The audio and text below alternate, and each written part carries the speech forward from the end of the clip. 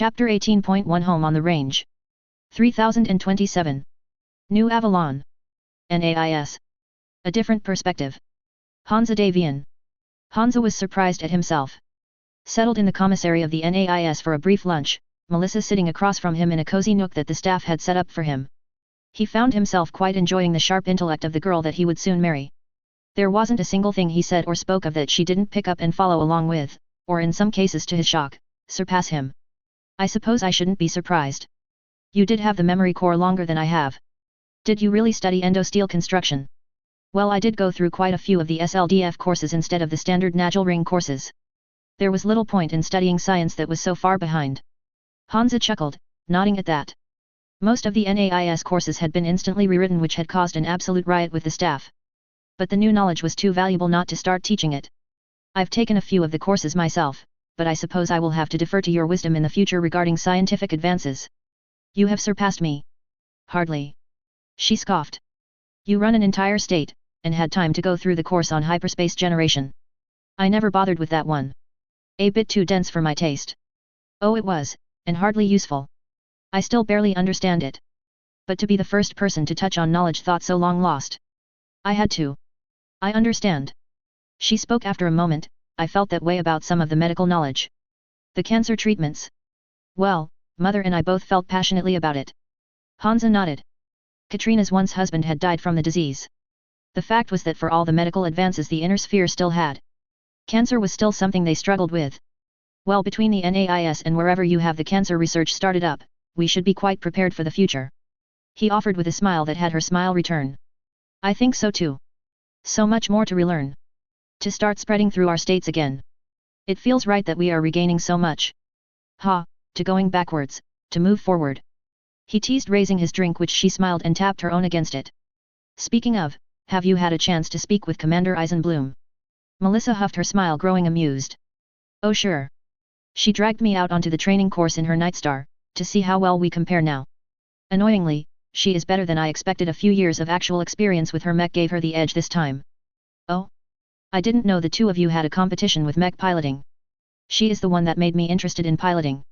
It was a technical issue. Apparently my brain is slightly atypical. It means normal neurohelms don't quite connect right. The SLDF helms could bypass the issue. She gave me one when I was younger. Well, I suppose you could say the two of us running off to hit the mech course when we meet might be a new tradition. But you didn't want to hear about that. You want to know if I learned anything more about her naval forces? No. She continues to be tight-lipped. Hansa smiled. The young woman grumbled a little as she played with her drink. Well, thank you for trying. No, it was for me too. I've been trying to get her to spill as well, but she isn't interested. The only thing I managed to squeeze out of her was the fact her next warship is already spoken for. In her own words. I have plans for that one, something like that. Melissa grumbled, Hansa chuckling as Melissa had spoken the commander's words, in a voice eerily similar to the other blonde. I wish we had more information on her benefactors. Melissa met his eyes, and he could see she agreed with him. There had been more than a few meetings over the last month about who it was that had supplied the commander with a warship. Melissa was sure she didn't have the resources purely in manpower from the recruits she already had yet to do something like this. Especially since 99% of the ISDF were currently accounted for on Xania. I do too. But we can be sure they aren't any of the other great houses. It doesn't fit. If they had a warship, they wouldn't have given it to Vicky. Hansa nodded, agreeing. It was one of the reasons he had taken it slow while putting down an agreement with the commander. If he thought the warship was actually under the command of Takashi, he would have already ordered the nukes broken out. But that didn't fit. So instead he was stuck trying to make sense of an impossible. How did a woman with no history pull a naval yard out of nothing? One that was capable of creating a Lyran warship design, one which had already been confirmed to not be one of the original their CAD runs. The Stick, as she named it, was newly created, and not one the Commonwealth had built. That fact alone had caused an uproar in the Commonwealth. Hansa was only getting minor details at this point in time, but he had a few messages from Katrina regarding the shock that had struck the Commonwealth. Of course the ship's first act had been rescuing Melissa. It probably gained a lot of leeway with that one act. But that came back to where the ship came from. And the rumors? The rumors had been exploding. I still have my 5 pound on her having a connection to the SLDF. You only say that because of the movie. Melissa grumbled, but it was all a joke to them at this point. They had made a game of going over the rumors that were spreading about just where the ship came from. Perhaps, but it does fit. No, I think she just found a naval yard, and managed to sneak people around to finish building a nearly completed their CAD. It makes more sense, and doesn't bring ghosts into it. You don't think the SLDF are still out there? He asked curiously, and she shook her head. No, that's not what I mean. I think they still exist, but they are probably just as happy to ignore us as we are to not try and find them. At least they certainly haven't done much to reach out to us over the last 300 years. What if they have? Or if they are now? Commander Eisenbloom certainly seems to pull equipment from nowhere. No, we have information on where a lot of her equipment came from, and Vicky herself was in a Lyran orphanage for a long time. Of course Lick checked in on the orphanage once she came up. The matron, and every person that worked there, confirmed that Vicky was a normal kid since she first was dropped off at 4.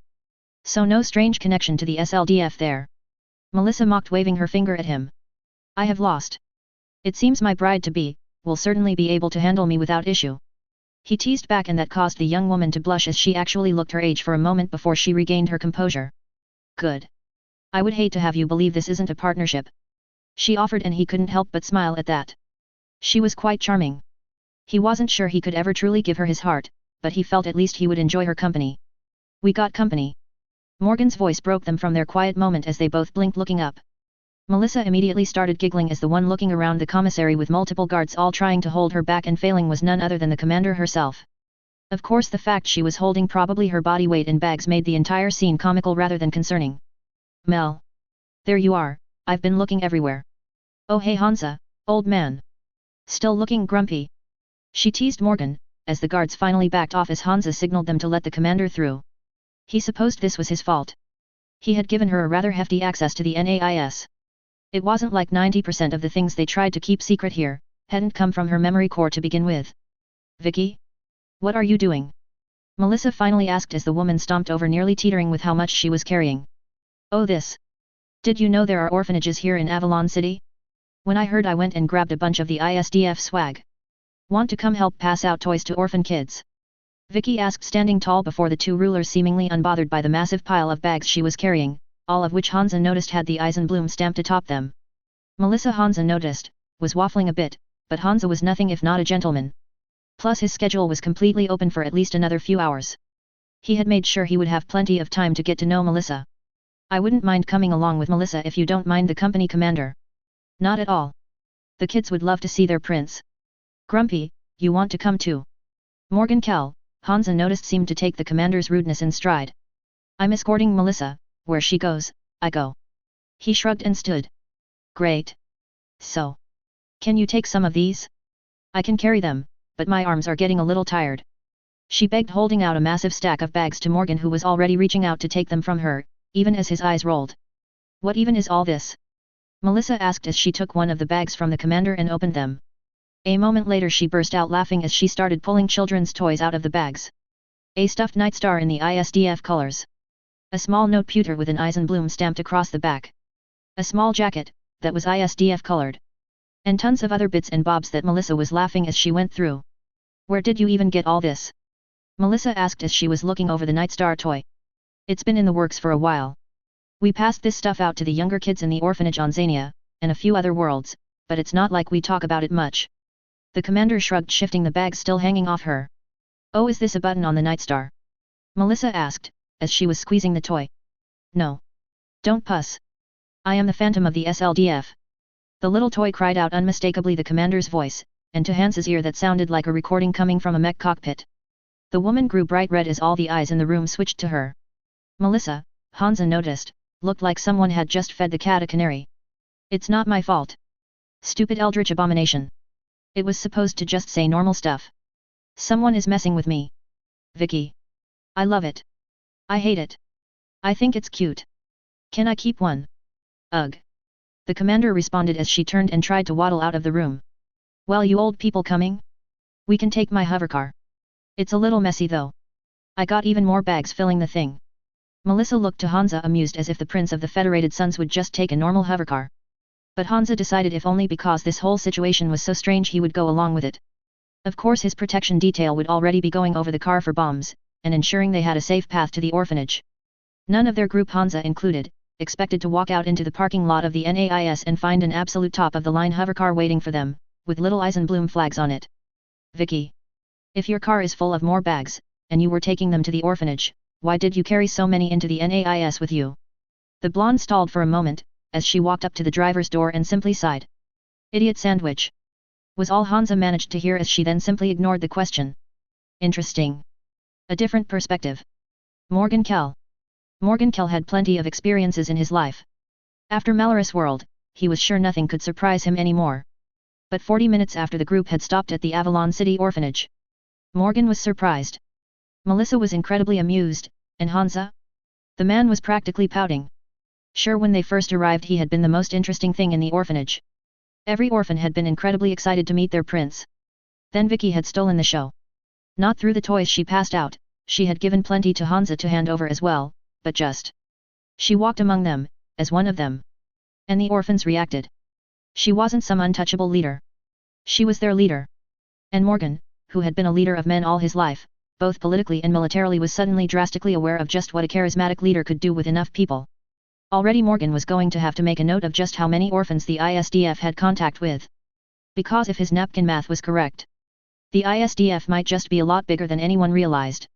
Because there were hundreds of kids at this orphanage alone. And Morgan would bet money that when they all got old enough, they would all be joining the ISDF. Every last one of them. It had started simply enough. The orphanage matron had been absolutely shocked when Hansa Davian had walked into her orphanage, and had told her, they were here to hand out toys for the kids. The poor woman had practically fainted, and had been obviously flustered as the prince had put on his best charming persona. Them meeting the kids had been loud, shouting and screams of surprise and excitement. Vicky had been completely unaffected. The woman simply striding in amongst the kids as if she wasn't twice most of their age, or wearing armor. They hadn't taken long to simply accept her as being one of them. Hansa and Melissa both received plenty of attention, although mostly Hansa. Morgan got a few of the older boys asked questions about mechs, but that was all the attention he got as he passed out bags of toys. But soon attention slipped from Hansa and Melissa, as Vicky started talking. Telling stories, sharing tidbits. Calling the orphans family. Each of them was called cousin by the blonde, and it was accepted without a ripple of contention. Once the blonde was settled on an old couch, helping a smaller girl with a braid as she told stories about her assault on KO. Well, the kids were far more interested in her and the ISDF than Hansa Davian. The fact many recognized her from that movie she was in only made her even more interesting. Morgan was actually surprised at how absolutely casual she was with the kids. She tweaked noses while talking, poked sides, lifted the smaller kids and acted as if they were the mechs she was talking about, getting giggles and laughs. And did it all with a casualness that made the first prince of the Federated Suns, someone usually treated with almost messianic respect by the citizens of the Suns, left quiet in a corner as she spoke. Morgan chuckled as she told the story about her hovercar. That had caused every person in the room to burst into laughter. Even the first prince laughed at the plight of Draconis governors when their prized hovercar got stolen. So that's why I drive a really expensive piece of junk, but hey. It does have heated seats. The girl ended her story to another barrage of laughter. Before I forget. There is tons of note pewters in the bags. They don't all have the same stuff, but they have SLDF courses. It's the same stuff I put in all of our libraries, just split between a bunch of different note pewters for space. So pass them around and use them, okay? Education is really important. And if you want to join the ISDF you will have to do them anyways. So if you can prove you did them before you get to the fun stuff like mech training faster, okay? Yes. The cries came back at her, and she laughed. Oh. Hansa suddenly spoke up. Is that what those note pewters are for? I hadn't considered something like that. It might be rather useful for the vagabond schools. He said while looking over one of the note pewters from a bag he hadn't finished handing out. Vagabond school? Vicky asked, but it was the way she spoke that made everyone look to her. The girl's face was going through a small array of emotions, but seemed to settle on determination. A different perspective. Melissa Steiner. Melissa really shouldn't be surprised. I mean, it was as surprising as anything Vicky did, so if the woman always surprised you, shouldn't you be more prepared to be surprised? Well, Vicky basically Vicky'd the whole situation. What do you mean, you don't have schools on entire worlds? The girl demanded the whole room despite sitting on a couch covered in orphans that had moments before been hanging all over her. Now they were looking at her in awe, as she quite abruptly was nearly yelling at the top of her lungs. At the first prince of the Federated Suns. The man who looked bewildered at this turn of events. The worlds in question have schools. Simply not enough. It has been an active issue that my brother started trying to remedy with the Vagabond School program. Hansa replied, the Vagabond School program has been active for almost 20 years now. He offered, trying to explain the situation. Vicky though? She had a look on her face that was pure determination. Even Melissa felt like she was flowing in the woman's wake. I understand. Things have been hard, but that means there are entire worlds of people that need help. She spoke firmly. A statement of fact. She turned to the kids, dismissing Hansa as if he was just another person, and not the most powerful person in the room. Sorry little cousins. I have a job to do. But don't worry, Big Sis Vicky is pretty cool and will help out. Don't forget to do the lessons on the noteputers if you ever want to be a cool awesome mech warrior, or pilot, or engineer, or even an awesome warship captain. As Melissa watched, the kids didn't want her to leave, but Vicky handled it like she had a million times before now, patting heads, giving hugs, but always moving towards the door. Hey, you all coming? She called out as she nearly got to the door, casually pulling off a young boy from around her leg and casually handing him to one of the older boys that looked just as about to grab her. Yes, I think we have stirred up enough trouble for the matrons today. Melissa offered as she had noticed the women looking quite harried, but unwilling to actually do anything with their prince present. The next few minutes were a blur, but soon the group was once more settled into Vicky's car as the blonde instantly began grilling Hansa for more information about the Outback, and the problems there. Melissa let out a sigh. She had been worried Vicky would go tearing off instantly, but it looks like instead the woman was plotting. Melissa wasn't sure which would have been better. A different perspective. Hannah Heha. Zania 3. Red base. Hannah jerked behind her controls. The movement was ridiculous. She could hear her gyro screaming, but the movement was something she had been training for all week. A jerking sidestep that could be done at full speed. A motion designed even for assault mechs to try and dodge incoming fire. The streak of the PPC buzzing past her mech told her that for the first time she had done it. Jerking back on her controls, she had a moment of weightlessness just before the mech's weight fully shifted back. And in that moment, hold your breath, aim what you can, and take the shot. You only have a half second. But if you can, it will be an unexpected shot. The words from her trainer. She felt her mech stir, and in a fury her ERPC fired back, shooting towards that damned marauder. Her shot was perfect, which is why she was cursing when her shot not only missed. The fucker used the same move she had just used. The return fire was too much. She couldn't push her Nightstar into a second dodge, and the PPC splattered across her nose. The simulated weapon fire telling her she had lost. Mech tag was basically the name of the game. And she had just lost. Again. Fuck. She cursed as she rested back. She had hoped she would get him with that. But it was still just beyond her. Man darling. No need for that. You actually pulled it off this time, you know? Another year or so of this, and you may actually count as an elite pilot. The voice over the COMM tried to reassure her. At first it had been nothing but mocking, but over the past year of working with him his attitude had changed. Hannah still wasn't sure exactly why. Ugh. Thanks. She grumbled. How is the rest of the gunslingers doing, Lawrence? Hannah asked. The team had been split up amongst the elite mech warriors that had taken the lucrative contract from Vicky. Seriously, it was a hefty pay for basically training. Some had been kicked out when they had proven to be incompetent, or simply not willing to actually teach, but that still left a few elites that had happily accepted an easy job. Oh, everyone is improving well. Mitchell likes the other one, London. I think he keeps grabbing him for training just because of how much the kid blows his top. Yeah, London is like that. She chuckled weakly. London had been absolutely furious when Mitchell, one of the elite pilots, had started picking on him. Oh man. It had been hilarious. Funnier was the fact London was actually getting pretty good. He had a strong instinct now that someone was showing him how to really pilot. Hannah COMM buzzed after a moment. Hannah. I need you inside, we just got a message from Vicky. You aren't going to believe this. Benny tells her with a sigh before cutting the COMM. Sorry, Lawrence. Something just came up. She calls over her comms as she turns her Nightstar towards Red Base. Benny only sounded that put out about Vicky when she did something stupid. Or crazy. Or stupid crazy. I mean, it was Vicky. By the time Hannah got her Nightstar locked down deep in the depths of the Castle Brian, she could tell something was going on. People were running all over getting ready. And if Hannah didn't miss her mark, she would bet it meant they would be leaving again soon. She sighed. She had really hoped to get the time to finish her training first. Walking into the command room, she knew she was right. She could see the captain of one of the Colossus, finishing a salute to Benny before passing by her. His legs hurried back down the hall. What did she do this time? Decide to go to war with the Dragoons? Or maybe she figured taking over Terra was on the docket? Hannah asked as she walked up to Benny. Worse. He muttered with a tired sigh. She found a working warship. Hannah's joking smile stuttered. That fucking little goblin. Hannah hissed, a warship. Yab. Hannah was quiet, letting that simply roll around her mind. Well, fuck. That was what I said. He grumbled. So where are we going? She asked, already thinking about the fights to come. Wondering if a mech was even needed? Nowhere. Vicky is requesting a library crew in Colossus, they will carry some mechs and such, but gunslingers are staying here to complete the training, and I am staying to keep Red Base going. Hannah blinked. She wasn't going? But what if Vicky gets in a fight? She will need her mech warriors even with a warship. Oh, it's worse, Hannah. She isn't going to a fight. She heard about the Fed Sun's outback. Apparently they have planets that are basically uneducated and illiterate. Oh God. She is going to conquer the Federated Suns. She muttered in horror. That's what I'm afraid of too. He mutters. I've already ordered everyone to prepare for an expansion. Oh. That's a lot of orphans. Benny looked haunted. Recruitment had been insane over the last year. After the invasion of KO, and the everything else, the knowledge of the ISDF was growing to be something everyone at least knew about. Orphans from all over were coming, or sending messages requesting to join. The libraries were working. Maybe too well. If you couldn't afford a message. The libraries were paying for people that wanted to be recruited to get a message to Xania. Honestly, Benny had spent so much time handling recruitment, that he had created an entire recruitment division. Wow.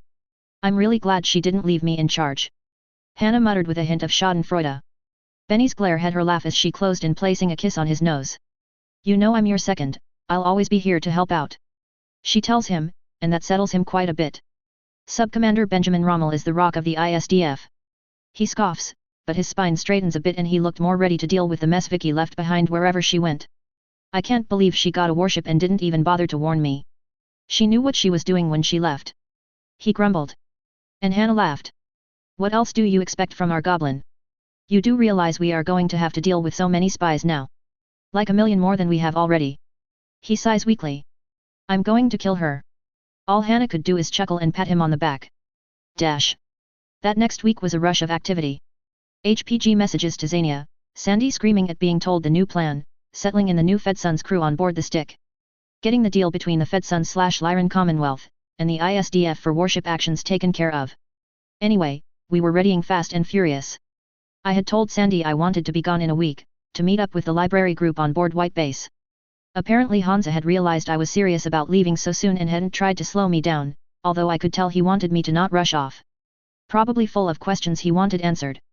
But then if he didn't want me rushing off, he never should have allowed part of his state to have illiterate planets. I had to take a deep breath and keep myself from exploding every time I thought about it. These worlds were his responsibility.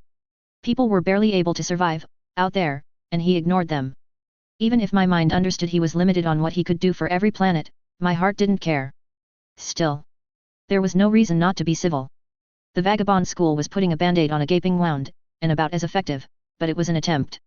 It was fine. I would take care of the rest. It was close to the final day and Hansa had invited me to a dinner, along with Melissa and Morgan. Arden joined as well. I had been given an amused look by Melissa when I once again showed up in my armor, instead of any fancy dinner attire, like the rest of them were wearing, but I shrugged at her, idly tapping at the Eisenblume on my chest, to remind her, that I wasn't some weird noble. I was a weird non-noble. Sitting at a fancy table eating dinner with some powerful people wasn't new to me. I had done something similar on their CAD. Yet still weird. Although at least this time they didn't give me tea. The new drink was some weird sparkly cider or something. Not sure.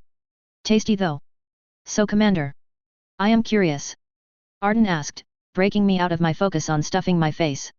What is it that prompted the creation of the ISDF? I was quiet for a moment. I could see Hansa perk up in interest as well. Melissa was looking over as well, their conversation dying out as I was put on the spot. The fact I could read Hansa's interest so clearly, meant this was likely another little trap from the man. Ah, this was an interrogation. Well. Might as well. Dash. A different perspective. Hansa Davian. Arden. I expect the report from last night is complete. Yes. We had some of our best go through the commander's chatter. Arden offers as he takes a seat across from Hansa, dropping the report on the first prince's desk. The two were in his office, and he had purposefully ensured that Melissa would have time to see her friend off, as the commander was leaving in a few hours. Hansa decided there was no time like the present to go through the report. He schemed bits and pieces to start. The obvious warning that nothing was guaranteed inside, but it was all estimates, and guesses. The inner sphere is a shithole. Hey. He couldn't help but chuckle as he reread the transcript. Yes, I believe Victoria feels rather strongly about the state of the inner sphere. Arden replied dryly, as he waited for his prince to continue reading. I mean, you guys went from the most advanced state humanity has ever been in, and in 300 years nearly knocked yourself back to the Stone Age. What kind of idiot does that? If you win a war to rule the kingdom, but you burnt down everything that made the kingdom worth it, what's the point? Hansa read aloud. Once more he felt that same twinge of irritation reading through the commander's words. She spoke as if that was the plan. He had read the diaries of his ancestors, the men and women in charge during the First and Second Succession Wars. What had happened, had been totally unexpected. It was thought impossible. But then before there had always been the SLDF to stop the war from growing. Hansa skipped the next bit. Her biting commentary of the leaders of the inner sphere, and how they allowed worlds to basically fall to ruin on their watch wasn't something he needed. Ah, here we are. The naval base and warships. He mutters reading through. She had mentioned the warship production, and naval base only once last night. Despite Arden's efforts to focus her on it. The minor drug she had taken in her drink had made her more likely to spill, but it wasn't enough to really force it, and to his irritation, she had managed to sidestep the matter each time. Or simply saying nonsense. How many do I have? However many I want, I guess. He repeated her words. It is an entirely annoying statement. Arden added after Hansa had finished rereading it. For someone that should have been on enough truth serum to have difficulty actually lying. The fact she had offered complete nonsense was irritating. It doesn't look like our boys got more much than I did. She believes that statement as truth, but it's a vague statement to begin with. She could mean she has the ability to create as many as she likes, or she has access to enough ships as to not matter. So unfortunately we are back where we started. She either has a naval yard, somehow able to create warships, or she has some connection to a faction that still has warships. The SLDF is still the greatest bet. Arden agreed. Too many coincidences regarding Eisenbloom and the SLDF. The movie could have been chosen specifically to mock the idea of that being the truth. It's not like we haven't done something similar. Agreed, but the lack of surety means we are stymied on how to act. If she is on her own, and she found a naval base, picking her up for a more thorough interrogation would be an option. But if she has connections to the SLDF, if the Exodus troops are still alive and are checking in on us, touching her could create an enemy we aren't prepared for. Arden agreed it wasn't the first time the two had gone around in circles about what to do. Unfortunately the commander had done a good job.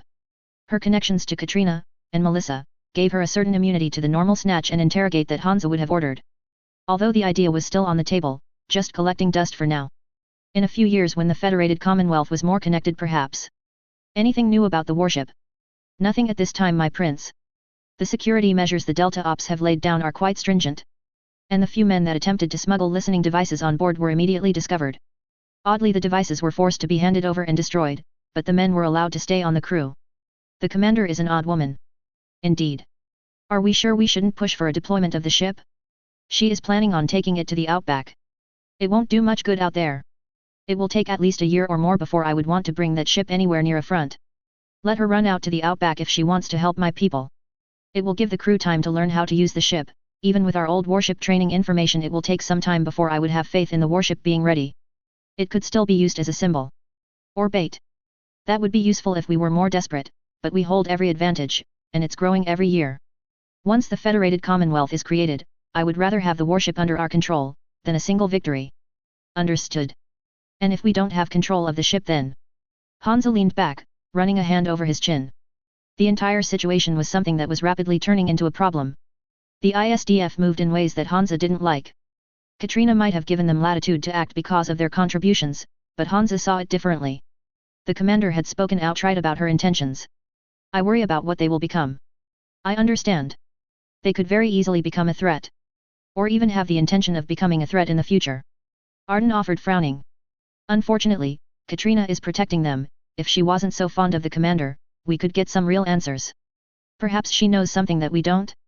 We never considered the ISDF as something more than an odd mercenary company before now. Perhaps, Katrina knows something she didn't bother to inform us about. Arden offered with a shrug. Hansa considered it. I don't know. There is the rumor about them being related. Unlikely. You are well aware of that. Arden pestered him grumpily. Hansa smirked. He knew Arden hated incorrect information. But, this is a good chance. I am guessing a DNA sample was gathered. Of course.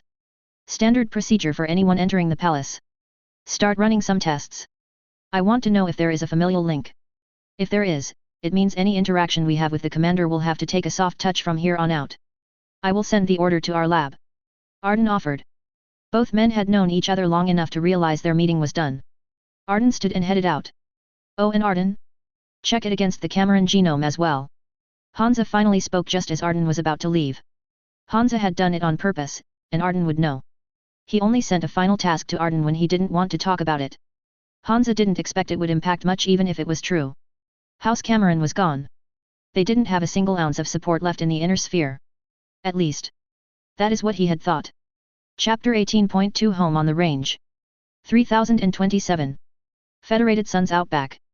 Farnsworth. Lucas Dubois. Man.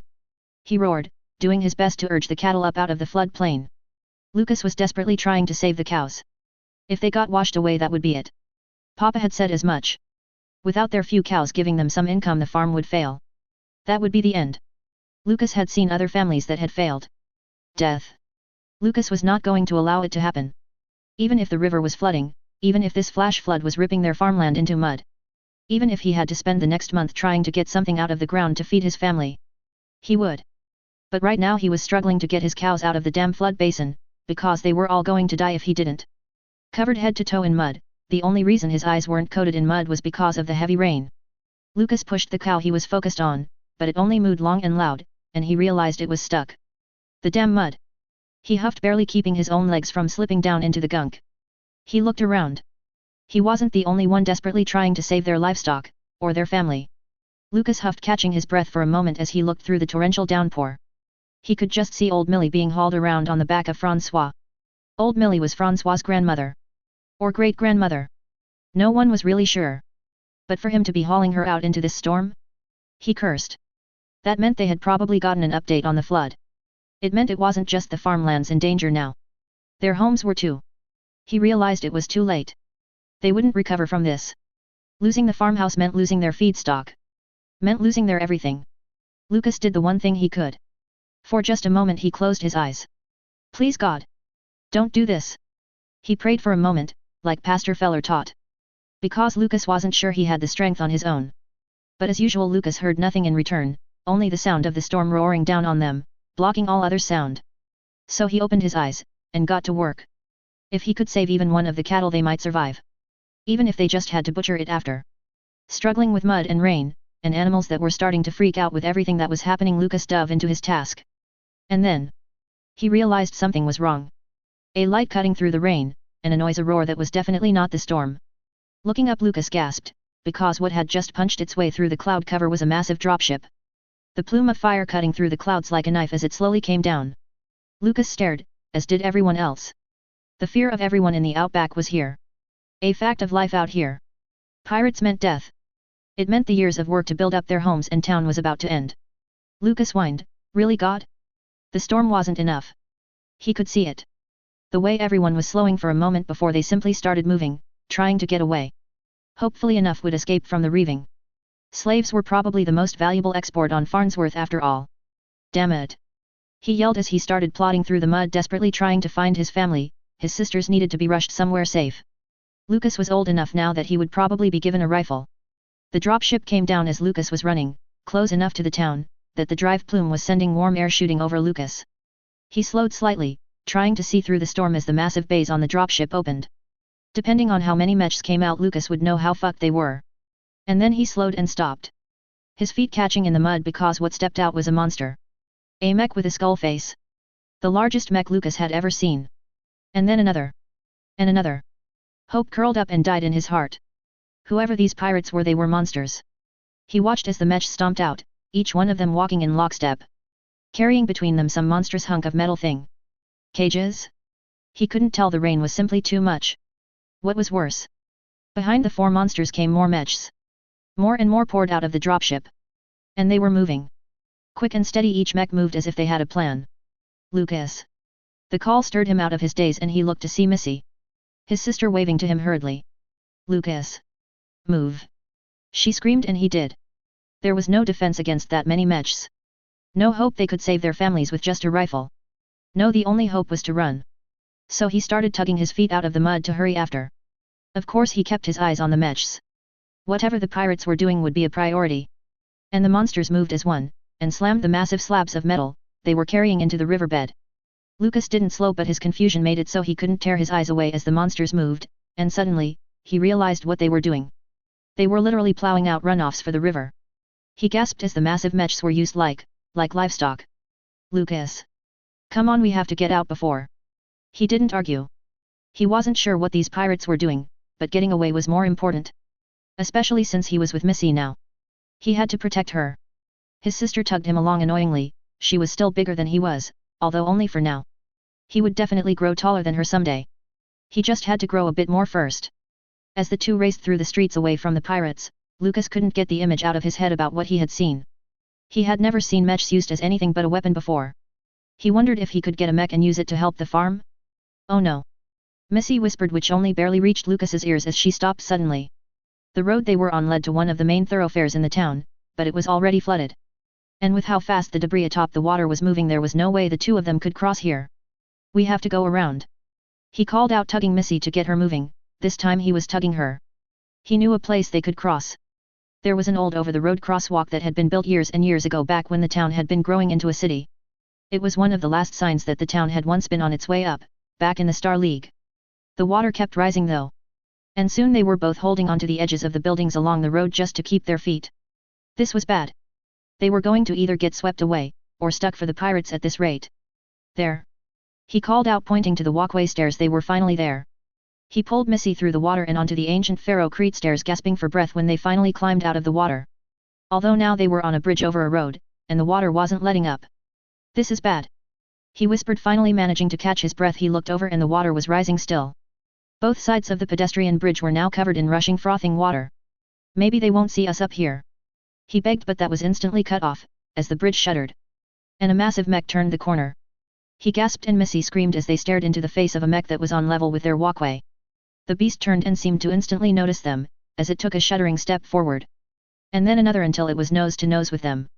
And Lucas didn't even have a gun. He did have his work knife still. And as he gripped it, he promised he would cut the throat of any pirate that dared to come after his sister. And then to his surprise the cockpit of the mech opened, and Lucas felt his jaw drop. The mech warrior took one step out of her cockpit, one hand pulling off her neurohelm, releasing her short blonde hair to be blown around by the rain, and her other reaching out for them. Don't worry. Everything is going to be okay. Why? Because the ISDF is here. She stated loud, a bright smile on her slightly scarred face. And Lucas couldn't help but be shocked, because despite his fear and worry that she was a pirate, he really couldn't stop himself as he reached out and took her hand. Laughing boisterously, the blonde pulled him into the cockpit of the mech, and then reached out for Missy, who seemed just as odd as he felt. A moment later both siblings were being settled into smaller seats behind the main chair. A towel dropped on their heads while the blonde chattered. Man. It's really coming down. My hair is already soaked. Good thing these things don't care about a little water, hey? She asked, waving her neurohelm for a moment before throwing a hand through her hair, which made Lucas swallow strongly before the woman slipped the helm back on her head. And a moment later the noise of the rain cut off as the cockpit closed. Lucas could see Missy looking around in awe at the cockpit of a mech. Neither kid ever hoped they could be in this position, but Lucas was a little too focused on the woman. He swallowed again, trying to clear his dry throat. As the mech started stomping down the road. I am Lucas. He only stuttered a little as he squeaked out his name, but the woman didn't seem to mind. She turned in her chair and flashed him a grin that made his stomach flip. Vicky. Nice to meet you, Lucas. Missy. I'm Missy. Lucas's older sister chirped out suddenly. Where are we going? Oh, I'm heading to the gathering point. It took us a bit, but we managed to convince your mayor? I'm not sure what his position actually was, but he was the bossiest one, so we spoke with him. He agreed to let us help. We've been bringing our rescues there. The woman spoke with a laugh. I'm glad we caught your radio signal as we were coming in. That flash flood warning helped us show up on time. On time? But the town. It got flooded. Yeah, but just a little. The scout group managed to divert the river enough that water flowed around a bit, but everything should be fixable. I already said it, didn't I? Don't worry. The ISDF is here. Lucas took a moment, and the 14-year-old boy felt that maybe it was okay? Maybe. It was okay to hope that everything would be okay? Dash. Well, that was pretty good work. Vicky. I am covered in mud. There is mud in every crevice of our mechs. I am pretty sure Connor is going to mutiny and literally put all the mud they find in your bed.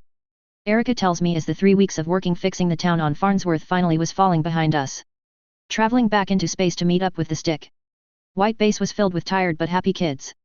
The work they had done had revitalized not just the town, but also a few other towns all over the planet. Although they had taken a longer time to ensure that the river wouldn't flood the town they had landed at again. That and they had picked up a ton of new recruits. Plenty of families had kids that they had trouble feeding. Which had really pissed me off. But it did ensure that the ISDF had done ample recruiting. Even if we were Lyrans, that hadn't mattered, not after we had shown just what it was that we were on the planet for. Sure, a few grumbles had been concerned about us trying to steal kids into slavery or something, but when the libraries went up all over the planet, it had shut up just about any talk like that. That and the rental note pewters that I had decided to add into every library. We had after all spent hundreds of thousands of C-bills of equipment to help the planet. Enough to build libraries in multiple cities around the world. And had dropped off enough computers and memory cores to keep the libraries running through another succession war. The note pewter had been a sudden inspiration when I realized on New Avalon that there wasn't really a good place to build a library right next to the orphanage. So why not give them access to the education courses at least? Now they were standard in each library, note pewters that could be given out like library books. I figure on worlds with low populations having a few hundred of each note pewter would give them the ability to spread the knowledge better. Connor complains too much. Gage wouldn't have complained. I grump. Connor was the new head of repair at least for White Base. I missed Gage. That's because Gage just did whatever you said. And then he would hire other people to mess with you until he felt his revenge was met. Erica pointed out. What? Gage never did that. He totally did. I can neither confirm nor deny any particular instances, Commander. But trust me, he got you a few times. I was gaping as Erica informed me my best friend had been pranking me. Me. When he gets back I am going to assign him to first month training PT. Forever. Erica, make a note. With a laugh Erica pretended to do just that. Sure, Commander. Well, I guess I'll be a good commander and lend a hand. They usually chase me away from repairs, but I can handle a bucket of water, and a sponge. Erica shakes her head. You're the commander. She teases, I laugh, flashing her a grin. A commanding officer that isn't willing to get their hands dirty has no right to command. Actually, that's a good line, Erica, write that down. I tease as I wander towards the mech bay. Hopefully I wouldn't end up with a muddy bed tonight. Never noticing that Erica did in fact write that down. Walking away I felt satisfied. Sure, it had taken a lot longer to get back to the Outback after I had basically traveled all the way back to the Commonwealth to pick up White Base that was heading our way, and the second set of new crew members. The Lyran contingent had apparently just followed White Base to meet us. Katrina was way too sharp. I still shuddered whenever I imagined the hollow message she had forced the highest-ranking Lyran officer to hand-deliver to me. Thankfully saving Melissa's life had done enough that she had ended the message with an honest thank you. That was nice. Well, no time to wait around. Where are those buckets at? Dash. A different perspective. Julian Diabolo. Terra. The room was silent. Julian had been Primus for some time but never had the room been this still. The image of the Istvs, the biggest stick, was circling in a small hollow vid. The first circuit, the most powerful men and women potentially in all the inner sphere considering just how much Comstar kept secret, were speechless. I want to know who failed this badly. Mendo growled out. The woman had been frothing mad when the stick had been revealed months ago. Not only because it was a massive strike against Comstar's ascendancy, but also because it came out that she had been the mastermind behind the kidnapping of Melissa Steiner. Although the trial afterwards for breaking the non-intervention policy had deemed her exonerated for her actions as it hadn't blown back on Comstar. The fact was no one was happy at the actions that had been taken, and while Mendo was getting a lot of backing for her aggressive reaction to the warship's reveal, it had also weakened her once ascending power. While it wasn't truly her fault, it had been her actions that had set up a scene where a warship had appeared in the inner sphere, and if not for the rescue of Melissa Steiner, it is possible that the Federated Sons could have been guided into trying to take the ship by force. Of course such an act would lead to a bomb going off after. But that had fallen through. Instead, Commander Eisenbloom, who just a few years ago Julian had considered a girl with luck, but nothing else, had acted with such political acumen that she had actually reinforced the upcoming Federated Commonwealth. Commonwealth, and Federated Sons officers serving together on board the only warship in the inner sphere, besides those Comstar guarded. Already the messages passing back from planets visited by the stick carried mentions of its crew's growing respect for each other. The girl. The commander was too sharp by far.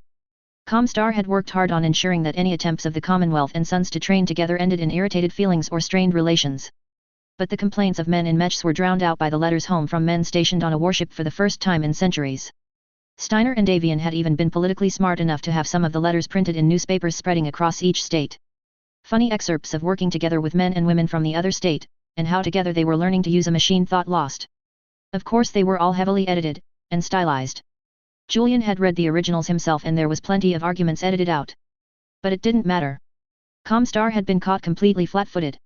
The last year had every message, every spy's report. Everything gone back through if it involved the ISDF.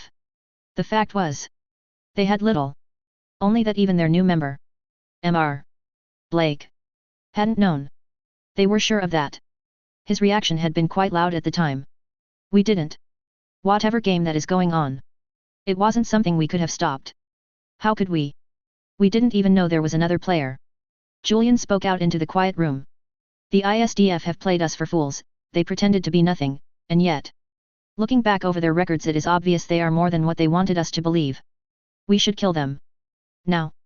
The girl, Eisenbloom. She is the linchpin, kill her, and the whole thing falls apart. I am sure of it. Mendu offered I can have it done. A virus, or just one of our briefcases in storage. No. The immediate response shut Mendu up, but it wasn't Julian who had spoken.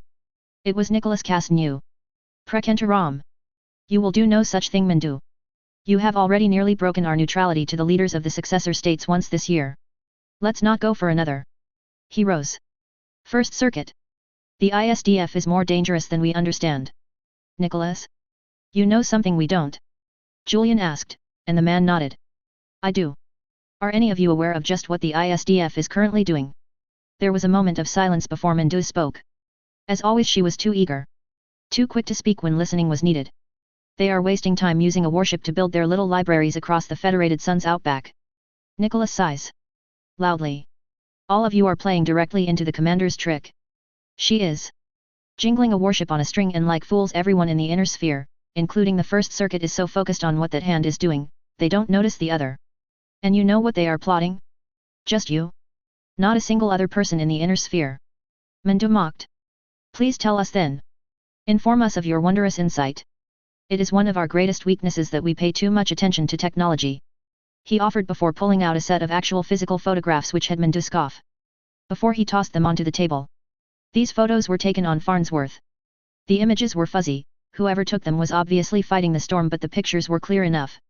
Massive mesh atlas literally holding a massive plot between them, as they fight rushing water. And this is what?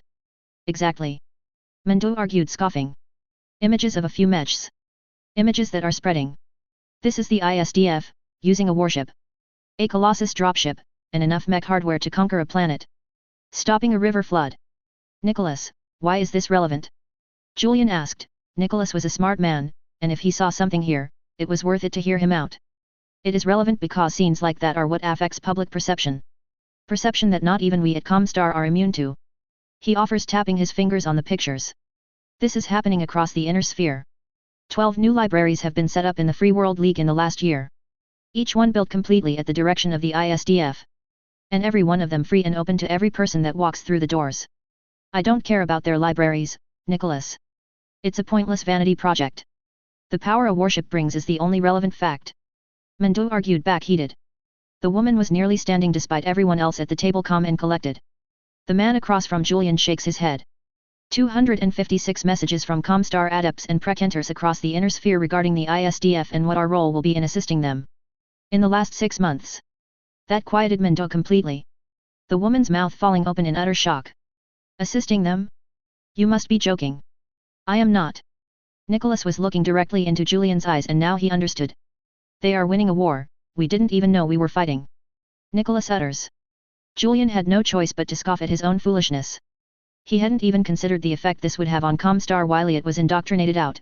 There was a strong element in the newest members to try and improve the inner sphere. How bad, Nicholas? How far behind are we now? It isn't insurmountable. But the First Circuit needs to consider how far we are willing to go. We could tarnish the image the ISDF has created. But there is little doubt in my mind that our part will eventually come out in any lies we create. Eisenbloom is a difficult figure to tarnish. We can create a situation. Hold them responsible for some disaster. Or get someone on board their warship to start an orbital attack. That would do everything we need. Mendu was as always firm in simply removing the obstacle through force. Julian sighed. He could already see how such an act would fail. Julian spoke first. She isn't in complete control of the ship. By crewing her warship with members of the Suns and Commonwealth, she mitigates any action falling back directly on her. It would be easy to shift the blame onto the great houses. Which everyone will believe. They have done it before, why not again? Nicholas nodded, agreeing. That was my understanding as well, Primus. We stand in a situation unlike any Comstar has ever faced. A peer of sorts has risen. Not one of the great houses, but a group that through their actions are changing the inner sphere for the better. Mandu grimaced, but while she was aggressive, she wasn't a fool. We can't let them keep acting. If they do, we may lose control. She spoke simply, and Julian nodded as well this time. Perhaps. Or perhaps, we have found a partner for our great work. Nicholas spoke, and that caused a reaction. You cannot be serious. This time it wasn't Mandu, but another precentor, but the words had escaped from multiple throats. I am. Nicholas pointed to the pictures. Comstar has used our philanthropic acts as a way of recruiting and legitimacy for centuries, and now we have competition. One that we were not ready to react to. None of us expected to have a group in the inner sphere try to out-philanthropy us. Yet the ISDF are doing just that. We can either try and fight against their ascension, or we can attach our reputation to their work. It would not be the first time we recruited. The SLDF remainders became our comguard after all. Perhaps. But. Julian spoke and the room went silent. We cannot allow a new group, no matter their means, or intentions, to stop us from our work. Julian hated to say this. He was a firm believer in cooperation in diplomacy. We must act firmly to ensure that warships are not in any hands but our own. We are the only ones trustworthy enough to guard them. Nicholas. Find a way to destroy the threat, or bring it to heel. The man, whatever emotion he was feeling at having Julian deny his idea, was non-existent on his face. Understood, Primus. Mandu smiled widely at getting her way. Do everything possible, to ensure it does not come back on us. Blame a great house if needed. Comstar must remain clean from any association. I will make it happen, Primus. Julian sighed. He always regretted ordering the death of so many people, but as Primus it was his duty to ensure that only Comstar could lead humanity into the future. On the matter of our people's interest in the ISDF. Ensure that word gets out that we are very concerned about the ISDF's connection and intentions. While we approve of the philanthropic work, we worry it is another great house plot. Make sure our people know. I don't want any naive adepts seeking to help the ISDF harm our goals. Yes, Primus. The next few months filled me a true sense of satisfaction. This is what I had wanted from the start. Moving planet to planet, and leaving knowledge, and hope in our wake. And our holds full of new recruits. The fact they were all Fed Sons orphans, and not Lyrans, was actually perfect. So many of them were hesitant at first. The ISDF was too Lyran still, but like all good forces in the universe, our actions spoke for themselves. And the more Feddies we picked up, the more the ISDF felt like a true neutral organization. This was how you made a difference. Never mind that I was spending the equivalent of millions of C-bills on the repairs and construction projects. As if the Fed Sons didn't have those millions. As if the Commonwealth, the richest of all the factions of the inner sphere, didn't have the money. As if Comstar didn't have the money. But that didn't matter because we would make a difference where others failed. I had been getting looks of disgust from Erica and some of the others. The smirk on my face was a permanent feature. Commander. We just got a message. It's from Comstar. Priority mail. There is actually an adept outside. Hey? Is it Aunt Katrina? If it is. I'm not here. We didn't get it. Idiot, Commander. Was whispered behind a hand earning a pout. We won't know who it is unless you go outside and get the package. Okay. Okay. I'm going, no need to yell. I grumble, waiting until they were out of sight before chuckling. It always did my kids good to banter a bit. Heading out of White Base, I came across an interesting image. A man in Comstar robes carrying a very fancy box. Was surrounded by a few of my kids. One of them actually in their Nighthawk, which the adept was eyeing up in wonder. Hiya. I'm Victoria Eisenbloom, you have a package for me. I ask as I pull the adept's eyes away from. Is that Matthias? I couldn't tell as he had the helmet on, but the way he kept playing with a sticker on his rifle made me think it was Matthias. I had to yell at him about leaving stickers on things before. Ah, yes, Commander Eisenbloom. Please press your thumbprint here, for verification. I am afraid it was requested by the sender. Frowning a bit, I shrugged, taking off my glove and pressing my finger against the noteputer. It scanned me for a moment before beeping. Excellent, everything is in order then. Here is the package straight from New Avalon. Oh, it's probably Hansa and Melissa then. I mutter as I open the package, and inside was what I figured it would be. An invitation to a wedding on Terra. The wedding between Melissa Steiner and Hansa Davian. I was cordially invited. Well, I guess I have to go to Terra. Wah. Commander. We get to go to Terra. The voices picked up all around me. I looked up and rolled my eyes. Of course a crowd of my kids had sneaked over when I opened the package to look over my shoulder as I read it. Hey. You bums. Reading the commander's mail is illegal. 1000 laps. All of you. I roar out as I started chasing down some of the nearest kids, leading to a game of tag as everyone ran screaming from me as I threatened to make them run forever. The invitation inbox was thrust into one of the kids' hands that weren't playing not long after. That could wait. My kids needed some surprise exercise. Ha! Benny. Who's playing the joke on who now? My endurance was unbeatable. I ended up catching so many of my kids, each one of them earning extra laps. But all the while my mind was mostly on what came next. The fourth succession war, and how I would react to it. Seriously, Hansa? You stupid show-off. Did you have to do this at a wedding? Wait. Does this mean I need to wear a dress? Chapter 19.1 Sometimes. You have to put your cards on the table. 3028. Terra. Hilton Head. I was a week late. Can you blame me? I found out pretty late that Comstar had been absolutely firm that if the stick entered the Terra solar system, they would stop at nothing in destroying it and me, to protect Earth. Or Terra. Yet it was still weird that everyone called it Terra. I kept slipping on that one. But here I was. On a Comstar-provided jump ship, with a few other nobles that were getting rides from Comstar into the system.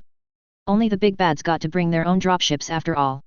One did not simply jump into the Terra system. Anyway, so I was a week late. I had thoroughly pissed off the jump ship captain that was carrying me to Terra, but I had a very small amount of time to get away from the stick, and build something. Seriously, one thing I hadn't considered with the stick was how hard it was to get away from Fedcom people when I needed to space magic some shit up. But as a proven tactical genius, I had taken Whitebase and split off, and used that as the point to go out and build some stuff. It hadn't taken long once I put together a Leopard NFX as a building dropship once we split up far enough. Funnily enough, a Colossus was big enough to block the light of my nanoforge, at least when the mech I was using was stuck in its hangar as it slowly built a Leopard out in space. Then. Well. Shit had started getting serious. The fourth succession war was coming. It was time for a Vicky plan. But now here I was. Stepping off the dropship Comstar had provided, along with Erica, who was my smart backup, and Carl as my tough backup. Although again Comstar had a conniption and had refused to let him walk around in his Nighthawk. Losers. This is why you don't let tech guys be in charge of tech, they fuss over it, and then after a few centuries they start worshipping toasters. Toasters are useless if they don't toast, you know? This is Terra. Erica gasped out as we landed at the airport on Hilton Head. It smells weird. Carl muttered, looking around. It smells normal though. I questioned him as I hurried them along so the guests behind us couldn't glare and talk behind our back about something new. Seriously, nobles were such drama queens. It was all you besmirch my honor. Or do you know who my daddy is? I seriously didn't care. It wasn't my fault that the lady and her paramour spent way too long trying to stick their tongues down each other's throats. I was pretty polite when I told them to go into their room if they were going to get that handy with each other. How was I supposed to know they weren't married? And that it was insulting to point out their relationship? Nobles. Oh hey, it's Nandi. Hey Nandi. I call out, seeing the Steiner Royal waiting at the exit. Commander Eisenbloom. She greeted me casually, looking me over oddly for a moment. I hope your trip was comfortable. Not really. But I'll live. Oh, this is Erica Tesla, and that is Carl Shade. Erica, Carl, this is General Nandi Steiner. I introduced them. Nandi looks the two over, and I can see Erica and Carl both wide-eyed as they came face to face with Lyran royalty. So who are you waiting for? I don't think anyone else on the shuttle was all that interesting. I comment as I turn back, seeing the group of minor nobles looking rather uncomfortable under the eyes of a Steiner. Nandi waited a moment before scoffing. I am waiting for you, Commander. My sister asked that I escort you directly to her, so that you don't get lost on your way. Oh. Ha ha ha. That's funny. Wow. Shit. What was I supposed to do? We get to meet the Archon. Erica whispered to Carl, who was grinning widely as they smiled to each other, which is when I realized escape was pointless. Fission mailed. Alright. Let's go see Aunt Katrina. I don't suppose Melissa will be around? I was sort of planning on throwing her at Aunt Katrina when I needed to escape. I informed Nandi without realizing that it sounded way stupider out loud. I believe Melissa is busy. Nandi deadpanned, completely uninterested in my excuse. Follow me. She demanded, turning and marching off. Shit. Dash. I was escorted through guard post after guard post of Comstar security. They checked me over again and again, and Nandi didn't even make a single complaint or mention. Comstar was taking this very seriously. But it wasn't far, and once we moved from Comstar to Lyran security it went by faster after the first checkpoint. They had taken longer just to be sure. Then I was taken to a fancy, almost ornate meeting room, the sort of thing you would see tea put on small tables and everyone sits on little couches. Katrina was not sitting. In fact, she was standing looking out a window, her back to me, and both arms behind her back in an almost parade rest. You would think the very fancy dress she was wearing would diminish her stern look. It didn't. I could feel Erica and Carl practically buzzing in excitement at the sight of the Archon. Sister Victoria Eisenbloom, and her entourage.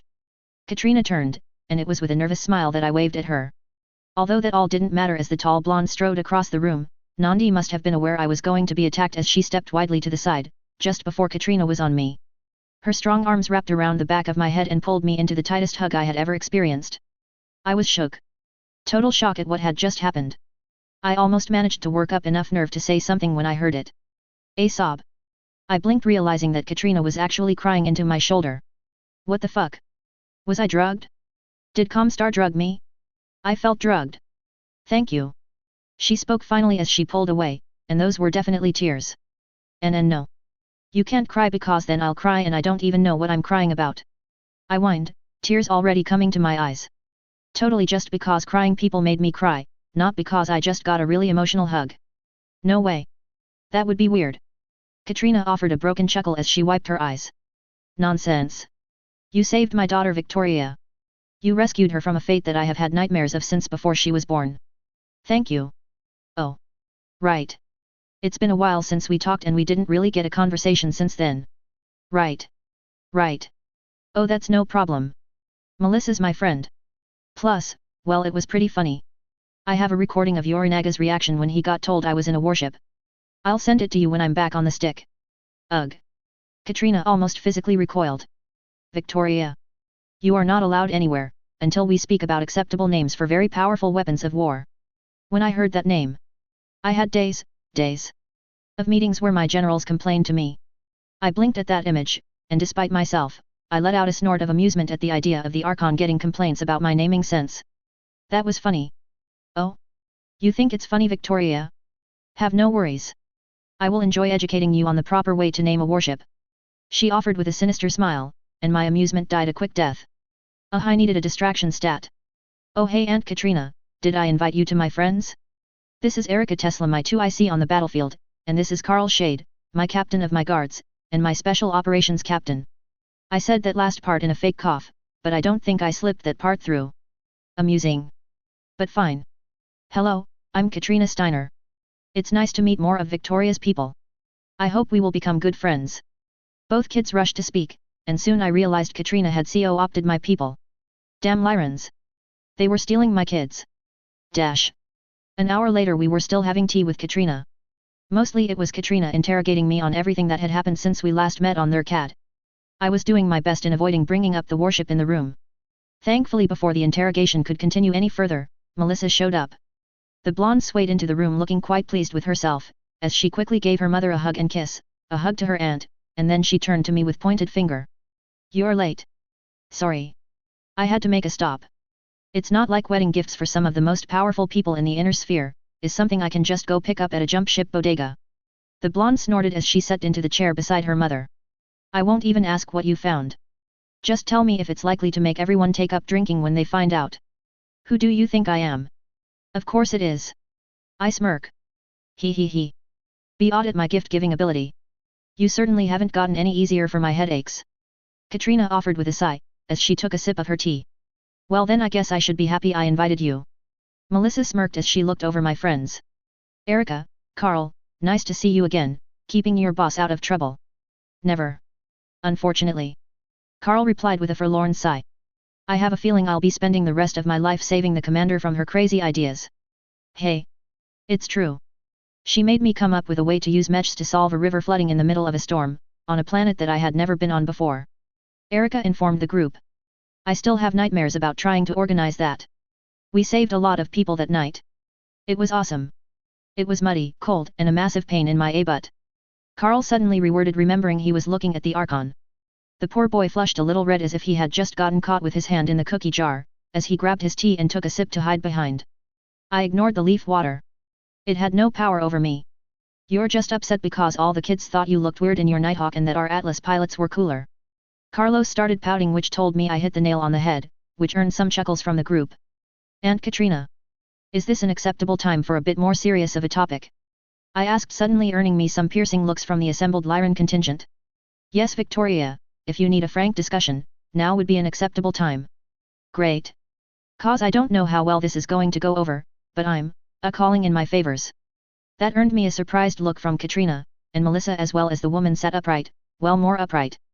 Katrina had impeccable posture. Very well, Victoria.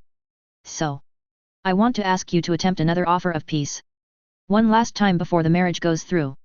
We both know that war is on the horizon, but we can mitigate it right now. Take a risk. I would like it if we could have a meeting with the Captain General. This earned me a truly surprised look from Katrina before her face turned to one of regret. Although it isn't public, Victoria, I have attempted to convince Janosch that a peace treaty would do more for him than our current hostilities. He has refused. I actually didn't know you kept trying after you sent out your peace request. That's pretty cool actually. I couldn't help but admit. Damn, Katrina was pretty awesome. A few times since the first request, yes. Janosch has sent back the same request each time. She mentions coolly, and if I remembered my lore correctly, it was basically have your daughter marry my son. Or something like that. Yet I would have told him to shove it too. Geez. This is what was wrong with the inner sphere. Everyone was an asshole and an idiot. Even the smart people were stupid. Stupid. One last time. I'll consider any debts you think you owe me completely repaid. Just let me be there and make my attempt too. I think. Janosch right now is in between a rock and a hard place, and I think we have more leverage over him than he wants to admit. Oh? Katrina asked, suddenly surprised. But I shrugged. The Concord of Captain isn't going as well as Janosch would like. Not only is he forced to make peace with the Chancellor that assisted in the League civil war, but hostility is still there. Raids are still happening. Katrina, I noticed, had gone from being a little frustrated with the topic to being interested. You think we can create a better deal for him? Oh, I know we can do that. Honestly, the fact that you and Hansa created an actual peace between your states without any of the backbiting raids that Capellans are known for is already most of the work. The problem is just convincing him this isn't a trap, or that he won't simply be the first loser of the succession wars for agreeing. Katrina blinked and realized instantly what I meant. But it was Melissa who spoke. If he joins us, then it means we have the largest power block in the inner sphere. The succession war would be over. But Janosch would realize, it means he loses. Yet. I waved my hand side to side. But the wars are over regardless. The Fed sons have already won. It's just a matter of time, and making sure you guys don't do something really stupid in the next decade or two. With the Helm Corps, and your tech advantage. I see. Janosch won't agree. He sees the Concord as a way to fight against the Fed sons, from winning the war outright. Not if you cut him in. Not if you make it so no one loses. I looked at the two blondes. He isn't a fool. Not really. Try to cut him in. Give him an offer that shows him he will be treated as a partner and not a vassal. That's not an easy task. Even assuming he would listen, assuming he would even consider any deal we offer. Katrina asked. The Archon was the one sitting across from me. Her steel-colored eyes were hard as she was thinking. I'm not assuming a miracle. Only that once again we try. Janosch isn't Mad Max. He can be reasoned with, we just need to peel back the stubbornness. No one wants to be the one to lose a war 300 years ongoing. But all wars end eventually. With a winner, and a loser. But just because you lose, doesn't mean you lose. I'm not against speaking with the Captain General. Katrina offered. Although I will point out, Victoria, he has never shown any interest in making peace before. Even leading up to the wedding. I know. He still thinks he can win, that he can become First Lord. God, what I wouldn't do to permanently remove that title from human memory. I grumble. This entire issue was because of it. If only there hadn't been a single human dictator, then the nation-states that had spread out to the stars. Well, there would still be wars for sure. But not this casus belli of single domination victory. If you wish to try, I will be with you. But you should prepare yourself, Victoria. It is unlikely what you hope will happen, will actually happen. I have to try. Hilton Head was currently set up as a giant hotel, security everywhere, different wings for the different factions. And all kept very stringently separate except in designated areas. Comstar really didn't want to have to deal with an assassination under their protection. But if you wanted to talk to someone in the other factions, that was what the ballroom was for. A massive room dedicated for all the different nobility, large or small, to mingle as the wedding approached. Stepping into the room might have normally been an innocuous thing. But that only happens if I was walking in alone, or with just Carl and Erika. No, I was entering the room at the side of Katrina Steiner. So it didn't take but a moment for eyes to turn to me. Calculating gazes, all wondering. Who is that, and why are they important enough to talk to the Archon? But I was a woman on a mission. Although I did make a quick stop at the table set up for the wedding gifts, pulling the letter I had written for Melissa and Hansa. But after that I was on a mission. Katrina and I headed over to the league side of the ballroom. There Janos had a table for himself and his family, although currently he was dealing with men in military uniforms. As we approached we were of course halted, although thanks to Katrina's presence, we were quickly given access. The men in uniforms quickly dispersed as Katrina approached. They realized something important was happening. The fact I came with must have been shocking to many of them. Probably expecting me to be some strange guard or something. I mean the armor was a bit eye-catching, and made most people think I was some sort of bodyguard. But this was my fancy armor. It even had the medals we had decided on, although I made sure to keep them small and innocuous. People that have more medals than minutes on a battlefield always pissed me off. Janos. Katrina. A pleasure as always. He offered before turning to me. Your guest. A friend, an ally. Janos Merrick, please be introduced to Victoria Eisenbloom. The commander of the ISDF. I am sure you know of them. The librarians. Yes. He spoke looking me over. Honestly I was struggling not to stare at his weird forehead tattoo. Seriously what is it with space 80s and face tattoos? Or Lyrans and large amounts of eyeshadow? Weird. I hope the libraries have been useful. My words caused a shift in the man. Although I couldn't tell if I surprised him, or if he simply expected a different reaction. They have. Education and opportunities have risen in every city they appear in. The courses have been very useful. Although I still wonder their purpose. We are not Lyrans. 4/5 of the entire human race isn't Lyran, Captain General. Should I close my eyes and pretend we aren't all human? Most do. I nodded at that.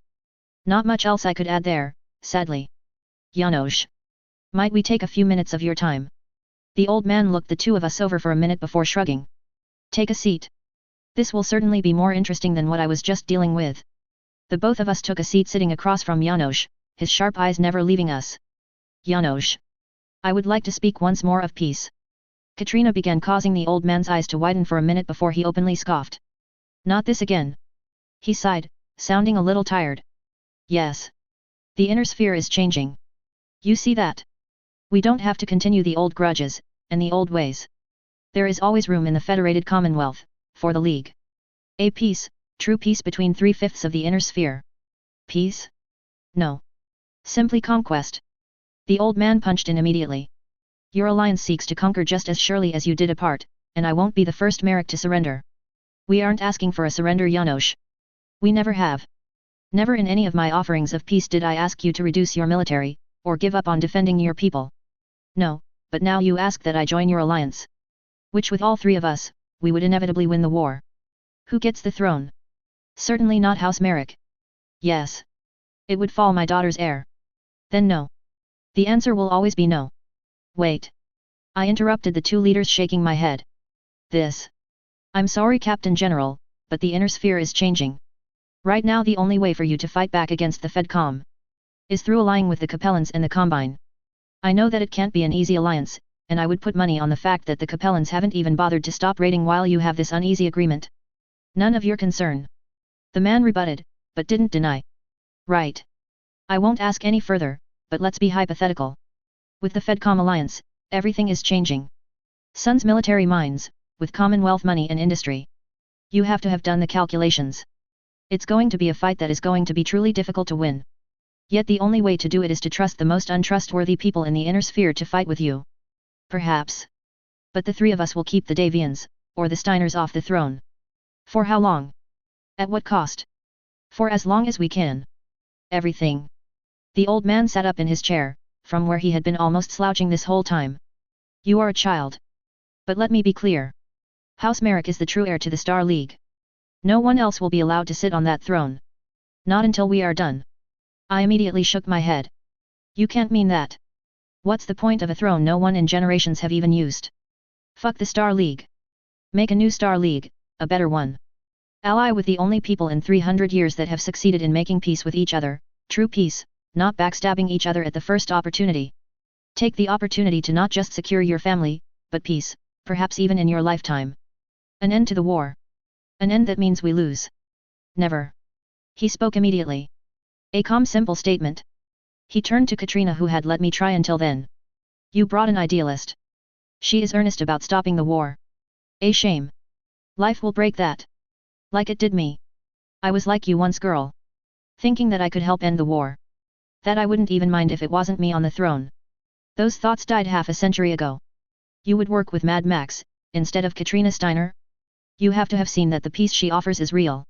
It's a tempting sight, but I don't trust it. It's a poisoned chalice, child. Perhaps this generation we would have peace. What about the next? Or the next? No. I will fight, continue to fight for the chance my family succeeds. That's all we can do. Katrina's hand on my shoulder stopped me from jumping out of my seat to beat this stubborn oaf upside the head. Chance? What chance? The League lose every goddamn war they are in. But fine. If reason doesn't work, then temptation. The ISDF has worked with the Fedcom. We can work with you too. If you are worried about being subsumed once the Combine and Capellans are defeated, or joined, then we could help. Warship access just like the Fedcom currently enjoy. A place to train your people and relearn some of what was lost. And more. This doesn't have to be a loss. It can be a new path, away from the future that the inner sphere has stubbornly held to for 300 years. Girl. No, Commander. You won't convince me. Not with all the treasures of the inner sphere. There is only one way that I will surrender. If Katrina and Hansa proclaim House Merrick as First Lord, we can talk. Otherwise you will all just keep fighting. As we have for 300 years. He told me, his eyes firm. He was an old man, his pride and ego wouldn't allow him to be the one that finally loses. Thank you, Janos, for being willing to listen. Katrina interrupted my complete loss of where to go to next. Sure. It was certainly more interesting than what I was dealing with before. Katrina pulled me along, as we left the League section of the ballroom. I failed. I had been so sure I could do it. That my words alone, my offering for people, would bring people together. So did I. And I took a moment to look into Katrina Steiner's face, to see the effort it must have taken to try again, after failing over and over. Geez, Aunt Katrina, stop making me respect you so much. If you keep this up, I'll have to name the next warship, Katrina's Massive BA. Don't you dare, young lady. Right. Katrina's backhand sounded better anyways. I wouldn't admit it, but my complete failure to bring the League into the Fedcom alliance was massively wrecking my mood. I had such high hopes. With 3 of the successor states working together, that would have been it. The wars would end. But I hadn't counted on pure human ego. Janos refused to be the one that lost his family the throne. Even if the fucking throne hadn't existed in generations. It's like none of the fancy nobles could wrap their head around the fact there probably would never be another First Lord. None of the different cultures would accept rulership by the other. Didn't they understand they just needed to start acting like different states and they would be fine? If the League just accepted their borders wouldn't expand in the directions of the other states, and focused on expanding the other way, this wouldn't even be a problem. Stupid idiots. Space was really big. Stop fighting over the same damn planets and just find new ones. I followed Katrina around for a while. Mostly just grumpily glaring into my drink after we settled into the Steiner half of the room. I could have gone out to try and convince people to stop fighting, but if the League, which I considered the most reasonable group, refused, I certainly wasn't going to get much from the Liao or Kuritans. If these kids wouldn't stop fighting, I might have to do something drastic. No. I took a deep breath. I was trying not to fall into that trap. I couldn't. Otherwise it would just lead to the same issues as before. I wanted to be the neutral-ish entity that is only focusing on the people. That sounded like a good idea. Until I remembered that I couldn't even go into Combine systems without being attacked. I wasn't going to stop Combine civilians if I couldn't even help them. Who am I kidding? The great houses had centuries to build up cults of personality. And I wasn't going to be well liked by the nobility. I treat them like normal people too much. Kroner, for your thoughts. Nandi Steiner spoke up, settling in next to me, the woman startling me enough I almost dropped my drink. Oh, hi Nandi, I was hoping I could settle this whole nonsense. A face-to-face meeting with the Captain General. It should have been enough. If he could just see reason we could have created. What the Fedcom League alliance? It would have been unstoppable. Only to its enemies. The League would always be a second-string state in the alliance. Better to be second, than last. Or simply not able to finish. You really don't understand nobles well.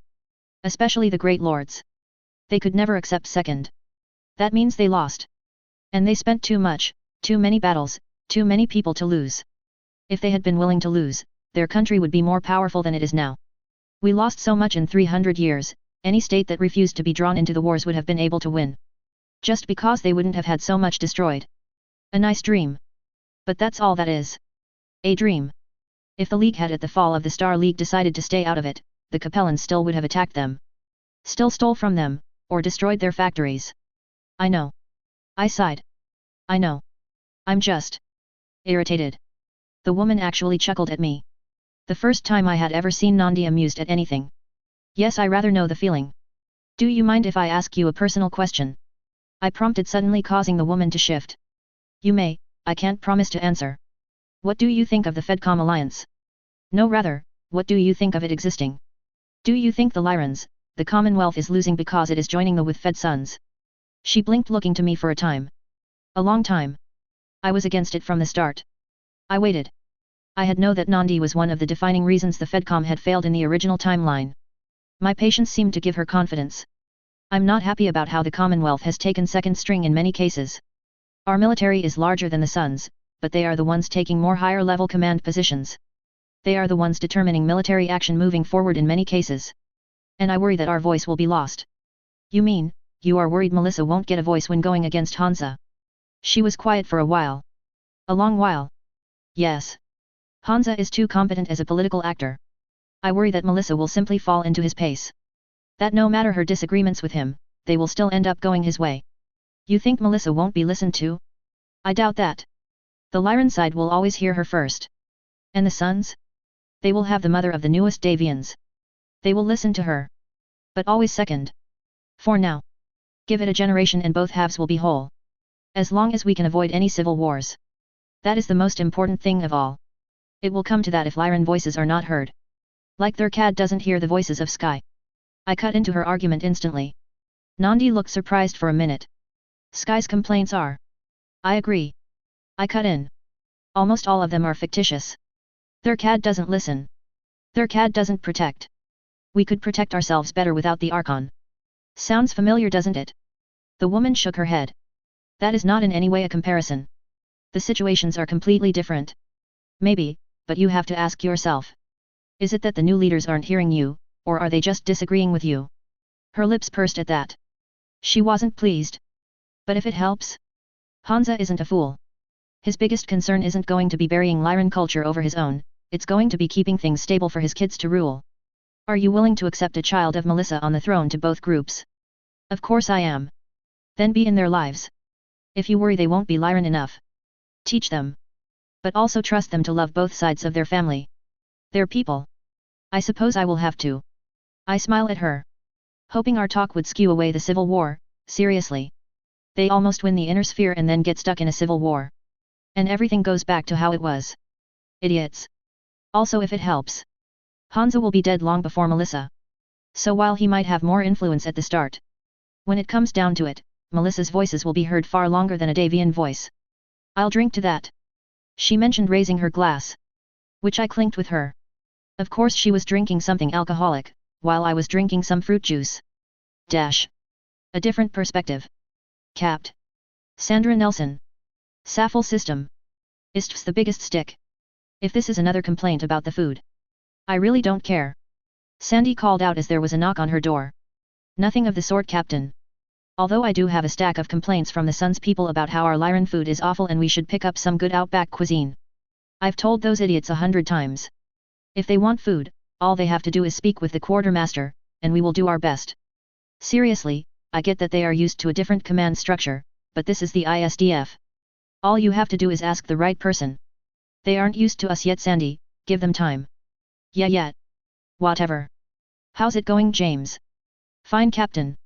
I have a report here from Delta. Only a few of our new crew members have caused trouble. Although we did get a few bugs that we had to pick up. Right now they are packing them all into a lost and found box per the commander's orders. Ugh. I really hate that she is just turning them spying on us into a joke. James shrugged. Let's be honest, Captain.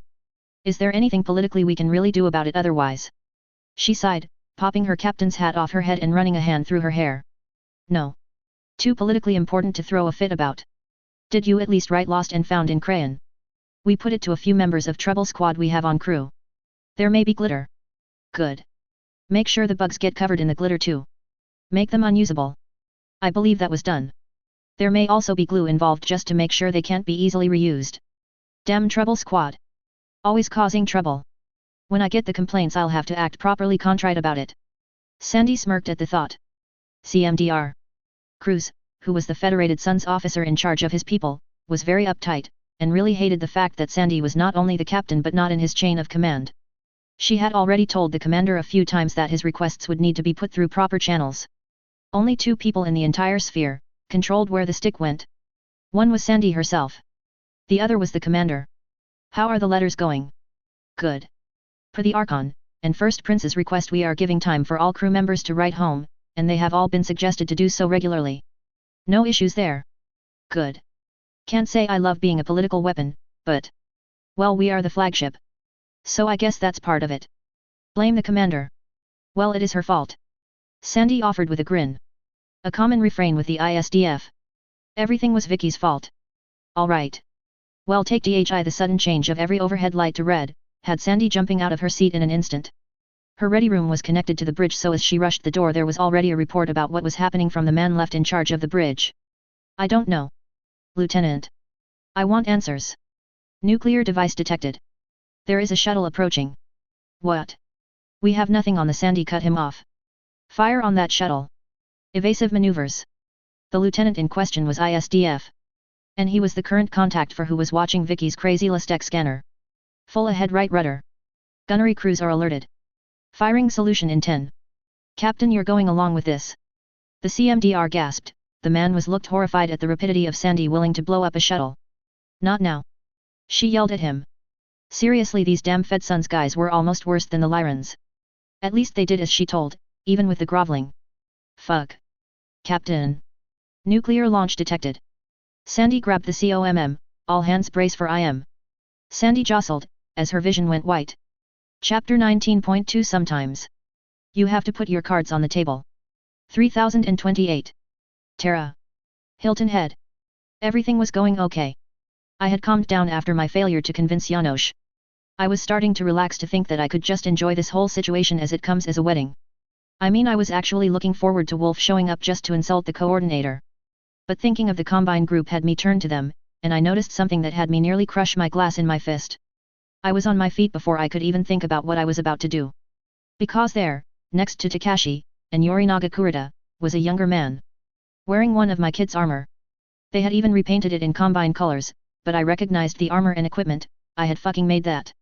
I had only gotten about halfway there, when Carl and Erica joined my side. My stare had obviously clued them into what I saw, and they weren't there to stop me. Although Nandi was. Commander, stop. I don't know why. Sorry General, give me a minute would you? I have to have a conversation about theft with someone. I nearly growled, teeth grinding. No you don't. Nandi stepped directly in front of me, halting me cold. I don't know what you are about to do, but this isn't a place for grudges, Commander. This is Melissa's wedding. I took a deep breath. Pushed my first instinct of bull rushing the woman away, and then let it out. Fine. Fine. I'm still going over there. But I won't cause a fight. A scene? Maybe. But not a fight. The older blonde sighed, rubbing the bridge of her nose as she obviously tried to come to some way to keep me from going over and causing an international incident. Fine. No trouble, Victoria. I mean it. I bit back my instant heated denial, swallowing it. Don't call me that. Nandi. I like you, you can call me Vicky, but don't call me Victoria. I must have been more irritable than I thought. I was getting snappish about stupid things. Very well. Vicky. Sorry. That's... Katrina gets special dispensation. Maybe if we hang out more I'll consider it. I joke, but my smile turns flinty. Now excuse me. I took a deep breath and moved past. As I approached, it wasn't long until I was noticed. The 2 older men both turned to look at me, although both dismissed me as they turned away, although I knew both were going to try and speak to me. It was a common trick. Oh, you are so unimportant, I wouldn't even notice you walk up to me, but I will deign to talk to you. The sort of nonsense people with overinflated self-worth tended to get up to. But joke's on them. I was stopped by a guard in Combine colors, but after a moment he allowed me to pass, although he did take up a presence on my side. As I approached the men all gathering around their coordinator. A few of the stragglers took notice, and their scowl was quite amusing. It was about to get a lot deeper. Finally the coordinator seemed to break away from his conversation with Yorinaga. He opened his mouth to speak to me, but I had the opportunity that I wasn't about to let go. The coordinator was sitting at a table, set up like a conference room, with everyone semi-turned to the coordinator, and I was on the outside of the table. Almost like the man was sitting at a desk, and I was a noble coming to beg for his attention. To my utter and forever amusement. The look on the man's face when I simply walked right past him to stare into the eyes of the boy wearing my armor would live with me forever. That armor doesn't belong to you. My words weren't harsh. Simply a statement of fact. The silence of the room around me meant that everyone heard though. The narrowing eyes of the coordinator at being ignored? Priceless. The younger man, I couldn't really call him a boy, I mean he looked like he was probably older than I was. Turned to face me fully, and I looked over the armor. Unfortunately, they had taken off any of the identifying marks of who it belonged to. Something I had started adding in after the first batch of armor so I wouldn't have to deal with that as my pauldron. Get your own, ever again. But there would still be markings inside, each piece was marked after all, and I could easily figure out who it belonged to. The silence stretched out, but I wasn't one to care about that after all. I suppose it would be a little rude to demand you strip now, so I suppose I'll have to accept you wearing armor that you don't deserve for a little longer. If it's returned to me, I'll even ignore how you came to own it, and not hold you responsible for its theft. You are Commander Eisenbloom. The man said looking me over for a moment. You are not what I expected. What, did you expect someone taller? I mocked. The fact I was actually a good bit taller than the man made my joke a bit cruel. No. I simply heard you were a woman much like Katrina Steiner, aiming for peace. I am Theodore Kurita. Peace cannot be gained by throwing down swords, especially not when you have a spear at your throat. My words struck out fast, without me thinking as I looked into the face of the next heir of the chrysanthemum throne. He took that with a smile. An interesting metaphor. Perhaps use a dragon's claws next time. Why? I don't think House Kurita has represented anything resembling a dragon in centuries. Dragons have honor. The small knot smile the man had across his lips thinned for the first time at that. You speak harshly. Almost as if you are looking for a fight. He looked around the room, drawing my eyes to the different groups. Is this really a place for conflict? No, it's not. But neither is the inner sphere. You would think after 300 years that the great houses would be sick of it. We are. He surprised me by saying. When the war is over. A time of peace will finally descend upon the inner sphere. Let me guess. Only if House Kurita is in charge. That is the fate of humanity. The worst part? I was actually pretty sure he believed that. Theodore was the smarter, more willing to change and adapt leader of House Kurita. When you say things like that, it makes me think there will be no peace in the inner sphere, as long as House Kurita exists. I mentioned tiredly. I wonder, Theodore. You see more than most of your family. Do you realize that your path only has two endings? You win. Or you lose. Then we will win, Commander. The man stated strongly, a confidence that I wanted to scoff at. I look at him. At this younger man.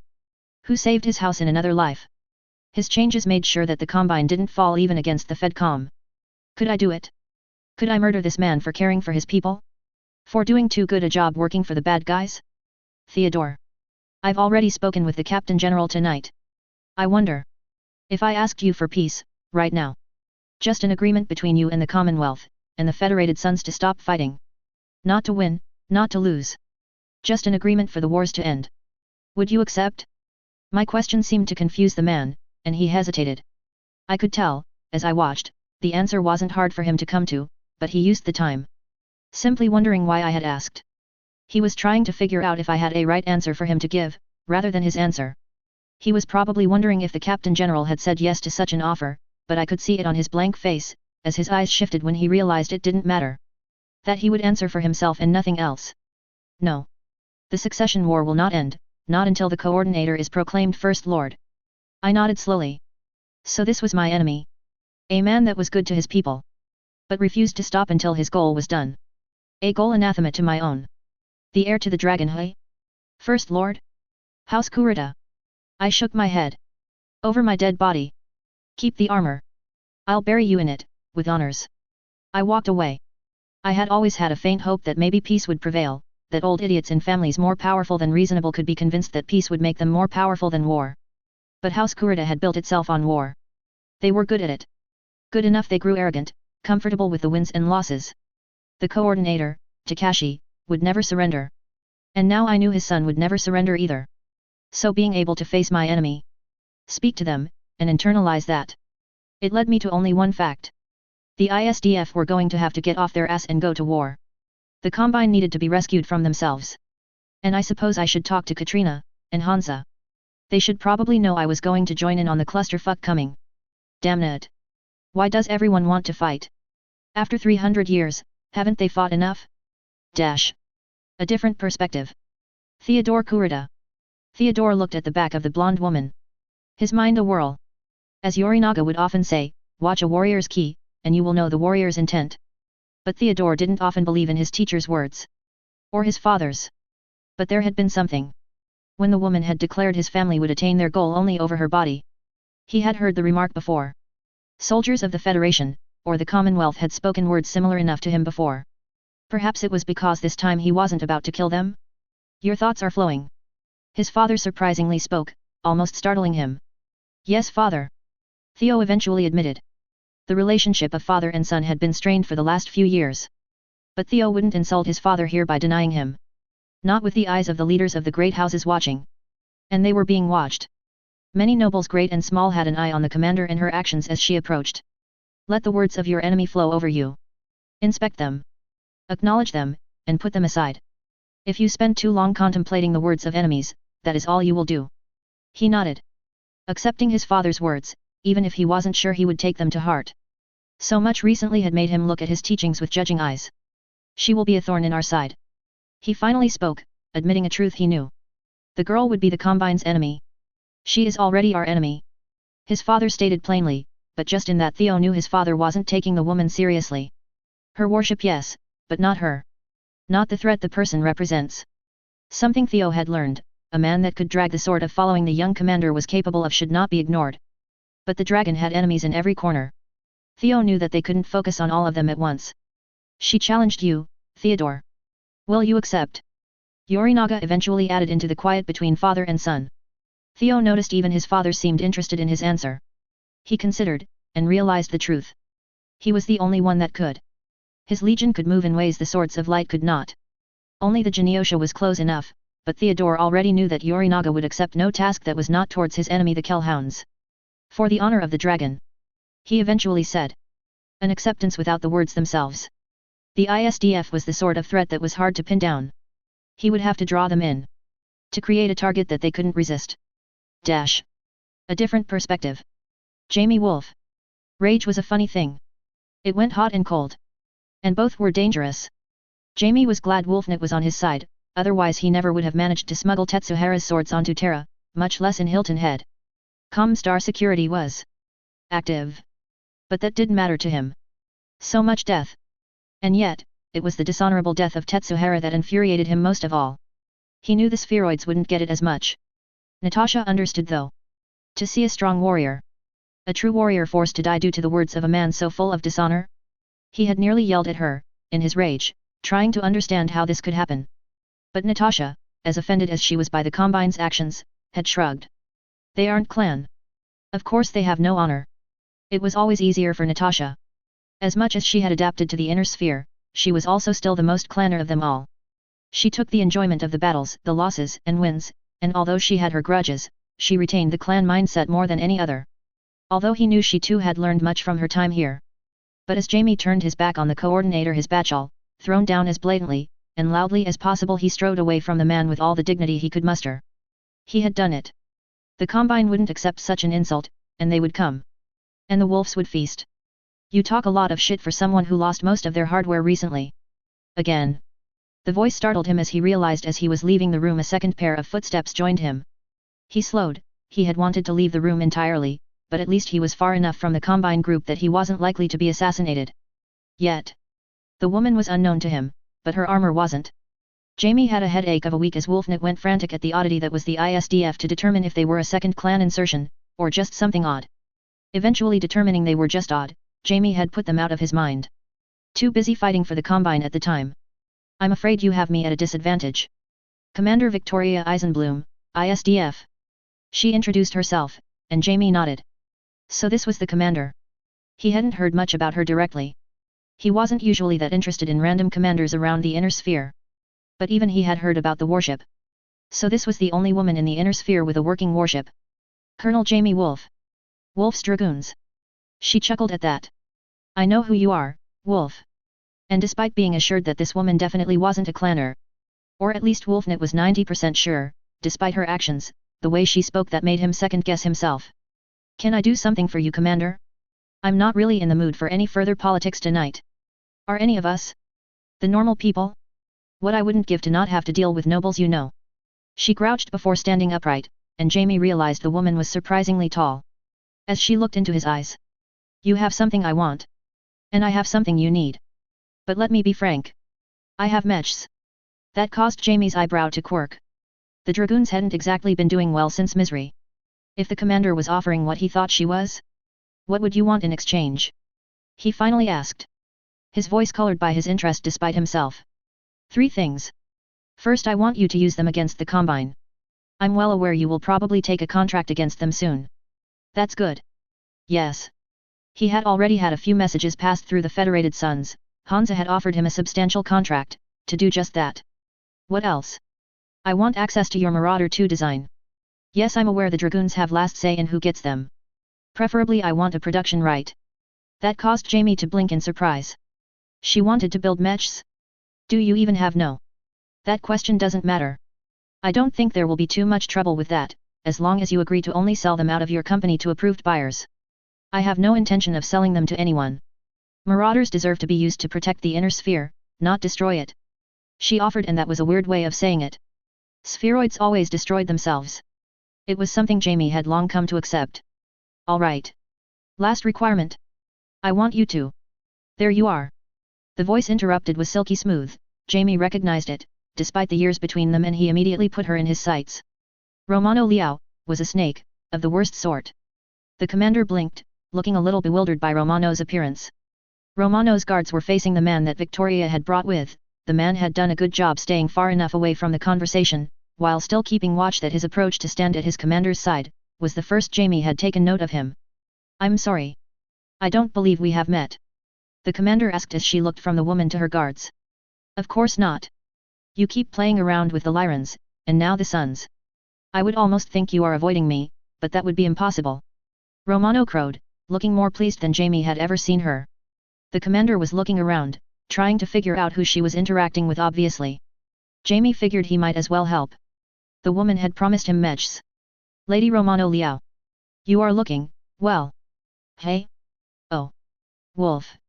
Ugh, have you finally come to your senses and are ready to return to service to my father? No, I can already tell you aren't. Foolish. But you are not the one I am speaking to. Commander, I have sought out communication with you for quite some time. You are a difficult woman to reach. Ah. Lady Liao. Apologies, I wasn't aware of your communiques. Obviously. You wouldn't ignore me. Some fool in Comstar probably, attempting to keep our destined meeting from happening. Ha. Look at them now, Comstar watches from afar, unable to stop our unification. Jamie couldn't help but look on as a train wreck happened, because whatever Romano was thinking, the commander definitely didn't share her outlook. Romano's flirtation? Jamie wasn't sure if it was that, or just odd word choice. With Romano it was impossible to predict. She was as crazy as a Liao. Right. I didn't know we were being kept separate. But I am in the middle of something, Lady Liao. If you could excuse us for a nonsense. The wolf can wait. Our meeting is far too important. Surely you must know that? It is time, Commander. Father is here, on Terra itself. Ready to accept your fealty. Come, kneel before him, proclaim the return of the SLDF. Working once more with the Chancellor, we will reignite the Star League. With my father as First Lord and you the last Cameron fighting together as it should be. So come, Victoria Cameron. Take your place at my father's side. What? The commander uttered dully, voice flat. Jamie felt himself blink in shock. When the crazy woman had brought up the SLDF he had almost flinched, but then... Last Cameron? He looked at the commander. She looked more blank than confused. It is no longer time to hide. Join us, proclaim your true name. Your ISDF no longer needs to hide among the lesser houses. Last Cameron. Jamie found himself saying, his surprise actually cutting through his usual self-control. Silence, Wolf. This is a meeting more important than any other. The unification of both the SLDF, House Cameron, and the Star League under its rightful ruler is happening in front of you. A common mercenary has no voice here. Proclaim my true name.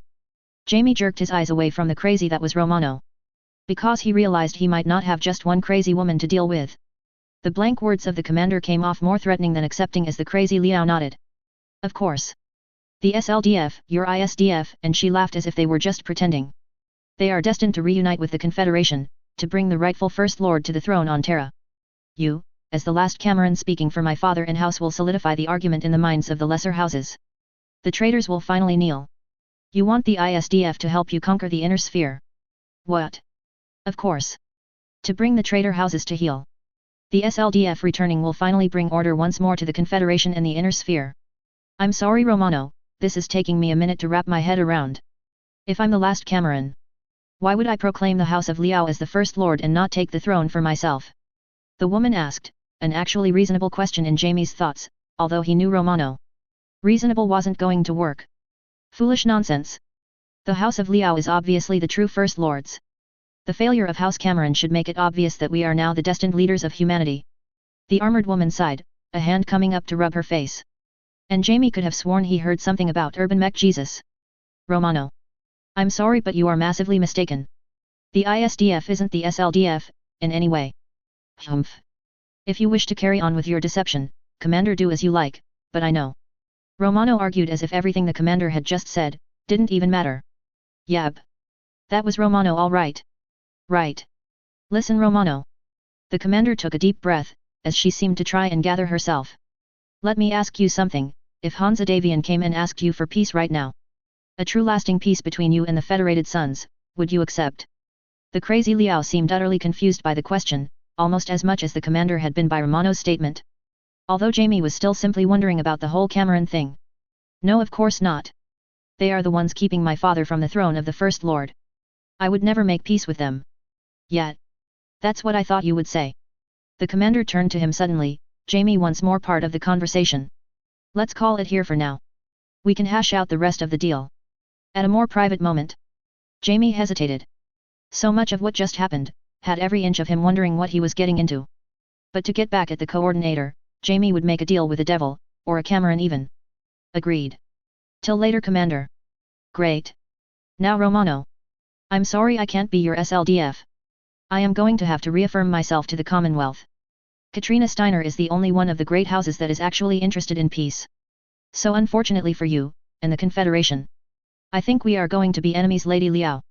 Jamie made a hasty retreat, the sounds of Romano's delusions shattering around her sounded a lot like screaming death threats from a grown woman having a hissy fit. I watched waiting. So much had happened in the last few hours. So many weird questions from people, and odd conversations.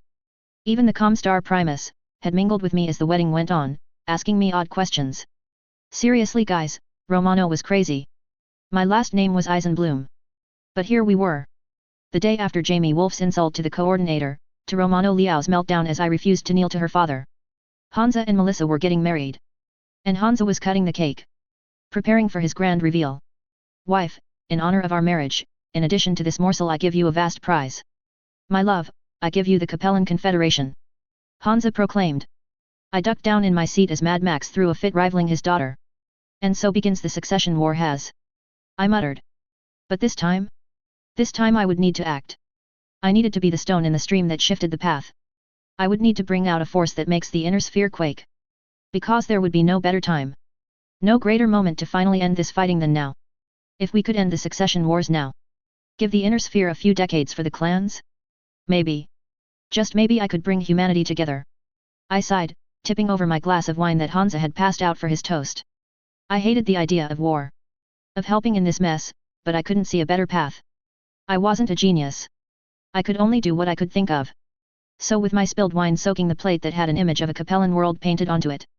A joke from Hansa, I could only think that more than just this tiny plate would soon be soaked red. How many of my kids' hands would come away just as red in the next few years? Chapter 20.1 Do you hear the people sing? 3028. Terra. Hilton Head. With the reveal of the beginning of the Fourth Succession War, the faux peace of the wedding was ended. Everyone was leaving, and the barrage of weird questions I had been subjected to by nearly everyone, finally ended. But it wasn't over yet. Eventually even with the disruption the party ended. People began leaving. Long after the Chancellor had already made his hasty exit. I walked up to the married couple. Hansa had been utterly glorifying in the chaos he had created, while Melissa kept a calm face. She had obviously known, but I didn't really know her opinion on it all. I had been forced to wait quite a while in the end, only as things were winding down, did an aide let me know Hansa and Melissa were available to talk to. Watching up to the new couple. I sighed. I was tired. Ah. Commander. Should I use Cameron? Hansa asked with a weird voice. There is that stupid weird question again. Why do so many people listen to Romano Liao? She was crazy. Not unless you want me to kick your shins. And I am still wearing my boots. I grumbled as I walked up, and ignoring the groom for a moment, I pulled Melissa into a hug. Congratulations. Thank you, Vicky. Melissa replied back into my hug, actually sounding touched. Pulling away, I turned to Hansa. Congratulations on your marriage. I wish your family peace in your time. Was that a disguised dig? Yes. Yes, it was. Did Hansa realize that, but still accept the compliment? He did. He was a pretty smart fellow after all. Thank you, Commander. Don't thank me yet, you haven't gotten your marriage gift. You should open it. It will make the rest of this easier. I tell them, pointing towards the table. A few things had been shown off so far, but my letter hadn't. Melissa nodded, sensing my seriousness, and walked over to the table, grabbing the letter and cutting it open with the same knife that Hansa had cut the cake with. Inside was a simple piece of paper. I liked directness when I was messing with someone, after all. It was a set of coordinates, the name of the system to use the coordinates, and a single line. Since you decided to be an idiot and start the Fourth Succession War, you will need this to make sure you win it. Vicky. As expected, the moment Melissa read it aloud, Hans's face shifted into a blank mask, the fox coming out to play. After all, they had all known I had dropped off the letter almost a week ago. Predictable. I tell Hansa with a haughty smirk. You can trick Max. You can trick Takashi, but I'm Lyran, and I've been all over the Suns in the last year.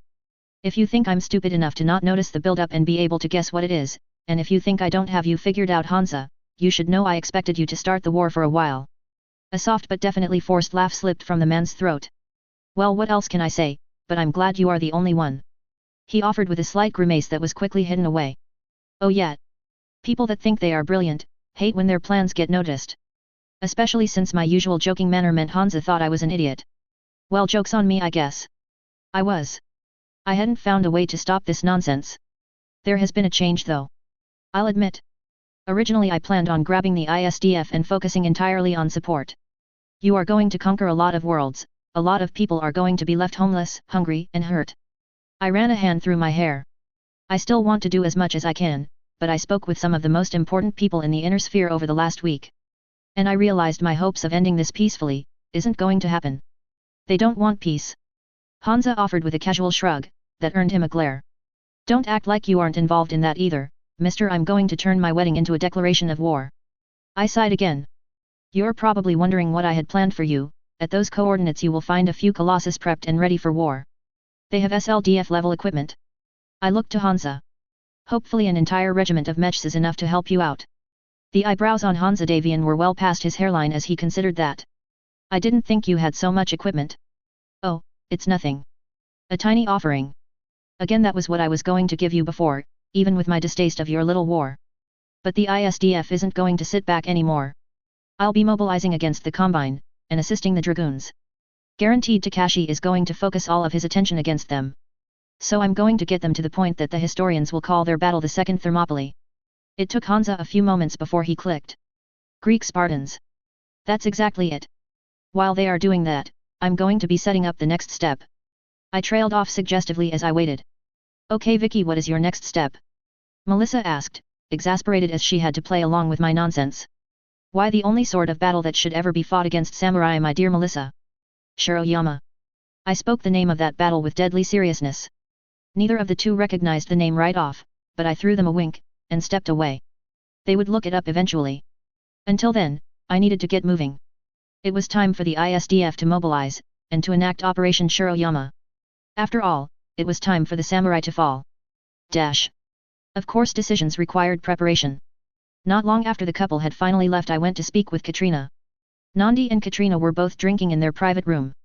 Both women probably realized the trouble Hansa had just made. Even if Katrina had to have known about this in advance, after all, the Lyrans were going to try and keep the Combine busy. And Katrina. General Nandi. I called out as I was let into the room, both women waving me over. Katrina looked like she had finished crying a few minutes before I arrived. Seeing Melissa in her dress got you high? I asked, pinpointing the Archon's emotions like an arrow as she let out an actual bark of laughter. She must have been a bit more into her drinks than I expected. Yes. You should probably know, Melissa will be going to New Avalon. In secret. Katrina eyed me with that, and I gave her a grin. I know. I heard the announcement that Melissa was going back to their cat. Knew it was baloney. Don't worry. I'll keep my mouth shut. I wouldn't want to have to send the stick for a second rescue. God, I hope not. Katrina offered with a sigh. Right. I'm sorry. This isn't a social visit. Archon. General. That perked both women out of the quiet mood they had fallen into. Katrina took a moment as if pushing away the slight buzz of the alcohol, while Nandi seemed completely unaffected from whatever she had drank. Commander. What do you need? I hesitated. God, how could I say this? I had spent half a decade working towards one thing, only to realize the plan was unworkable. No, not that it was unworkable. I admitted. Just that it would take too long. We only had 20 or so years. If I didn't get the inner sphere working together before then? The devastation of the clans. The slavery? So I needed the ISDF to be more than its slow growth allowed for. The ISDF is going to mobilize fully, against the Combine. That got a slightly pleased look from Katrina, but it was Nandi that asked the question both women were probably thinking. Does that mean you will allow your warship to act? Yes. The stick will be taking part in the ISDF operation. But that's not all. I meant the entire ISDF. I'm pulling out all the stops. Katrina nodded, obviously not getting quite what I was hinting at. Yet. Another offensive with your people will be very useful at splitting the coordinator's attention even further. I felt kinda bad about this. I actually felt myself wiggle a bit as I tried to figure out how to best explain this without having an Archon strangle me to death. Oh well. I couldn't think of anything. Blunt it was. Hypothetically, if someone had a fleet of jump ships, how many could the Commonwealth reasonably crew? Hypothetically, of course. Also, how many mech warriors does the Commonwealth currently have dispossessed that could be stuffed into a mech ready to fight? I should probably ask about dropship crew and techs, as well. Just to be sure. For once Katrina seemed completely unbothered by me. She simply kept a nice little smile on her face as she picked up her glass of wine. Did she expect this? Was I too predictable? Did she know about the nanoforge? I mean, it had been years now. It was definitely possible someone in the ISDF had tattled. Oh. She just chugged that glass. Never mind. I guess I still can shock her. Nandi. Go get what we need. I think it's time we talked numbers. Yes, sister. Nandi spoke after a moment, her eyes staring at me like she was attacking me with daggers. But she stood and left the room. Only when she was gone did Katrina speak. Victoria. Where are you getting this? The equipment? The warship? Katrina finally asked, as Nandi left the room. I hesitated. I liked Katrina. She was cool, and I had already trusted her with a lot. But the lies were getting big. She was going to want something. I can't tell you. But I know how this looks. So let me be as clear as I can. I rubbed my face a bit with my gloves. I found a lot of stuff thanks to my mother. I'm on your side. I never lied to you about my intentions. I want the succession wars to end. And I don't really care overly much how that looks. Whether that ends with a Steiner Davian on the throne of the First Lord. Or just everyone realizes how big space is and stops fighting over the same three worlds like idiots. Katrina sighs as well, rubbing at tired eyes. I should lock you up, and interrogate you until I know everything you know. I should. But you saved my daughter Victoria. You saved Melissa. So I guess I'll put my faith in this weird child that showed up out of nowhere and hasn't done anything but help the Commonwealth, and my family. Just promise me. This isn't some trick. Some attempt to. It's not. God no. Look at me. Do I look like someone who wants to rule? Aunt Katrina. I would literally run off to the periphery to hunt bandits if anyone ever tried to put a crown on me. I admitted, joking, and she chuckled at that. I did that once. It was fun. What? No way. Details. Story time first. Plans to conquer the Combine second. At least until General Nandi gets back. Her laugh was pure as she nodded. Fine if you insist. Well. It was right after my uncle tried to have me assassinated. I managed to escape the grasping talons of Lyran Greed late that night. The plan was set. Numbers were taken down, and I was on the hook for shit that I didn't even have yet. Stupid jump ships. Why was it so hard to get a jump ship? Still, I would be leading my own assault into Combine space, to help split Combine attention against another invasion corridor. All the better to break the samurai. I was put into communication with a few generals that would be in overall command, of both the Commonwealth, and Federated Sun's forces, and would help coordinate all the assaults. Although I doubt the Dragoons were going to play ball. Not that they had to. The focus on them would be so intense any plan for them to assault the Combine would fall through. I left Terra the next morning, While taking off I kept my eye out into the sky wondering where Gage was. I had heard from him, but it was only through a text message. Basically that he was busy doing comster stuff, and then it was about 4 pages of him screaming at me, about the stick. I was happy with that. It meant Gage was fine. Comstar couldn't have gotten the insults he used right after all. Before leaving I had sent out a few messages. Zania would mobilize, and I had sent out nearly 20 different messages through Comstar, a few of them costing me a hefty chunk of change considering how I was sending them. To my own amusement I expected most would end up in Combine hands shortly. But would they even be able to make sense of them? Of my intentions? I doubt it. They would have to understand what I was capable of to even start figuring out how fucked they were.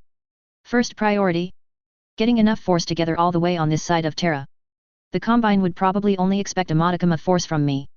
Well, and a warship. But I expected a lot of nukes to get unpacked to go against the stick. But I knew they would be heavily focused on the Dragoons. Enough that just the Lyrans alone in the original time had been able to capture a large chunk of the Combine, only to lose it to Rasselhague. Another issue I would have to figure out. But as always something came up. A few days of quiet travel, the jump ship I was on, made the jump to Safel. Once there I was introduced to a new problem. Once the jump completed, before I had even gotten the smell of raisins out of my hearing. Yet. Jump ships were weird. I was called up over the intercom by the dropship captain. The man was a member of Comstar, and the fact he was practically screaming for me to get on the bridge of the Leopard told me something was up. Rushing into the bridge I figured out why the captain was so frantic. Finally. Here, talk to them. Tell them not to fire. Confused, I was pushed in front of a hollow emitter displaying a familiar face. Captain Nelson. Commander. Tell this idiot I'm not threatening him. I'm simply ensuring a demarcation zone. It's good to see you, Commander. We had a problem. She tells me, and I knew she was telling the truth. Sandy looked tired, and she had a healing gash on her forehead that was healing well, but still obvious. You don't have to worry, the stick won't fire. Captain, report. I turned away from the babbling Comstar adept that was the captain of the Leopard. We were attacked. A sudden nuclear strike. A missile launched from a shuttlecraft. We were alerted to it, but we were too slow. The stick is limping. But we managed with only injuries, no casualties. The armor held. How bad? Bad enough. But that's not all. About the same time as the nuke hit us, a jump ship came into the system, and released a few dropships. I scowled. Someone had taken a shot at my ship. Status. Well, despite just getting hit by a nuke we were alert. Let's just say we noticed them a lot faster than they expected. They also weren't expecting the accuracy of our naval gauze. The captain says with a sinister sneer as she shows a hint of the fury fluttering under her skin. I had never seen Sandy so angry, not even when we had rescued her. I guess she still had a bit of an issue with Combine in space. Alright. I'm going to head over, and we can complete the debrief in private. Of course, Commander. The hollow ended with a BZZT, and I sighed. Damn it. I needed the stick and its mobility for my plan. But if it was stripped right now, it certainly wouldn't be safe to use it. You. Get me on board my ship. And if you have a nuke on board, I'll be very upset. I growled to the captain who looked horrified at my words. They somehow slipped into a convoy of supplies, no one even noticed. And our sensor operator was overworked. It's my fault, Commander. While we have a clear view of the system, we don't really have trained stellar sensor operators. We were relying on noticing the big things, and something small slipped past. He still noticed it. I offered gently, the woman had been furious when I arrived, but not at anything but herself. Yet. At least no one died, but it was close. They were aiming for the magazine. If we hadn't initiated evasive maneuvers, we could have gone up. I sighed mostly in relief at that. Sandy and I were standing together, looking out into space as she explained everything that happened. The room we were in had already been searched for bugs, so it was safe to bring up the secret topics. I'm sorry. I didn't send a message because I wanted to try and keep this as quiet as I could. We are so vulnerable right now, and it's all my fault. I shout. No. I turned to her and to her surprise actually pulled her into a hug. Don't be sorry. I gave you an impossible task, and you have done a damned good job. This isn't your fault. This is enemy action. Of course eventually I pulled away and we got back to the rest of the briefing. The dropships are fine. White Base was on planet, taking leave, and your Leopard was with them. The others were in other systems, putting down some libraries, so it was just the stick hit. That's a relief. A dropship, even a Colossus, wouldn't have handled a nuke so well. I don't know if losing practically all of our armor counts as handling it well, Commander. Better than exploding. Right.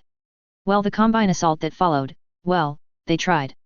We popped the first dropship before they even realized they were under fire, the second had managed to start putting out a few ASF, before they died. The last dropship, released its full complement of ASF, but they couldn't maneuver fast enough to dodge our shells either. Then we simply mopped up the ASF with accurate point defense. 2 of the ASF had nukes, but we targeted them first. She shrugged. For the poor combine, they must have been frantic when they realized their secret nuke fighters were being targeted first. Well, at least that's done. I bet the Safel Defense Force was happy to get all that scrap. Gods no. They have been screaming at us for days. She shrugged. Apparently they are worried the combine will send an assault force to retake their scrap. But I bet they are still working through it, taking what they can. Of course. Sandy chuckled at that. The first laugh I had gotten out of her since I arrived. Good. Hopefully this wouldn't hang over her head for too long. Okay, if the stick is in this condition, I will do what I can to make sure the important systems are good to go, but I am going to need to do something drastic. Sandy, I need a working jump ship. Hell, I need a lot of them. Sandy blinked before her face took on a truly sinister smile. Did I ever say you are the best commander ever? No, actually. Usually you are cursing me out. I offered, weirded out by the sudden almost sinister amusement. Yeah, well, guess what jump ship is still in the system? She offered almost hungrily. It took me a minute. Wait. The combine jump ship is still here. They are. They had to do an emergency burn from their jump point when I started filling the area with lead. I wasn't aiming for them, but they were online behind the enemy dropships, so they got a scare. They are still charging their drives. It took me a second to remember. Jump ships were untouchable in this time. Of course they would feel confident waiting around. What were we going to do? Attack them? No one did that. And it was safer to wait around for the drive to finish charging than try a fast charge. Sandy. Get me that ship. I stated bluntly, going full commander voice as I did. Her smile was truly evil. But I did watch it slowly return to normal. Are you sure, Commander? I really doubt anyone will be happy if jump ships become targets again. I am. Because it turns out the Fedcom are about to get a new fleet of brand new jump ships. Funny how that works. I watched the shocked look spread across Sandy's face. Commander? That's an escalation. You've always been careful about what you make. I was silent for a long while. I met the leaders of the great houses. There won't be peace, Sandy.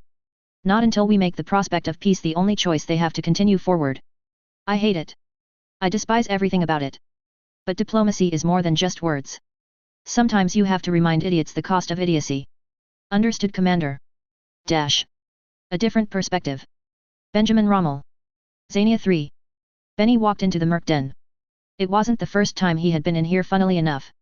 Xania didn't used to have something like this, but the planet had started to become pretty, if not popular, then frequent stop for mercs in the area. After all, if you needed spare parts, you could always reach out to the ISDF, and for a good price, they might have them. Especially considering Benny made it a standing order that if any mercs on the planet helped out in acting as a PFOR in a training exercise, the ISDF might just cut off a bit of cost. But this was a different circumstance. As he entered, he looked over the bar. Mercs from different squads hung out around the building, sometimes by themselves, as the rest of their unit were off doing other things, sometimes the entire group sitting around a table drinking. But Benny was here for a specific purpose. Just like what would be happening on hundreds of planets all across the inner sphere. Vicky had sent out a message to every library, an ISDF group in the sphere. Of course it was also being submitted to the MRB. Vicky was being surprisingly straightforward about it. So Benny walked over to the physical message board, and pinned the request into place. Yo kid. You're ISDF, right? You finally hiring? A woman wearing standard Merc mech warrior gear stomped over in her unlaced combat boots.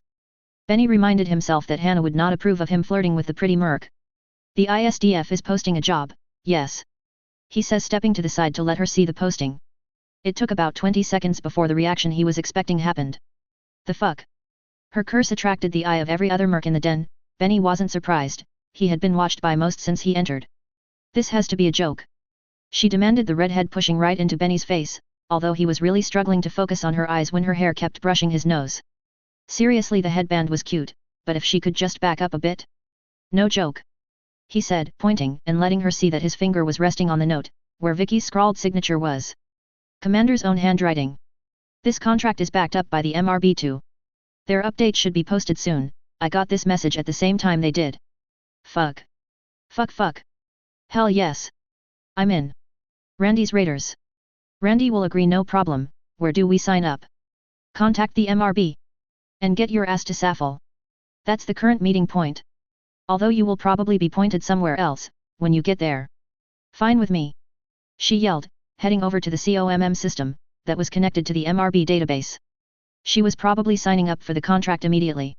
Interest piqued. Benny stepped aside, watched the same emotions hit everyone that checked out the posting, which ended up being everyone. Hey kid. This. Are you guys really serious about this? Benny looked as the entire room had turned, all of them wanting assurance this wasn't a prank. MRB backed, and if you don't know, I'm Subcommander Rommel, this contract is real. Not a joke, and not a prank. If you ever wanted to change your life around? Well, there it is. Benny turned and left, hopping into a truck that had been idling for him. His job was done for now. But he just knew he would be in charge of handling all this nonsense. Vicky, I hate you. He whispered. Although he felt thrilled at the same time. This was the moment when the whole inner sphere would know how powerful the ISDF is. But he was going to end up with so much paperwork. Work. After committing to a piracy action, that had gotten me a ton of flack after. Seriously, the governor of Safel had even called, despite the time lag, to scream at me. I had just walked away letting him scream at an image of me that wasn't even still there until he realized I had left. We had jumped out of Safel. The stick stayed behind for now. Instead, a skeleton crew had taken the Combine jump ship. An invader to an uninhabited system nearby. They were ISDF members of the Styx crew who knew how to initiate a jump, but not much else. That was all we needed. A single safe jump out of Safel. We arrived in Lockdale. A system so close to Terra you would expect it to be bustling. Instead it was dead. A grey planet floating in the system, the ancient debris still floating around here and there. A testament to the destruction Amaris heaped onto the inner sphere. Just another dead world. Abandoned and forgotten. Literally forgotten as it happened. But not to me. Not to the Helm Corps. Once we were in system, after a quick check with my sensor, making sure we were alone. I had everyone switch out to the NFX Leopard, and gobbled up the jump ship with the nanoforge. I couldn't help but grin. For the first time. I had jump ship blueprints. It took a week of flying around to get the beginning of Operation Shiroyama started. Metal extractors were placed throughout the asteroid belt. Only then did my work begin. First, I needed a base. I found an asteroid that was stable, and close to the jump point. Using the Leopard I began building the first Castle Bryan since Xania. Piece by piece, the large nanoforge ripped into the asteroid and in its place a castle formed. The bright white of the ferrocrete standing out brilliantly against the dark stone of the asteroid. And the massive red Eisenblume imprinted on the front informed anyone who would see it now and in the future who it belonged to. Only then did the Leopard dock into the Castle Bryan. And deep inside, in a room that I secured with every lock I had, I began producing a factory, and then another. And another. I ended up needing more metal extractors to keep the factory's hunger in check. The army grew. A different perspective. Ian flounders. Safel. So I have a MRB-backed contract to take command of a jump ship. Here it is. I've been here for weeks. Waiting, you keep telling me to be patient, but I don't see a jump ship. Ian yelled at the holo. He was getting real sick and tired of waiting around at the edge of a system in a dirt-cheap dropship for a jump ship to appear that he would take command of. His ma had told him not to be a fool. That the offer of a jump ship on lease with a new company was obviously some trick. No one just had jump ships to offer people. Any ship off the lot was bought up years in advance, and any captured ship certainly wouldn't be handed over to a third son like him. But he had a good feeling about it. And had signed on to the contract. Big mistake. Captain Flounders. I told you a week ago. We are waiting on delivery. It will be here. If you don't wish to continue the contract, I will allow you to break the contract without repercussions, but it will remove you from taking the contract again. Do you know how much it cost to get here? You can't just. I can. Captain Sandy Nelson, the first human to captain a warship in over a century, cut off Ian without hesitation. You can be patient. Enjoy the benefits of the ISDF and our contract, or be impatient and leave. As she spoke, her holo shifted as someone entered into sight and spoke to her, although the holo couldn't pick it up. Before Ian could say anything else, she raised her hand to him and continued speaking before nodding. You are in luck, Mr. Flounders. The transport taking you to your jump ship just arrived. Ian stopped, letting his mouth click shut before nodding slowly. Good. Dock with the jump ship ready for you, they will take you to where your jump ship is waiting. About time. Ian out. He growled, hitting the holo. It buzzed for a few minutes before finally turning off. Let's get moving. He called out and his crew jumped to it. He would be happy to finally get rid of this ship. Over the next day he sped over to the waiting jump ship. And as he approached it didn't take him long to notice something was off with it. Well, for one, it was painted in the colors of the ISDF, something he had grown used to seeing since hanging around the SAFL system was the biggest stick, awful name. But as he approached he noticed something more. That jump ship. That's not an old ship. It's new. He commented, unable to resist as they passed over to the docking rings. He noticed instantly that they were in perfect condition. He had spent a not so small amount of his childhood cleaning and repairing his family jump ship's docking collar. He had never seen a better looking collar in his life. What the fuck? He rushed out of the bridge once the collar connected and rushed to the connection. Opening up the hatch he didn't move on into the jump ship. No, he spent a few minutes going over the collar shocked at the fact it was in perfect condition. This collar. It's never been used before. He finally admitted to Caitlin, his wife. She had been hovering around wondering what he was freaking out about. That's impossible, Ian. Even an off-the-yard jump ship would have taken cargo, or ships on the way over. There isn't a jump ship yard near here. This is brand new, Kate. Look. The connection here? Not a scratch on it. I've never seen a collar that didn't get scratched as it unhooked. But this one? Not a single etch into the metal. He spent the next few days looking all over the jump ship. It was skeleton crewed, and with a bit of diplomacy he offered to help the overworked staff. His crew, people who all had been born on a jump ship, leapt to help. And more data was flowing to Ian. This was a pristine ship.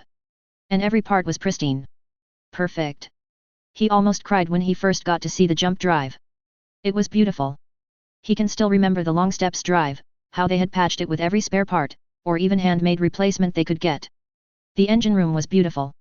None of the odd smells, or hissing releases of steam, or air that shouldn't exist on a ship to be found. Although Ian still didn't know where they were going. They were waiting for more dropships. More jump ship crew connecting to the ship, and the fact they filled up every collar told Ian something weird was going on. Even weirder than a brand new jump ship. Hell. S7 as the bus as it was called. Were constantly landing on the Invaders' 2 hangar bays, but they weren't dropping off cargo. They were dropping off even more jump ship crew. Some he recognized from his years plying the trade channels, all second or third sons or daughters like he was. Those that wouldn't inherit their ship, but still had all the skills. And then almost a week after he boarded, the jump ship was ready to jump. And as the crackle of a perfect jump field arced around him he felt so confused about this whole situation. And then, since he had joined the crew he was able to be on the bridge when they finally jumped to where they were going. They jumped to a dead system of all places. Apparently it was called Lockdale? He had never heard of it. It was just another dead system, a place wiped clear with nuclear fire, or bioweapons. But now? He gasped. The sensor system, he had made sure to park himself close to as they made the jump, began picking up contacts. Then more contacts. Then even more. And then more and more and more. Ian gulped, as the jump ship's sensor was basically flooded with ships. Drop ships. Jump ships. More jump ships than Ian had ever seen in one place before. Well, buddy. Since you're already up here, go ahead and pick out one of those beauties. One of them is going to be yours. The captain of the jump ship told him. The boy was barely capable of jumping the Invader, which is why Ian had helped. Ian stared out into space. What had he just walked into? Chapter 20.2 Do you hear the people sing? 3029. Lockdale. Green Base. I watched as the jump ship disappeared. Green Base was completely made by me, so everything I wanted it had. Giant window behind my massive chair and desk. Done. Desk that was actually a massive round table for all my command staff. Done. Sensor hooked into the desk to display a current view of the entire solar system of Lockdale, just to make sure nothing was coming to nuke me. Done. Yet it was a massive evil overlord room. I swear if I could have figured out the lava I would have done so. Although I was tempted to do massive lava flows anyways, just make them out of holotech or something.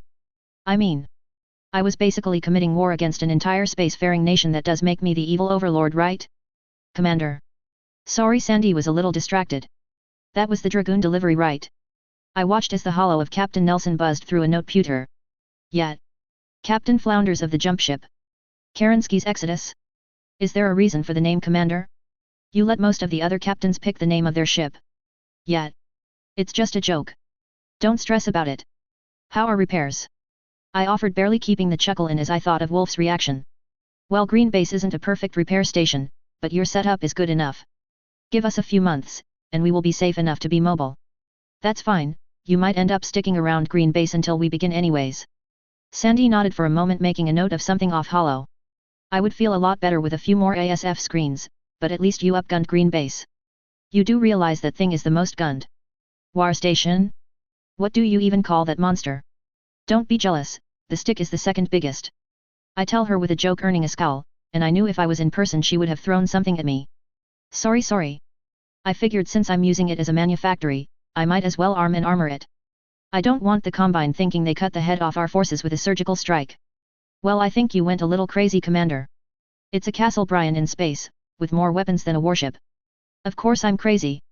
Like a fox. Oh, Hansa already has that line. Damn it. I tsked as I realized I wouldn't really be able to use that line anymore. Right. Well, getting the jump ships crewed is going at a reasonable pace. But you know the governor in charge of Safel is going to kill you. You basically asked every merc, big and small in the inner sphere, to meet there. They'll live. And it will be good for their economy. Think of all the jump ship traffic. With how close we are to the border. Not likely. It's fine. Hansa and Katrina both sent some forces that are in the system. They should have enough ASF screening for now. Let's hope so. Because otherwise that system is going to become a bloodbath. We will be moving hopefully before they think to react. That and the Dragoons are about to get a massive force increase. Should give the coordinator something to think about. I was wondering about that. You sent more than a regiment. I felt bad. I admitted, with a shrug. I don't much like the Dragoons, but they aren't my enemy. Just jerks with their heads up their ass. Plus they are on our side for now. So I guess we can try bonding over shared Drak killing. Whatever Sandy was about to say stilled as she turned to look at something off hollow. A quick nod and she turned to me. Well, Commander. This is your mess.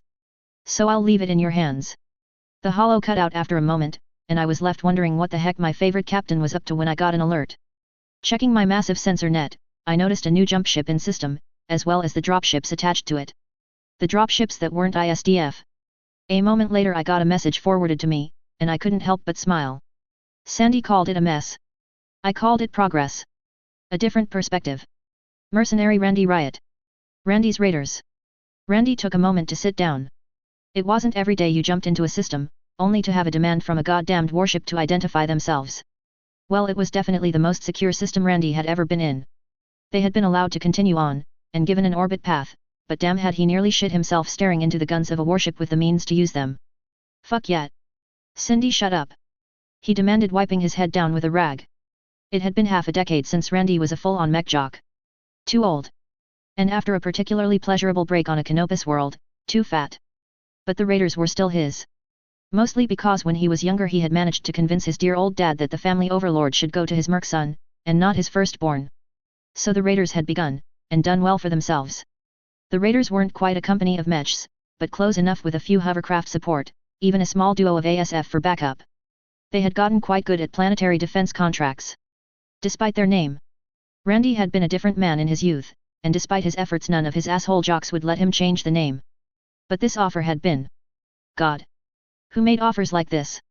Especially to mercs like him? This was the sort of thing the Dragoons got offered, or the Eridani light horse. People didn't just. No. He shook his head. Sure, this could be risky, but he had spoken with Rommel himself. The man had looked Randy dead in the eye, and told him how much of a fool he would be not to get his ass to Safel. So he had. Even faster than the ISDF could. He had been probably at least a few days ahead of them, and made all speed. Not that it was very fast. Jump ships were hard to come by right now. Delays were everywhere. The Feds and Commonwealth were requisitioning every jump ship they could get their hands on for the war. They were even already calling it the Fourth Succession War. But he was still about ready to piss himself. This close to the Combine border? On a dead system? With a warship staring him down? This deal had better be worth it, and not some trap to steal his equipment. His mech jocks would never let him live it down. But the ISDF had been trustworthy. Every deal they took, they held honorably. Hell. They had even helped an old rival out when his Highlander finally lost its gyro, and half the fusion engine. They had sold him a set, at cost practically, and had added a discount for old Garrett to train with their pilots. Crazy bastards, the ISDF. Fucking hell. Randy. Look at those beasts. Already seen it, Cindy, seen all I want of it. No, you scaredy cat. The dropships. Look at 'em all. She ran up and pulled him out of his chair, causing a grunt to escape him as he took his feet and was pulled over for the view. And he could see what Cindy had been talking about. With his own two eyes, he could see it. There must be half 100 dropships there. he muttered, seeing the sparkling white ships that almost looked like stars until you got an eye on them. He shuddered. There were too many. There are too many, he admitted to Cindy, staring at the fucking armada of ships. She was quiet for a time, the awe of seeing them fading as she started actually doing the numbers. You're right. This is impossible. Those things. They are all Colossus. There aren't that many Colossus dropships in the entire inner sphere. There hasn't been that many since. The statement hung in the air for a while. The amount of rumors about the ISDF had been growing over the years. Considering Randy had actually been on Xania, he had a better idea of what they were than most. But this was like someone proclaiming their innocence while actively polishing the gold they just stole. It was almost too obvious. He shook his head, wondering what the other merc companies that had jumped in with them were thinking. Hell, there had been even more companies jumping into Saffel while Randy was waiting for the ISDF jump ship to show up. Hey Randy? Do you think that we are big enough to get one? I mean, we already have our overlord. I don't know, Cindy. I don't know what's even going on anymore. But it's too late to back out. So I guess we are finding out. Yet. Dash. My legs burned, and my head felt like cotton. It had been weeks since the first mercs had started showing up. More and more dropships were being filled out. Men and women signing on to fight. Of course, for now it was all for greed. It wasn't every day someone offered so much metal in a contract. But it wasn't just merc companies. Sometimes it was single mech jocks. Or ASF jocks. Tank commanders from planetary militias were showing up. Dispossessed nobles, or even noble guards, were all flocking to take part in the contract I had put up. I knew that with everything going on, it might take a bit before the Combine realized the extent of what I was doing. It was a race. To see if I finished first, or they realized what I was doing and came to try and stop me. For now, it was working, probably because no one could have expected the extent of what I was preparing. But I was being run ragged. I was the only one that could put in production orders. Which means, I was entirely in charge of making sure everything that was needed was being created and ready to be pushed onto a dropship once it was loaded up with its crew, and ready to be loaded up with equipment. Sure, I expected some of the mercs might flee once they jumped out of system. But if even 60% stuck around? Then I would still be the sort of force that reminded great houses that they didn't have the only say. And honestly, I had no idea of how many people were actually coming. I had put out the message through the MRB contract, and had every ISDF library put up notifications about it. And I had even hired to have the contract put up physically in some of the bigger merc havens. Now I just continue to build. Supplying enough equipment for every man or woman that came to fight. I didn't care if they were green as grass farm boys, or decades of experience mercs. If they came to help in Operation Shiroyama, they were given a gun, a tank, an ASF, a mech, or even a dropship. Every mech or ASF pilot was given a case that had a SLDF-era cooling suit and neurohelm and hold-out blaster. Every tanker was given something similar for them. Every dropship would be loaded to max capacity with tanks, mechs, and ASF, and whatever ammo was needed to ensure they were ready for war. Every single one. This may very well be the single largest armament of non-house, or SLDF troops in the history of the inner sphere. And more kept coming. With only the skeleton crew of trustworthy ISDF members, we were running behind. Weeks behind, unfortunately. Until, right as I was putting together an order for the armory of a Colossus, filling it with all the equipment it would need to fight a war, I got an alert that had me racing away. Up to the command center. The holo was quickly activated. The image that met me almost brought tears to my eyes.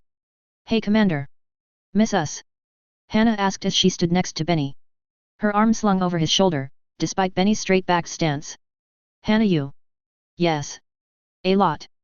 Now get your ass landed, and unloaded. I need more hands. Like all the hands. So many hands. I muttered tiredly. More people I trust would make this a lot easier. Ha. Always lost without us. Command Sub-Commander. Sounds like we need to pull our commander out of trouble again. Commander. It's good to see you again. Benny offered calmly, although I could hear the emotion in his voice. It had been way too long since we were together. I smiled, nearly blinking tears out of my eyes. Stupid. I never should have ran off without more of my friends. If they were with me, I bet they could have helped come up with a better plan to deal with the succession wars. But they weren't, because I wanted to be mysterious. Stupid Vicky. Duh. Look at little Vicky tearing up because her besties are here. I take back every nice thing I was thinking about you. You overstuffed gorilla. Bitch. I'm not stuffed. These are all natural. They're natural, aren't they, Benny? Hannah turned teasing. Gasp.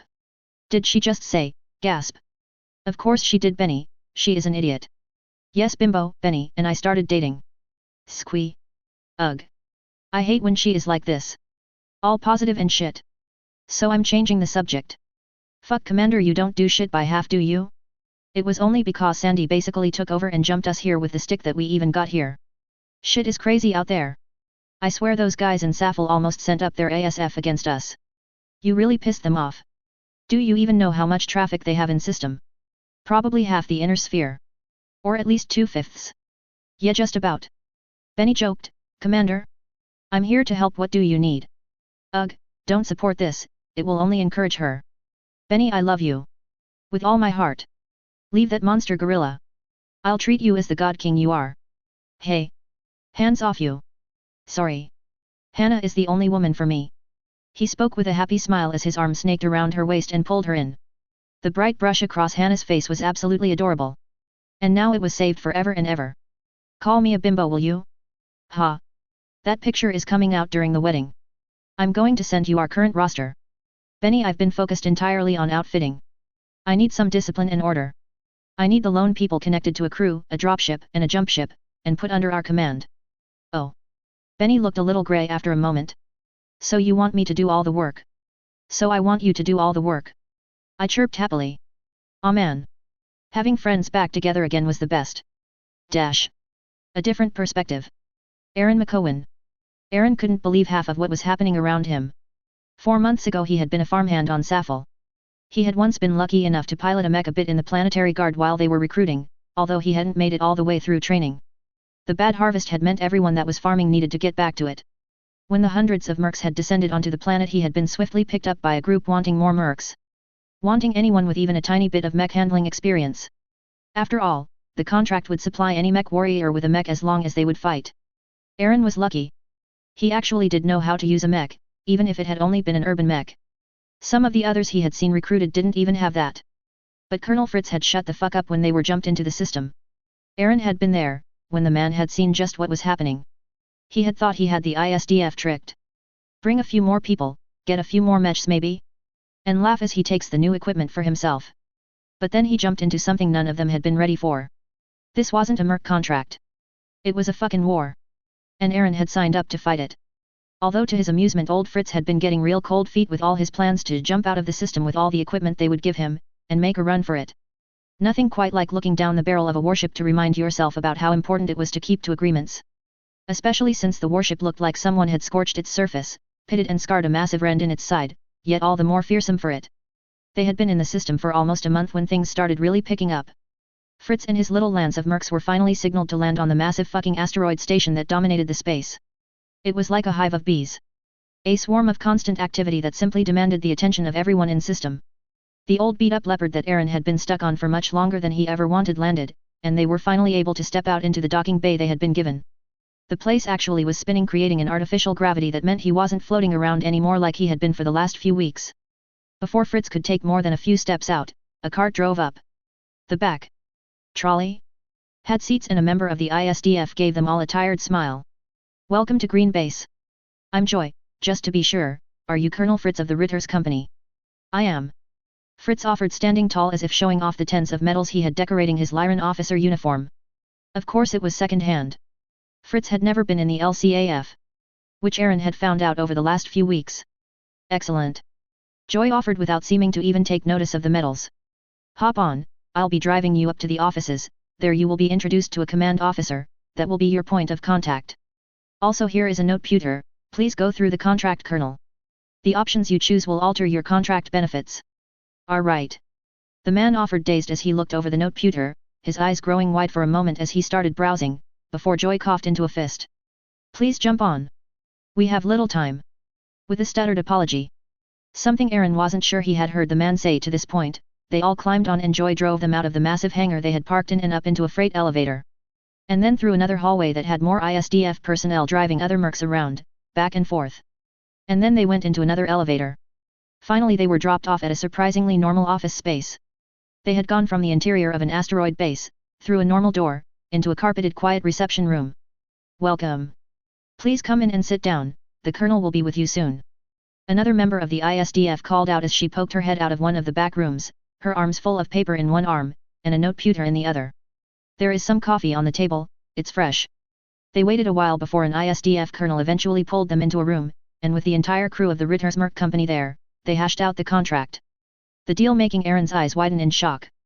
They all signed. Aaron's hand was shaking as he pressed his thumbprint into the note pewter marking his acceptance of his part of the contract, both what was expected, and what he would receive.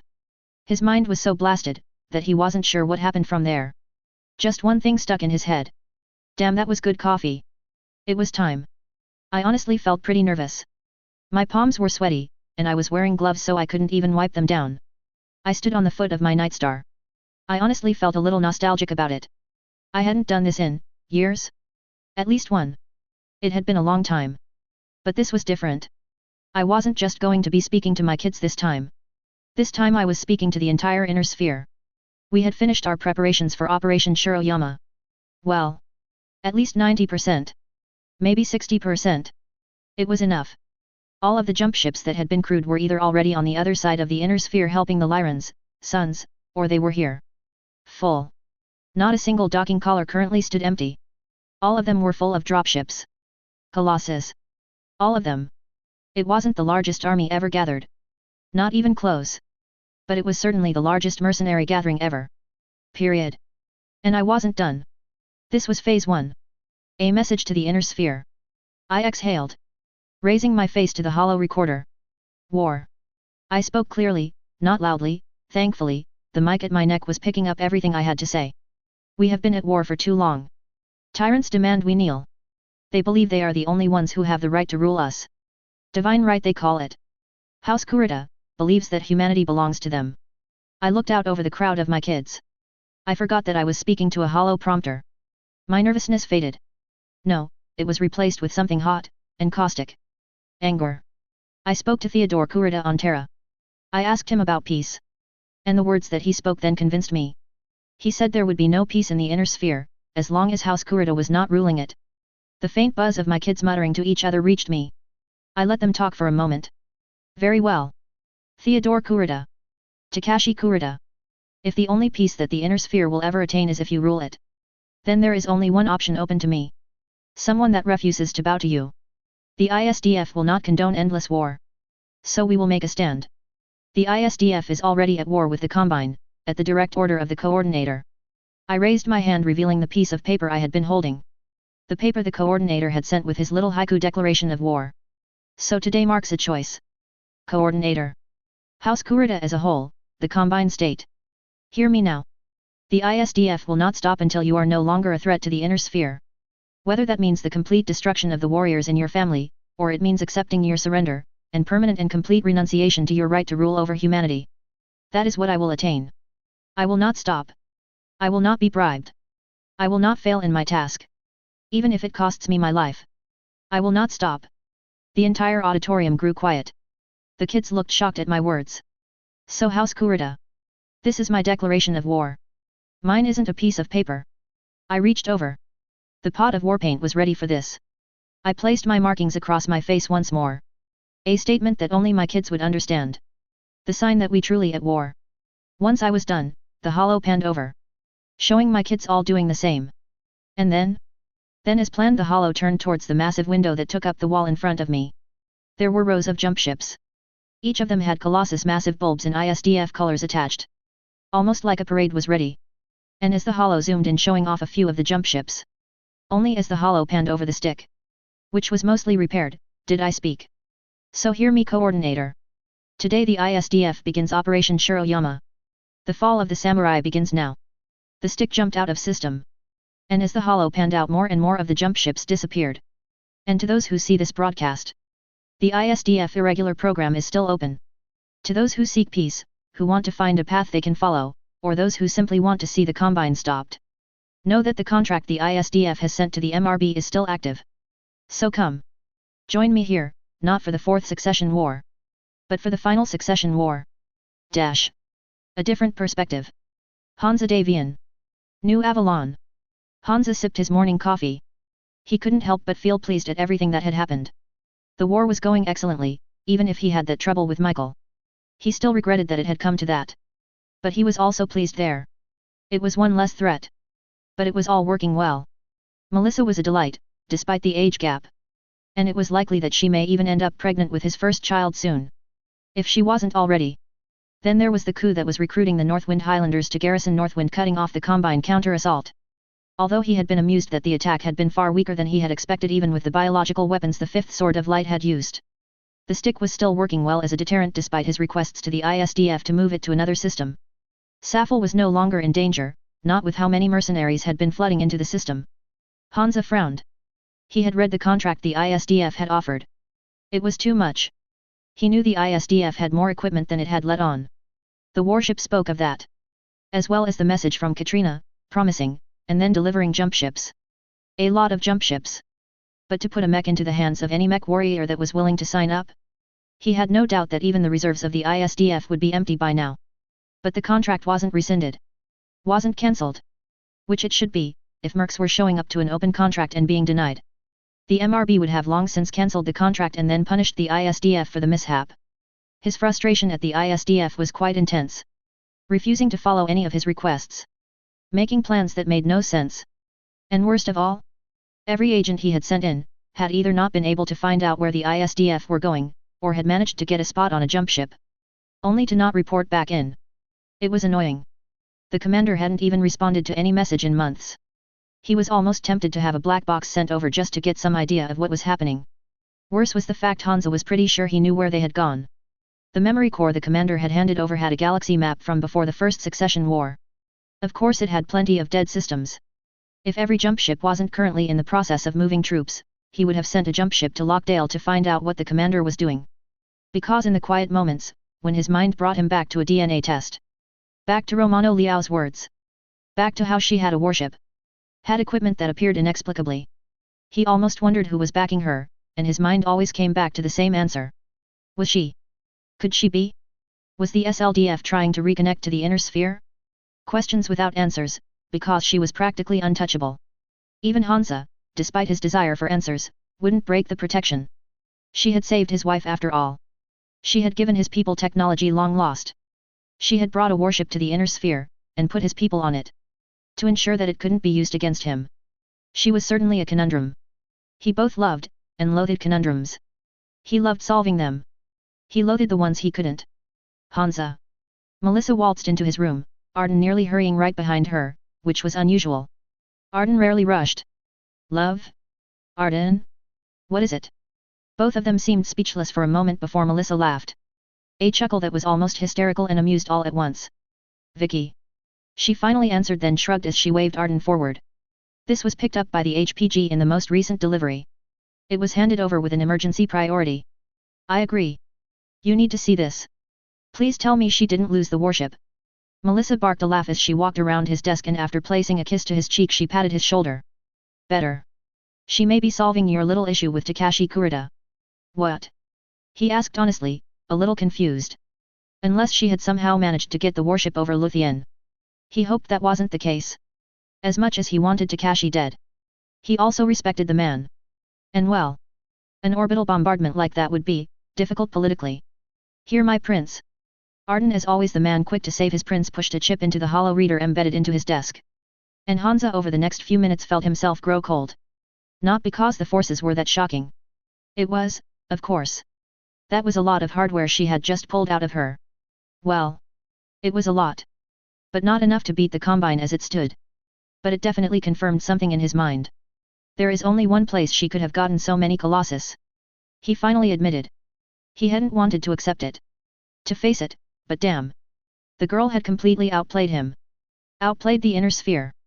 Because while the DNA result had been mostly inconclusive. Mostly. It had been enough that the suspicion hadn't been dispelled. He remembered the doctor, his own personal physician, the only one that he trusted enough with what he needed done, and to keep his mouth shut. If we were dealing with anything other than something of this importance, I would confirm it outright.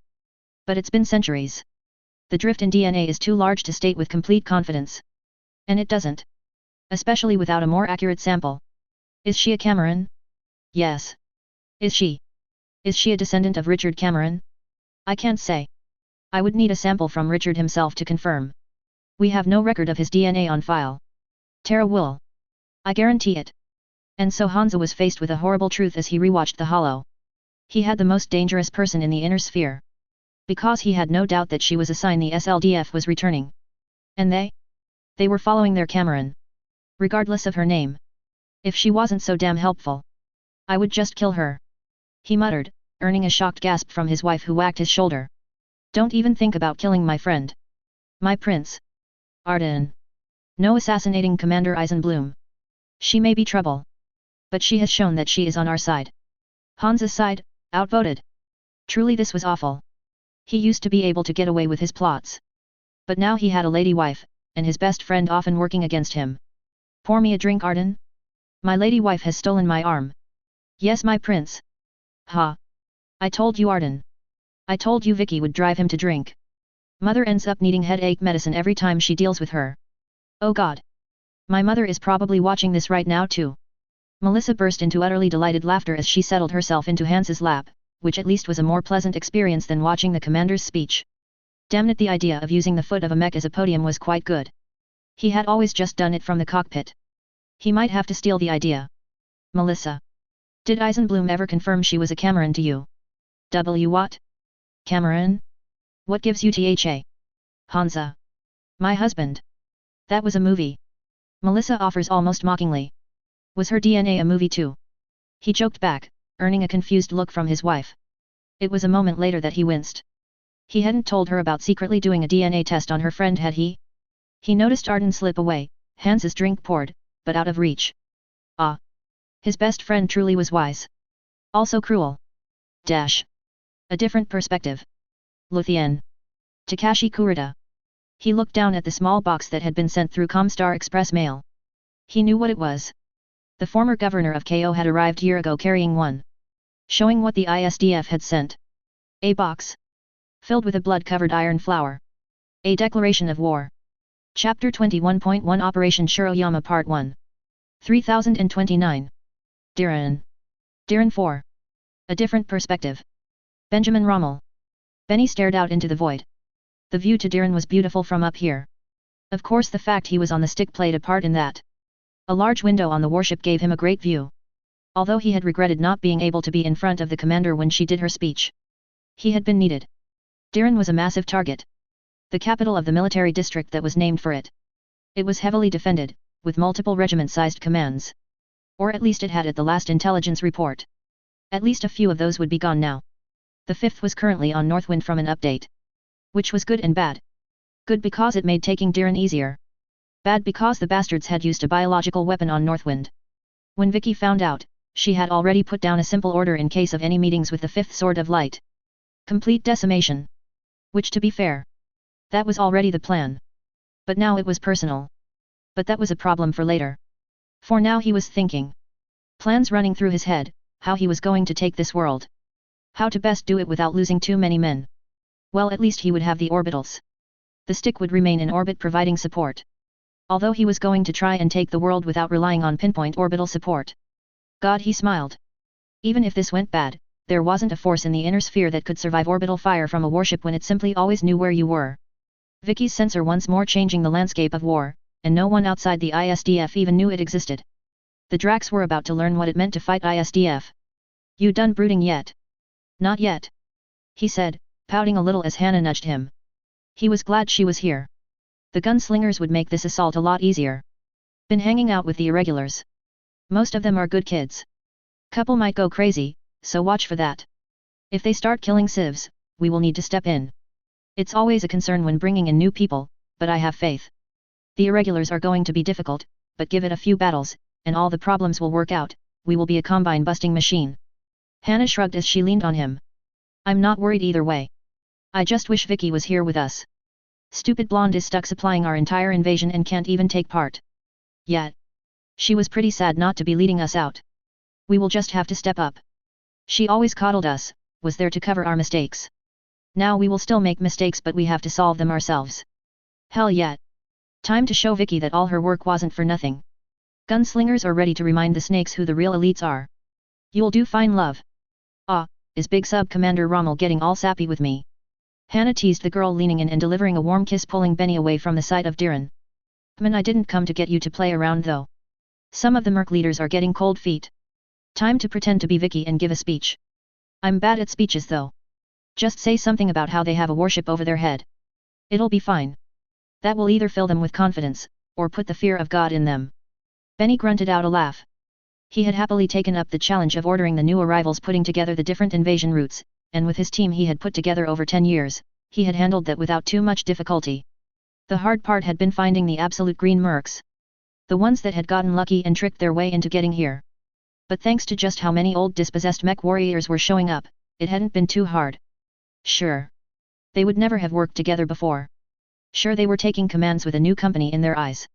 Sure, it wasn't perfect. But honestly, the biggest weakness of the model was as always already solved. He almost wanted to smile at how much trouble the Combine were about to be in. But first he had to come up with a speech. This was bad. Steal a Vicky speech? Steal a Vicky speech. Dash. A different perspective.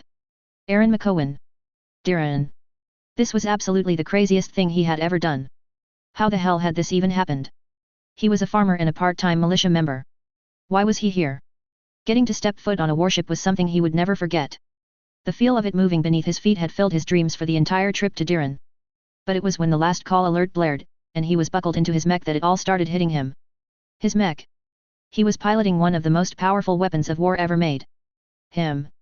Aaron the farmer's kid. And like his grandfather before him, he was going to go fight the snakes. His grandfather had never come back. Aaron just prayed he wouldn't meet the same fate. The merc company he had joined had eventually passed him off, when they realized they really wouldn't get to keep him and his equipment after everything. Aaron and every mech warrior signed their own contract separate from the normal merc company contract. Bastard Fritz had dumped him instantly. But in the end it didn't matter. As a disposed mech warrior, he was assigned to a new unit. The 14th ISDF Irregulars. And somehow his lance had been attached to the fucking gunslingers. They were apparently the ISDF elite company. Not that Aaron could tell the difference. It wasn't like he wasn't riding around in a SLDF Royal as well. He still felt like he was standing in church every time he settled into his cockpit. Hey Wheatfield, you good? I'm fine. He growled, getting distracted. So he had been a farmer. No reason to make fun of him. Lieutenant Stevens was his lance lead, and had given out nicknames to everyone. Of course he had gotten his old insult back. Stevens was the oldest in the group, closer to 30 than 20 like the rest of the lance. So we all started calling him Oldman. Good. Listen up. 14th, this is it. You are all green. That's fine. You are in damn good equipment, and our job during the assault is to back up the gunslingers. We are fire support. Especially you Wheatfield. Slow and steady kids and you will make it out this alive, and with a fucking royal to pass on to your children. So just keep your eyes open. And your ears wide. Because if I give an order, do it. Then think. Roger.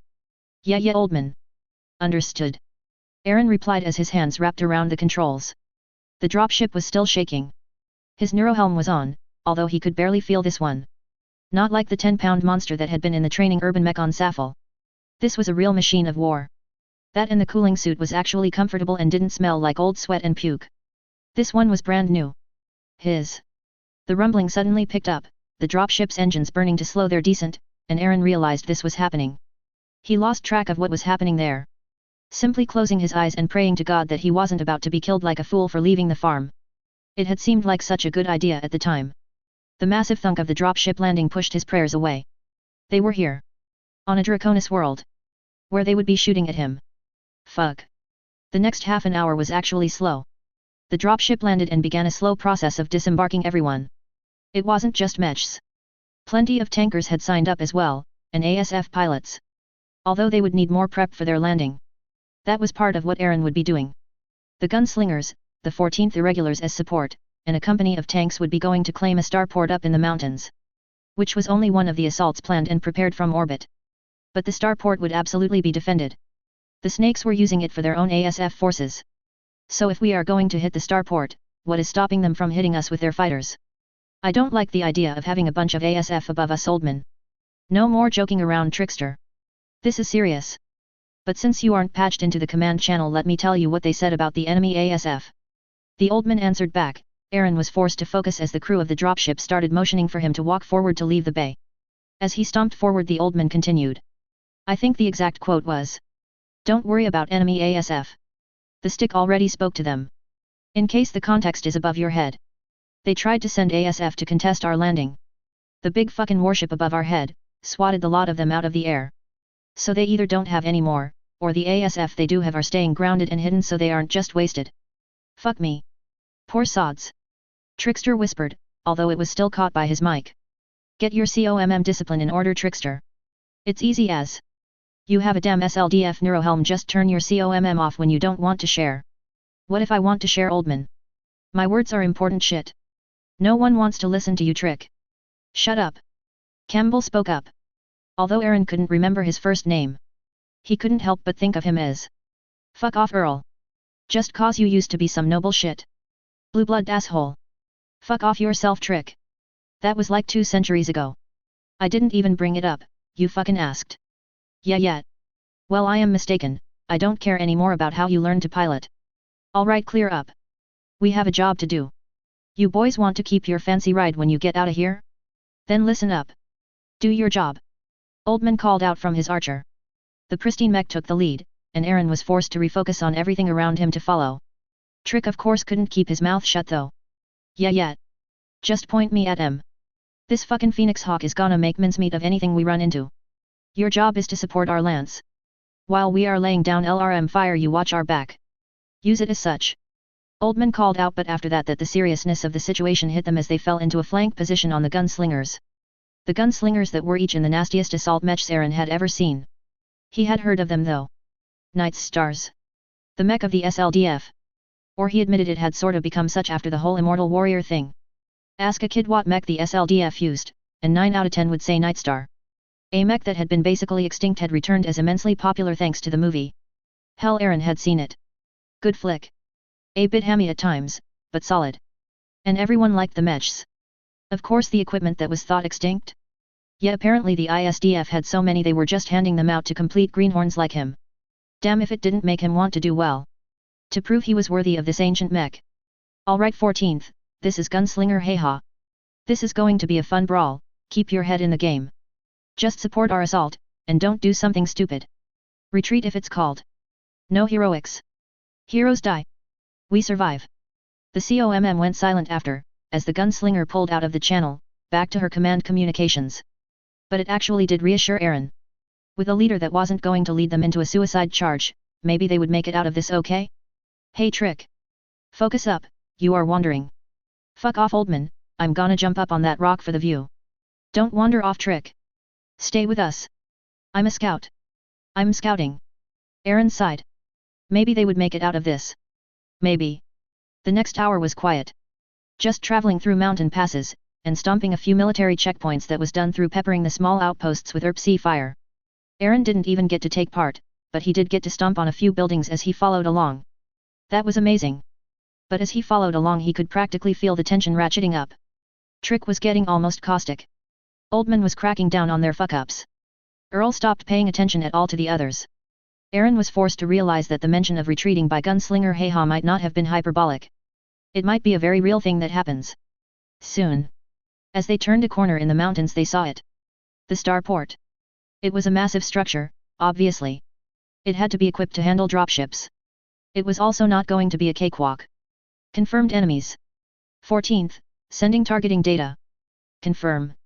Gunslinger suddenly called out over the line, and Aaron saw his computer beep as it started receiving data on what to fire at. Confirm. He called out as Oldman, and Earl did the same. Good. We are moving in. Once you are in range of your targets, fire at will. Also 14th. Stay close to the tankers. They will help keep you safe from return fire. Gunslinger out. And that was it. Oldman took command, with a single directive they all received waypoint and the 14th, and gunslingers split apart. One to get into long-range positions. One to smash through the defenses. Tanks, turrets, and infantry. The tankers split up, some moving to stay in the shadows of the gunslingers, some to stay with the 14th, and that was how the battle began. Wheatfield, shoot what I shoot. Earl, Trick, you two are a team, hit anything moving towards us, Earl, and Trick jump them if they still get close. We stay together, and send fire down range. All right. Aaron called back as he felt the hatches on his missile pods pop open, as Oldman started firing. Then Aaron's royal catapult joined in. The rhinos that had been following also joined in, and the massive streaks of LRMs filled the sky, giving cover to the gunslingers, that were already firing in rapid succession. Bunkers, splintered under fire. Tanks were flattened, and infantry in long trenches died. The battle was like that for a while. A minute of picking targets, at long range, and sending a barrage of missiles, moving on, or firing again if they were still active. For the most part, Aaron was firing at tanks, and other vehicles, that were being activated, knocking them out of the fight so they couldn't interfere. Then a few minutes in, as he was getting comfortable, he got an alert. 14th Irregulars. You have incoming hovercraft at your 4 o'clock company size. Turn and prepare. The voice was one Aaron wasn't familiar with, but it caused every to still for a minute as the information ran through. Well, everyone but Oldman, who had already turned. Shit. Hovercraft. Trick called out, as he suddenly jumped away from Earl's side, which had Oldman cursing him, but even with their warning Aaron could understand the panic. That was a company of hovercraft racing at them. Aaron panicked. He could admit that. The hovercrafts must have been hiding in the mountains around the starport, and so when they popped up, they were already moving at speeds that would make them tough to hit. He turned, one of his pods releasing a barrage, only to curse when they were easily dodged, the hovercraft juking to the side to let his missiles splash across the mountain dirt. And then Oldman was there, his archer firing a burst of green lasers that clipped one of the hovercraft, sending it spinning off as its mobility failed. Stow your shit. Aim and shoot. They aren't going to disable you, unless you panic. Trick. Get your ass back in formation and back up Earl. His thunderbolt isn't made for fast movers. Right. He just needed to focus. He targeted one, and fired. His 4 mediums bursting to life. His attack nearly missed, as he had fired ahead of the hovercraft. But the pilot had juked into the path of his mediums.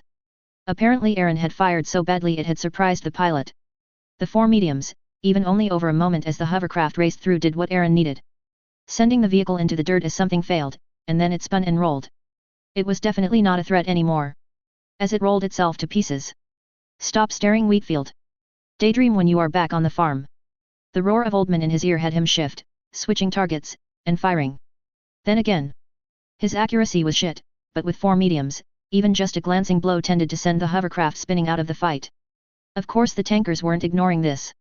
They fired as well, putting enough fire down that even when the hovercraft kept peppering everyone with medium lasers, it wasn't enough to score a kill. In the end, the company of hovercraft retreated, at less than half strength, and Oldman called out immediately. All right, focus on the job. Support the gunslingers. And immediately a new target popped on Aaron's screen. As he turned back to the real fight, he couldn't help but gape at the devastation. The Night Stars, while the 14th was distracted, had scythed through the enemy, leaving a literal trail of destruction as the assault mechs had simply walked through any walls, or defenses the Combine had set up. It was a bloodbath. The Night Stars were earning a few scars, but every few seconds a new boom would echo through the valley, as the gauze were fired, showing how little the assault mechs minded. With each boom, another tank, another installation of infantry would fall.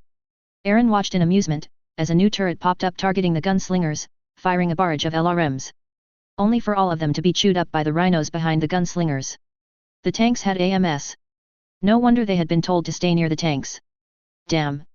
He couldn't help but mutter. As his LRMs joined the fray, knocking a defensive turret into scrap that had popped up and was shooting at the gunslingers from behind. Is that Trick? He wondered, suddenly seeing a mech hop over a wall and start shooting at the Combine. A moment later he got his answer. Damn it, Trick. I'm gonna put this shit on your record. Get back in formation. Fuck no. I'm killing some snakes today. Phoenix Hawk. Get your ass out of there. The sudden voice of Gunslinger Hayhawk cut in, but even Aaron knew that Trick wasn't going to listen. The Phoenix Hawk jumped, blasting a vehicle with its ERP-C as it landed atop another. Damn it. You idiot, they have the starport trapped. You are jumping into a minefield. The gunslinger screamed again, causing Aaron's heart to clench. Trick's COMM connection was off. He had turned off his communicator. Aaron watched, unable to do a damn thing as Trick continued charging, leaping over the first walls the Combine had set up. A moment later there was an explosion. The Phoenix Hawk that had just jumped was covered in smoke. But Aaron realized it wasn't standing anymore. Fuck. Oldman whispered, forgetting to mute his mic. Yet. 14th. New orders. You will move to the target, to try and exfiltrate your boy. Gunslingers. Time to earn our pay. Aaron gaped as the entire lance shifted, the 4 assault mechs moving as one, seemed to completely forget their target was the starport as each of them shifted towards the fallen mech. Well, I'll be damned. Oldman, showing his own lack of COMM discipline, muttered, before realizing he needed to move. You heard him, 14th. Time to move. Follow in, slow and steady. And they moved. Aaron felt sick as he saw the battle suddenly pick up. Because the Combine infantry? They were hungry for a mech kill. The infantry were charging out of trenches running up to the smoky-covered Phoenix Hawk and Trick. If they got to him, they would peel his cockpit open and rip him apart. Aaron knew that. It was something that any pilot going against the Combine understood. The stomping of his mech didn't seem fast enough. Even as he noticed Earl firing into the smoke with ERP-C fire blowing chunks out of the charging infantry, they might not make it. Sudden explosions peppered the Night Stars.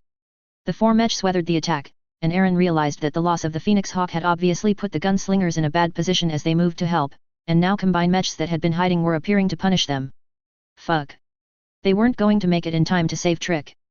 Even with the gunslingers sending barrages of pulse lasers into the charging infantry, it was obvious they would reach the downed mech. So Aaron decided to do something stupid. So stupid. He had only done this once before back in training with the urban mech. Just once. It hadn't exactly gone well. But Trick may be an asshole, but if even the gunslingers were going to risk themselves, Aaron, who wasn't nearly as important, couldn't do less. So he moved his foot over to the other pedal. The one had made damn sure not to touch until now. And he kicked it. The roar was unlike anything he had ever experienced before. The urban mech wasn't exactly known for the power in its jump jets. But this was a catapult. And it was more than capable. 120 meters jump distance. It let Aaron leap over the wall. Right into the same minefield that had wiped out Trick. But Aaron was pretty sure all the mines around Trick had been set off. So that is where he aimed. Well, tried to aim. He was off a bit, tilting too much to the right, but it was enough. He landed beside his downed comrade, and after a few seconds of his heart hammering in his throat, he realized he hadn't exploded. So instead he switched his focus, and started a constant barrage of medium lasers against the infantry. His sudden appearance had done what was needed. The infantry went into shock, and seeing that the fallen mech was protected, the gunslingers could turn their full attention to the company of mechs that were firing on them. If Aaron could do more than a glimpse or two of what was happening, he would have, because a line of Night Stars reminding the Combine what heavy-ranged firepower looked like would have filled him with awe. Instead he was focused on. Well, it felt sort of like burning ants with a magnifying glass. If he was being honest with himself. He had 4 medium lasers on the front of his catapult, and even with a few Combine mechs staggering him from time to time, he was able to lay down a constant line with each of his lasers to ensure the infantry couldn't reach Trick. With that done, his lance, and the tankers all turned their attention to the Combine. The Combine that were shattered with the amount of fire hammering down on them. In the end, Aaron was left panting. His armor red in places, but not a single man had made it to Trick. He would still be alive in there. If battered. The Night Stars ended up pushing into the starport, crushing the remains of the Combine resistance by pure might. And Aaron got to put a little mark into the side of his cockpit. Just like his grandpa had once done when he was a tanker. Put a mark for every battle you survive in. To remind yourself that every battle was a roll of the dice. But damn if he didn't feel like a mech warrior now. Dash. A different perspective. Hannah, hey ha. Hannah sighed. What a massive fuck up. It was over now. The ISDF had their foothold. And the Combine were readying their big guys to try and stop them. Of course artillery was going to be a massive force in the next few battles. Battles she would have to be careful in. Her Night Star was yellow, or orange level armor across multiple angles. But she didn't blame the kid. This was her fuck up as the commander. As Vicky liked to say, if you are in charge and someone does something stupid, you are still at fault. Hannah was so used to being listened to by everyone, she hadn't put enough effort in getting the irregular group she had taken with on her side. So one of the kids got hot-headed and wanted to charge in, not realizing that Hannah was well aware of the minefield. Had purposefully not stepped into it. It was obvious the Combine had set a trap, as they often do by using tanks and infantry to draw in mechs. She imagined the enemy leader's plan. Lay a minefield inside their own defenses, draw in the mechs. When the mechs first get fucked over by an active minefield, your mech forces appear from their hiding places and hammer into the damaged mechs. It was a good plan. Hannah's was better. Or at least she thought it was. But she had made a mistake. She hadn't considered the trust factor. If she had spent a few moments explaining that they had intel on the minefield, this never would have happened. She stepped into the med bay. The kid inside was banged up, but he would live. Although his Phoenix Hawk was in trouble. Both legs blasted to bits. Gee, gunslinger. He chalked out when he noticed her enter. A failed salute because the poor kid had a broken arm. At ease. She ordered, stomping in. She wasn't as good at this sort of thing as Benny, and she didn't have that mysterious bimbo power Vicky had. She was usually the enforcer to Benny's lead. Not the lead herself. But this was her fuck up. Gunslinger, hey ha. I am sorry. Th. They call you Trick, right? She interrupted, taking a seat. Ah. Yes. All right, Trick. Let me lay it out. You fucked up, but I fucked up worse. I knew about the minefield. The plan was to wipe out the Combine's defenses while their mechs hid away waiting for their opportunity that wasn't gonna come. The 14th Irregulars were meant to be fire support, so I never considered any of you would even come close to the minefield, so I never bothered to give you a warning. I went against orders. I lost my mech. Yeah. That was fucking stupid. She agreed. It was after all. But the fuck up wasn't just yours. I'm not used to working with irregulars. Not used to working with people that don't know that when you get an order you fucking do it, because your lead may know something. She shook her head. It was kinda hard to explain that the ISDF just didn't fall into traps. The kid looked unsure of what to say. Even Hannah didn't know, so fuck it. She reached out, and despite the fact that Guy was probably about the same age, she patted his shoulder, a little awkwardly. When you recover we will put you in something. Next time just follow orders, or request from your lance lead a new order. We are pretty good about accepting good ideas from our underlings. Till then rest up. What? Hannah ignored his question. If he wanted answers his lead would take care of that. She was done doing the inspirational leader thing. She was sorta bad at it. No, she wanted to get back in her Nightstar and stomp some more snakes. Yeah. That sounded like fun. A different perspective. Aaron McCowens. Here kid. Drink up. Oldman offered as he settled in around the fire. They were up in the mountains. It had been a few days since the starport, but the battles had started blending together. If not for his markings in his cockpit, Aaron might have actually forgotten just how many fights he had been in. Thanks Oldman. He takes the beer. Courtesy of the ISDF and takes a sip. It was weak stuff. And not enough was passed out to get anyone drunk. But it definitely raised morale when the ISDF officer had pulled out the cooler full of beers and passed them around. They weren't the only lance gathered up together here. Apparently it was SOP for the lance-sized groupings to gather together during their stops to help increase their protection. Although Aaron had heard Oldman say it was also for morale. Aaron looked over the other 4 lances that had met up with them. 2 were irregulars like him, 1 was actual ISDF. And damn if he wasn't in awe about all the stories being passed around. Battles that should have left them with heavy losses.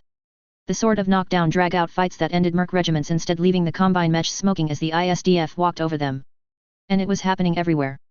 A little voice in your ear telling you where the enemy is. That they were about to ambush you. That everything was going to be okay. There were losses, of course. Aaron looked over to where Trick's mech would have been in their lance. But with superior equipment, came better chances to survive. There had only been a few actual deaths even among the irregulars. Even the hardened mercs like Oldman had to admit that the ISDF weren't just throwing them to the snakes. This was starting to become more than that. And the irregulars were noticing. The ISDF guys, the real ISDF guys in their shiny armor, were actually pretty terrifying. The ones he had talked to would laugh at his question but answer him, telling him they were only regular pilots. Then they would slog into the nastiest fights, with brutal overwhelming efficiency. It wasn't that each one was the best, but they worked as a team. Half the time every member in a lance would focus one snake at a time. And since they had Lestek, usually that first barrage was all that was needed. But it was more than that. I mean, everyone tried to fire at the same mech to take it out. But Aaron had seen a few battles now. And it was like, the ISDF guys didn't care about the glory. Yet Aaron decided as he sipped his beer. That was probably about right. Curious, he stood up from the fire. Wandering over to the section of the camp that had the ISDF mechs. The 4 mech warriors were gathered around a fire just like the rest of the camp. But they still wore their shiny armor. None of them made any move to take it off as they rested. He wandered over. Not sure of the rules on talking to them. But every time he had fought with ISDF guys, well, actual ISDF, not irregulars, they had been pretty nice.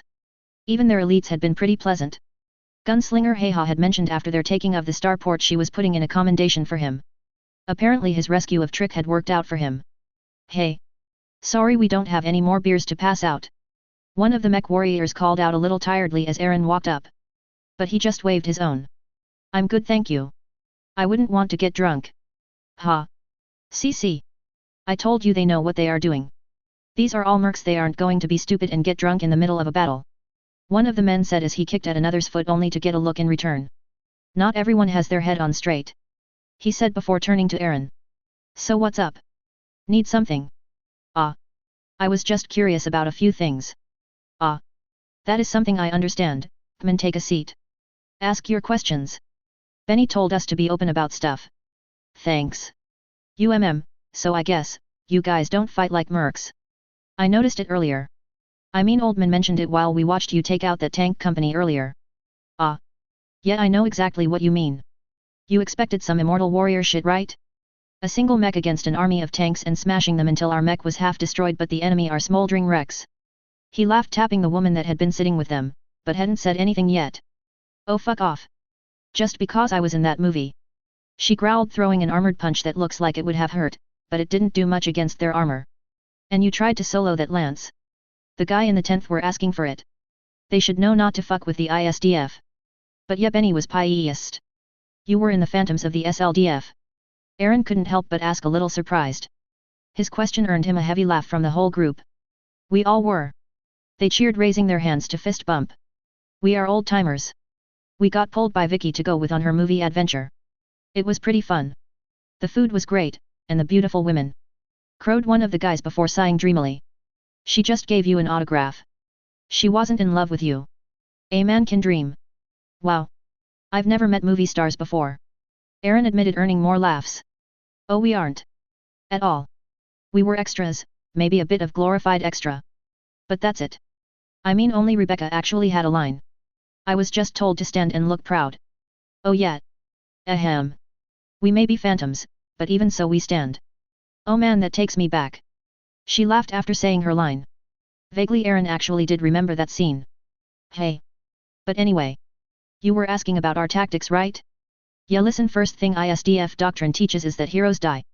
Like literally the first 6 engagements they put you in simulator and VR, is you up against a ton of forces. You have 2 options: fight slowly and carefully with your VR team. Or try and act like the immortal warrior. Guess how many people pass the first 6 tests? Probably not many. None. Rebecca intrudes, looking proud. Not a single one. After those 6 tests you get a sit down with Benny, Air Sub-Commander Rommel himself. And he tells you, you are 1 test away from flunking completely from the mech program. Ugh. He looks so sad about it too. Like we kicked a puppy. Yeah, it's hilarious. I mean, after. It's funny now. But then? Oh god, I felt like I was gonna die. Especially for us older kids. I mean, we had already been pulled into a few things here and there. But this was huge. Anyway. So we get told this. And then Benny spends a few minutes going over your fuck-ups. Tears you apart. And he explains that every one of the tests they have given are completely beatable. Then he takes you down to the VR stations, right? And he puts you in one. And himself in another. You get to side along with him as he fights the mission. The hardest one. And of course he shows us all up. Benny plays the whole engagement safe. He fights completely with his allied units. Uses defenses. Falls back.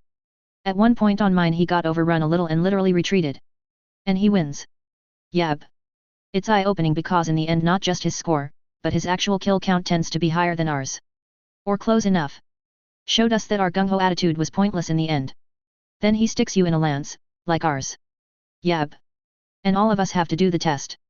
So of course we copy what Benny does, and that is how the ISDF teaches idiot mech warriors how to be mech soldiers. Ugh, we are not called that.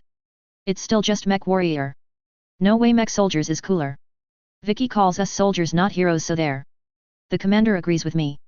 Aaron watched as the 4 fell into an argument, but his thoughts were stuck on his own engagements so far. He had basically been too afraid to do much. Especially after the craziness of saving Trick. But he could see how that would be massively better than even what his lance does. Hey. Chapter 21.2 Operation Shiroyama Part 1. 3029. Diran. Diran 4. A different perspective. Taisa Jitaki Hirunko. 9th Sunjong Academy Cotter.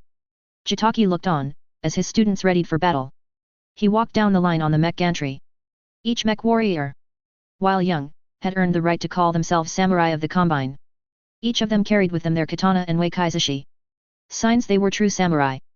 They may be cadets, but they were the elite of the academy, ready to face the terrors of war to sharpen their edge beyond something they can gain from training. He walked the line.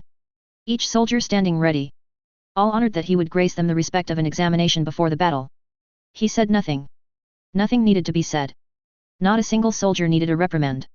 Not a single soldier needed his uplifting words. They were samurai. They only needed a weapon, and an enemy. At the end of the line his own mech was ready.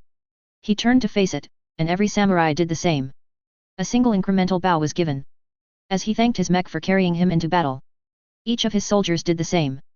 Not a single moment behind him. They were samurai. He stepped forward without a word to mount his mech and his students did the same. The mech bay was silent, as Jitaki preferred. And as he slipped into his cockpit he allowed himself a brief momentary glance towards his students, seeing them slip into their mechs. He was proud of these samurai. He activated his mech, taking the lead, and leaving the underground mech bay that exited just outside the city limits of San Martin, the capital. The place he had been ordered to defend. Every mech, every tank, every man that could hold a gun, everything was ready to stop the ISDF invasion. After 6 days of non-stop fighting, the Combine were learning much about their enemy. Even Jitaki couldn't help but admit they were losing this fight. Every attempt to stop the ISDF had failed. Every ambush, every flanking maneuver, every hidden weapon, minefield, and infantry hiding in the bushes ready to lay down their lives to kill these invaders had failed. Everything. Already many generals of the Combine had been executed or been given the honor of seppuku. Some for failure, some because it was impossible for the ISDF to know every plan as the Combine enacted it without the general somehow passing on that information. Traitors undoubtedly. The amount of almost hysterical executions after that had thankfully bypassed Jitaki and his samurai. The cadets were well outside of any command roles, so were left untouched. But now it was time. The ISDF had been moving up their equipment. And it was time for the samurai to remind these mercenaries what a true soldier looks like. Despite his regiment being cadets. Despite his samurai being in mostly light mechs. He would teach these mercenaries about the power of the dragon's bite. Tai-sa. Heading out. He barked over the COMM line once his mech was ready. His panther lead the pace. His men trotting after. This was what he lived for. He led his men out into the defensive lines. Tanks, and infantry everywhere, ready to fight back against the invasion. Considering the constant failure of the general to give an order that wasn't simply passed to the enemy, Jitaki was given free rein, to act as he saw fit. The enemy cannot be passed on his orders if he is not given any. The regiment of mechs behind him made his plan as a fast counter-assault group perfect. The enemy were big and slow. He would attack them from angles they could not expect. He would attack them from behind, and above. And he would pounce when they could not defend. So he raced out from the prepared defenses. He would use the natural terrain of the planet to his and his students' advantage. As they ran, he offered a few simple words to explain his reasoning. Because even here, despite his men now being samurai, they would always be his students, and he their teacher. They raced up into the mountains using a separate valley from the one the ISDF would be coming down through. He would leap over the mountain soon and savage their rear while the honorable defenders of Diran slowed their advance. That was the plan. But 20 minutes into his plan, his computer alerted him to a problem. The roar of ASF above had him realize too late that they had been tracked. Disperse. He ordered using his jump jets to leap off the side of the mountain they were climbing. The old mountain road was narrow, and his students walked single file behind him. A moment later a row of bombs shattered the mountain above them. They were not the target for the bombs. No, the mountain itself was. The rockslide roared down the mountain. But his students were samurai. Jump jets burned as they unhesitantly followed his lead. Some were slower, yes. But not slow enough for the mercenaries' ambush to matter. The landing on the other hand was rougher. They leapt away from the avalanche, rocks bigger than mechs bouncing down behind them, but they had been forced to leap off a mountain. Even the best would struggle to ensure no damage came to their mech. Many of his students landed roughly. But after a few minutes of determining the damage, he was relieved. Damaged, but none destroyed, none of his samurai defeated by the dishonorable mercenaries. Afraid to face his men in battle, he called on his students' rage at this despicable attack and got them moving. The enemy knew where they were somehow. But it would not matter. He knew well how difficult it would be to keep a force moving through these mountains in any strength to defeat his regiment. Much less the lesser soldiers. The vehicles the ISDF used constantly would slow them. They leapt back up the mountain that was mostly finished collapsing, Jitaki leading the way, showing them where they could land and then take off again. Finally, as he made it to the top, he turned. Watching as his student leapt up and up over the mountain. Like a carp leaping up the mountain to become a dragon. He took a moment to remind himself to remember that. It would be a fine line to add into his haikus to his beloved to describe this battle. Then he was over the mountain. Expecting some resistance, his PPC jerked and arced around unsure. No enemy was seen. Not a tank, or a mech. Nothing. How was this possible? They had been sure this was the ravine the ISDF would come from. They had even trapped it heavily at night, to break the enemy. He realized it then. Another leak. Somehow the enemy had learned of the defenses. How? The order had been secret. The penal battalion that had placed the mines had been executed after. Their leader was one of Jitaki's own students. He had been told only by that student, the only other one to know was the Taisho himself. The mines had been pulled from old storages. No one else knew. This was. He looked over to his student, their panther, a high honor was looking for targets just as avidly as the rest. No. It was impossible for his student to be the traitor. There was something going on here. Something impossible. Follow. He barked. Leaping down the mountain. He knew how to bypass the mines, but he needed to get back to the city. Something was wrong. Already as he raced he could hear the fighting. They had come down the highway pass. A long straight pass through the mountains created in the Star League. It had been considered impossible. The ISDF were not the only ones with artillery, and the pass had been fortified for centuries. But that is what they had done. As he leapt over mountains to draw close he saw their destruction. The ISDF had somehow targeted the hidden artillery batteries.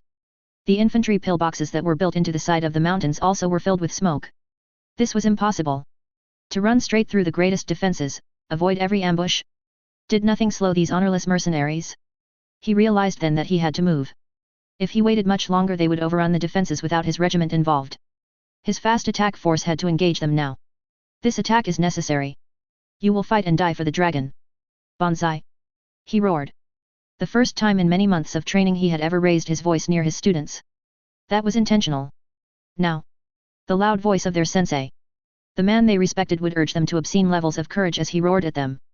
Taisei Jitaki knew there would be losses. He could see the forces arrayed against him.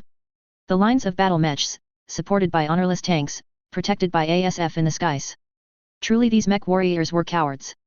But he was coming from over a mountain, he would leap down from above, and he would take twice his force's number in recompense.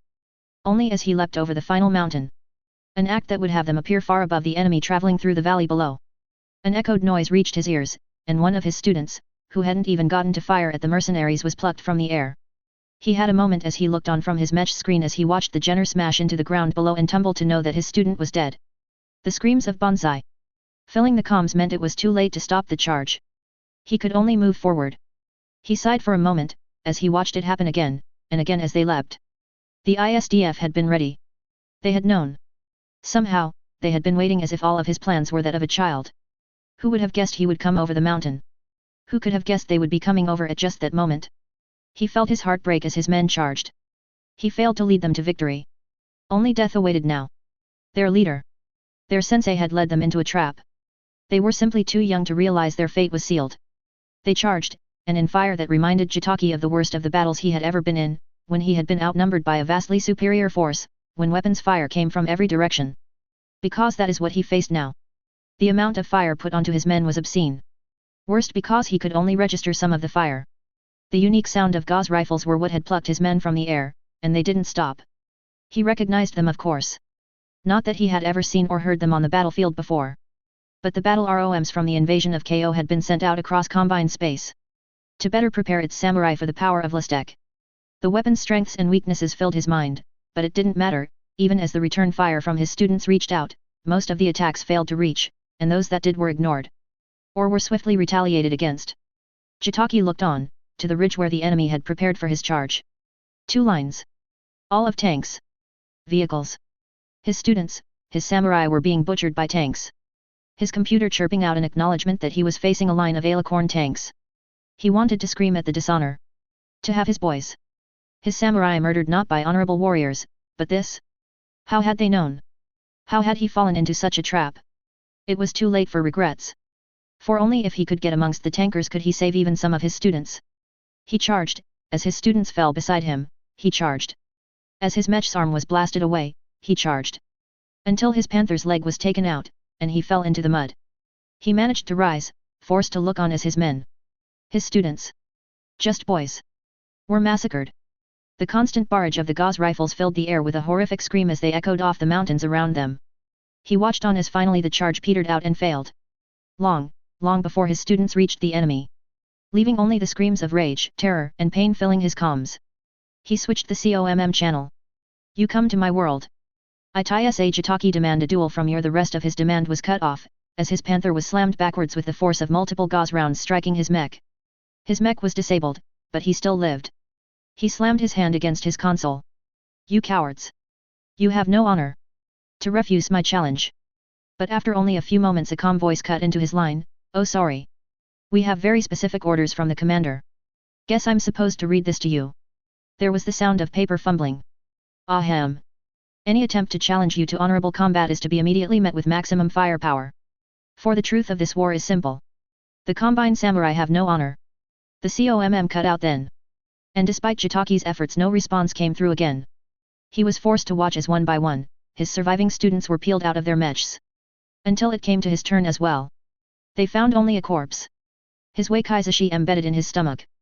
A different perspective. Aaron McCowan. Aaron had no idea what was happening. The past week had been the most exhausting time of his life.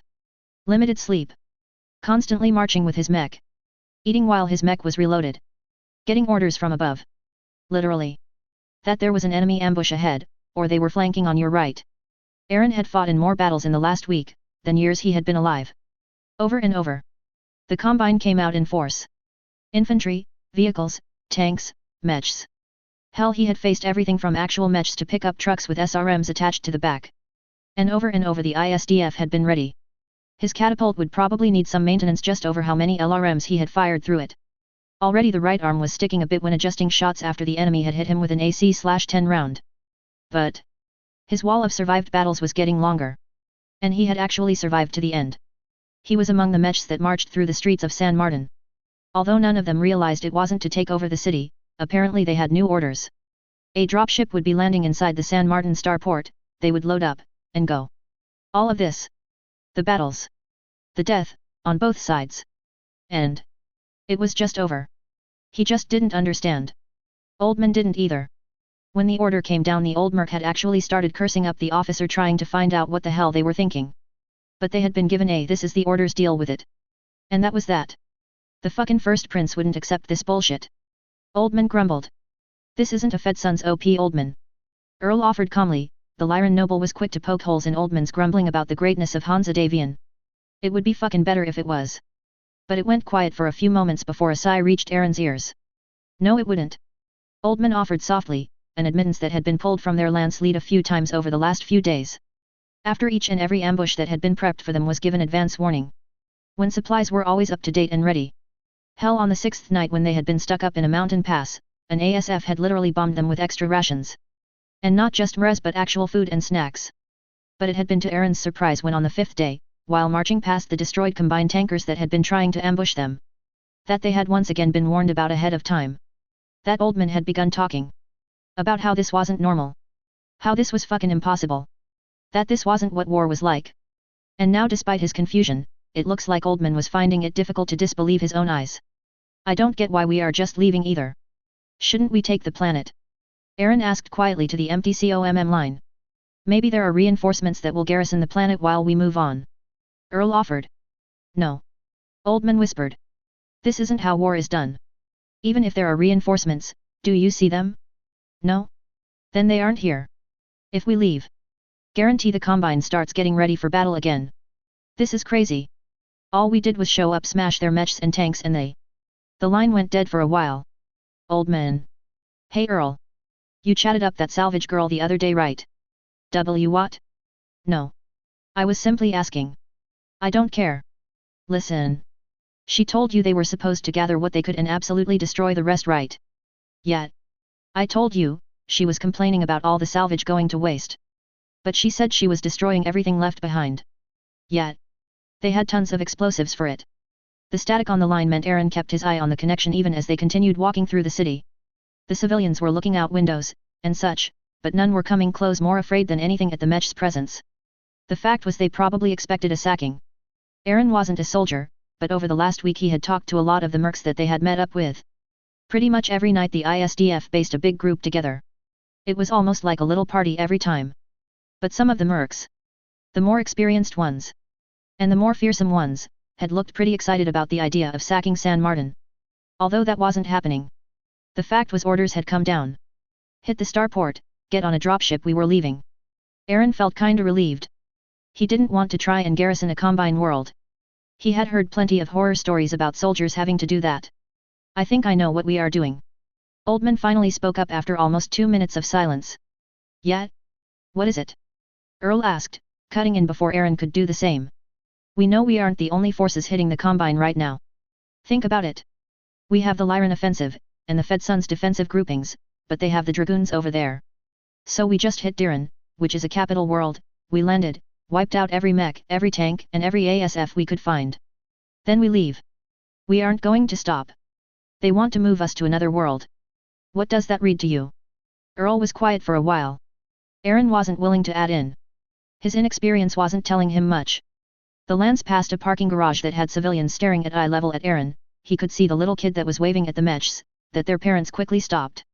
He waved back anyways. Pretty sure they couldn't see, but it was a nice thought. They are trying to neuter the Combine. It's the only thing that makes sense. Wipe out the Combine's ability to defend. Doesn't matter if we lose. If we lose it won't matter.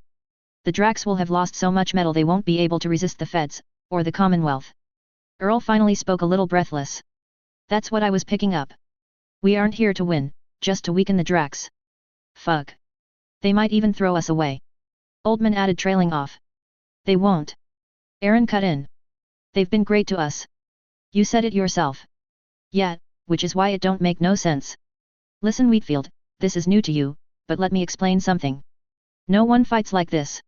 It doesn't matter if you have a ton of SLDF equipment. Eventually you run out. Eventually you need salvage, but we aren't salvaging. We are destroying. The techs salvage some. Aaron argued, maneuvering through an intersection. Thankfully the cars knew that mechs had right of way. Picking up a few choice bits isn't a salvage job, kid. I don't understand this shit. Fuck. Maybe we aren't picking up salvage because we just don't need it. I mean, money is good, but we aren't here to make ourselves rich. We are here to beat the Combine, right? So it costs us more, but we don't waste time with salvage and we still get the job done. Aaron offered. I've been a merc for years, kid. Not even house armies ignore salvage. You would go broke long before you beat your enemy that way. Well, house armies don't have dropships full of Lestec either. So maybe there is just more going on than we know. I don't think the ISDF is going to throw us away though. They have been working really hard to keep us alive. Pfft. Got me there. Still don't have an explanation for all this metal. Listen Wheatfield, you wanna trust these guys? I get it. They did you a solid, did us a solid in fact. Gave you your mech, and all, but take this old merc's words of advice seriously? Don't ever trust your employer completely. Not as a merc. The fact is we are the most expendable unit the ISDF have. Never forget that. Aaron bit back his instinctive disagreement. He wasn't really a merc, and Oldman might be a bit of an ass, but he was usually right about stuff. Okay. I'll keep my eyes open, and I won't just trust everything. But maybe you should trust a bit more. The ISDF have treated us well. Yet. They were quiet for a long time after that. The march through the city was a long line of mechs and tanks, and the snakes weren't doing anything about it. Mostly because there wasn't anything left to defend themselves with. At least that was the impression Aaron had. Dash. A different perspective. Benjamin Rommel. Benny looked down at the map that was set up in his war room. The one only high-level ISDF members could enter. Those in the know about the sensor. Watching as the Combine moved forces. Feints, and flanks. Hidden units, and up front overwhelming assaults. He saw them all. The men on the ground, his men must think he was some sort of tactical genius or something, because he was constantly sending updates to his people. Prepare for an assault here. Look for hidden defenses there. Focus artillery here to break up their assault before it could get close. Again and again, over the course of a week, Benny watched the sensor turn battles and assaults that would have been legendary into mop-up operations as Benny systematically picked up every straggler. Hit every weak point. Every fleeing mech was taken out by faster mechs. Or ASF flying overhead. Or artillery. Again and again and again. He barely slept. Relying on the best coffee Vicky could supply, and short power naps when things slowed down. But the Diran assault only ended when every single functioning combined weapon of war was destroyed. 7 days.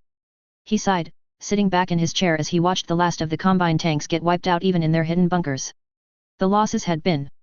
If it had been any normal ISDF operation, catastrophic would have been the word he used. Deaths. He had dropped on Diran with 6 dropships. All ISDF Colossus. All filled to the brim with weapons of war.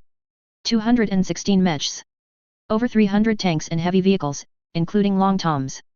The stick had a full load of ASF-36 in total, piloted by some of the best of the Fedcom. And he would be leaving Diran with less than that. He had done the best he could. But even with his warning, some ambushes had been too much. Some mercs hadn't heeded his orders at first, and suffered. The heaviest losses had been at the start. By day 4, they had learned to listen. He prayed that the next world would see even less loss. He turned towards the sensor. The last of the Combine military falling across the world mean it was time. Already the order for everyone to get back to the dropships was issued. Benny knew there would be a lot of confusion. Why are the ISDF just hitting Diran, ripping apart its entire military defenses and then just leaving? Because Vicky was a fucking mad bastard. Now that Diran was disarmed, the entire ISDF force here would jump to another world. Who cares if Diran tried to rearm? Who cares if their governor continued to try and fight for the Combine? Who cares what they did? Because without a single active mech or tank, they couldn't assist the war effort. Sure, they might be able to get some of the scrapped equipment up and running, but the irregulars were actively working to either take everything not nailed down, or destroy the rest beyond hope. Benny had received plenty of complaints about that order. But he was firm. Vicky's plan could only work if the Combine couldn't rearm behind them. No. He thought. If the Combine couldn't rearm at all. That was the concept behind Shiroyama. It wasn't a destruction of the people, but a systematic removal of war potential. If you broke every sword the samurai had, what were they going to do? Throw infantry at mechs? Benny chuckled as he remembered how Vicky described her plan. What was more Lyran than a blitzkrieg? It was a national pastime after all. What a nerd. He sighed again, exhausted. He had just kept watch over an entire planetary invasion. It was done. The Combine hadn't officially surrendered. But whoever was left in charge after everything had sent out a message in secret, that he would be retreating his remaining forces away from the city. Apparently willing to let the ISDF sack his capital if it meant he would survive. Well, since all of those forces were infantry, it was very much a quiet way of saying we were done fighting. Of course, Benny knew that if his people stayed for more than a day, civilian uprisings would start happening soon. Bombings and assaults of his people. Good thing they were leaving. Diran would either be retaken by the Combine, or the Fedcom would do something. In the coming months. They had already been notified, a message sent from the HPG. But that wasn't his problem anymore. No, Benny knew that this was just the first step. He wasn't alone, but the ISDF was attacking multiple planets all over the Combine along their invasion corridor. Some planets closer to the border than others. Each of them having at least 6 dropships worth of equipment heading down. And all led by an ISDF command staff member with a sensor. The hope was that it would be enough. That superior equipment, and intel would be enough to carry the day. Benny knew it wouldn't always. There would be more losses. He waited in solitude as the dropships lifted off. Each and every one was even more packed than they had been when they first dropped from all the salvage they had picked up. Most of it would be stored on the stick until it was simply stuffed with too much gear. The plan was to sell it all off in the end, try to recoup costs and gain enough C-bills to help pay the actual wages all of the mercenaries were going to receive at the end of Shiroyama. Of course, that also depends on how much salvage they end up with. Maybe he would set up some caches on different worlds when the stick was full? He could probably do that. Places to drop off the salvage to come back and pick it up later. It reminded him of the SLDF caches everywhere. Might as well do one more thing the SLDF did. And with that, as the final dropships lifted off, he got a beeped confirmation that it was done. He stepped over and hit a COMM panel. Captain Nelson. Yes, Sub-Commander. Sandy responded back quickly. The woman had been basically just sitting around and looking threatening through all of this. Go ahead and deliver the special payload. Try to put it somewhere close to the capital city, but not anywhere that will hit anyone. I don't want to kill any civilians. Understood. A minute later he could feel a rumble, a rippling through the whole ship as it fired one of its guns. Days later the Combine would go to check out what had happened, what the warship had fired at it. They would discover a field of red iron flowers embedded into the ground. The only explanation of where they came from was that some of them had impaled animals, and trees with their 6-foot-long stems as they hit the ground. A field of death. Commander. What? Alfred? What's up? I look up at the older man. He had stayed behind on the green base with me. He was too old to fight another war. At least that is what he said, but he was useful to keep around. He helped me keep the paperwork in order. We just got a message from a jump ship coming through.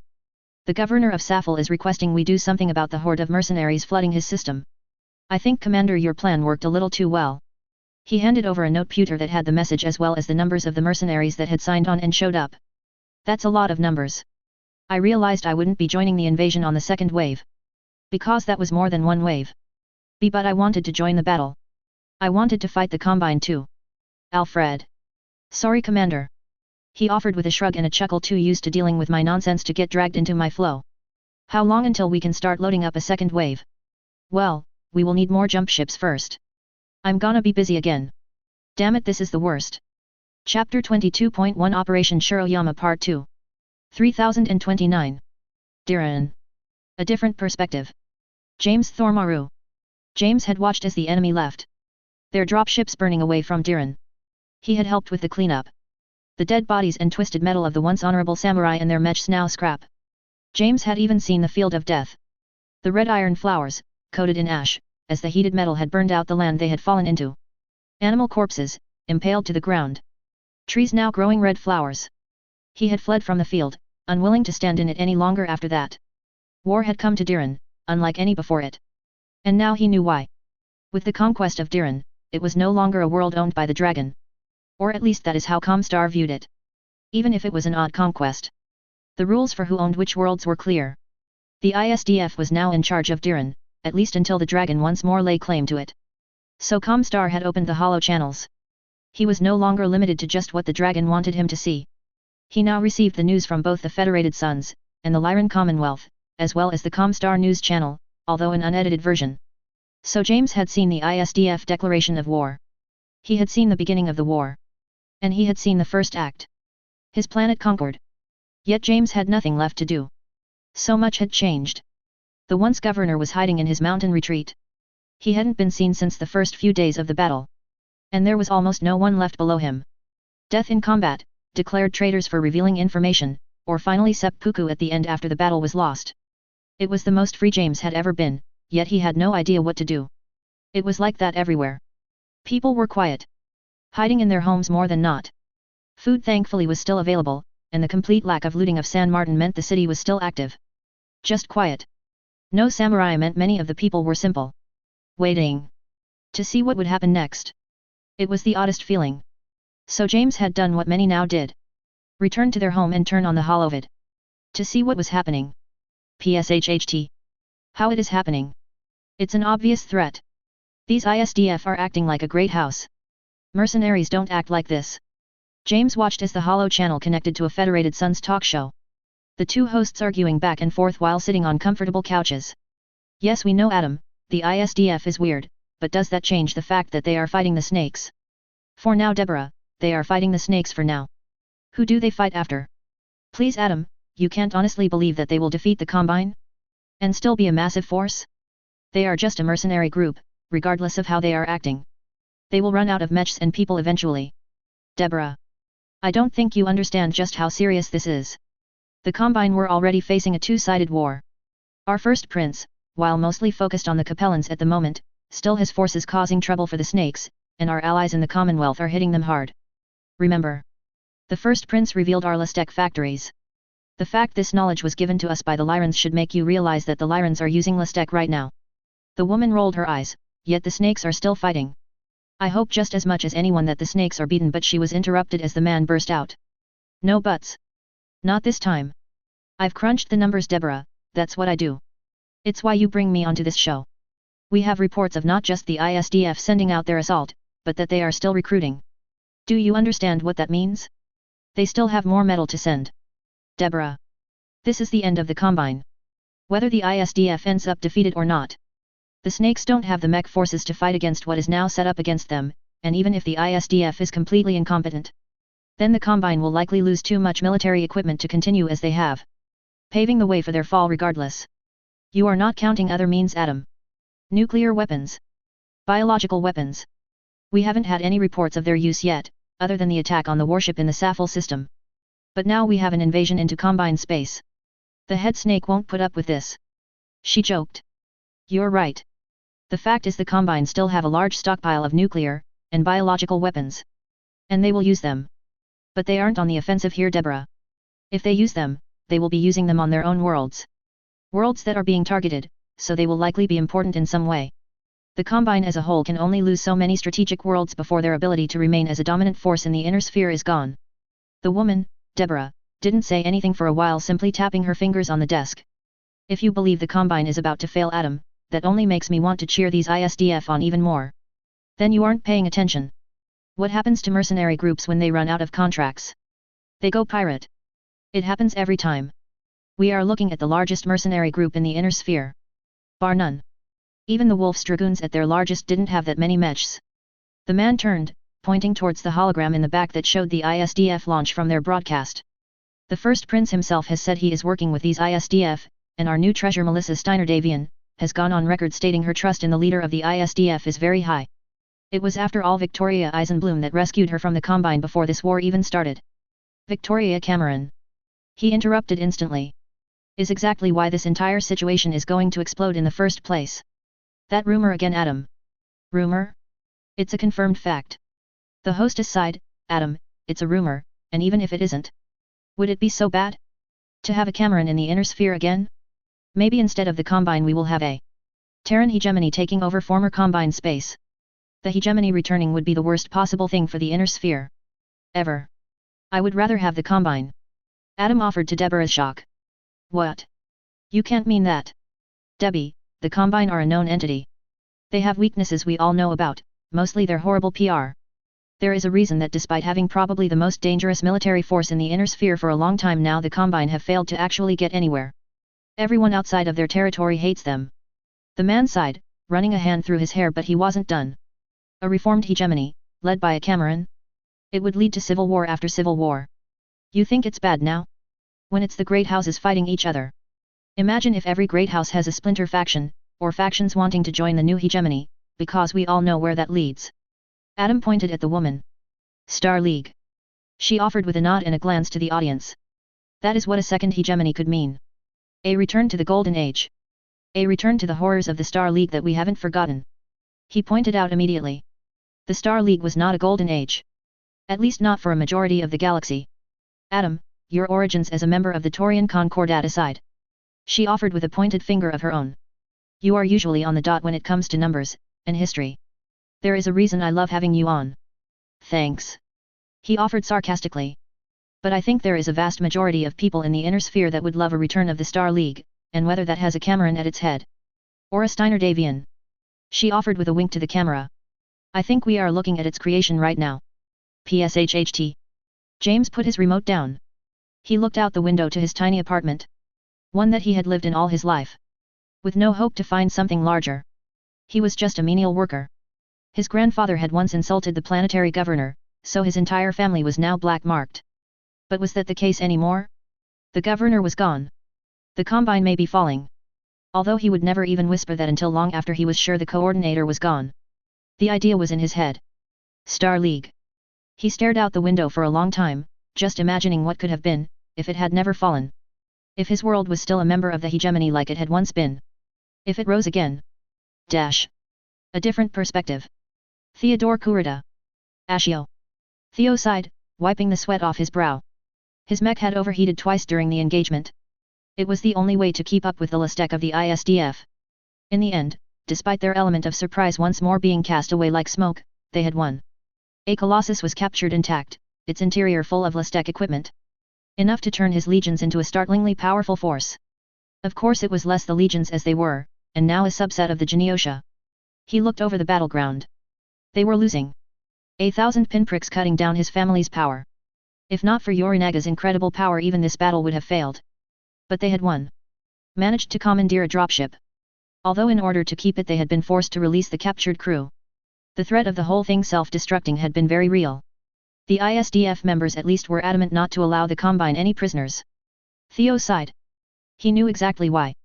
The problem of KO had come back to haunt him in many ways. But honestly that worked for Theodore's benefit. They didn't have time to deal with captured men. His plan required speed. Already his people were rushing forward to take the dropship as their own. Ashio might have been a surprising success with the ISDF soon to lift off, their tail between their legs, but Theo was under no misconception. They would be back, in greater numbers. Exhausted, he allowed himself a moment's rest. A luxury few of his men could take part in, as they handled the minutiae of the battle's aftermath. You allowed them to flee. Yorinaga's voice cut through. The older man had taken to offering tidbits here and there for Theo. An extra bit of education from an older samurai, although never framed as such. Capturing them would slow us down. It would gain us nothing. Hostages are nothing. He questioned as was his manner. Always offering quiet questions, a way to force Theo to stop and think. Theo sighed internally. Yorinaga was a very exacting man. They are not nothing, no. But they would not gain us victory. No, only speed will do that, and releasing them allows us to save needed time. Acceptable. The older man offered, turning to look at his people loading into the dropship. Theo had never been sure why Yorinaga had joined him so completely. By now there was the fact that the Genosha had in almost every way become his regiment alongside his legions. Yorinaga had given Theo command. Backed his every decision. Theo still wasn't sure exactly why. But he was thankful for it. Without the two regiments working together, they would never be able to stop the ISDF. Without Yorinaga's phantom mech they would never be able to hammer the ISDF so hard as to capture their equipment. Then again, without Theo, many of the planetary governors they had taken equipment from might have refused. The losses continued to be catastrophic, but at least now, they had it. Taisho. Theo turned, seeing one of his men run up before bowing. A woman wearing the robes of Comstar has approached us. She wishes to speak to you. She asked for you by name. Theo frowned. What did Comstar want? Find out what this one wants. I will ensure we are prepared to leave. Yorinaga offered, simply turning to do just as he had said. Theo sighed. If he was anyone other than himself, Yorinaga's abruptness would be taken as an insult. Lead me. Led through their camp surrounding the ISDF Colossus, Theo was brought before a hovercar with the Comstar logo on its side. One of the Comstar adepts with a laser rifle stood beside the door. As he approached he opened the door. Please come in, Taisho Kurita, we have much to speak on. A woman's voice echoed out and Theo wondered what exactly was going on. He slipped into the luxurious hovercar, and to his surprise he recognized the woman that was sitting across from him. To what do I owe the pleasure of this meeting, Prekenterman de Waterley? He asked. Staring into the older woman's face as she smiled happily, offering him a drink out of the car's cooler, which he refused with a single twitch of his head. I am honored you would remember this one, Taisho Kurita. I am here, at the behest of the First Circuit. Finding you was difficult, so I apologize for the delay. She picked up a notepad and offered it to him. On this notepad you will find an offer from the Primus in regards to the current situation developing. Comstar has reasons to want to ensure that the Combine is not destroyed by the ISDF. Blinking his surprise away, Theo took the pad, glancing through the paperwork offered. The agreement was. Comstar must be truly desperate. Truly desperate. What did they know of the ISDF to make them fear them so? Theo breathed, taking a moment to put that thought away for now. He looked into the woman's eyes. On behalf of the Combine, with the authority I possess, I agree to the terms of this deal. Good. It pleases Comstar to assist the dragon in this way. I hope you do not hold it against me, if I remind you verbally, that Comstar can in no way be attached to this. I understand. I never met Comstar this day, the equipment was discovered in a cache. Excellent. May the dragon's claws swiftly put an end to our enemies. She offered, raising a glass in a toast. Theo nodded, leaving the car not long later. He allowed himself a few moments as he returned to Yorinaga to consider just what he had just done. But it didn't matter. He was already aware of just how bad this entire situation was for the Combine. If nothing was done, his family would surely die. Better to make deals with devils than allow that. You return. I do. It seems we have discovered a cache of Lastek equipment. The Combine will have Lastek to battle against their invasion, and we have found dropships and jump ships ready to take us to our destined battle. Theo replied, looking at the Colossus that he had just captured. I see. Yorinaga offered without further comment. The man was honorable, probably one of the most honorable men in his way that Theo had ever met, but he was glad that he had allowed Theo to command. Because in a battle such as this, an existential war, honor would only keep them from taking the opportunities that were needed to win. I can't believe I was talked into this. Commander. Please look this way as we take the shot. I grumbled, but do as requested. I would never have accepted this situation if the request hadn't come with a benefit I couldn't let go, but having Mike Haufenfa once more nearby, and me not being able to assassinate him was annoying. The request from the Donegal Broadcasting Company had been simple. With everything going on, they wanted to do a documentary on the Fourth Succession War, and Mike, since he had a connection to the ISDF, was offered as the director to take the shots from Green Base. I would have obviously refused if not for a very important reason.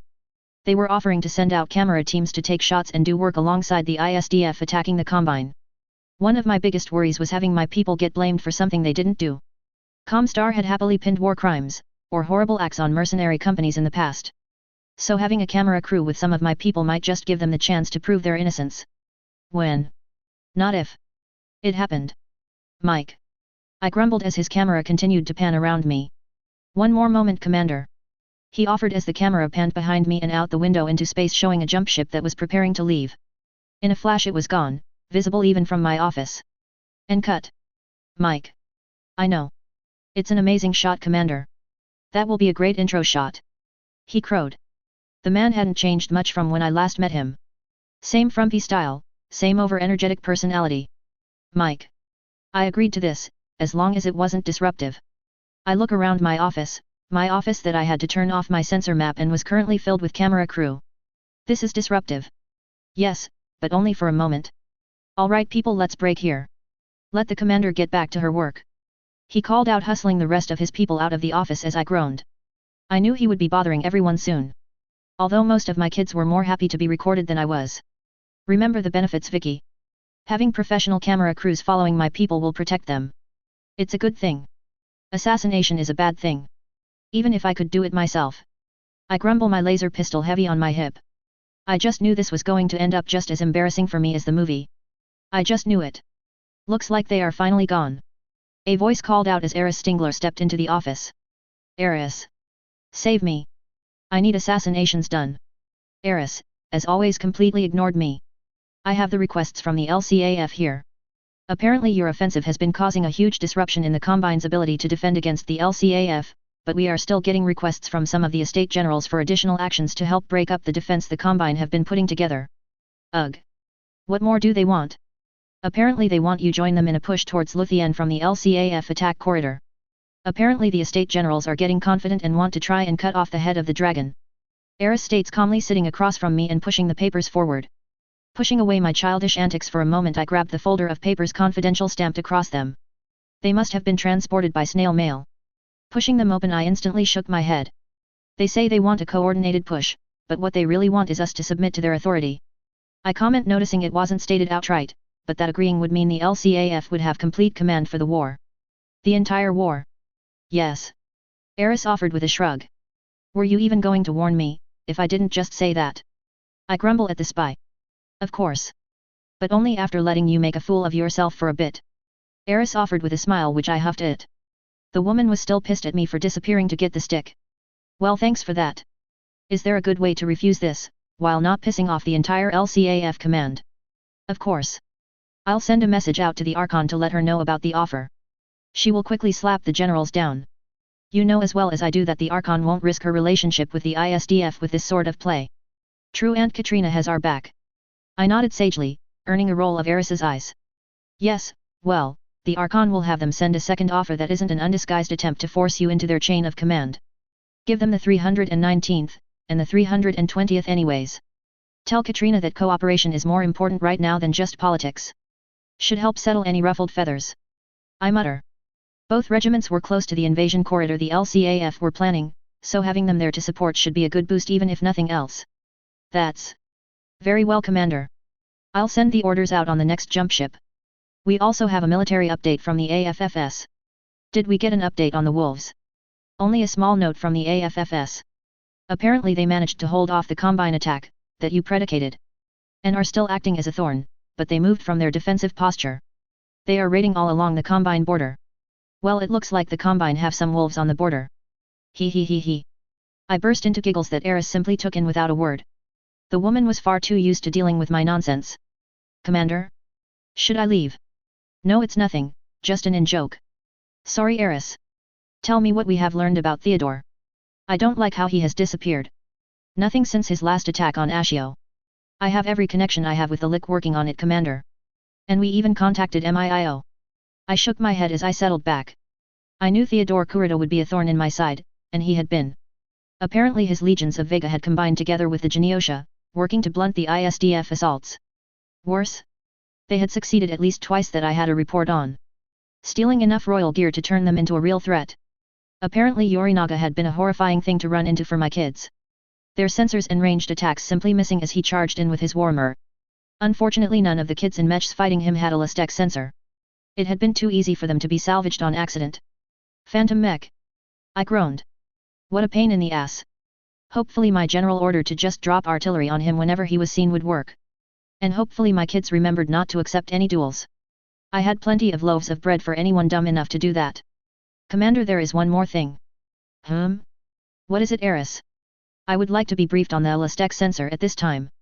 She stated calmly as she sat across from me. I didn't go still, but I definitely twitched a bit at the reveal. Sneaky. She had waited until I was relaxed before bringing it up. Is that request coming from Lieutenant Stingler ISDF, or Eris Stingler Lick agent? I asked calmly, our eyes meeting in a duel. I knew this day would eventually come no matter what. I had just hoped it wouldn't come out until far too late. A bit of both. She answered back. I've been getting requests for information about what the ISDF is doing, and how.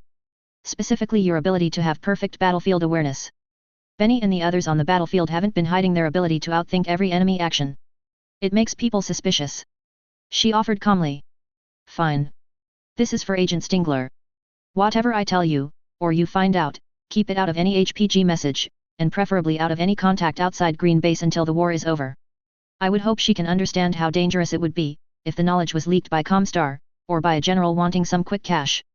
Understood, Commander. Then Eris. It is a bit past time since you were brought in.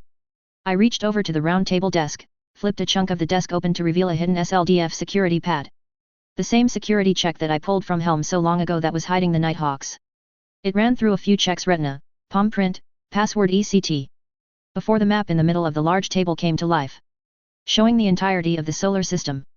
I let Eris look it over for a few moments, before I noticed her interest skyrocket, as she started noticing things. Like how I was getting data from on the planet, how it was tracking thousands of asteroids without seeming to lag, or have any other issues. About how as she looked out the window she could see one of the dropships connecting to Green Base at the same time as the one on the sensor. This is impossible. She finally spoke after a minute of obviously checking to make sure what she was seeing wasn't a joke.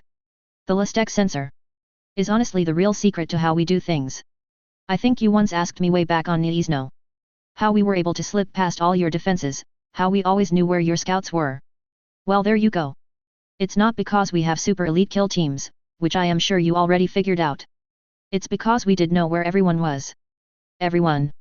Eris had reached out to the holo and was navigating it, looking in on things, even zooming in to see the dots that represent people move around Green Base. You can see everything. Yet. I settled back, closing my eyes. I had always known secrecy wouldn't last forever, but it was definitely a kick in the chest to know that it was happening now. I could just pray that the knowledge of the nanoforge really did stay quiet. Although. Maybe not. I shrugged. I had already come up with a plan in case of the worst. But I would rather do something audacious like attack the Combine to put a stop to their horrors than sit on it forever and never let it be known. Sometimes the risks were worth it. How many? How many of these sensors do you have? Can you make them? How? Where? I have a good few. Exact numbers are confidential, even to you. Let's just say my mother found the mother lode before she bit it. The sensor is one of the finds that she left to me. Command staff knows, and a lot of kids in general know about it. Home Guard were the first to be issued them, for example. Those brats. They all knew and never told me. She hissed before scoffing out a laugh. I knew some of them knew I was digging for intel, but I never expected they were in on something this big. Eris looked a little frazzled as she wiped a hand through her hair for a moment. If it makes you feel any better. I'm amazed they managed to keep it from you for this long. I tell her before reaching in, and opening a second hatch. This one required another set of security checks before it opened, revealing the sensor inserted into a cubby. This is the sensor as it stands. It's actually man-portable. In its standard configuration it only has a range of about 100 clicks. Eris reached in and started checking it out as I flipped a button and it clunked for a moment as it disconnected from the table. The map shutting down. I pulled it out showing her. The trick is, when it's connected to a larger power source it balloons out the range. Green Base has a pretty big fusion engine dedicated just for this. When it's all hooked up like this, it gets up TP stellar ranges. You could track a single person through an entire solar system with this. Got. This is. I smiled, her accent had slipped into heavily German as she cursed. It's the biggest and best kept secret of the ISDF. I lie. People are finding out. Okay, it's the biggest, but moderately kept secret of the ISDF. I joke. An unfortunate requirement. Keeping this a secret, or destroying the Combine. You can see what I chose. She swallowed for a moment, and I could see it run through her head. Should she steal this? Take it to the Archon? But in the end, to my surprise, Eris simply nodded and pushed it back into the slot in the table. Letting the table come alive. I expect to receive access to one now? My work would have gone a lot easier with something like this. She trailed off as if a thought was coming to her. This is how you always knew when the Lick tried to sneak on base. She hissed to herself, the realization hitting her before she started laughing.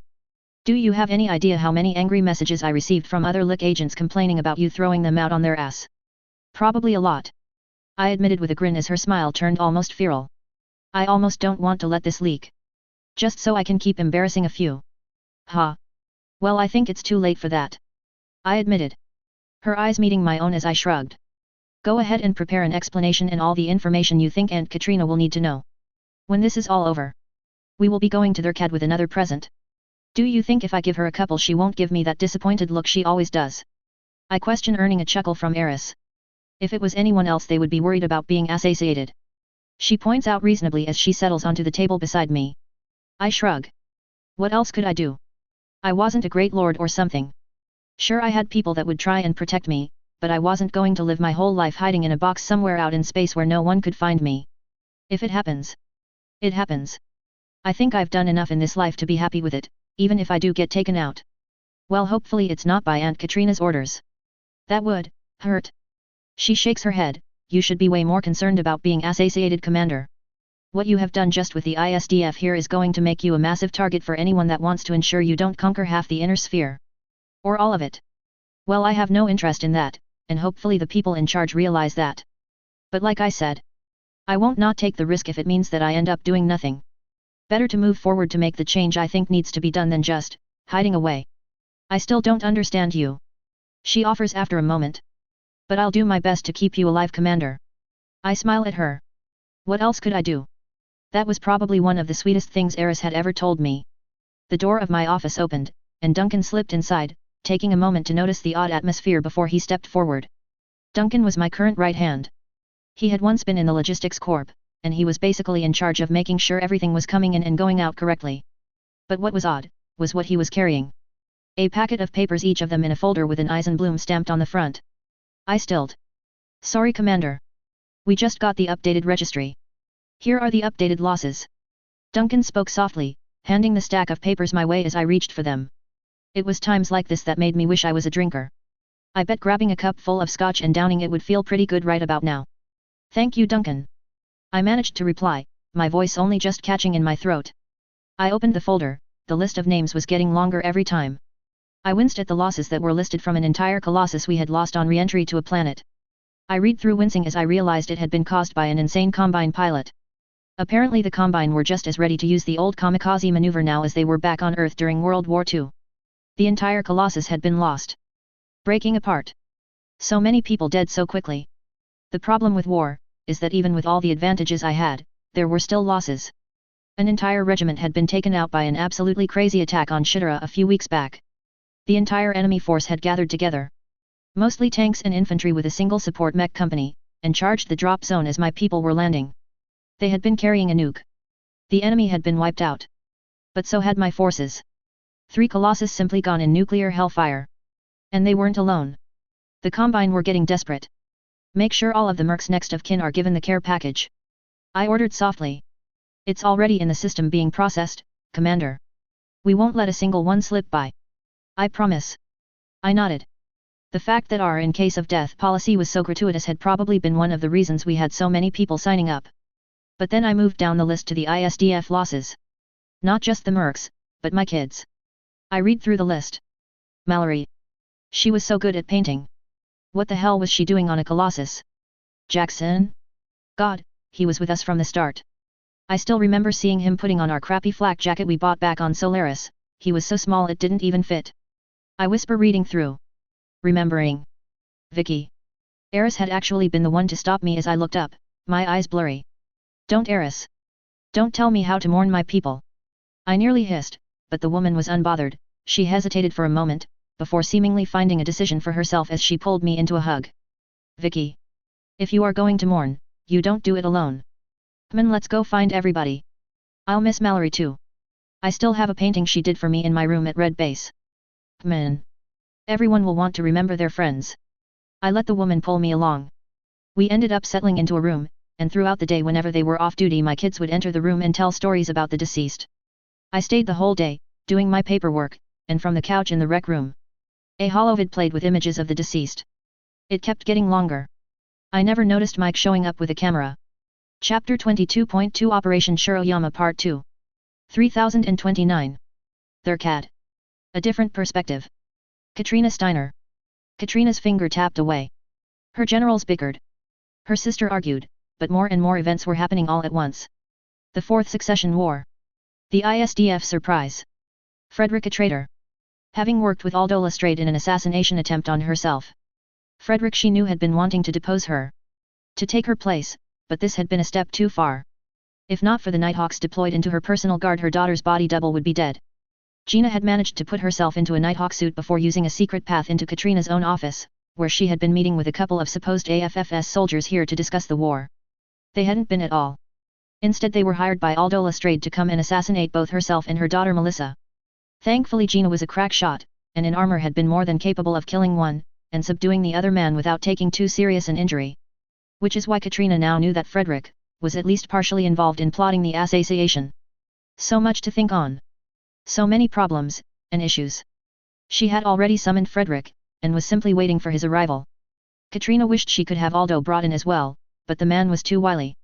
If she made any motion at the moment, she would have a full-blown rebellion on her hands. And if she weighed the cost of finally removing the Combine, or getting revenge on Aldo, it was an easy choice. Not that she wouldn't get her justice. It would just have to wait. Archon? We have news. Tanaka has fallen. The Kellhounds confirm the system is under their control. Ha! 3 jumps. We are 3 jumps from Luthien. One of Katrina's generals nearly jumped from his seat at the news, cheering with a cigar in one hand, waving, creating a fog-like banner above him. Only from the Tamar offensive. The others are still lagging behind. Another pointed out. Only for now. The focus has turned from us. The Dragon still sees the ISDF as the bigger threat. They are the bigger threat. Their numbers are still increasing. They sent out another 3 regiments in the last month. They are replacing their numbers as soon as they drop. Something we cannot hope to do. Thank you, gentlemen. Katrina interrupted, earning instant silence from the room. I am glad to hear that another world has fallen. General Troka. Who do we have that can garrison the system so the Hounds can continue moving? A few options, Archon. I will provide a list shortly with my recommendations. Good. Nandi, how long would it take to reinforce Tanaka for a push to Luthien? She asked, looking over the map herself, but as much as she planned, Nandi was the one in charge of the minutiae. A few months, yes, Archon. We are spread thin garrisoning worlds. Unless you are willing to relax the garrisons. It will take a few months to reposition enough regiments to push to. Muallen. All right. If it will take that long. How many more Lestek regiments can we supply in that time? Katrina asked. Nandi frowned, grabbing a notepad to search the data. The difficulty isn't supplying them directly, Archon, it will be moving it logistically to the front. Most of our current logistics run is being used for resupply already. Do we have any additional jump ships we can commandeer? Another general in the room asked, with a shrug. Surely there are some more merchants out there we can grab. We have already requisitioned more than is safe for our economy. Any more and we risk damaging our own nation. Nandi denied instantly. That is including the jump ships that the ISDF are currently supplying. Nandi added, giving a side eye to Katrina. Katrina almost laughed. Nandi had been adamant about needing to know how the ISDF had pulled a fleet of jump ships apparently out of thin air. Katrina had firmly squashed any request so far to ferret out the secret. It wasn't that she didn't want to know, and it wasn't that she fully trusted where they came from. More and more Katrina suspected that Victoria really was a Cameron, one that had powerful hidden backers. But then she had to ask, why send her with almost no equipment? Why have her live in an orphanage for over a decade? The whole situation made no sense. But Katrina was sure of one thing. She could at least trust that Victoria wasn't going to stab her in the back as soon as this was over. Which is more than she could hope from most of the inner sphere. So she would allow the girl her secrets for now. Until the peace was built, and then she would be sitting down Victoria, and having a long conversation about who she really was. Most of the current additional jump ships the ISDF are supplying, are heading into the Federated Suns to keep their economy from collapsing. And the rest are resupplying their own push into the Combine. Katrina reminded the room and her sister. They are unlikely to be able to help us here. More than they already have. She reminded the room about the increase in jump ships that had gone into the Commonwealth. Then perhaps they can send even more regiments? They did assign 2 of their regiments to us already. After one of my generals, who had my trust, attempted to trick them into accepting full LCAF command. Katrina spoke softly, quieting the room. Commander Eisenblum was kind enough to not hold that offer against me. And even still agreed to supply us with 2 regiments. Let's not prod them for more after attempting to stab them in the back. The room was quiet for a moment, because Katrina had made sure to hint at her displeasure at what she reminded the room about. It had been close enough to treason in her eyes when the attempt was made. Anyone attempting to disrupt the Combine assault was a traitor in her eyes. And potentially damaging the ISDF-LCAF relations at this stage was definitely trying to damage the war effort. There was a reason the general in question was no longer in this room. Then we go slow. New equipment will still be needed. Nandi, send the requests out, but if any company causes a disruption inform me. I will happily have a private conversation or two to remind them of the seriousness of the current situation. She received a firm nod. A few of the companies in the Commonwealth had caused disruptions, but Katrina had been firmer than ever before. Any company that refused to fall in line, would not get, or lose access to the memory core data that had surged the Lestec Renaissance currently happening in the Commonwealth. Twice she had to completely remove a company from the approved list. Once for failure to achieve any level of product distribution. The second for espionage. Katrina sighed. In the end, greed was always one of her biggest enemies. Before anything else could be said, a loud knock rang out. And the door was opened. The man in full uniform offered a salute with one arm, the other carrying a folder. Apologies for the interruption, but we have a priority message for the Archon. Katrina nodded, taking the folder from the colonel as she opened it. Her interest increased when she noticed it was from New Avalon. It took only a few moments before she realized what she was seeing. Everyone clear the room. Not you, Nandi. She demanded instantly. Which, considering the seriousness of her tone, sent the generals to quickly gather their things and leave the smoke-laden room. Sister. Just a moment. She spoke, trying to keep her voice level. Her eyes never leaving the message in her hands. Only when they were alone did she look up, revealing her eyes had begun to water over. Look, Nandi. Their little toes. Katrina was practically crying as she offered the ultrasound image to her sister. The ultrasound of Katrina's first grandchild. Melissa was pregnant. Unscheduled jump. The blare of the alarm jerked me from my nap as I nearly fell out of my chair. It was my table, I could put my feet up on it if I wanted. I rushed over to the interior COMM unit and hit the command access. Letting whoever was in charge know I was here. Commander. Unscheduled jump ship. One dropship. Not one of ours. I nodded. I had come up with a sinister plan while building everything up. All dropships and jump ships had a small tiny minuscule piece of their fusion reactor made up of an alloy with an Eisenbloom. It would allow the sensors to quickly determine if any jump ship, dropship ECT, were one of ours or not. I am reaching out to the jump ship. Please hold. I sighed. Yet I hated not being the one doing things, but my kids were doing fine. I pushed my back against the wall, breathing in and out as I tried to calm my heart, while waking myself up. It had been a nice nap. Commander, they are the Northwind Highlanders. They are looking for an audience. It's just a discussion. I'm not royalty. I grumble. Hitting the COMM. Ask them directly if they have accepted any mercenary contracts against the ISDF. If they haven't, invite them in. I wasn't sure why they were here, but the Highlanders weren't likely to lie. Hopefully they weren't here to try and kill me. They assured us they haven't, Commander. Their dropship is on its way. ETA, 12 hours. All right. Just enough time to finish my nap, I guess. I muttered, ending it off with a long yawn. Days were either boring, or incredibly busy here on Green Base, depending on how much equipment we were sending out. The jump ships alone took forever to load up and get crewed. It didn't help that Lockdale was still a lost system. Most people couldn't jump here even if they wanted to. Their computers simply wouldn't have the data to make the jump. It was one of the reasons I had picked Lockdale.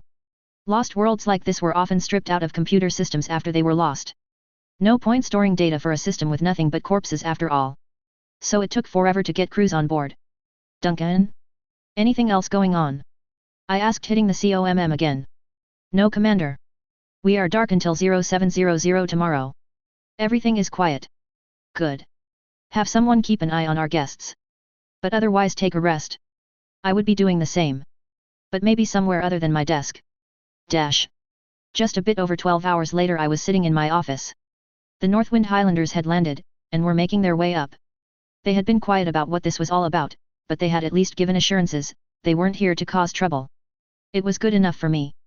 The Highlanders weren't really known for backstabbing. I mean, if this was the Macaron's armored CAV, I wouldn't have agreed to this. Then again, I probably would have just fired on them with the naval gauze. Details. The office was ready. The large hollow table was currently showing my Nightstar spinning around in a 3D image. It would cycle through a few things. An Eisenbloom, a Colossus, a Locust. Listen, it was my first mech. I still loved those derpy things. The door to my office opened, and Eris led the small group of Highlanders inside. How do you know when you are dealing with Highlanders? Well, the kilt is usually a good clue. I smiled at my own little joke as I stood. Welcome to Green Base. I offered to the small party, please come in. Drinks? Snacks? We are well supplied here. I offered, but received only a few interested looks at the snack table. Thank you, Commander Eisenbloom. I know our arrival was odd. I am Captain William Campbell, Northwind Highlanders. Just a bit. Captain, but we are neighbors now. So I can guess why you would want to reach out. How are things on Northwind? I heard about what the Fifth Sword did. Do you need any medicine? Or anything? I asked in honest concern. Fucking bioweapons. William looked surprised, but he offered me a real smile. No, thank you. The weapon has been isolated and is being handled. The worst is already past, and those sick that are still alive, are already being treated. I could feel my teeth grinding at that. The death toll had been horrible, and it wasn't just military. Civilians had suffered as well. Pardon me for being blunt, Commander. The Northwind Highlanders have had our eye on you for some time. He offered, looking me over. At first it was interest in your equipment. As you can guess, finding equipment to keep our Highlander mechs operating is a constant battle with attrition. Yes. I can understand that very well. I don't think there would be any problems with setting up trade. I do have plenty of Royal Highlanders remaining. I offer with a smile. William actually smiled at that, and I could see a few of the men behind sharing happy looks. I would be happy to enter into a deal with you, Commander. In fact, that is why we are here in the first place. We heard a rumor, and we would like to have it verified. He reached into his sporran, the bag at the front of his kilt, and pulled out a small device. This is something we have kept within the Highlanders for a long time. It's only once been used before. About 100 years ago, when a young man came to us and tried to demand we serve him. I blinked. That was a bit of a non sequitur. Did you throw him off a cliff? I couldn't help but ask, the audacity of going to a merc company and demanding they serve you. And what made him think that would work? Because the man was calling himself Jacob Cameron, the heir to Star League. He answered simply. I couldn't help but whistle. That's a damned dangerous con to try and pull. Considering I never heard of the Highlanders suddenly working to reform Star League. I am guessing you had proof he was a fraud? I asked, pointedly looking at the device. Exactly so. We didn't throw him off a cliff. We threw him out an airlock. He offered simply, which had my lips twitching. Dry humor was a weakness of mine. Okay. So I can sort of guess what's going on, but I'll be frank. My name is Eisenbloom. And definitely not Cameron. So I think you came a long way to waste your time if that is what you are thinking. Well, other than the trade deal. William nodded. True. And this isn't something we are going to require, but we did come a long way to find out. An answer to a mystery, if you will. This is a bioencoder. It was something that was in possession of the Royal Black Watch.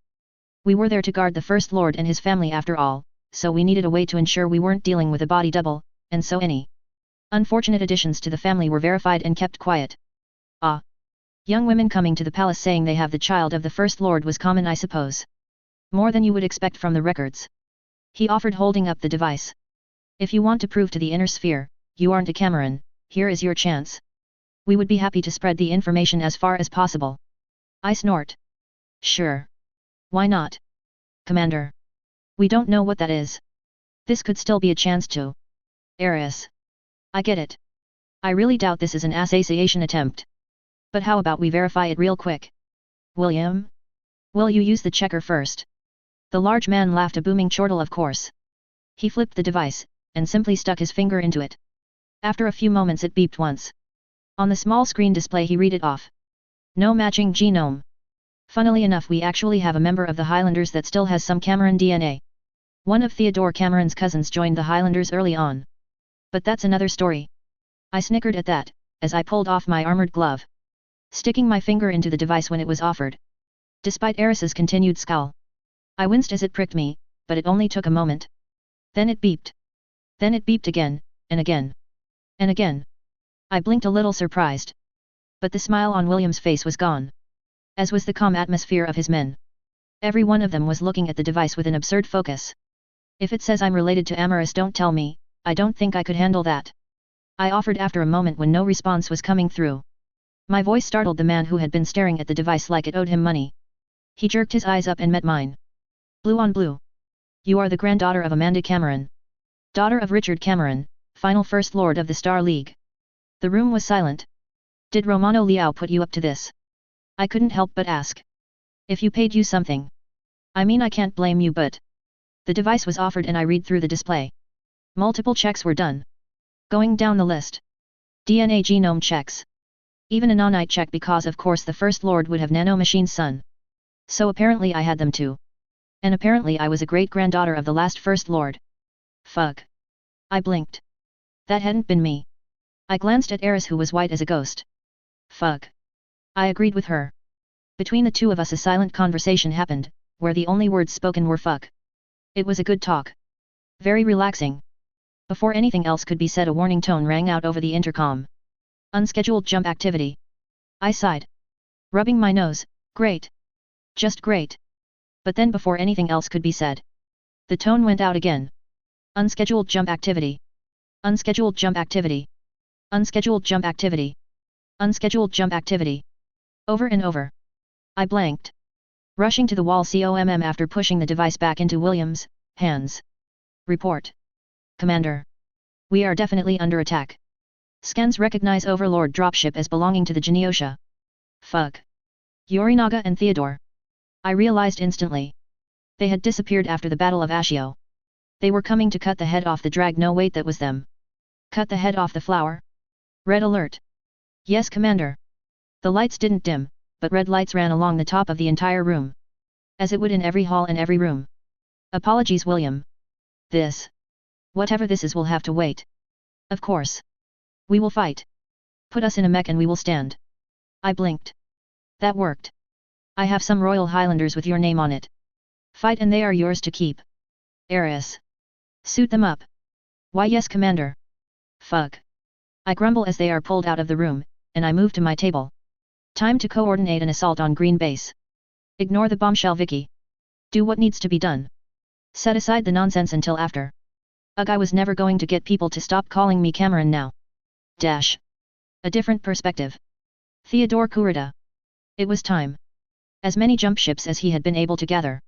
Including the ones Comstar had delivered. Dropships on every boom available.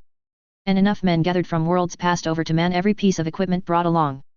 This was it. The turning point in the war. He toggled the COMM system. His voice reaching out to every jump ship and every dropship. To every mech, and tech, to every man in an ASF. To every infantryman. The enemy we face today, will be ferocious. This is their home. Their base. They will be ready. But that does not matter. Because they are without honor. They are not samurai. Today we will destroy the ability for the ISDF to continue supplying their people. We will kill or take their commander hostage. And from this post we will cut off their retreat. They will die in our space. On our worlds. And we will gather their Lastek and use it to drive a spear into our enemies. The coordinator is watching. I too am watching. Fight. For the future of our people. The ships jumped. And Theo knew this was it. The battle would determine the fate of his family. Chapter 23.1 Operation Shiroyama Part 3. 3029. Lockdale. Green Base. With the alarm going, I rushed out of the room. Colonel Marcus Shield, of Home Guard, would be taking over command for the defense as it stood. Since, while I had been busy shipping metal out of the system, they had been practicing learning the ins and outs of the defenses. While I had slept, after a long day of pushing buttons on my noteputer about what to construct, they had been practicing. While I talked with mercenary captains, and argued contracts. Home Guard? They had been practicing. So I wasn't that worried about the defenses. I am pretty sure Marcus would murder me if I tried to interfere in his moment. The poor boy. It was finally his time to shoot some enemies. But while the red alert alarm ran through the entire base, I had a few ideas to ensure this wasn't going to go bad. Plus. Well. I slowed my breakout sprint now that I was alone. Fuck. I cursed, smashing an armored fist into the hallway wall. Fuck fuck fuck. I rested my head against the cold wall. This was a fucking disaster. I tapped my head against the wall a few times. How was I going to fix this? Cameron? That name had so many connotations, both good and terrible. If I was named Skywalker I would have less problems. I would have to deal with this. But another time. When I wasn't about to defend my people from an attack. At least this gave me an excuse to run away from the Highlanders. Would I have to thank Theodore for rescuing me from this? No. I don't think I would. I hurried off. Enough feeling sorry for myself. I had a job to do. I ran into one of the hangars. My private one, in fact. One that I used to make stuff if I needed to do it myself with a nanoforge rather than a factory. It was quiet here. My people were busy manning weapons and preparing defenses. Hangars weren't going to be as active, especially not mine. Since the hangar was out of the gravity, so you know. It could be used as a hangar. I floated up to a wall. I pressed my hand against the secret panel, and it opened, revealing a room. Well. It was technically a mech's cockpit. It would give me access to the nanoforges in the hangar. That I had complete control over. Technically I could do this from a mech as well, but the hidden room was just fucking awesome. Fucking awesome. So I settled in, dropping the neurohelm on my head and starting up the system. Instantly I was connected. Screens all around me updating with everything, including a holo map of the entire system. It also registered me as active in the communication channels. Commander. Marcus. What do you need? Nothing for now, Commander. I'm assigning firing solutions as we speak. We won't hit much from this distance, but I figure throw enough metal at them eventually someone will make a mistake. Or at least tire them out. I imagine being under constant fire for 12 or more hours won't be fun. Marcus replied voice only. He was probably in the war room staring at his own stellar map. I stared at my own. Zooming in, looking into the ships of my enemies, and frankly, I was a little shocked at what they had brought. Marcus, that is a lot of nukes. It is, Commander. He offered dryly. I ran from dropship to dropship, checking holds, checking what the sensor was telling me. Most of the dropships had either ASF, or mechs. In fact, any space that usually would hold tanks, was replaced with mechs. Or nukes. Weirder was almost all of the dropships that carried ASF, also had cargo bays full of junk. Literally junk. One had farming equipment. One had what looks like building supplies. The ones that didn't have scrap had missiles. A lot of missiles. Nuclear missiles. I tore my eyes away from that fact to notice even more. Every ASF Theodore had brought with him, was carrying at least one nuke.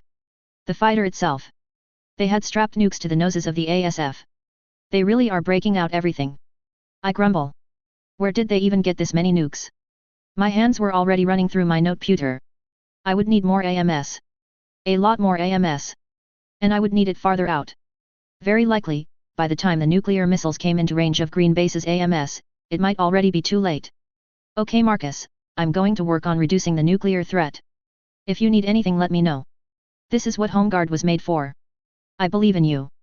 The line was quiet for a moment. We won't fail. There is no failure for Home Guard, Commander. The line ended. I nodded. Good man. Now it was time to do some fucking goofy-ass space engineers level engineering. Fuck. I suck at games like this. A different perspective. Theodore Kurita. Taisho. The station is attacking as expected. We are initiating maneuvers. We estimate an hour after retro burn we will grow too close to properly avoid all incoming fire. Theo nodded. The captain of his new Colossus was a skilled dropship captain. One of the best in the Combine. Captain Takamori had been the only choice to Captain Theos Colossus. It had been with his help, and the brilliant minds of the entire Combine working together to get this plan working. Understood. Do everything you can to minimize damage, and ensure our arrival. Of course, Taisho. Theo turned away heading off the bridge. This part of the battle would as always be outside his hands. Of course his ship was well protected by other dropships, but there was nothing he could do any further. As he left he noticed Yorinaga waiting for him. The man, unlike Theo, had chosen not to wear one of the recovered ISDF armors. Instead wearing an old SLDF cooling suit. Your anxiety has been noted. Calm. Remain as still as lake water. The older man offered simply, seeming to be completely unbothered by the fight to come. Theo wanted to grit his teeth. To snap back, but instead he swallowed it down and nodded. Firming his face into a cool mask. Yorinaga nodded then. I wish there was something I could do. I don't like being forced to rely on another for my survival. That is war. Theo wanted to snort at the dry reply. Yes. It was, but that didn't make him feel any better. He had been in dangerous drops before, but this was. It was a kamikaze. Theo alone knew his father had sent an order for Theo not to go on this journey. It had been thrown aside. Theo knew he could not follow that order. He felt it. That he must be here for this fight. How could he ever call himself coordinator if he did not act when needed? You should not have come. Yorinaga offered as if reading his mind, earning a swift chiding look in return. Keep your voice down. He ordered instantly. The morale among the men was already bad enough. Yorinaga ignored the chiding. You were given an order by your father not to come. Theo pursed his lips. Apparently he was not the only one to know. I was, but this is something I must do. You will face death today. Are you prepared? I am. A message was sent to my father about my children. My wife and children are making their way to Luthien, in case I fall here. For once Yorinaga actually looked surprised. Earning a moment of humor from Theo. So the older man was still human yet. I see. I congratulate you on your marriage, and the birth of your heir. I do this for them. So that even if I fall, they will find their inheritance still exists. For the Combine. I will sacrifice my life, to ensure my children will see it. Then you are ready. Yorinaga nodded firmly, looking pleased. Come. I want to ensure everyone else is ready as well. Theo ordered, stalking the halls. He would do his best to ensure discipline was maintained. Understood. Heike. Dash. A different perspective. Mike Haufenfa. Mike was a little concerned when the red lights had turned on along the ceiling of every room and hallway. What's going on? Mike asked, turning towards the only armored form in the room. Simon was a good man. He had made sure Mike could get recordings all over the station, and had managed to get him interviews lined up. He also was the best cook on the station. So Mike made sure to make sure he was always kind to him. Never anger the cooks after all. Red alert means inbound attack. 1 second. He ordered, walking over to the COMM units on the wall. A press of a few buttons, and a message began playing. Warning: Combine attack detected. Multiple jump ships detected. The automated message blared through and Simon shut the COMM off after a moment. The man seemed to take a moment, a deep breath before he regained himself. All right. All of you will come with me. We will put you somewhere safe. No. Mike denied instantly. He looked to his crew, and received hesitant nods all around. We are here to capture the 4th Succession War. We didn't expect to see much combat, but we did expect to see some. Let us set up somewhere. Mike wouldn't let this opportunity slip by. He may be stuck on this station for now, but he still got reports from all over. His crew capturing battles knee-deep in mud on worlds all over the inner sphere. The Combine was dying, and he would be damned if he failed his duty in capturing this. Simon sighed, his broad shoulders sinking. All right. Follow me, I'll get you access to an external view bay where you can set up some cameras, after you go where I tell you to stay safe. Deal. Deal. Dash. So if I put this fucking thing here, it should keep it from spinning itself apart. Hopefully. I grumble. Seriously, designing a spacecraft, if you could call it that, in the span of a few hours was bullshit. Luckily, I was a cheater, and I didn't need anything someone had to pilot. The design was taking shape. And by design, well, function over form. I switched the COMM channel over to who I needed to speak with. Duncan. I need a few shuttle pilots. Send them down to my hangar. What? Commander. His voice statistied as I had basically connected to the room he was in to get my order through. All right. I'll figure something out. Anything else? No, that will be fine. I cut the channel. Okay, now to attach the design to an actual shuttlecraft. And let it disengage. I didn't want my kids outside in a shuttle if I could help it. I flipped channels. Marcus. I'll be sending out some orbital defenses shortly. Here are the details. I forwarded the design to his command computer. Having direct access to everything in the war station through a neurohelm was amazing. Wait. Shouldn't I have one of these set up for Marcus too? It would probably speed things up. Fuck. Next time. Commander. This is the ugliest thing I have ever seen. I love it. I'll forward this to Mara, she is doing our firing calculations, she will tell you where to place them. Don't tell me, I'm having Duncan send me some shuttle pilots to move them out. Just connect Mara to them. Will do. I cut the comms. Setting up the order. The hangar burst into a massive green light as all the nanoforges built into it activated at once. Then I switched to a little extra bit I had been working on while designing this station, but I hadn't ever finished. There was a limit on how much time I could dedicate to it while building it after all. But now? Well, fuck, I had nothing else to do but build. This was easy. I had done turrets before after all. In fact, it was almost relaxing. Most of the hangars in Grian base were currently empty. So I simply locked the doors remotely, and turned up the green juice. It would take time, of course, but as I checked a screen noticing the stream of metal supplies, I could only watch as it kept dropping and shooting up as things were built. A beep alerted me to a message. I almost didn't answer it. Yeah, Eris, what is it? The Northwind Highlanders are suited up, but I don't know where the Royal Highlanders were stored. Right. Right. Let me check. I lied as I quickly checked my production bays, finding one that wasn't in use, and queued up a few Royal Highlanders. How many mech warriors do they have with them? I asked as I was queuing the numbers. Fiddling a bit with the paint scheme. Luckily the paint scheme I was looking for was actually in my database. Helm had a lot of shit after all. 8. Alright. 8 mechs are on their way to Hangar B6. Once they are active, hook them into the Home Guard defense channel. Marcus will tell them where to go. Understood, Commander. Vicky. Where are you? We are about to be under attack, and I don't even know where you are. I'm in Hangar A1. I have a bit of a surprise for all the nukes the Combine are bringing to the party. Just get suited up, Eris. I'll be joining up with the defense once the time comes. Until then I'm better used, setting up a few surprises. Fine. You do realize we can't have you get killed here, right? I mean you AR. PSSSHT. Sorry Eris, can't hear you, too much static. PSSHT. Call you back. The line died as I punched the end call button. Fuck. That girl had better not open her damned mouth. I wouldn't be able to keep this quiet if it hits the rumor mill. I sighed. Okay. This would help. Hopefully enough to keep anyone from tasting nuclear sunlight. I focused back on my little surprise. It was coming along well. I ran through a few checks, to make sure that the fire control was actually connected. Each turret would be fully contained. Fire control, heat sinks, ammunition. My hands blurred, running through my noteputer, looking for anything to push another idea forward. Another way to stop the damn samurai from ruining my day. I just needed to do something. Dash. A different perspective. Theodore Kurita. They were approaching the true danger zone. The sight of the station ahead of them firing round after round into his ship's path, had caused more than a few worried glances out the window. Thankfully Captain Takamori had been right. While the station was constantly lighting up from its guns firing. Thanks to a console that had been added to his Colossus that had apparently come from a warship, they were better able to read the firing solutions, the ISDF used, and continue to avoid them. Comstar had provided the oddest equipment to him. But Theo had no time to consider where they had gotten it. It was now that they were hitting the midpoint that the enemy would begin to understand their plan. Theo spent a quiet moment in his thoughts. He was already strapped into his mech. As were all of the mech warriors. All the better to potentially survive if hit.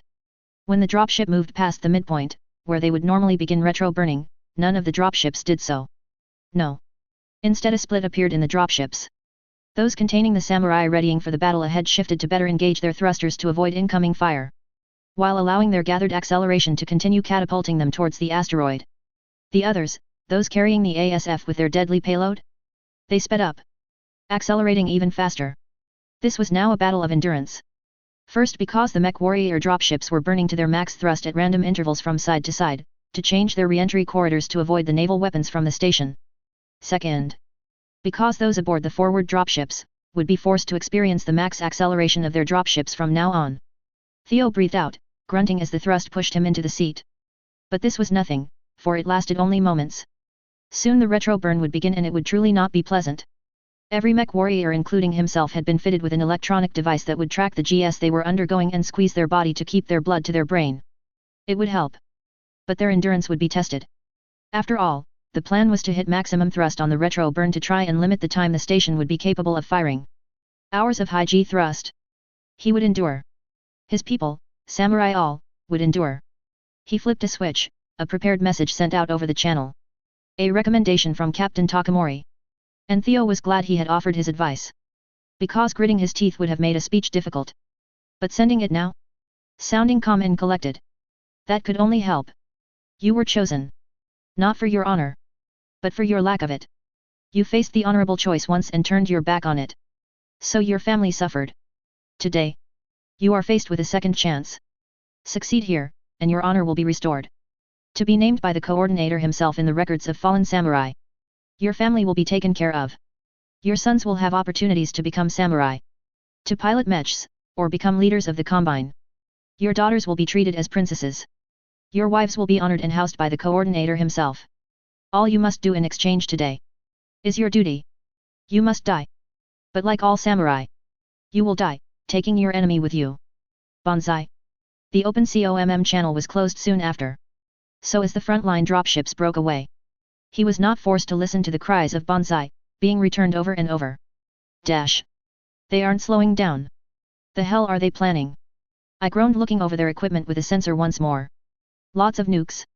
Lots of mech warriors. No, I realized it. Lots of mech warriors in the slowly appearing second row of dropships. Ones that didn't have nukes. I flipped the COMM. Marcus, tell me you noticed what I just did. I burst into the war room's comms without preamble. The line was quiet for a moment. No. Tell me. He demanded a moment later, chatter filling the background as everyone tried to figure out what I had seen. The dropships aren't retro-burning. The first row of dropships are the ones carrying nukes and ASF. The second row behind aren't carrying any nukes, but have their mechs. I bet, they are going to try and commit a... What the fuck is it called? Who cares? A flash strike? The first row won't slow down. They are going to keep accelerating, just zip right past us. But launch their nukes. We will be dealing with canned sunshine while their mech dropships retro burn. The channel was full of chatter for a few minutes. I waited, listening to arguments and discussions. Finally I realized they probably forgot I was here. Marcus, I want a probable course for those dropships if they aren't going to slow down. You are wrong, Commander. He cut in instantly. I blinked. Well, that was good. They aren't going to bypass us. They are going to ram us. He spoke utterly confident. Oh. That was way less good. Shit. Even if we hit them we will still have massive chunks of metal raining down on us. I mutter, thinking about what I had seen on board their ships. The scrap. That is why those things are full of garbage. My mind raced. Naval weapons would do a good job of taking them out. But even if we take out the dropships, that will still be a lot of metal accelerated towards us. Commander, make more of your little ships. Having them absorb some impact will help. Will do. I took a moment to rack my brain. Even as green light burst out in the hangar. I didn't want shuttles to be outside with the enemy getting even closer, but sometimes needs must. But I had a feeling my extra surprise was going to need an upgrade. A lot of upgrade. A different perspective. Mike Haufenfa. Mike had a grand seat for this adventure. After a bit of back and forth, they not only had cameras set up in a viewing room that was set up outside on the asteroid. Apparently Vicky enjoyed staring out over the asteroid on the ground level. It was a tiny room connected by a long tunnel, and it led to a small dome that allowed someone to sit and look out over the surface. It was perfect. But he wasn't there. He had tried, but after Simon informed him frankly, that the dome would likely shatter if anything hit around it, he had decided to leave a camera there and nothing else. Instead he was in a room that had been set up to connect to many of the external cameras. He had the same sight as all the guns that were pointing out into the blackness of space. And all were being recorded. It would be hell later to go through so much footage, but it would be worth it. So he was staring at a dozen screens along the wall that all showed different sights. Mike, we have a problem. Alan whispered as he came up beside him, purposefully looking calm to the rest of the crew, but Mike could feel his tension. Hit me. We have exterior cameras. I did a check. Tried to figure out just how much metal is rocketing at us right now. We should evacuate. Now. Mike frowned but wiped it from his face a moment later. Alan was ex-LCAF. He actually used to be a gunnery officer on board a dropship. His experience on dropships, and big guns had helped Mike plenty of time on the sets of The Immortal Warrior. It had also saved his life a few times when groups got a little too eager to have control of the show. Brief me. Too many drive plumes.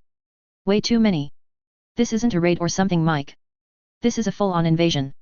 The ISDF has some serious firepower here, sure. But I don't expect this to be a clean run. The snakes wouldn't attack like this unless they had a plan to. Mike sighed, considering.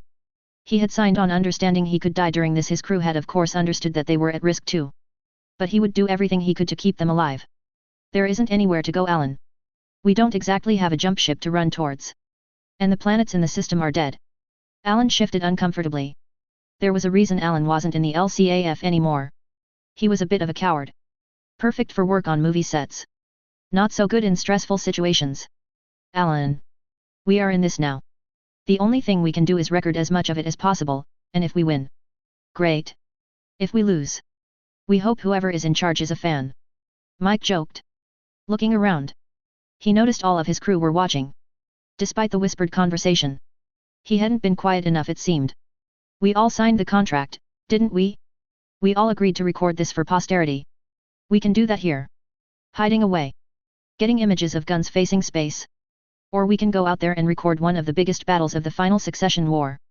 Mike reached over and grabbed one of the cameras. I know what I intend to do. He walked out of the room. His crew to a man racing after. They had a job to do. Live or die. A different perspective. Marcus Shield. Marcus had been staring at the system map for hours now. Zooming in and out at different times to check on the equipment of each dropship. To see if there was anything further he could use. Colonel. Hit on one of the lead dropships. The call came out to a cheer from all of his staff. He smiled, zooming out to see the map show a real-time display of the dropship turning itself into scrap. ASF launch detected. It seems they are reacting. Another voice called out and Marcus watched as every dropship started releasing their fighters. Now that they had lost their first dropship.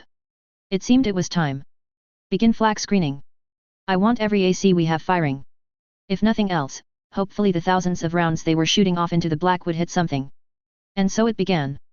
As the dropships with mechs began slowing, hitting huge GS to slow down in time, probably causing half the crew to pass out just from the force.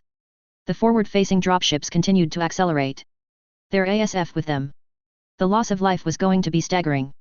Marcus couldn't help but think before remembering that to the Combine the numbers here were nothing. A drop in the bucket. The loss of equipment would hurt them more. That only fueled the pit of fury growing in his belly. Colonel. Nuclear launch detected. Marcus scowled. Damn them. The dropships had begun launching their nuclear missiles, simply lobbing them at Green Base. Some would fall behind the acceleration of the dropships themselves, which would mean they would be facing a rather consistent barrage for quite a while if they kept this up. Tell me we have a firing solution on these dropships. We are working on it, Colonel. This is complex astrophysics here. A call came back and he huffed. Fair enough. It wasn't like he was good enough to be making those calculations himself. He hoped they were ready. Home Guard would be getting a baptism in fire, in a very literal sense, if this didn't work out. Dash. A different perspective. Natsuo Hitomaki. Bonsai. He whispered to himself. It had been a slowly repeated refrain ever since the Taisho and his speech. Natsuo had once proven himself a coward. Had caused endless trouble for his family. And now he had a chance to ensure his son would not be tarred by the same brush. No, his son was brave. He would learn well in high-level schools. Become a samurai. Bonsai. He grunted as the G-forces had taken their toll. Acceleration continued. Everything came down to the initial assault. The fortress Green Base had too many weapons. Too many defenses for a normal assault to work. They had to soften it up so that the samurai could land. That is when they recruited Natsuo. A skilled pilot, and now a man that must succeed. He clicked the button again. Launching another few nuclear-tipped missiles on collision course with the base. They would hit long after Natsuo was dead. But they would hit. He closed his eyes as he fought against the GS. The dropships had been modified, everything that wasn't directly necessary for him to pilot it forwards had been stripped out. Replaced by armor, fuel, or additional thrusters. It was less like piloting a dropship, and more like piloting a missile. But he was sure it was coming. His death. The enemy fire had grown stronger. Already the rate of casualties had gone up. Leaving streams of metal and activated nuclear weapons on a collision course with the fortress. Or at least that was the hope. Bonsai. He grunted as he adjusted his angle, ensuring he would hit even if he was struck by one of their weapons. That was his job. Do everything he can to ensure, even if he is killed before he hits, that his dropship lands. Luckily, as much focus as his dropship was getting, even more was being sent towards the ASF ahead. The fighters that were much faster than his dropship, had accelerated ahead. The ASF nuclear missiles would be first. The brave pilots would be second.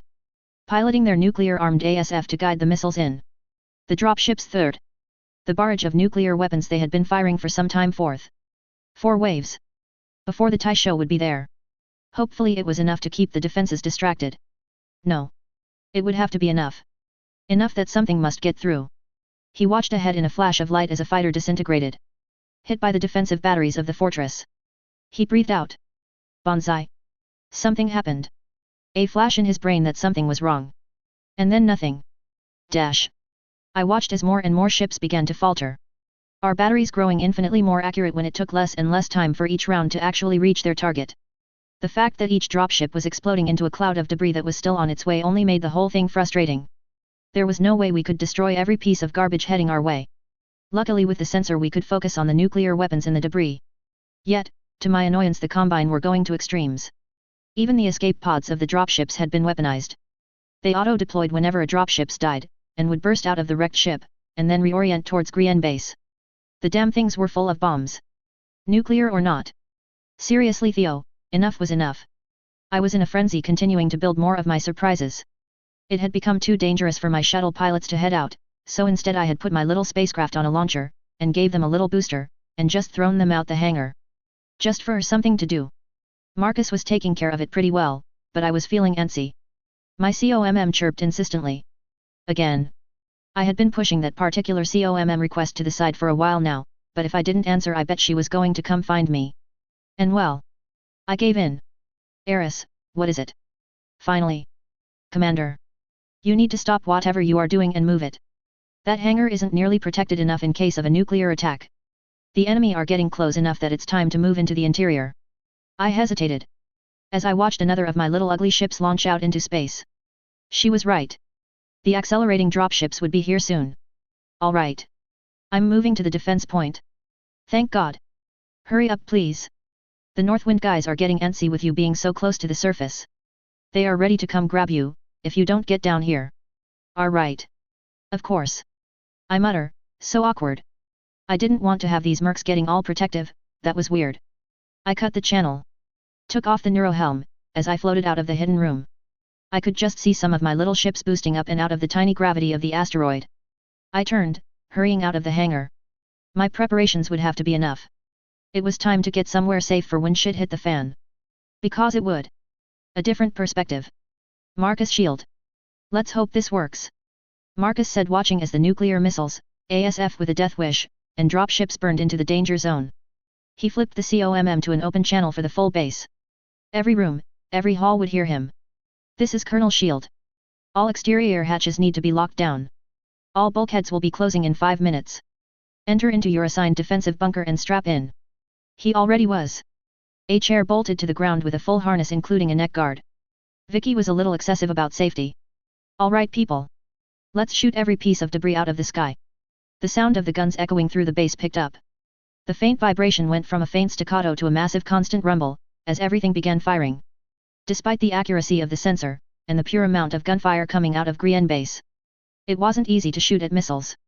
Much less ASF fighters that were pulling so many GS. Marcus was pretty sure half of them had already died, and they might just be using a computer pilot by now. The speed of the incoming enemies was just a little ridiculous. This is Commander Eisenbloom. The voice suddenly echoed over the room COMM. It took a moment for Marcus to realize it was an open frequency. She wasn't speaking to him. She was speaking to the Combine. I know you are sacrificing much for this. I can respect your dedication. Your sacrifice even as I despise it. Calling for your own people to commit suicide to try and kill your enemy is a failing of a commander. I am sorry, that you were born into the Combine. To be led by such despicable men. To never be treated with the care you deserve. I promise you this, Combine kamikaze pilots. I will find out after this, who you were, what your names were. I will ensure that they will not be forgotten. Even as the rest of the samurai behind you are forgotten to the ravages of time. But I also cannot allow you to complete your task. I wish you luck in your next life. There was a pause. As nothing happened. Also. I suppose I should thank you. I always wanted to do this, but never had an excuse before. She muttered. Marcus looked around, the others in the room, his officers, and gunnery experts, all looked confused. And probably a little exasperated. What the hell was Vicky planning? I made a big red button just for this, you see. Goodbye. A moment later a squawk from Mara. Commander. What the fuck? The scream came in just as Marcus felt it. The entirety of Green Base began shaking, and Marcus realized after a moment what it was, as the sensor system suddenly lit up. You crazy bitch. Marcus stared, as it looked like almost the entire front of Green Base exploded. As thousands of killer whale launchers fired in tandem. Each of them informing the firing control system in the room what they were targeting. I call it Macross Missile Massacre. The COMM offered a completely uninsightful comment from his commander. But of course she sounded thrilled. The laughter was a little evil, but you know what? Marcus would let it go this time. Because that was a lot of missiles heading towards the speeding ASF and dropships. Dash. A different perspective. Captain Takamori. Takamori stared in awe. This green base truly was a surprise. Even at the distance his dropship was it, as it retro-burned hard to slow, he could still see the smoke trails spread off the asteroid fortress. It looked like a blooming flower.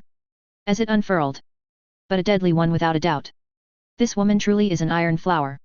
He couldn't help but admit. He closed his eyes. The amount of firepower released would destroy much of the first few waves. He may very well be seeing the turning point of the battle before him. Truly battle was beautiful. Captain. Nothing. Nothing. Continue with full retroburn. We must trust in the courage of the kamikaze. We carry the air of the dragon. We must not fail. Yes. His crew called back, but Takamori took another moment even as the G-force continued to push down on him to appreciate the view of the asteroid base. A deadly flower. Blooms beautifully red in war. The dragon lives on. He considered it for a moment. It could use some more work. But it was a pleasant enough remembrance for this. If he survived he would need to write it down.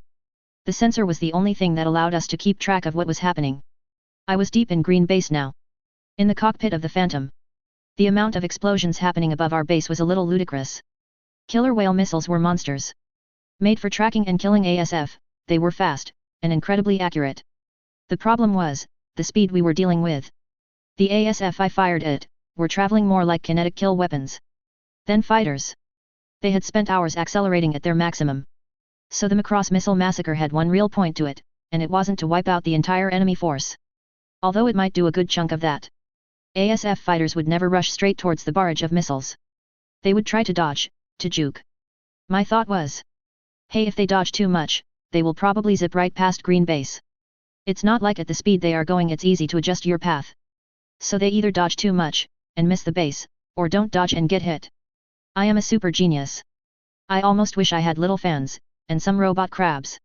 Putting that on the list. Washa was my spirit animal after all. That was what I was hoping for. Put enough of a threat in front of the ASF fighter's face, and hopefully they would flinch. Watching the explosions begin, I could only shrug. It had done something. But not quite what I wanted. The ASF had released all their normal missiles first. Then most of the fighters had slowed down with only a few maintaining their speed. The fuckers actually waited until the last moment and detonated their nukes, taking out huge swathes of my killer whales. And unfortunately letting a lot of fighters through. But there were still more missiles, and the ASF were forced to react again. Some of the ASF had then tried to dodge the killer whales, some managing it considering the speeds they were operating at, some failed and were hit, turning their ASF into scrap racing towards Green Base. Some though didn't even try to dodge. Instead a few had worked together and literally screened the killer whales, letting one ASF through for every 5 or 6 that were guaranteed to be hit. Brave bastards. So that was that. The enemy were here. Green Base's other weapons continued to fire, and I watched as even more of the ASF failed to survive lasers that arced out. Although still the skill of the Combine pilots was not to be denigrated. Some continued to dodge, or work together in teams to shield a few of their fellows just to keep getting closer and closer. More and more enemy missiles were launched. But it was the ASF themselves that were stealing my attention. The damn things were basically manned nuclear missiles at this point. Closer and closer they came. Until the first missiles came close to my little surprise spacecraft. They weren't exactly pretty. Bricks floating out in space above the surface of Green Base. Well, spiky bricks. Because they were basically solid armor, with as many AMS as I could fit along their outer section, a fusion engine, a sensor system, although not my good one, and enough ammo to fire their AMS for a good while. It was ugly. The sort of thing a child would make. But as the missiles the ASF had fired started getting close, they engaged. My fusion-powered AMS bricks opened up, and created a near-solid wall of AMS fire. Instantly many of the approaching missiles disappeared, some exploding, some simply being stripped down fast enough they couldn't even engage their explosives. When the first nuclear missile went off, it took a few of them with it, but that was fine. That was the whole point. Anything to reduce the risk of this battle. But it wouldn't be enough. The ASF flew right past. AMS systems weren't able to lock onto their frames. And then it was down to the Green Base defenses. A second Macross missile massacre exploded out from around the base as I hit a second large red button. As LRMs by the thousands screamed into the sky. Each ASF would find itself facing a wall of LRMs all searching for it. The explosions started not long after, and I stared as more and more of the ASF fighters were turned into particles as their frames were sanded down by the never-ending missiles. But even that wasn't perfect. Some of the ASF launched even more nuclear missiles, and the explosion wiped out the LRM defense, creating the path through. If you didn't mind flying through the remnants of a nuclear explosion, I guess they should be thankful. Those men were dead either way. All hands. Brace for impact. The alert sounded and I did just that. The entire asteroid shuddered. Once and then again. And again. The nukes had landed. Dash. A different perspective. Theodore Kurita. We confirm multiple nuclear detonations on target. We have damaged the defenses. Theo let out a breath of relief. Captain, how many impacts? Theo was quite happy that it had worked. The amount of fire the station had put out had already destroyed more dropships than he had hoped they would lose overall. Just another sign that the ISDF must be ended. Here and now. 3 confirmed impacts Taisho. Theo winced, glad he was hidden within his mech. So much sacrificed only to land 3 nuclear weapons? How long until the second wave? 10 minutes. Inform me of any changes. Understood. 3 he thought. Hopefully it would be enough to break open the massive rock. A different perspective. Marcus shield. How much have we lost? Marcus demanded only moments after the aftershocks hit. The base had shuddered, but not a single light had flickered. Vicky built base is good. Multiple weapon platforms are offline. Sending repair requests. Exterior cameras are damaged, but sensors are fine. Exterior hull is damaged.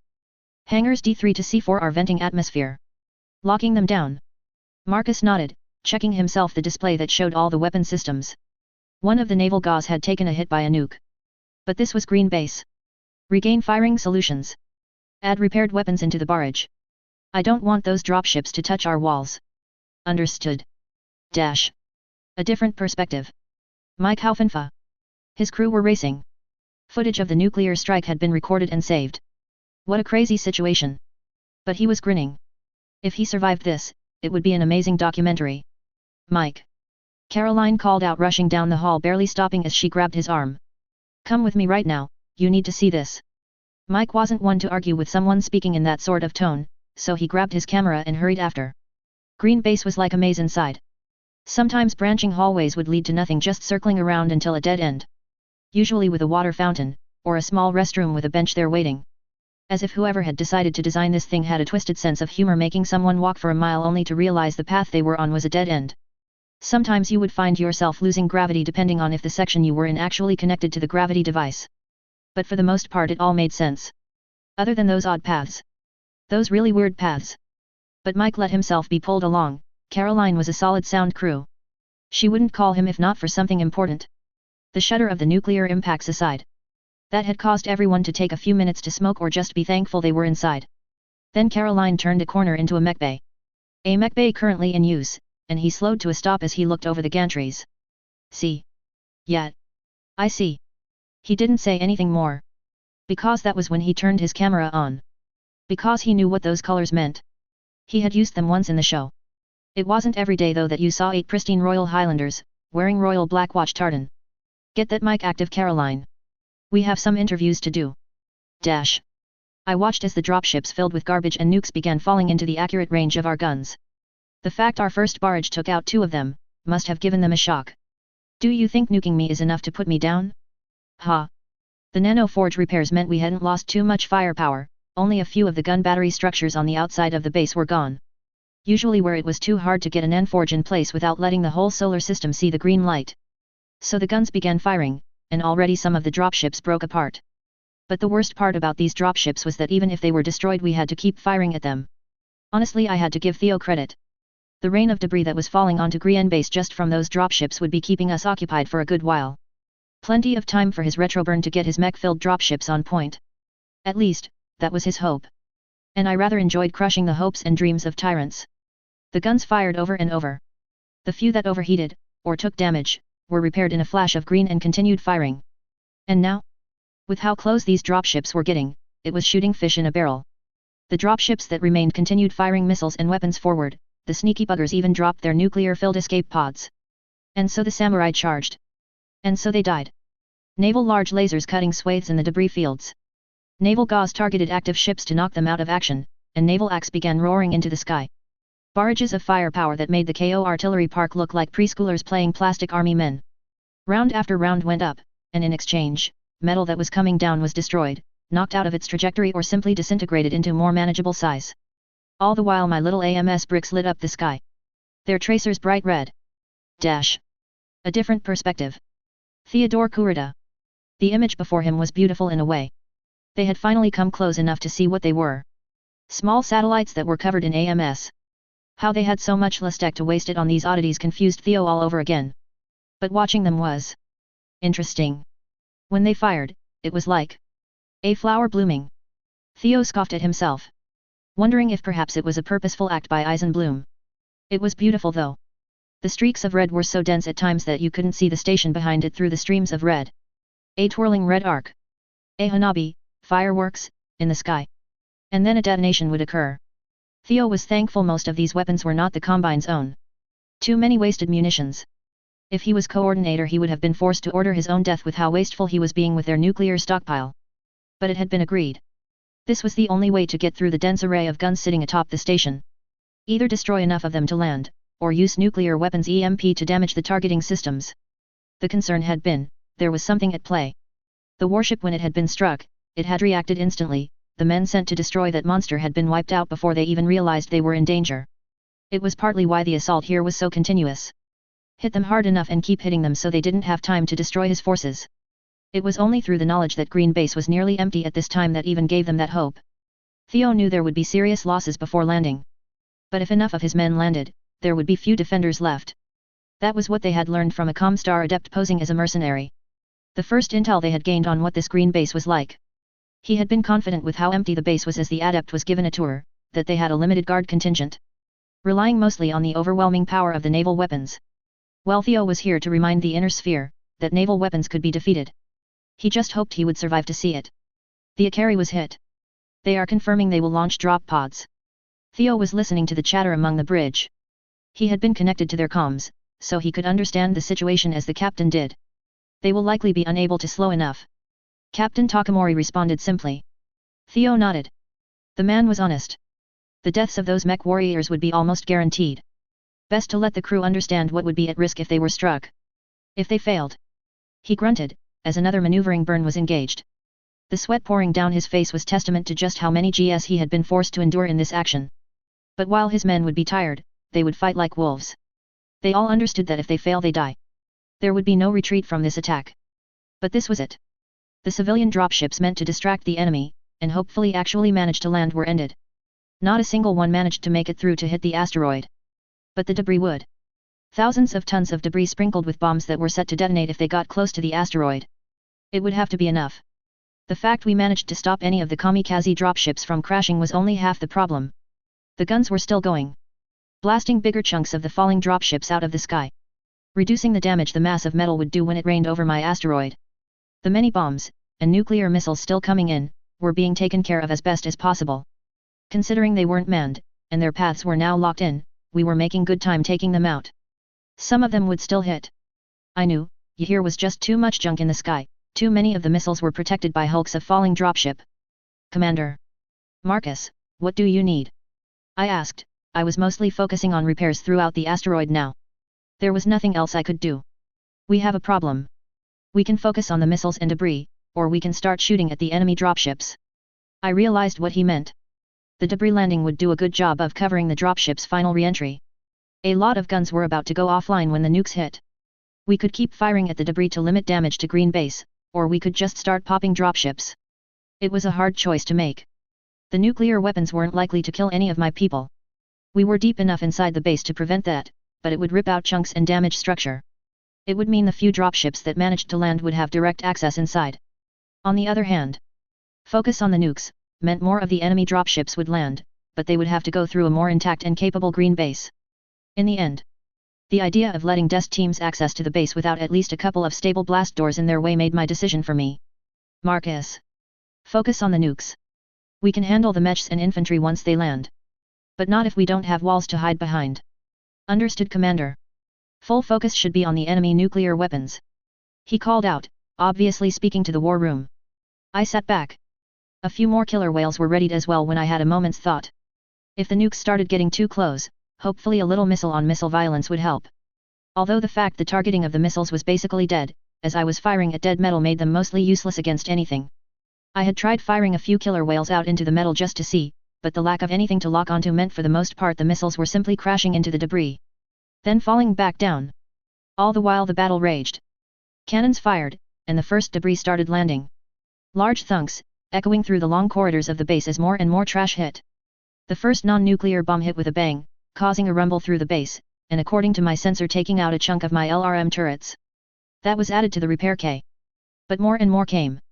Trash smashing into our turrets, damaging, or simply pinning the weapons under tons of metal. Then, all was quiet for a moment. Then suddenly it wasn't. The base shook like crazy. The first nuclear missile of this barrage slipped through. More weapons went offline. I launched a few killer whales from my control console to try and stop a few more that looked like they might slip through.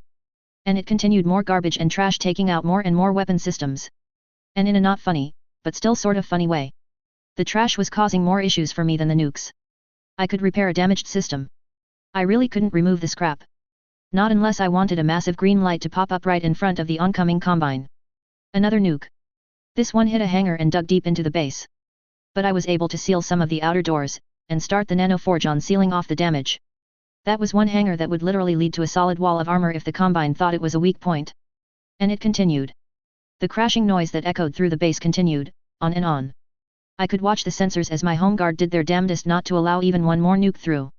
I kept them topped up on weapons, as best as I am able, but it was a ridiculous task. Seriously, Combine? Where the hell did you even get all these nukes? Did you grab every single nuclear weapon from the Combine strategic stockpile? Yet, in the end, while it certainly scraped plenty of defenses off the front of my base with each blast, it wasn't an impossible task to repair. A final nuclear impact rocked the base, and for the first time there was a shudder in the lights. It had damaged some of the power system, but my redundancy had simply rerouted around the damage.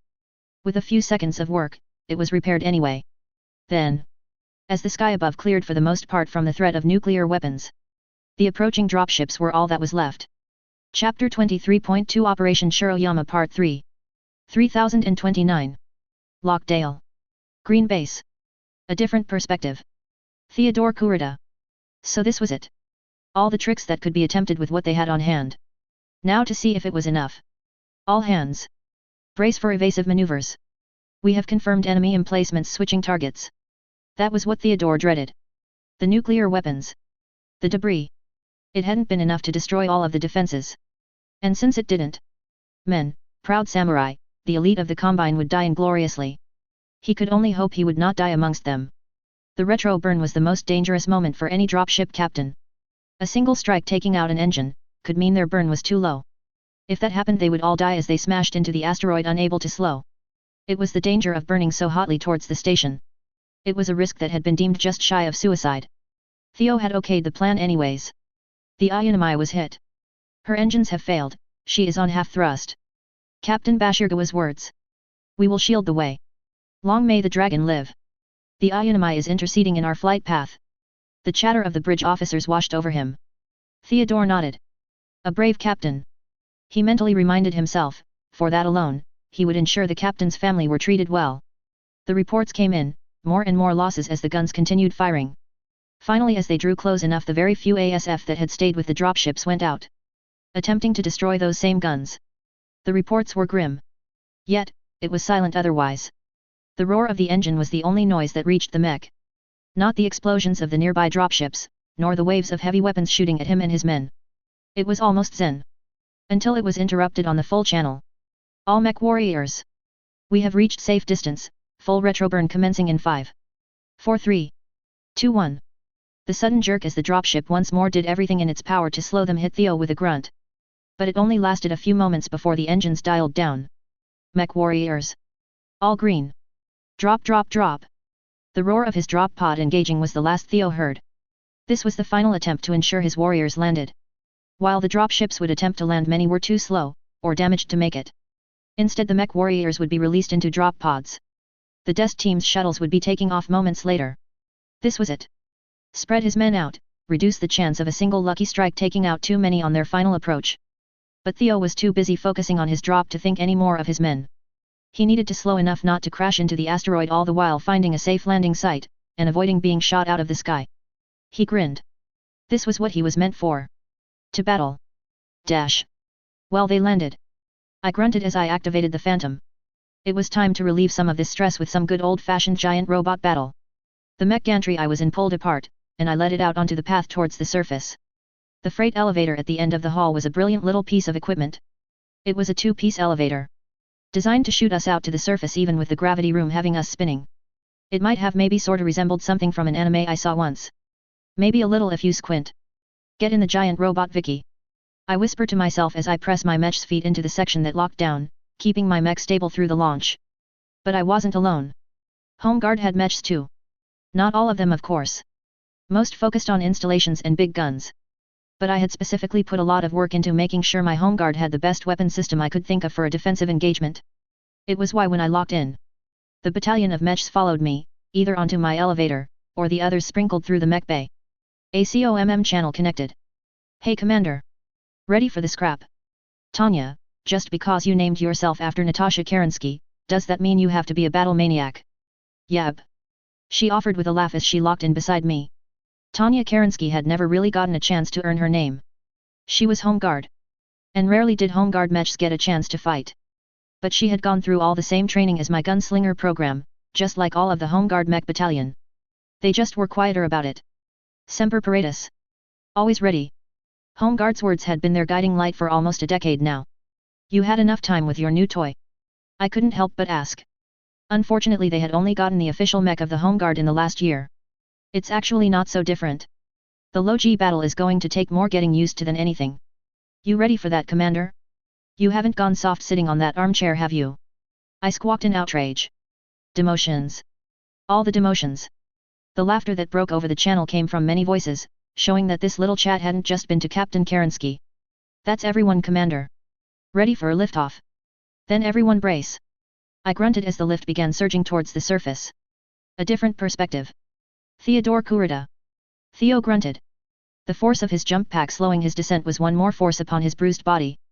But as he landed with a crash into the stone, he took a moment to regain his feet, his jump pack falling away with a clatter, and Theo realized it was all worth it.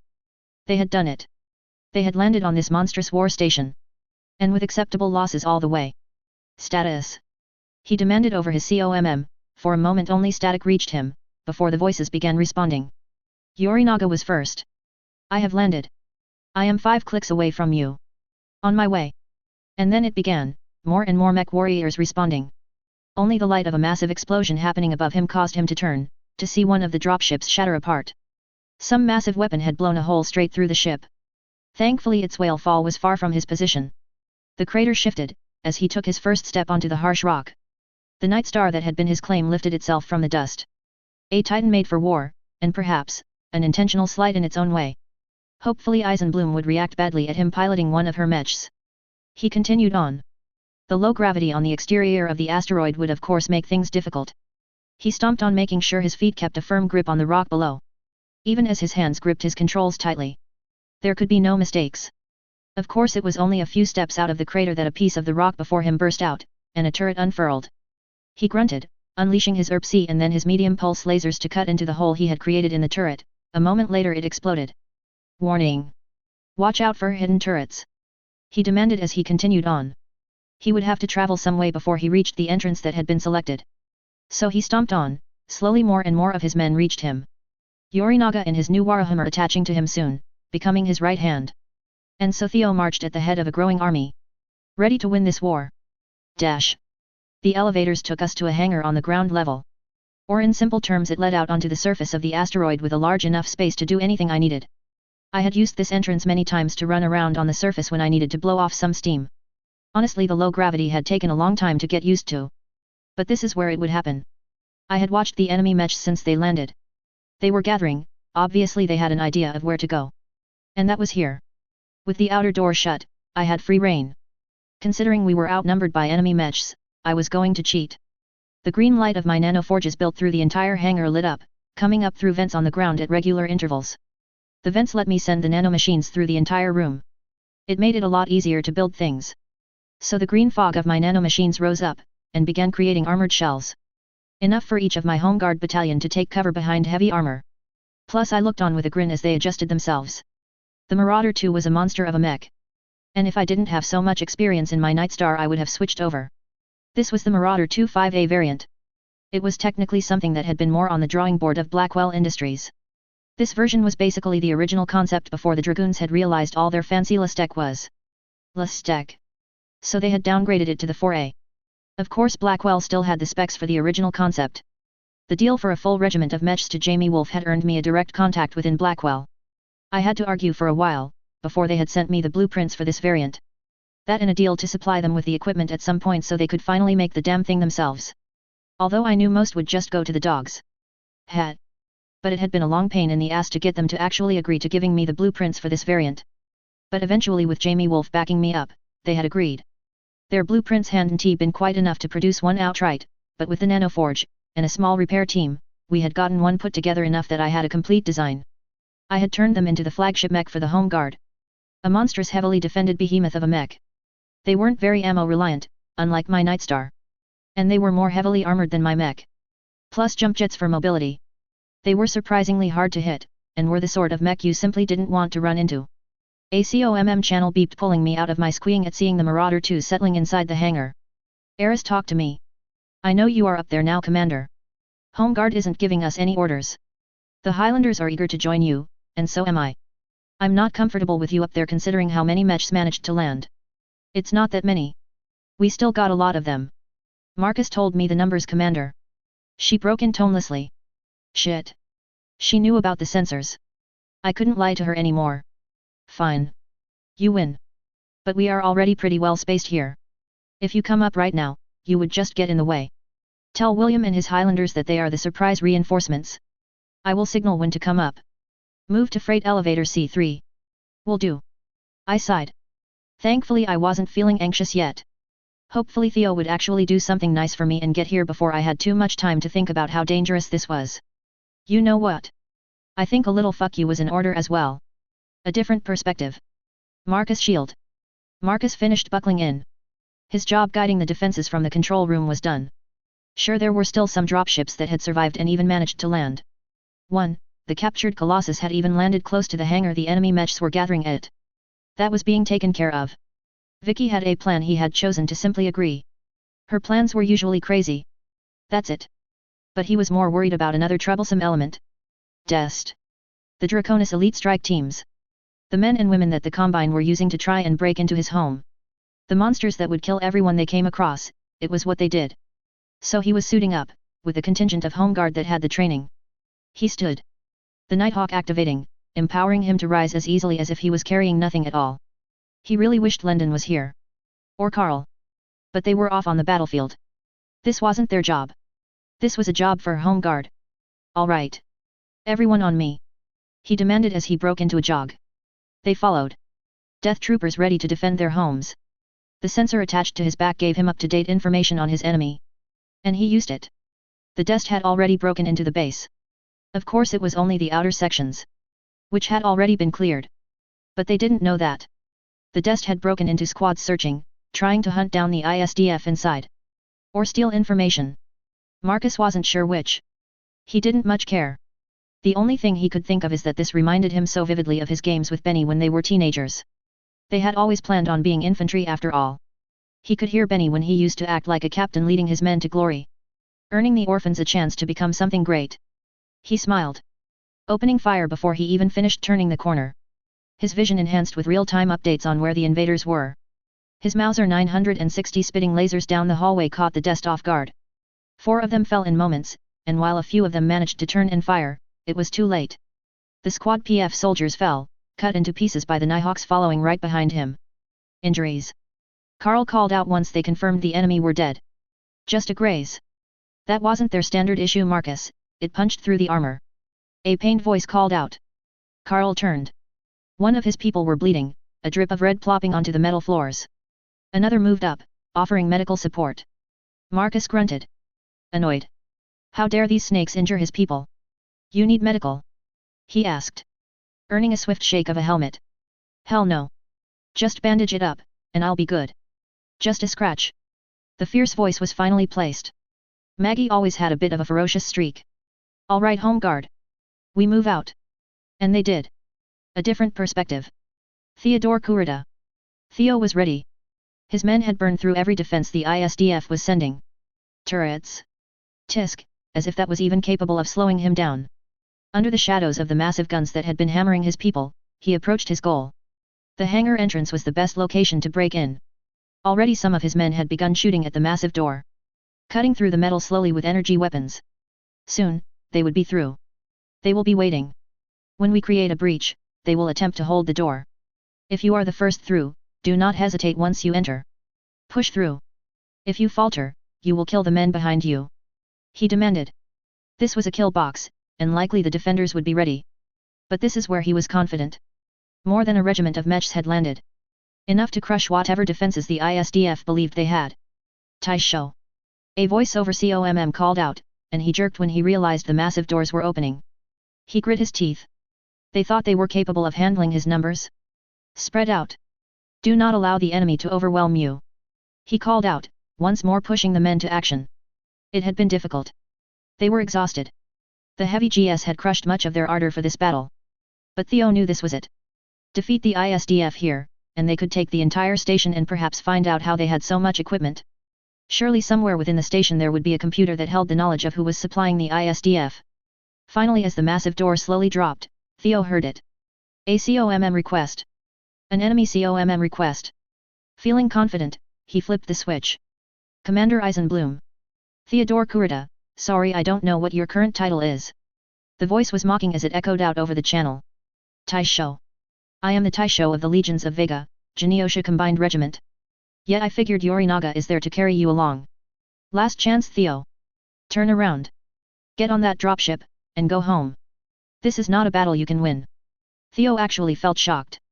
The audacity of the request. You expect me to leave? Now? When you are on the verge of defeat? No.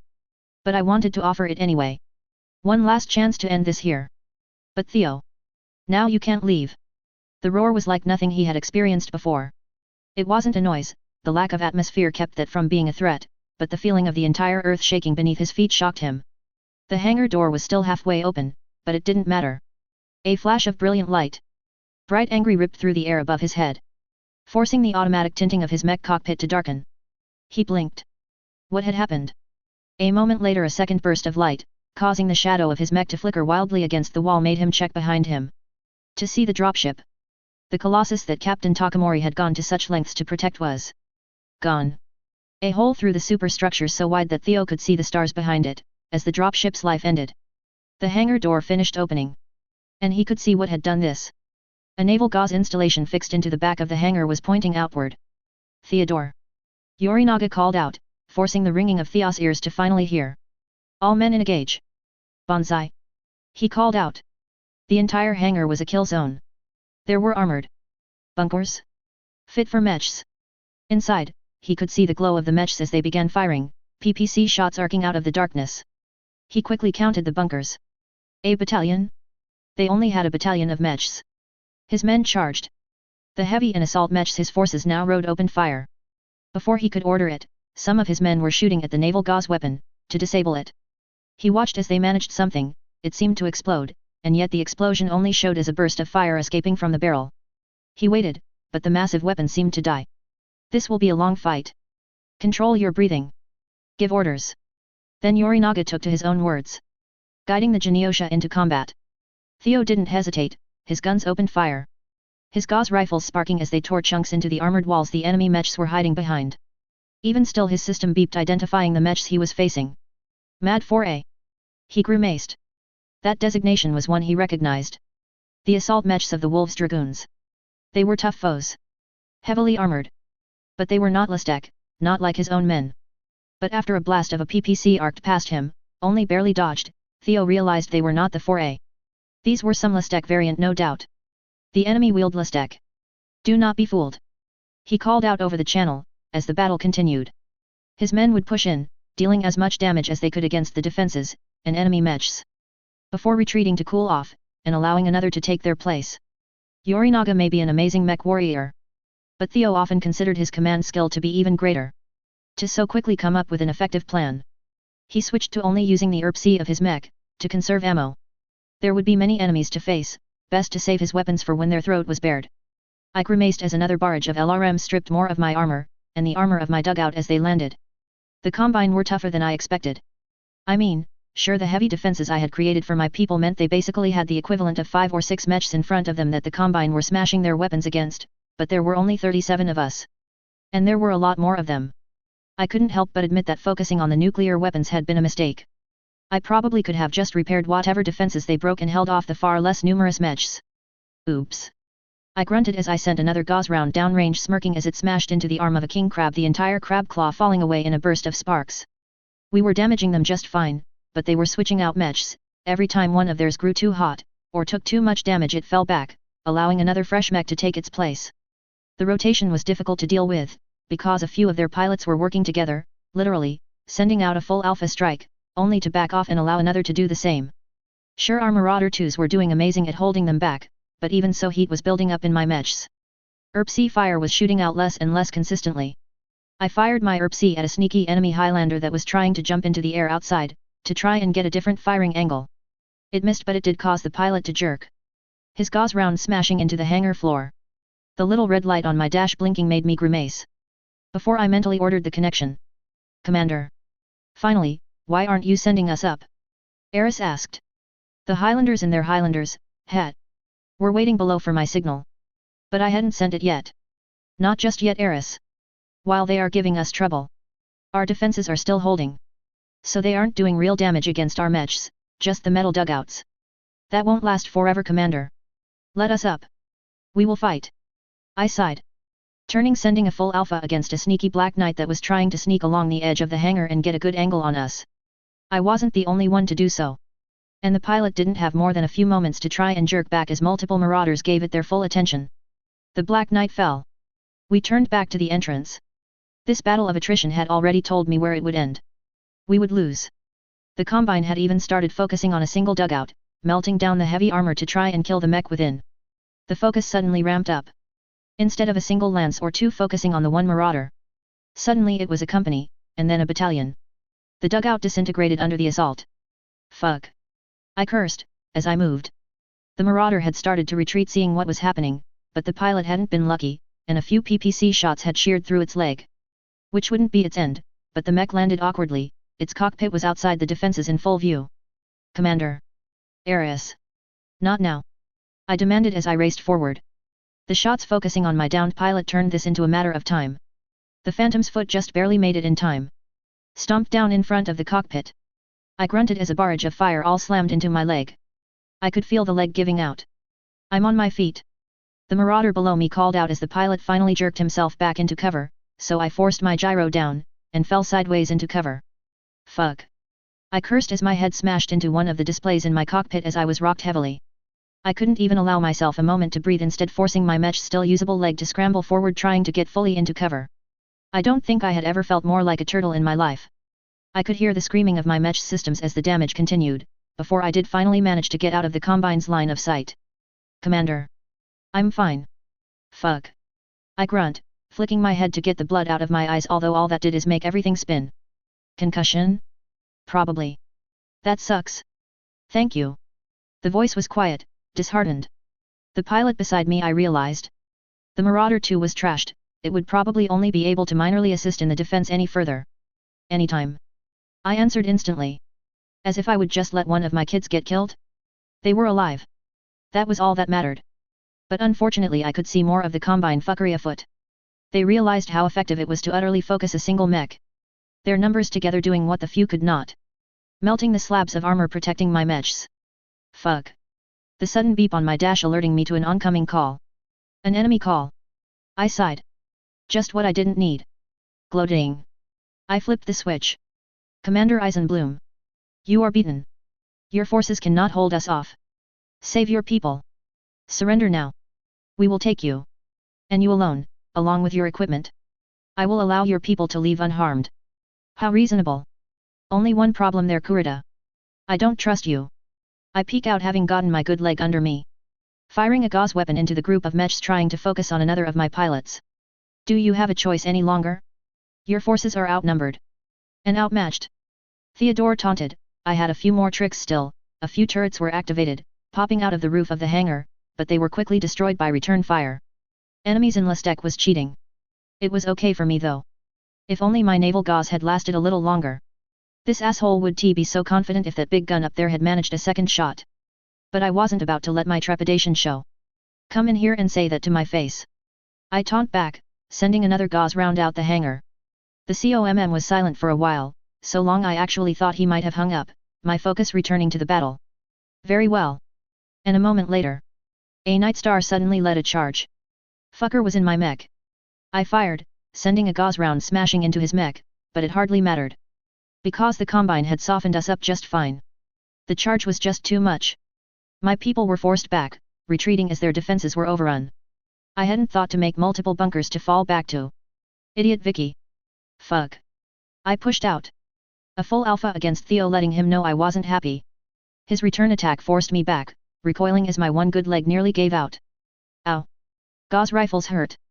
Fuck, no wonder people got so pissed at us for using them so much. I have grown tired of this game. Theo called out. Damn, what an asshole. Hey Theo. I couldn't help but ask as I shot back, and we started slugging into each other. Do you hear bagpipes? I couldn't help but taunt. I had sent the signal to Eris.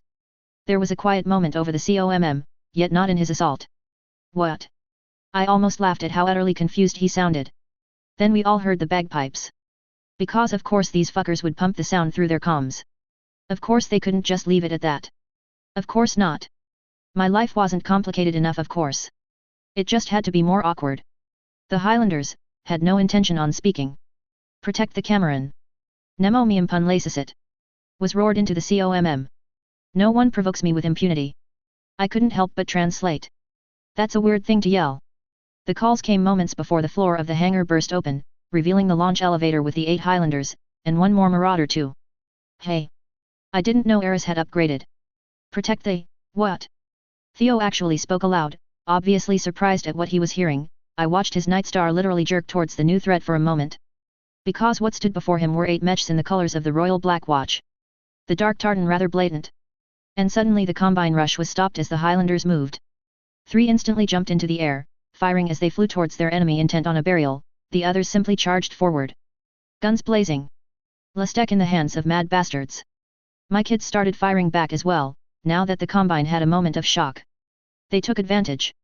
Considering Theo was confused. I said fuck it as well. So I started blasting. My cockpit instantly spiking in temperature as blazing hot air suddenly rushed over me. As I fired everything into Theo and his copycat Nightstar.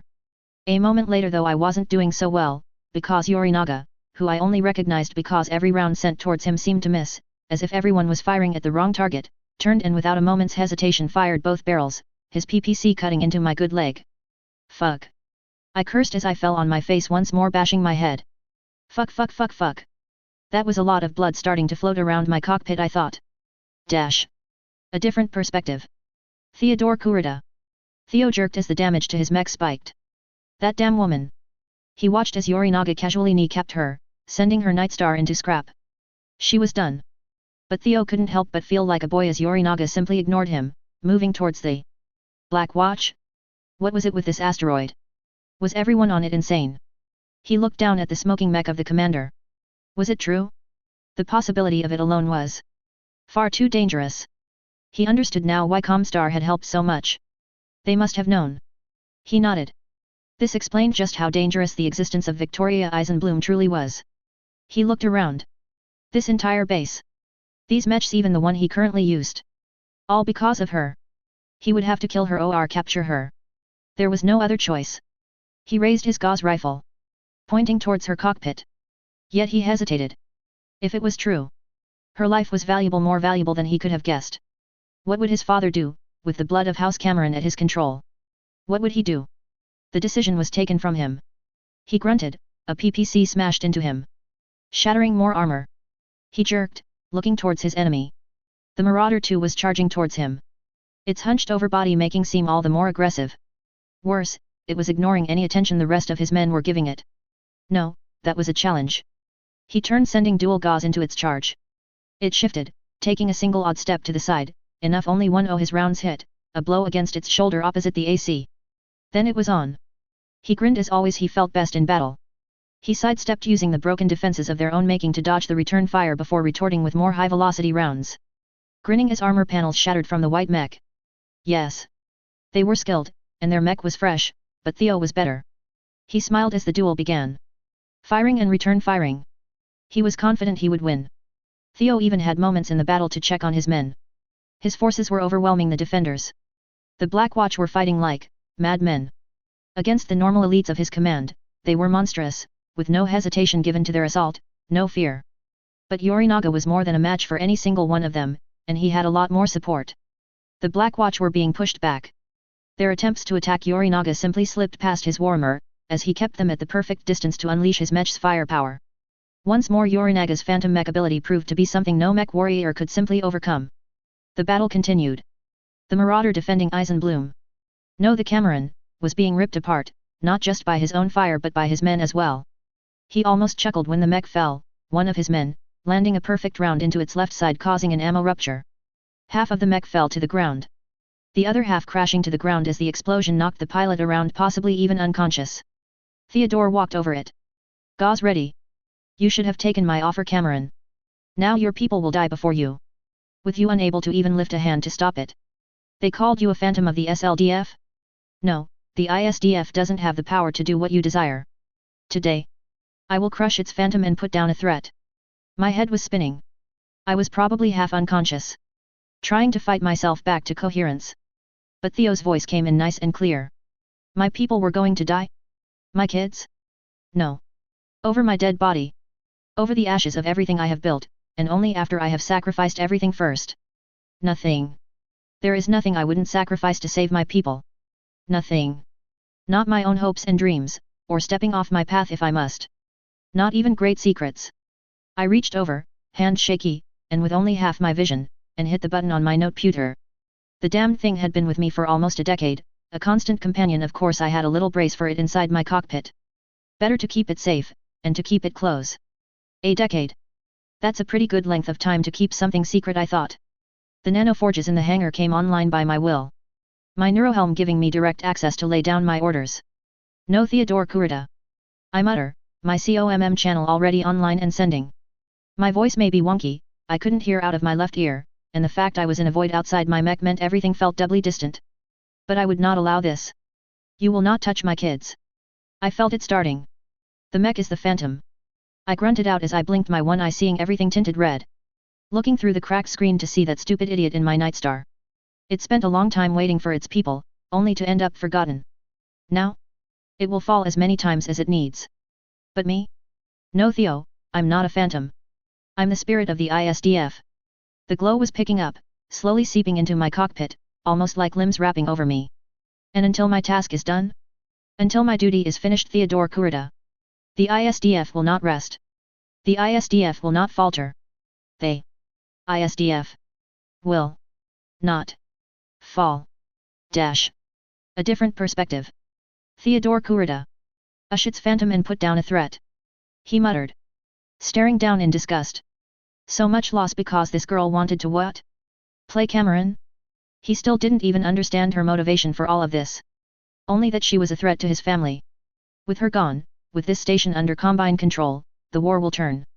His barrel was practically touching the Marauder's cockpit, ready to fire to kill just one more enemy soldier, when the woman's COMM message was sent. He almost scoffed. The itch to pull the trigger just to shut her up. Just so she could understand she could do nothing to stop this any longer, but something grabbed his attention. The mech is the phantom. He looked over and he felt shocked, as the mech. It rose. The destroyed hunk of scrap metal stood up. But how? On its shattered legs? A fog? An energy rose up from its feet. Theo felt it. Was this key? He stared at the impossible sight. It spent a long time waiting for its people, only to end up forgotten. Now? It will fall as many times as it needs. But me? No Theo, I'm not a phantom. I'm the spirit of the ISDF. He heard her speak, as the bright green fog, the energy spread, crawling up the mech like vines. A flowing gravityless wave. Everything it touched simply regrew, like the mech was more meat than metal. Impossible. He stared, unable to contextualize what he was seeing. The green fog rose higher, reaching the cockpit, wrapping the entire monstrous mech in green flowing light. A single heavy step was all it needed to face him. And until my task is done? Until my duty is finished, Theodore Kurita. The ISDF will not rest. The ISDF will not falter. They. And Theo jerked as the mech attacked. A monster. He grunted in pain as his mech shifted. He fired himself, but his attacks burned away a little of the green key. Smashing into armor, that simply remade itself. He gaped. ISDF. And he stepped back horrified as the green spread. Slithering across the floor, exploding from the mech, as it reached out, wrapping itself around the fallen ISDF mechs, the broken battered machines. Will. And he watched as the defeated enemy. The mechs they had crushed and left broken on the floor. Were wrapped in the green key. They too rose. Not. It was over. He realized. His men, elites, some of the greatest mech warriors in the entire inner sphere, were backing away. As their enemy, the dead husks of metal they had fought, and destroyed. They rose. Fall. The green reached out even farther, across the entire hangar. It made the Nightstar look like some horrible creature reaching out with grasping tentacles to raise the dead. The Black Watch. The few Highlanders that had fallen, too, rose. The sound of her words went dead silent. Not a single further word was spoken, not a sound made through the still open channel. As the monster stepped forward, the green fog surging around it, as it turned, seemingly dismissing Theo as a threat. Halfway across the room Yorinaga was dealing with the resurging Black Watch, the usual overwhelming confidence he displayed nowhere in sight. Then the left leg of his warmer disappeared. 2 gauze rounds reached across the room to perfectly kneecap him. A return on what he had done to her. If the impossible sight before him wasn't enough, she had just crushed Yorinaga. Theo looked on, his hands shaking. So this was his death. A man. A samurai, with a damaged blade. Against a monster. Dash. Blood was in my one working eye. My head was spinning. I was sending orders through the neurohelm to repair all my kids' mechs, and Theodore Kurita was standing before me. His attacks ineffectual. But Yorinaga was the bigger threat. I turned the normal sensors on the Nightstar assuring me nothing was there, but my Lestec sensor gave me what I needed. Kneecap this you motherfucker. I couldn't help but think. His warhammer fell as its leg disintegrated. I could see it. My kids realizing what had happened. Most of them had long known about the nanoforge. So they picked themselves up. And started firing the shock barely there. To Theodore Kurita, and his combined soldiers. This was an impossible thing. A battle that threw out all the rules. To my kids? This was Tuesday. I fired again. Theodore's Nightstar twisted, letting the blow smash against his side torso to try and minimize damage. Then it was on. I moved. Pushing forward. Theodore obviously wasn't expecting a ranged mech like the Nightstar to get up close and personal. The right fist of my mech, my fist, felt perfect as I smashed it into his stupid stolen mech. His retaliatory shattering armor against my core, was ignored and then repaired. Mine wasn't. My shot-shattering armor, and then I shoulder-checked him. Sending him crashing into a roll. The low gravity making it difficult to regain his feet. I charged. Both arms raised to the sky, as I brought them down on the top of his mech. Smashing it back into the ground as he managed to get 1 foot under him. I would be screaming. I would be shouting insults, or anything else. But I was so dizzy I was practically smashing my teeth together to keep from puking into my neurohelm. Again and again I simply pummeled his mech, long after I had ripped out something important enough for it to shut down. Wires and twisted metal held in my fist. Gagging, I finally stepped away, in my seat, both hands were desperately trying to keep myself from puking as the room spun again. Concussion suyuyuk. But as the battle continued I couldn't help but look down onto the crushed metal beneath me.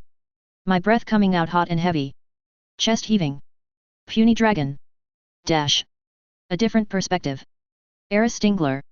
This day would stay in her brain for the rest of her life. She knew that. When the green fog had reached her, she hadn't believed what her mech was telling her. When her damaged leg had simply shown as in perfect condition. She had tried it. And she had risen. She understood then. As she raised her mech's restored arm, and fired. Smashing an enemy mech with her PPC. She didn't hesitate. Her commander's words in her ear. Eris screamed out her own fury, the cool mask she had been trained in since a child falling away as she fell into battle. As the Highlanders around her joined her. Eris lost track of herself. Ignoring the enemy attacks she simply moved. Firing it felt endlessly, uncaring for any danger to herself, as she smashed into her enemy. She felt invincible. The sound of bagpipes in her ears, only seemed to urge her on. She had failed. She had almost watched her family die. Again. Never again. She smashed into a king crab that had been firing into the fray, with a burst of her jump jets and locking her arms under it, she roared as her mech whined at the strain. Strain that disappeared a moment later, repaired as if it had never happened. The force on the crab did not. She flipped the mech on its head, stepping down into the massive mech, pinning it, and getting the pleasure of scooping out the soft bits below with blasts of her ERPPCs. She noticed a Highlander, one of the Blackwatch, launch itself into the sky, ram both legs into the top of an Atlas before leaping again from that mech to shoulder tackle a second Atlas. Uncaring of damage. She fired, the Atlas that had just been crushed beneath a Highlander was blasted to the ground by her attack. The return fire from an entire company of mechs striking her was ignored. She felt invincible. She glanced to the commander.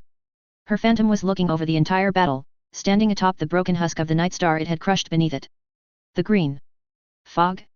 It was seemingly unleashing, still reaching across the entire hangar, holding her people safe. It made sense in that moment, only Vicky, that difficult impossible girl, would do something impossible, that defied reality itself to keep her family safe. It wasn't long after that, the samurai began surrendering. A different perspective. Marcus shield.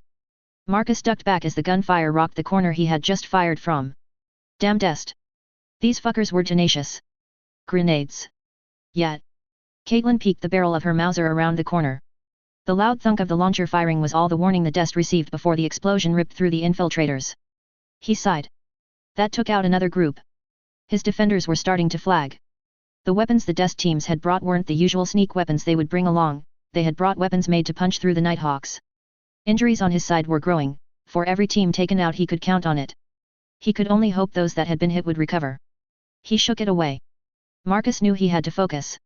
Kill the ninjas. Protect his people. Worry about the losses after. He rose. Home Guard followed. The last of the Dest teams had fallen prey to the commander's nonsense. They had ended up going down a dead end. Unless they were looking for a small room at the end with just a couch. Fuckin' Vicky. So he prepared his people and went down the hall after them. The Dest had tried to lay a trap. Realizing they were being followed. Claymores hidden along the wall. They were shot at from a distance, but that only alerted the Dest. The fight this time was tough. The ninjas kept throwing grenades forcing his team to fall back. Finally after minutes of this, of shooting around walls, and trying to keep from getting hit, the battle was really joined. Marcus led the way, using his jump jets to jump to the ceiling giving him a higher angle of fire as his men came up behind the normal way. The corridor was filled with gunfire. Marcus grunted as he landed, a few rounds pinging off the ground and walls around him, as his people gunned down the Dest agents. Then in a move that actually worked because Marcus was too shocked for it. A Dest agent pulled out a vibroblade and charged him. His Mauser missed as he blasted the walls behind her. The agent charging up and to his horror slashed through the Mauser. A moment later he was in a sword fight without a sword. His armor just barely deflecting the slashes that cut chunks out of his armored arms as he deflected the strikes. Shocked he gasped as she stabbed forward. Cutting through him, the vibroblade sinking into the wall behind him. The masked face of his killer stared down at him. Well. She stared into the barrel of his handgun. He fired. Fuck. There was a sword in him. Hey Colonel.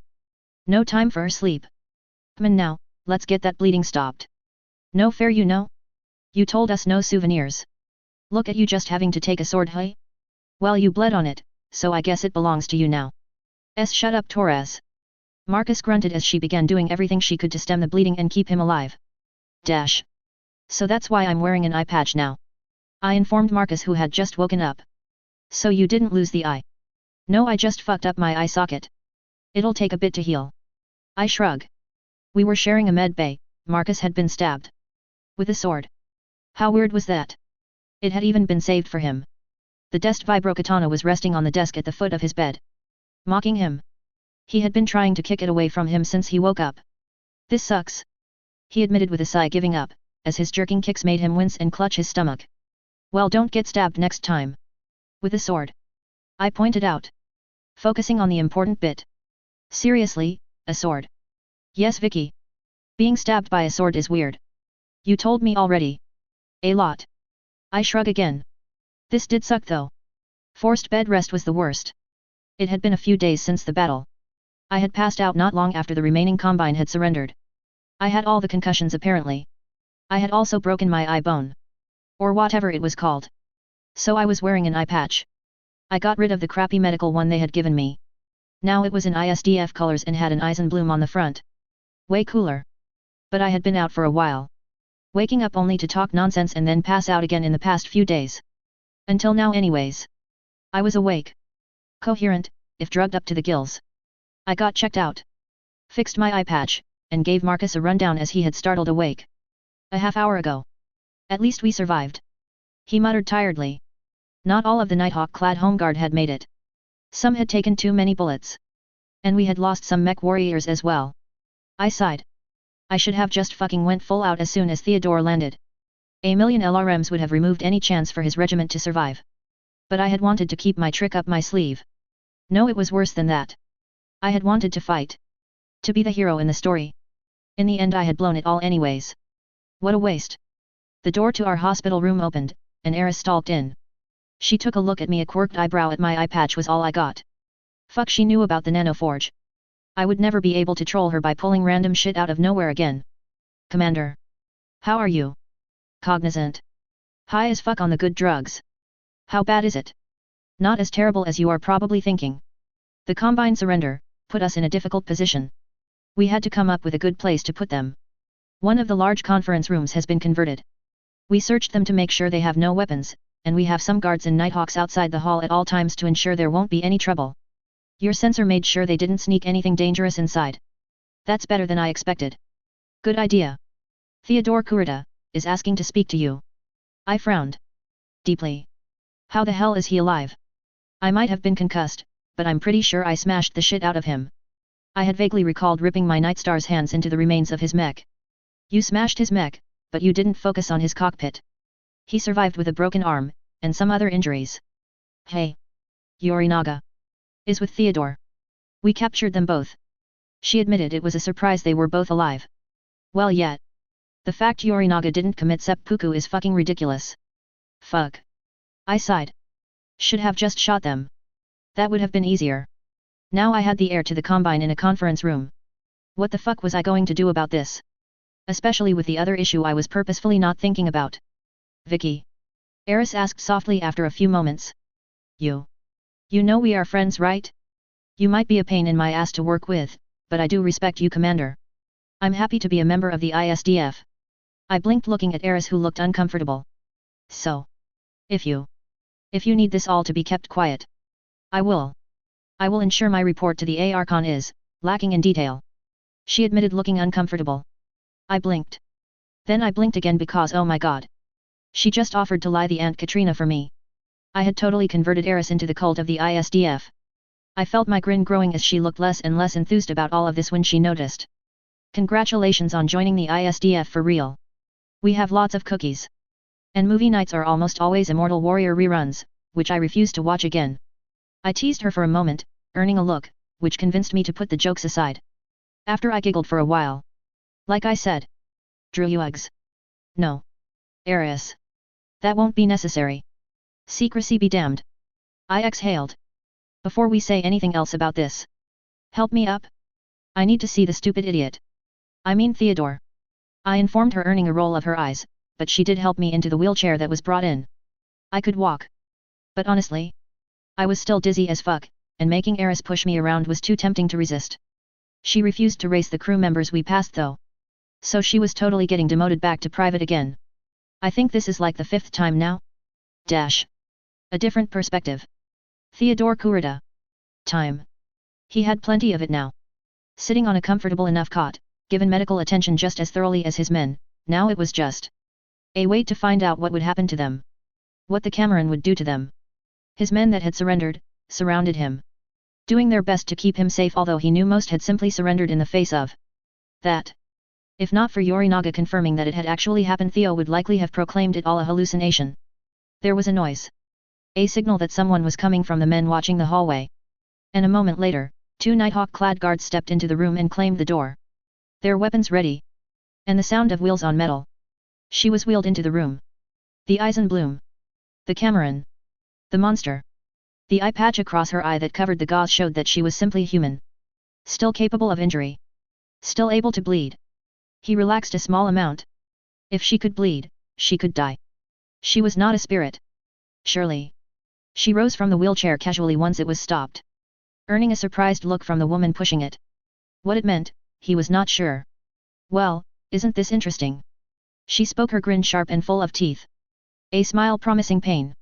I still remember giving you a promise the last time we met. Commander. Cameron. My words intended to admit my own failure in acknowledgement of her status. The wincy and ashen look she had for a moment though was curious. Was this place truly insane? Did nothing make sense? It's Eisenbloom.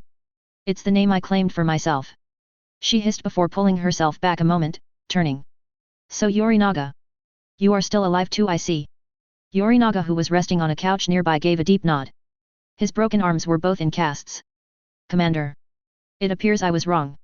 I faced what I believed to be the yellow bird twice now. And twice have I failed to slay it. Sure. Very edgy. She offered casually, and it took a moment for Theo to realize she had no idea how serious the statement Yorinaga had just spoken was. This woman.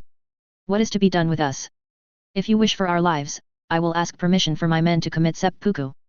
Theo spoke, interrupting. I thought about just shooting you, to be honest. I mean, I have people that are dead because of what you did. She offered as she stepped forward, earning motions from her guards, their raised weapons a clear threat. Her people were protective of her. Not that it was necessary. Even the men that had sworn they had saved their lives only to ensure his health had backed away from the woman. There wasn't a Combine man in this room that wasn't watching her, like they were trapped in a cage with a lion. But in the end, I'm the good guy. So I'm not going to kill you, or your people, Theodore. No. They are my prisoners, and they will be treated as such. But the ISDF doesn't imprison people. So I figure I will put you on a dropship. Then a jump ship. And send you halfway across the inner sphere. I wonder how comfortable you will be with Katrina Steiner? The woman whose daughter, Yu Yorinaga, tried to kidnap just a few years ago. She offered speaking to Yorinaga as well, although her eye never left his own. The woman's single eye was blazing in anger as she leaned into Theodore's space. But it wasn't her blazing mad eye that grabbed his attention, it was the leaking green neon fog that was slipping out from around her eye patch. Theo felt his stomach clench in horror. As it seemed to almost be reaching for him. It has a nice symmetry, doesn't it? The daughter of the Archon. And the son of the Coordinator. Theodore felt his mouth dry. The threat of his fate barely even understood. This woman, her very presence caused his skin to crawl. It was not every day you came face to face with a human-skinned monster. And whatever was hidden behind that eye patch was reaching for him. Then, that is my fate. But I must ask, not just for myself, but my men as well. What did we face? Even now? What are you? Oh. She asked, sounding amused. Her face only inches from his own, before she stood upright, tall and proud.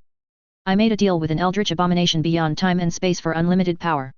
See, this eye patch isn't because I was injured, but the power is sealed in my eye. I have to seal it away with this eye patch until I recover my strength. She crowed out, her hands resting on her hips as she thrust her chest forward. Otherwise, Theodore Kurita, you would face my unlimited power. Theo blinked. Was she serious? Ah, of course. He nodded. This asteroid made everyone insane. He was insane now. It all became clear. Anyway, sit tight. If you need anything, ask. But as my prisoners, don't think I won't gun you all down if you try to escape. I would rather a room of your corpses, than a single scratch on my people. And then, like a creature of legend, she disappeared as quickly as she had come. Theodore sat staring at the door for a long time. Unlimited power. Don't you mock me? Private Stingler. I hissed, as I rushed down the hall. My head spinning. Private. She sputtered as she hurried after me, still pushing my wheelchair. Once I had turned the corner, I allowed myself to fall into the wall. Breathing heavy. Commander? Eris asked, shocked at my sudden shift. Sorry, I'm still a little fucked right now. I'm gonna need that wheelchair again. I mutter, closing my eye to fight back the nausea. Eris quickly helped me back into the seat. My hands shaking a bit. Let's get me back to my bed. Yes. And I'll call Sasha. Ugh. No, not her. She will never let me leave the bed again. I whined, truly whined. Sasha's big sister energy was impossible to resist. Probably for the best. You should have told me you were still not feeling well. She hissed as she pushed me down the hall. Sorry, had to take care of that. I honestly wasn't even sure what to do, but I needed to look in his eyes. I guess my threat is a good idea. We'll hand him over to Aunt Katrina. Let her deal with it. Very well. I have questions, Commander. She stopped for a moment before scoffing. I feel like we just had this conversation. Yet. I guess you get the full reveal today. Yet. I guess you do. Oh hold on, let me turn off this stupid thing, it's hard to see through all the green. I mutter, pulling out the noteputer in my pocket and hitting the button to turn off the mini nanoforge I had put into the eye patch. I mean, when I see someone I want to mess with. I was totally going to put my hand against my eye and complain about the unlimited power I was barely restraining, like I had against Theo. Anyway, I got a gift on my 14th birthday that started it all. A few hours later I was laying in bed. Sasha had not been kind about me running off. But she had given me some more of the good drugs. So I wasn't in pain, although I think she slipped in the sleepy stuff. I kept passing out into a haze. Marcus reading by a lamp in the room didn't bother me. In fact, it was soothing. Knowing that one of my kids was nearby. I slowly drifted in a haze of sleep. Words slipping into my head as I half dreamed. We lost 2 of the Home Guard Battalion, Commander. Michelle, and Carson. Their cockpits were damaged in the fight. Even the craziness couldn't save them. Also, we lost 3 infantry outright. Another 10 have been injured. A few have missing limbs. I will need to reach out for additional support to get them upright. Sasha's words from earlier in the day raced through my head. My eye instantly opened as I gasped. Breath coming out in a rush. Fuck. I whispered as quietly as I could, realizing my eye was growing blurry. With a grunt I reached up and grabbed the privacy curtain and started tugging it across. I couldn't let Marcus see me crying like a fucking baby. You know. It's okay if you are bothered by what happened. The words stopped my clumsy attempts as I looked over. Marcus was sitting up in his bed looking over at me with a calm look. His book closed in his lap. His face was way too sympathetic for me right now. I needed an excuse to hide from his understanding eyes. I'm gonna do something weird, so I'm closing this. What? What the fuck, mouth? What did I just say? I blinked stupidly for a minute, realizing I must still be high as fuck. Vicky. It's okay to be upset. I am too. This is my fuck up. I could have led the home guard differently. We have heavy weapons. We could have just gone really crazy. It's not like we have to worry about damage to the base. But I didn't. I wanted to be the hero. He admitted quietly, looking anywhere but at me. I couldn't even see his stupid face, because my stupid eye was watering. My other eye stung as the tears got in my cuts too. So it hurt even more, making me want to cry. Fuck. Maggie got shot. Twice. Maggie and I have been dating. He said simply as I stared. I have to live with the fact I have to live with the fact that Maggie almost died because of me. Because of me. You aren't, this isn't your fault. It's mine. You didn't do anything wrong. I answered hoarsely. Because this whole thing was on me.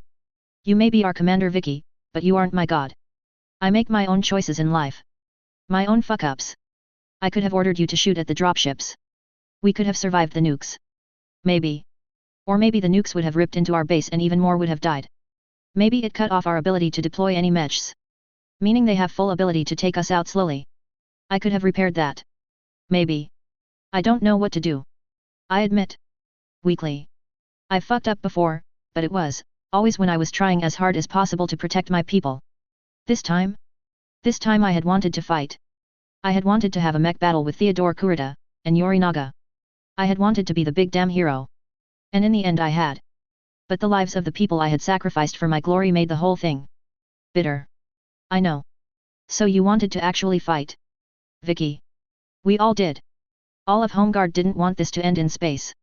We all wanted the Combine to land, so we could fight them. Kill them. And you? I heard about what happened, you know? This whole Cameron thing. He said, and I winced. I'm not. I can't be, it doesn't make sense. Well, I don't care if you are, or aren't. He spoke, a small shrug barely visible through the tears. The Highlanders. They are going to say something stupid. I don't want to be a Cameron. I added, unable to stop my voice from choking. That's too much. I'm not some space empress. I can't even be placed in the same room with interstellar leaders without causing trouble. Vicky. You walked up to a group of orphans, and told us to name ourselves. Something that was taken from us. You gave us that. We were all there when you named yourself. You offered to create a path for us. I shook my head, we both know that isn't the same thing. Okay. I know this is bothering you. If it helps. Technically. You lost the name Cameron when you were put into the orphanage. They took all of our last names, remember? Legally speaking. He offered, joking a little to ease the tension. I guffawed, a croak of a laugh. I don't think many people will care about Lyran orphanage policy. Probably not. But since when did you ever walk at someone else's pace? At someone else's path? Your blood is still iron, isn't it? Always. I admitted immediately. Then fuck them. If the whole inner sphere tells you to act one way, tell them no. I took a deep breath, letting it out. Fuck House Cameron. Richard was an idiot. Star League made mistake after mistake. And I will just have to do better. I wasn't sure what Marcus saw at that moment, but his smile turned sharp. They will cut us, Vicky. Over and over. But they will only find iron. I huffed out a laugh, as I wiped my eye. I did eventually manage to sleep, although it was definitely restless. I would have to meet with the Highlanders tomorrow. Plus I think I was forgetting something. Chapter 24.1 Operation Shiroyama Interrupt. 3029. Lockdale. Green Base. A different perspective. William Campbell. William found himself constantly flashing back to what he had just gone through. This entire situation. This whole trip had been somewhat surreal. As if he was walking into the past. Or maybe he was walking into the future. He just couldn't lock the feeling down. When the device had beeped. Actually confirming in multiple ways that the girl was. The girl was the last Cameron. The true heir of Star League. The one his family had once sworn an oath to protect. He hadn't known what to do. He felt like the dog that finally caught the car. What does he do with this? He had convinced McPierce to let him make contact without actually informing her about his true intentions. The chance to purchase some spares for the few Royal Highlanders they had left had convinced her. But he had known he was really going to test Eisenbloom. The Cameron. She was the Cameron. What was he supposed to do? In the heat of the moment, in the shock at walking into a mech bay full of Blackwatch tartan-clad Royal Highlanders, he had felt his blood boil. So he had fought. Damn, had he fought. His ribs still ached from the fight, his legs still twinged in the cast. But in the end, he had almost watched it all fall apart. He still wasn't sure how he felt about it. Watching the Night Star fall. Realizing his men were outnumbered. And with Yorinaga Kurita, and his bullshit outskilled. He had almost surrendered. He had almost betrayed all his forefathers, who had sworn that if the Camerons ever returned, they would follow. That their honor, whether the Cameron line was gone or not, would never end. Not in 1 generation, not 100. The clan Campbell would always follow their Cameron. Until he had realized he would rather live than sacrifice his life for a girl he had just met, who was the last. The last Cameron. The last chance for Blackwatch to protect a Cameron, and Will had almost thrown it away. Let her die, his head had whispered. Then the girl had done something impossible. Literally impossible. That first night after the battle, all his men had gathered together in a small room, and had simply looked at each other. It had been a long while before anyone had spoken. About what they had seen. About what they had felt. About what it was like to have your battle mech rise. He had put his foot down before the talk could get too frantic. This wasn't their decision alone. They would return to Northwind. Share what they had found. Although Will knew, even if the elders refused to follow the Cameron, he would. All 8 would. 8 Blackwatch. Just 8. They would need more. There would be plenty of recruits in the Highlanders. He stopped himself with a sigh. He was doing it too. Assuming what would happen. The girl. She hadn't known. Or at least she had told him she hadn't. The fact the mechs were waiting for them, and in those colors, made her words seem off. But he couldn't assume she would even take him. He had seen the ISDF fight. The Home Guard. Will would not have wanted to fight them himself. They were good. And despite his own words, Will was no Blackwatch. Sure, the Northwind Highlanders had a lot of training, but it had been 2 centuries since the Blackwatch was really a thing. No matter how much the Highlanders kept the idea alive, kept their group secret, and training, it could only do so much. He would have to train harder. Be better. Will. Ian. Take a seat. He offered. His friend settled into the chair beside him, looking over the mech bay that the Blackwatch had taken over. That Highlanders, despite having been in a mashup just a few days before, were pristine. No human had touched them. Will didn't know what to call it, fog? It had left the mechs pristine. How's the leg? Still a bit stiff. It'll be a while before I'm mobile again. Will answered. Beer. Sure. The bottle was passed over, and the 2 men settled in. I still can't believe it. Yet. This wasn't the first time Will had this exact conversation. Hell of a scrap though. Yet. Ian sipped his beer. The elders won't believe us, not on this. Maybe not even with the battle ROMs. Hell. I almost don't believe it, and I was there. It happened. Will offered simply, his face serious. I have a meeting with the commander, later today. I plan on asking some questions. Or maybe not. Hell, I don't know. What is Blackwatch supposed to do in this scenario? Pretend it never happened? Did this sort of thing happen a lot back during the Star League? That earned a chuckle from Ian. I don't know either. If you had asked me a few days before, I would have said no, but now I have to wonder. Was it some mistake? Something only the Cameron had? Or something new? Or just something mystical? Yorinaga certainly thought so. That guy was losing his mind. But I don't know, Ian. I've never seen anything like it. Will said, taking another swallow of the beer. Oh. The filmmaker is wanting more interviews with us. I was gonna refuse outright, but some of the ISDF guys were talking with them, so the commander must have okayed it. Ha. Man, I feel bad for the guy. I don't even know if any of the footage he has will ever be actually aired. I guess it depends on what the Cameron wants. Commander, what the commander wants? Will repeated, reminding himself once again not to jump ahead. Ian shot him a knowing look but said no more. Will wasn't the only one to make that mistake. You don't grow up hearing stories about Blackwatch, about their oaths, their heights and falls, and then run into the actual granddaughter of the First Lord, and not slip. Will took another swig. He was going to need it for that meeting with her later. What do you even say to a legend? A myth? A woman that did the impossible? Dash. As much as it grated, a little less than a week after the battle, and only a day or 2 after I woke up. I watched as the jump ships the Combine had brought disappeared in a jump. I mean, sure we could have shot them down, but that wasn't how it was done here in the inner sphere. Jump ships were left alone, because despite them bringing in war material today, those same jump ships may be saving entire worlds tomorrow by bringing in needed trade supplies. Despite all the jump ships I had created, this was still in effect. I had already broken it once in order to steal the jump ship that started it all. Probably best not to keep doing it. And that is that, Commander. Shouldn't be long now before we get our own jump ship coming in. Schedule says we should have one next week. Marcus said, putting down the sensor. He had joined me in the wheelchair brigade, there were a few of us now. Yet. I muttered, staring out into space. I was fairly sure they didn't have any recordings of the battle, but it was possible they got something. More importantly though, it meant the Combine would know they had just lost their heir. Takashi would find out shortly. Once the HPG message was sent. I honestly wasn't sure how he would react. What that would mean for my kids on the front line I wasn't sure. At least the LCAF were the ones that would take Luthien. I had thought about pushing Benny to hit the capital, but honestly, the Lyrans had more of a grudge against the Combine than I do. Better to let them handle it, both the rewards and the dangers. My kids would be screening worlds throughout the Combine, ensuring that as many regiments as possible were no longer capable of rushing to protect their coordinator. Hopefully that would be it. Slowly but surely the Combine was dying. Any updates on how everyone is doing? I asked, looking to Marcus, earning a sigh.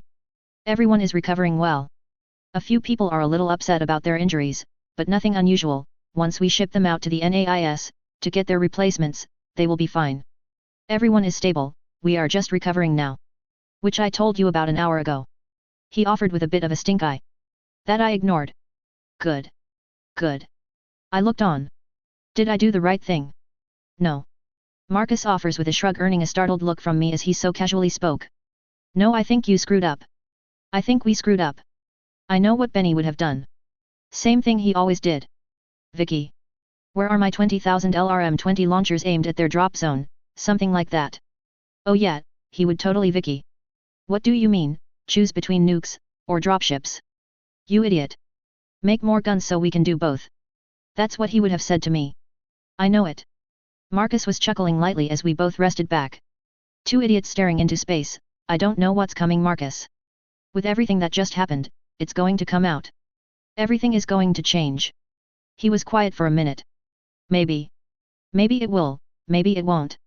But I'm used to change. We all are. I mean, none of us, not even you, expected the ISDF to become what it has. We are in this together. Whatever path you end up following, we will be right behind you. Helping to push you forward. Whatever you end up doing, you won't be alone. That's partly what I am worried about. I mutter. The fear of what some of the most powerful people in the universe would do when they heard. I started thinking. The idea slowly growing, forming. A plan. I had just needed a plan, and I think one just came to me. Vicky, you are scaring me. What? Why? I offered, my grin spreading my face, showing all my teeth. It was a smile. You shouldn't be afraid of a smile. Dash. A different perspective. Mike Haufenfa. Mike, I'm about to cut you off. Never. He laughed, his hands were shaking, his head was foggy, and the many cups of surprisingly great coffee that the ISDF provided stacked around him into a castle, protecting him from the judging looks of his crew. It seemed he had grown overconfident. He should have known that working with the ISDF would lead to sleepless nights, especially after last time. But this was so much more. Between all the cameras the ISDF had freely allowed him to place around the station, he had gotten everything. The battle ROMs of the Black Watch, because he refused to lie to himself, and Northwind Highlanders, literally screaming out the Black Watch motto, was not something Mike would ignore. That the Black Watch had allowed him access to. They had even allowed him access during the battle. Cameras set up in the cockpit giving them direct footage while it was happening. Mike and his team watched. And the moment it was over. The moment that the battle was decided. Mike had went to work. While the ISDF cleaned up, and rested from the battle. Mike and his team dug through hours of video. Mike had thought he would do a small documentary. Probably do a few interviews throughout the war, and mostly end up using the video from the teams he had sent out into the Combine with the ISDF. He never would have thought that the documentary's most important information would be right here. Or better yet, that Mike would have a chance to document, not the final succession war, as the ISDF called it, but perhaps the rise of the Second Star League. He stopped, his fingers stilling. Yet. That is what he was watching, wasn't it? He took a moment to look over his team. Working hard to put together what they had seen in a format fit for viewing. Thankfully they had many different points of view from the battle. Would he really be the one to film the resurrection of the Star League? What else could this be? He took a moment. Deep breaths. He let the coffee jitters fade for a moment, thinking on what this could mean. Would they even let him publish this? Hell, he watched the battle from multiple perspectives. He had even gotten a battle roam from one of the combine mechs. The battle continued to strike him as impossible. If he wasn't dealing with the raw battle ROMs, and had multiple people explain what had happened, he would think it make-believe. What else could it be, when battle mechs rose from the dead? He hit a few buttons, and replayed the battle. Watched as a miracle happened. Ugh, I hate how that looks. So creepy. Mike jerked, looking over his shoulder as he looked into the single eye of the commander. The girl had been wheeled in, still resting in a wheelchair, but Mike gulped because the look on her face wasn't exactly kind. We should talk. She offered without preamble. Suddenly her gaze was no longer on him, but instead looking over his crew. All of you pause your work, and leave. The sudden urgency of his staff to do just that and get out of the room, meant it was only a few moments before the room was empty. Well, other than Eris Stingler, who he recognized standing at the door. Ensuring this would be kept private, Mike wondered if this was it. He opened his mouth to greet her, but... I'll be honest, I'm not sure what I should call you. Commander? Vicky. First Lord. Mike really should have kept his mouth shut, because that eye was now fully focused on him. Don't joke. She ordered. Go get some cameras set up, Mike. It's about time you get an interview from me, before that spreads all over the inner sphere. No, I suppose I should say. You will get an interview for its spread. She had pointed to the image on his screen of her mech spreading out the green energy, and Mike's heart skipped a beat. She wasn't going to kill him? She wasn't here to destroy all of his footage? He could kiss her. Holy shit. He was going to get an interview. Right away. He surged to his feet, and ran to set up a few cameras. A few different angles would be needed, and he set them up around a small table Vicky had settled around, her wheelchair pushed away as she rested in a normal chair. This was going to be amazing. Dash. After the hours of questions with Mike, I was exhausted. Seriously, that guy had come up with a list of questions and things to talk about in the few minutes it had taken for the interview to happen. How annoying. He had even admitted to interviewing the Highlanders. So he already had footage from their perspective of what they had learned. Damn it. I mean, I had decided to activate my favorite plan whenever something happens that I don't like, but still. This is going to be crazy. With that realization, I decided to stop putting off another issue I had been constantly putting off. Eris, who was still pushing me around, knocking loudly on the door for my next destination. The door slid open, revealing the face of William Campbell, who instantly went from looking at Eris down to meet my own eyes. I think it's time we talked, William. The man nearly jerking at my voice, and I could already see the room that was full of the 8 Highlanders were all suddenly very interested after hearing my voice. The man seemed speechless for a moment before he cleared his throat. Thank you. We have all been looking forward to speaking with you. We all have a lot to discuss. I nodded at that. Yeah, stuff had gotten complicated. Old oaths, and blood ties and things tended to make things difficult. Eris wheeled me in after he invited us into the break room the Highlanders had been given connected to all their rooms. Eris wheeled me in, settling me against the table, locking the chair and looking over the 8 men and women that had helped protect my people. My life. Before we get into all the crazy stuff, I want to thank all of you for your actions. Regardless of everything else, no one would have judged you for simply getting back into your dropship and leaving before the battle. Especially with the extent of the forces against us. Will settled himself in a chair opposite me, but the rest of the Highlanders moved from their activities to join in as well. Soon I had the group arrayed around the table. No, fighting the Combine. Well, even if we didn't have the craziness as you said, it's still our contract to fight them. Highlanders aren't cowards. I know you're not. I agreed simply. I had no doubt that the Northwind Highlanders were anything but cowards. But my simple statement seemed to mean more to the Highlanders, as they seemed to puff up a bit at my compliment. I exhale, not quite a sigh. I open my mouth and then close it, my own thoughts a jumble. Trust. I reminded myself. What was life without trust? Without community? I know you have a lot of questions, and I will be as honest as I am able about anything you wish to know. You fought and bled for me. So ask. My blunt offer shocked them. They were probably like Mike. Expecting me to kill to keep my secrets. I hated that sort of thing though. The idea that you could fight alongside someone, have your life saved, and then because they learn something you don't want them to, you just kill them. Disgusting. What was that? In the hangar. The green nanomachines. I answer instantly. I have a device called a nanoforge. Simply put, it can break down something, and if I have a blueprint stored in its system, I can then create nearly anything. That hangar has a nanoforge installed. Once I realized how bad things were going, I activated the nanoforge. The green fog you saw are nanites. They were ordered to repair the damage to allied mechs. I took a moment, letting what I said settle over the group. It was something I was given when I was 14. I am the only person that can use it. I had my suspicions about why, but now I suppose we have our actual reason. It was a Star League Black project. William answered back, nodding. It can make anything. The mechs you piloted into battle were made after you asked to help. Nearly anything. I answered, earning wide-eyed looks as they realized that I could literally produce battle mechs in minutes.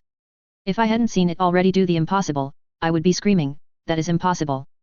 Another member of the Highlanders offered. A woman. I racked my brain for a moment. Maisie. That was it. But my eyes don't lie. So I suppose that is the truth. No wonder you were able to hire so many mercs. You can just make the equipment once you know how much to make. Something like that.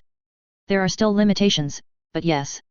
All of the equipment I sent out during this operation are things I created. I reached into my pocket and pulled out my noteputer. With a few pushes, the green fog slipped from the device, earning myself shocked looks as it slowly created a neurohelm, letting it rest atop the table once it was complete. It earned a few hesitant touches afterward. I can't tell you anything about where it came from, or how it ended up in my hands. But it was something my mother had found in her travels. I lied. You really didn't know you were a Cameron? Maisie asked. I really didn't. I shrug. I'm an orphan. My last name, Eisenbloom, is one I made for myself. I may be a Cameron by blood, but I'm an Eisenbloom by choice. I ran a hand down my face. I don't think anyone is going to really care, once it gets out. Will started but stopped looking uncomfortable. I am well aware it will get out. I just spent a few hours in an interview with Mike. Trust me. I already made sure it would spread everywhere. But I'm not the First Lord.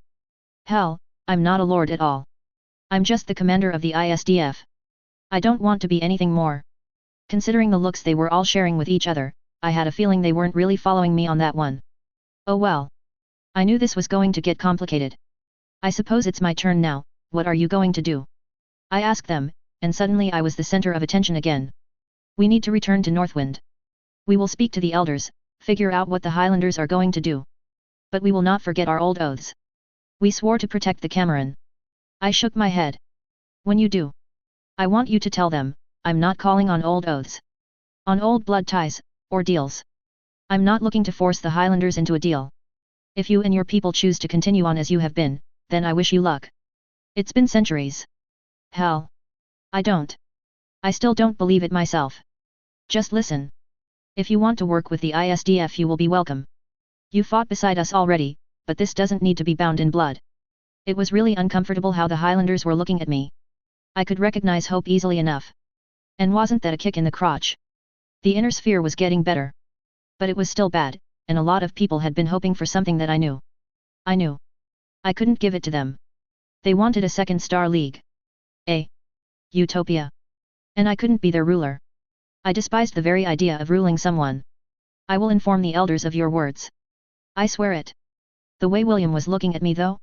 I had a feeling, that despite my words intending to be a release from any honor obligations that might have existed, I think he wasn't hearing me. I had a bad feeling a lot of people wouldn't be hearing me in the near future. I could hear the door behind me open, and Eris sighed, but before I could turn around to see what was going on. Hey! I couldn't help but question as a pack of hands suddenly grabbed me from behind. Sorry Blackwatch guys, we are stealing this. A voice called out from behind my ear as I was lifted out of my wheelchair. I managed to angle my head back to get a view of a group of my kids, and... Is that Sasha? What? Sasha?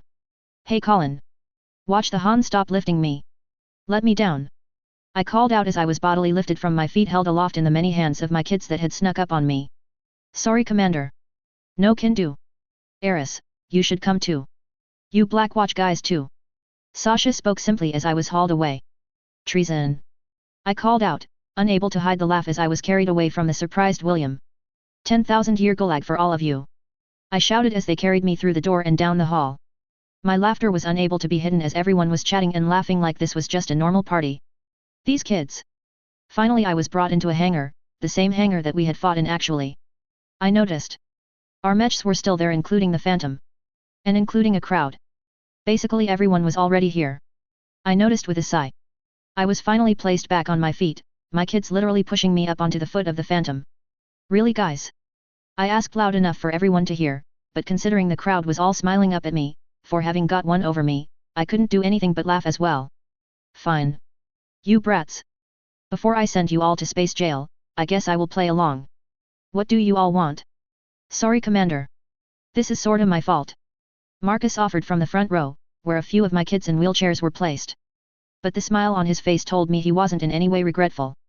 They want to know everything, but I told them, they would probably find out the next time you did a speech. Sorry. He offered with a grin. That jerk. I suppose that is why I am up here. The crowd cheers at my response meant I had my answer. Fine. I can guess what this is all about. You all heard the rumor about what the Northwind Highlanders discovered, right? Is it true? Why didn't you tell us? Man. Stop teasing us Vicky. Are you a Cameron or not? Okay. Settle down. I tell the crowd shouting up at me. Yeah, I sorta expected this at some point. I took a breath and stood up straight, thankfully I wasn't too dizzy just standing like this. My kids deserve an explanation about what was going on. A week ago, the Northwind Highlanders came here to buy some spare parts, and to check on something. Turns out they had heard the rumor that I was a Cameron, despite me never saying I was, despite not even looking like one. They wanted their answer.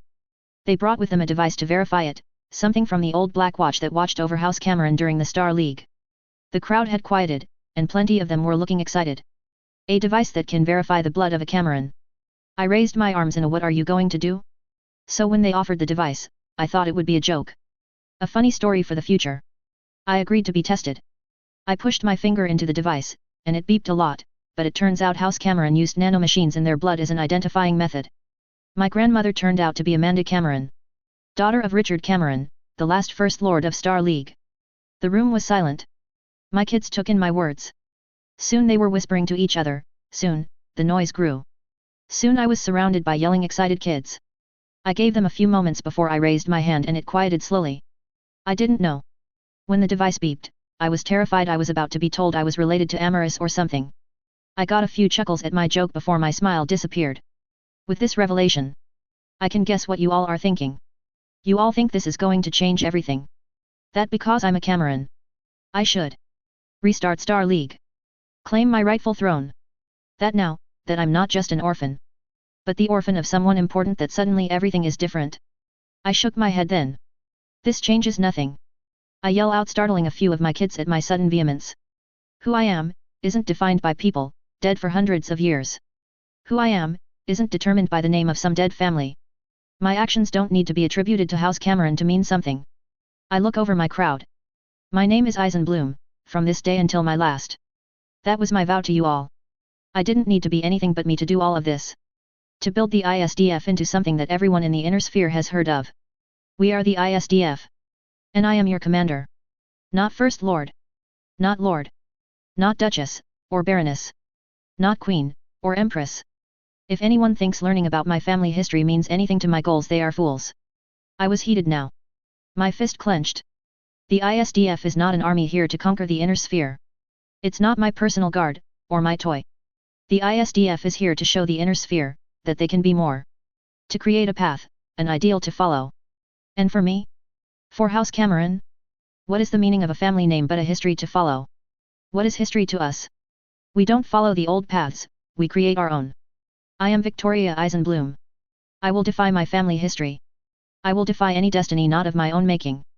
I let out a long breath. Letting that off my chest was nice. I won't be some First Lord, setting out to rule. I won't just be a what sixth grade house. I can't. If everyone follows the same pattern, then nothing will change. I will not fall prey to that. I had thought I already made my big choice in my life. When I spoke to Katrina Steiner, and told her I would take no title, but commander no land, but that which housed my people. That I would not become a ruler of a world. But now I realize, this life hasn't finished testing me. Hasn't finished showing me a path of greed and desire. So hear me now. I will never be a ruler of humanity. My destiny, is to show a way forward. Away from the greed of family lines, conquering and ruling. My ISDF. My friends. My family. I didn't arm you so you could be a house army. I armed you to protect humanity. To show them that we can be more than pirates and would-be rulers. That we can work together to rebuild and once more return to a golden age. No. A better age. The age of humanity free of war and ignorance. An age of knowledge and hope. That is what we fight for. Not to rule. Never to rule. There was a lot of confusion even still. It was hard even for my kids to wrap their head around the name Cameron, just not mattering. Just thrown to the side. It was fine. I would teach them. Just like I had been trying for almost a decade now. That it wasn't old names and standing armies that changed the world. But a single person deciding to do something different. Just one person was needed to change the world. Dash. A different perspective. Julian Diabolo. The first circuit was utterly quiet. An emergency meeting had been called once knowledge of what they had attempted on Lockdale had reached them. A failure. Mendo had been seething since her plan, her attempt to in her own words, and the ISDF threat and rebalance the board had just blown up in her face. Since no one else is speaking, I believe I will begin. Julian spoke, earning a twitch from Mendo because since the news was about her plan, her brainchild, she should be the one speaking. Offering an apology on her failure. Thankfully, Julian was quite pleased at what had just happened. Mendo had been growing belligerent in her actions recently, more and more of the first circuit falling under her influence. Now she had failed. And Julian had been the one to tell her, he was giving her enough rope to hang herself with, if this failed. She would have earned all the rewards if it worked, but since it failed, she had earned all the responsibility. Julian had been horrified at just how many nuclear weapons she had taken from the stockpile. To find the entire Terran corridor stockpile actually halved. Well. There was a reason she was refusing to speak. The ISDF have succeeded. Mendo's plan to deal with them has failed. The woman's hand smashing into the able interrupted him.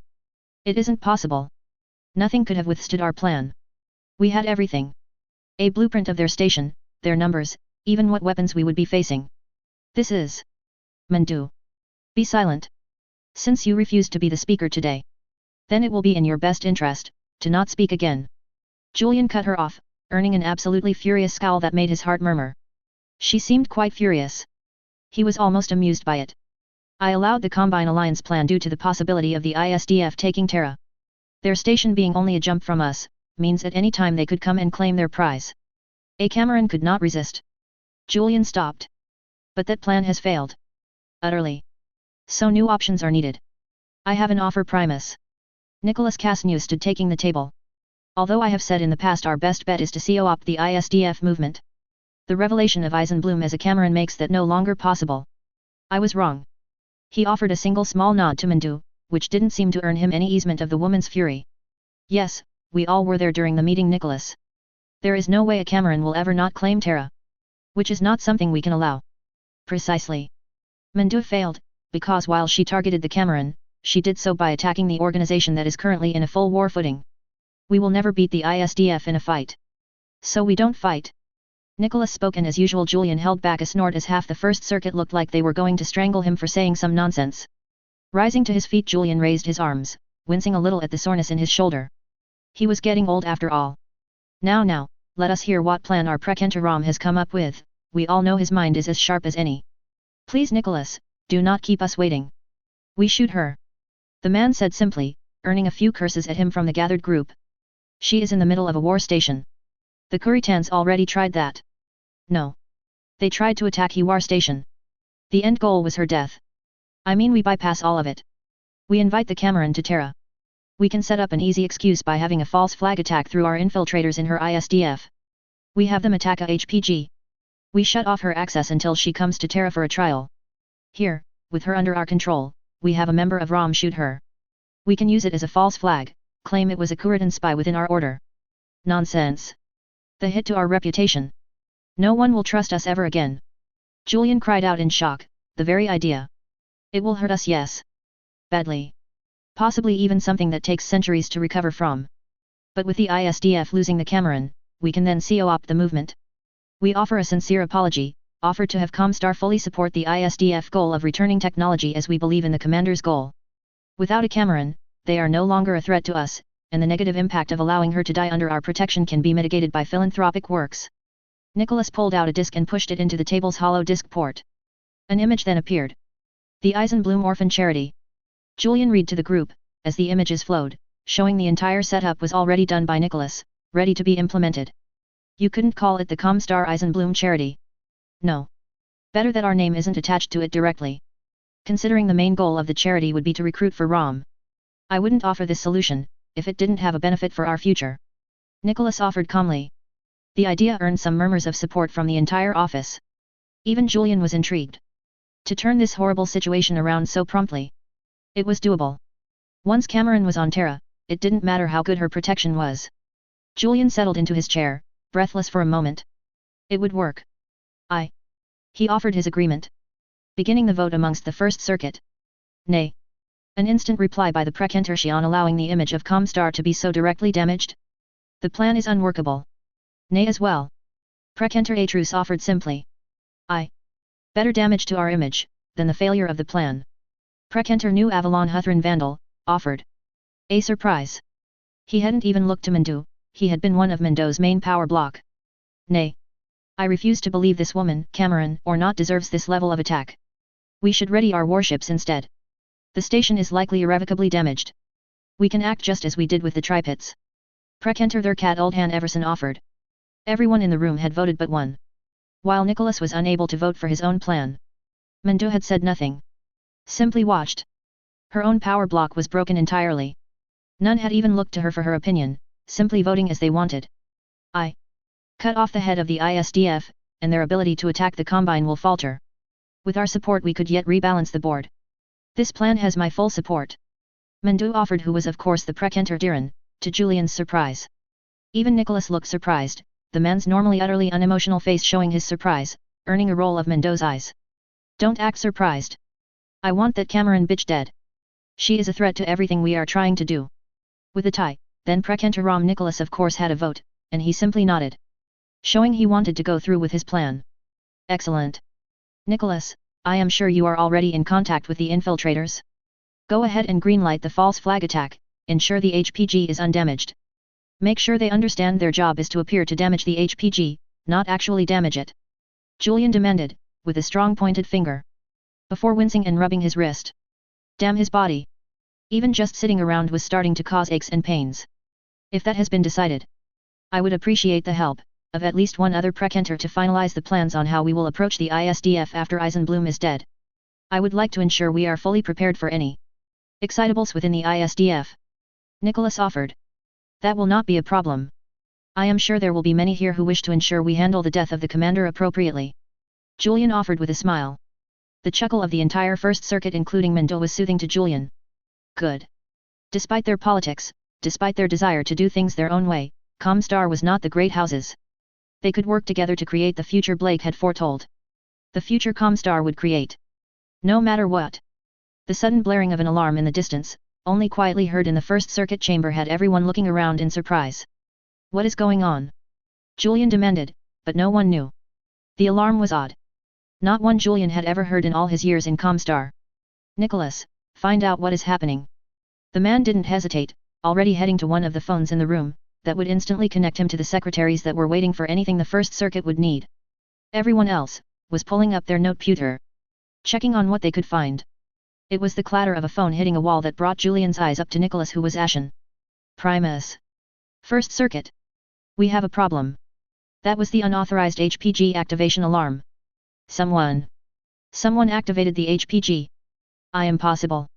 Who would dare? Julian jumped to his feet horrified. The HPG needed constant maintenance, and worse, there was a cool-down time that was required to ensure no damage to the system could happen. It was as if someone had double-jumped in a jump ship. The damage could be minor, or catastrophic. Find them. Find out who would dare. I want their heads. Planetary. I want their heads. Mendo started screaming, but Julian was gasping, grabbing his chest. Oh. The arm pain. The heart twinges. He was having a heart attack. Chapter 24.2 Operation Shiroyama, Comstar, Interrupt. 3029. Terra. Hilton Head Island. A different perspective. Gage Blake. Acolyte Blake, Grade 3. Despite his 3 years in Comstar, not a single member of the organization called him by his last name. Oh no. Instead he had earned outright scorn for the name. It had been annoying. You would think they would find his name amusing, or at least respect it. But no. The knowledge he had chosen the name, and it wasn't actually his family name, had spread around, and that was it. They saw it as arrogance. As a man who wasn't even born on Terra taking the name of Blake for himself. It was honestly really annoying. If he was with the ISDF, Gage could have just pranked anyone that annoyed him, and that would be it, but Comstar was weird. Or maybe just his vision of an organization was different. Fuck. Vicky had definitely corrupted him. But it had been 3 years. 3 annoying, frustrating hair-pulling years. He had walked into his first education class, with more knowledge on how to fix and use an HPG than the instructors. He had been so gobsmacked that even Comstar adepts weren't really taught how to use an HPG. Hell, the teacher of the class hadn't even touched an HPG. Gage had just barely managed to keep his mouth shut about his own experience, and he had decided then and there, to keep his mouth shut about what he could really do. But he was getting ahead of himself. He had joined Comstar expecting perhaps a little corruption, something he would work to reveal to the rest of Comstar to fix the problems. Vicky's warnings were heard, but not understood. He simply hadn't expected the extent of the rot. The classes that taught not how to actually fix, or use technology, but how to worship it. Learning all the stupid hymns had actually taken longer for him than the technical work. None of what he was taught was complicated. It was basic stuff. Really basic, and Gage had refused to believe this was all the knowledge Comstar had retained. But as the months passed, as he spoke with other new acolytes, he had realized that it was more than most of them had ever learned. It really was like magic to many of them. The low education level meant that Comstar could look as if this was all they knew when teaching new acolytes. Gage understood it instantly. Teach the new acolytes like this, with low technical knowledge, and if they leave, or flunk out, then nothing important gets out. Then if someone wants to learn the real stuff, they have to stick around. Get promoted. Speaking of promotions, Gage knew none of the adepts would promote him. No, Gage was on the 25-year track already. Everyone knew it. Comstar had gotten what they wanted out of him as soon as he landed on Terra. He shivered. The interrogation that he had gone through when he landed had been arduous. Not because it was painful, or anything. They had been fakely kind to him through the entire thing. No, it had just been difficult to never say anything that would even hint at the real secrets of the ISDF. Of the iron-blooded orphans. Sure, he had fibbed a bit about the sensor. Comstar had been fascinated by the Listec sensor. He had just lied about its real capabilities. Oh yes, Mr. Totally not a ROM agent, sir. The sensor has a way of punching through Mesh's ECM. So it can track Mesh's pretty well. It must be some secret Star League Listec, kept secret as a last resort. Morons. Gage grunted as he continued on with his task. It had been a tough few weeks. And the visits from Adept Michelson, who always brought along a new friend, continued to happen over the years, although less and less as Gage spent time away from Vicky. Although the freakout over the warship. Fucking Vicky. Next time they met, he was going to beat her unconscious with an entire loaf of bread. A fucking warship? Comstar had just been starting to ignore his existence before she had done that, and suddenly he had a meeting with a man that could only be Prekentaram. That was how serious it had been. Thankfully. When he found out. Well, he had overreacted. Or just reacted. Yet. He had reacted. He put every curse he could together, and screamed them at the top of his lungs about his stupid blonde-haired commander. Seriously, what a pain in the ass. He swiped the badge through the keycard reader. Imputed the 16-digit password after, and thankfully his code meant he could bypass the retina reader. That was the benefit he supposed of using that particular old SLDF code. Damn it, I hate this part. He muttered, looking down the stairs he would have to walk down. The door behind him quietly closed without a sound. He wished he could have used the damn elevator. But it had been a quiet 3 years for the most part. Gage contemplated as he slowly made his way down the stairs. The sensors that would detect intruders were bypassed, thanks to knowing where all of them were. He smiled, remembering the steward mission. He hadn't been able to go along with Delta, but look at him now. Sneaking into the most secure location on Terra by himself. Of course he wasn't Delta Ops. The sensor on his back, connected to his handheld noteputer, giving him a path through the tangle. That he was forced to check constantly, to make sure he didn't screw up. Seriously, Rom? You never realize you had a sensor under your nose the whole time. They had of course gone through his stuff when he landed, and it had been almost a year before his personal belongings were returned, including the Listec sensor backpack Vicky had let him have. He had listed it as an ancient radio. A bit of tech he had put together when he was younger, a toy to play with when he was bored. Gage knew they had opened it. The screw marks on the case proved that. Too bad they were idiots. They had probably taken one look at the inside and seen a fucking vacuum tube, and then closed it back up. Gage had done the same thing the first time he had opened it. Fucking Vicky. Fucking Listec bullshit that somehow used vacuum tubes. Gage had even taken a sensor apart years ago, and somehow the glowing vacuum tubes were in fact needed for the sensor to work. Gage was 100% sure that whoever had made this sensor had done it on purpose just to fuck with people trying to recreate it. Which, considering it had come from the Nanoforge, the black boxing of the sensor made sense. It was definitely something they would do. Fucking Star League assholes. Making everything more difficult. But in the end they had put his radio with the rest of his stuff, including his armored cooling suit. That he had unfortunately never gotten back. He still glared at the adept he sometimes passed in the halls wearing an oddly fitting SLDF cooling suit with attachments for armor panels. Fucker. It didn't matter. The robes meant he blended in better anyways. Let him sneak around when he needed to. Like he was now. He stopped taking a moment to catch his breath. Stupid stairs. It had been a few too many years since he had been forced into the constant exercise of the ISDF. Benny would definitely try to whip him into shape next time they met. He stopped for another reason. Damn, he missed his family. 3 years away. He let it go. He would probably never see them again. He knew that. What he was about to do. What he had planned for over a year now, ever since he first snuck into the First Circuit private servers. The things he had learned there had forced his hand. He had been furious. Overwhelmingly, overpoweringly furious at what he had learned. The truth of Comstar. The things they had done. The horrors they had committed. The technology they had destroyed. He had learned the biggest secret in the inner sphere. That it wasn't the great houses alone that had destroyed every scrap of their past. It had been Comstar. The bastards even destroyed terraforming tech, or medicine. The centuries of secret meetings he had gone through over months had been horrifying to him. He reached the bottom of the stairs, taking a moment to catch his breath again, as he pulled out his fake access badge. This one was actually a copy of Julian Diabollo's. Gage couldn't help but smirk at that. Having the access codes of the Primus gave him access to everything. As long as he was careful not to trip any alerts with it. The creation of this badge had been what took the longest, but between his knowledge of SLDF systems, thanks to the learning courses, and the sensor, which let him steal passwords in real time, he had managed to sneak into the room that stored all the data on the access card and literally just create a copy. He loved that here on Hilton Head, the heart of Comstar, they had grown so confident in their technological superiority that they never actually expected anyone to break in. The security was tight, sure. But if you had access to the tech systems, you could literally walk through all the security they had put up. There weren't even cameras in places like this, too obvious, and it meant someone would have to actually watch them. Better to just have sensors, right Comstar? It's not like anyone else has technology on par with you. Comstar Gage had realized early on didn't just worship technology, they had fallen prey to trusting it as the answer to any problem. Gage pushed in his access card, this lock in particular, purposefully looked low-tech. Although honestly it was one of the most secure rooms in the entire island. Gage waited before the door finally buzzed open, letting him enter into a room that was rarely traveled. Only the highest ranked, and most trusted adepts were allowed down here. And only at certain times. Because here, deep within the bowels of Hilton Head, was the HPG itself. Gage took a moment to enjoy the view of it. It was far larger and older than the mobile HPG he had played with on Xania, but he still knew every piece of it. He walked forward, first accessing the noteputer connection to the system, entering in the Primus's own authorization passwords to get access to everything. A quick check of his sensor ensured no one was near the elevators to come down here, but he did notice suddenly that the First Circuit was gathering in their meeting room. With a few buttons he connected to the server recording all meetings of the First Circuit and had it start playing live as he hurried over to the HPG.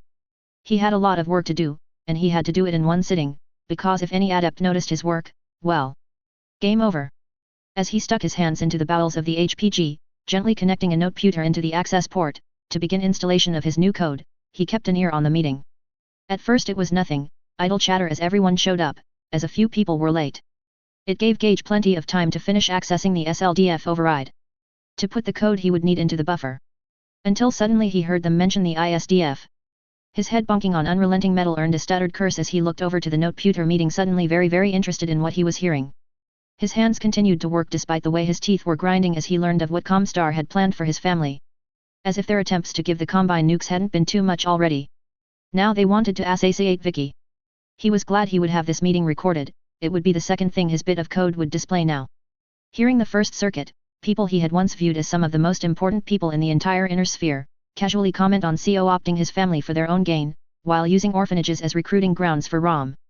Well, sure, ISDF recruited orphans too. But that was open, direct, they were taught everything, not just how to fight, or how to sacrifice themselves. The First Circuit was talking about ROM. And Gage knew that once you entered ROM you rarely left. Gage had once had a conversation with Eris about Lohengrin and came out of it pretty pissed at the time. This was just as bad. All these people, all these leaders using orphans as currency. Well, Gage would fix that. Gage would fix everything. It was sorta his thing.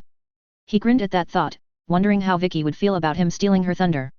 Make a change to the inner sphere, hey? Well Vicky, better catch up. He smiled despite the horror building in his chest over what he was hearing. But it was done. The code he had spent years working on, the reason he had taken this long to do this.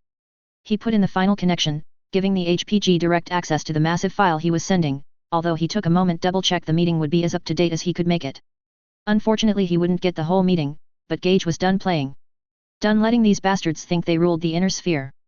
Comstar was not their toy, his dream not their illusion, and he would be damned before he let them try to kill Vicky again. To try and keep the inner sphere stupid and weak as their plaything. He was ISDF. He had sworn an oath to Vicky, just like all of them had. To protect the inner sphere. No matter the threat. To be the shield that shelters the people that just want to live their lives. That will not be a problem. I am sure there will be many here who wish to ensure we handle the death of the commander appropriately. He heard the speaker say in the meeting. As if it was already done. Gage glared. His hand wavered for a moment. But then he wondered what Jerome Blake would have done. If he was standing in his place. Would he be satisfied with what Comstar had become? What it was doing? Would continue to do? The adepts would say yes. That they were just following Blake's vision. Gage had heard that term nearly every day for 3 years, but damn them if they thought this was what he would want. No. He pushed the button. The HPG activated well outside its normal period. Every alarm in Hilton Head went off. And Gage stood back watching the noteputer, watching as the HPG burst sent out years of data. Vicky. It's in your hands now. The ding of the elevator told Gage his time was up. He put the sensor down on the ground. Turning away as the phosphorus burned the thing into scrap metal. Ragnarok protocol was still important after all. As Comguard rushed out the elevator, to Gage's amusement the two in the lead were even in the Comstar tornado armor. Gage didn't bother to speak a word. He was well aware of how passionate Comguard were, especially about the HPG. The loud bang filled his ears, and he went down. Dash. A different perspective. Mendel Waterley. I want answers. How did this happen? How did an acolyte of only 3 years somehow break into the most secure location on this island? Mendu yelled out confidently so as to cow the rest of the first circuit. Julian's heart attack had put him completely out of commission and the doctor hadn't looked confident that the Primus would still be alive in the morning. So Mendu had done what was needed. She had basically told the rest of the first circuit she was in charge until this was all sorted out. None had given more than a few grumbles, despite her recent difficulties. It wasn't a mistake, she didn't make those. Acolyte Blake had this on him. Nicholas offered as he dropped a keycard onto the desk. I already had it checked, it has the credentials of Julian loaded onto it. He somehow copied Julian's biometrics, and had complete access to the entire site. Preliminary checks tell us, he had this set up almost 2 years ago. Impossible. How did no one notice? You can't just steal the Primus's own access card and get away with it. Menduskri yelled out. Nicholas seemed completely unconcerned about her words as he continued to stand still looking over the first circuit. I am afraid, this is only the tip of the iceberg. Using the access that the Primus's own credentials gave him, Acolyte Blake has been busy. I am having Rom go through the access system records to determine every time he used the credentials, but I am afraid the how is unimportant at this time. The why is what we must concern ourselves with now. What did he send on the HPG? The Prekenter for Xian asked, cutting to the source of the question, and annoying Mendu, as she had just been about to ask that herself. She would ensure the man regretted interrupting her meeting once she was Primus. Nicholas though seemed as unperturbed as ever. I am afraid. Acolyte Blake has rather handedly murdered us all. He offered without a hint of emotion, earning concerned looks from everyone in the room. Please do stop wasting my time, Nicholas. Mendu demanded, unwilling to let Nicholas have his drama. He sent a message containing every first circuit meeting recording we had stored in our archive. We are still going through what was sent, but the pulse was massive. It strained the HPG quite a lot. Maintenance by the Alpha Adepts is still ongoing, but I checked myself. What Acolyte Blake sent was all of our secrets. Meetings, information, reports. Every association ordered by the First Circuit creates a report. Those were sent. Every time we altered HPG messages a report is created, and that was sent. Even the fact we have leaked HPG messages at times those reports were sent. Basically every ROM file we stored here in Hilton Head was transmitted. So he learned things he shouldn't. Ensure he is dead, put another bullet in his head, and we are fine. Send a few ROM teams to the HPGs that the message was sent to, ensure it won't leak. Is there anything else, Nicholas? Mendu offered.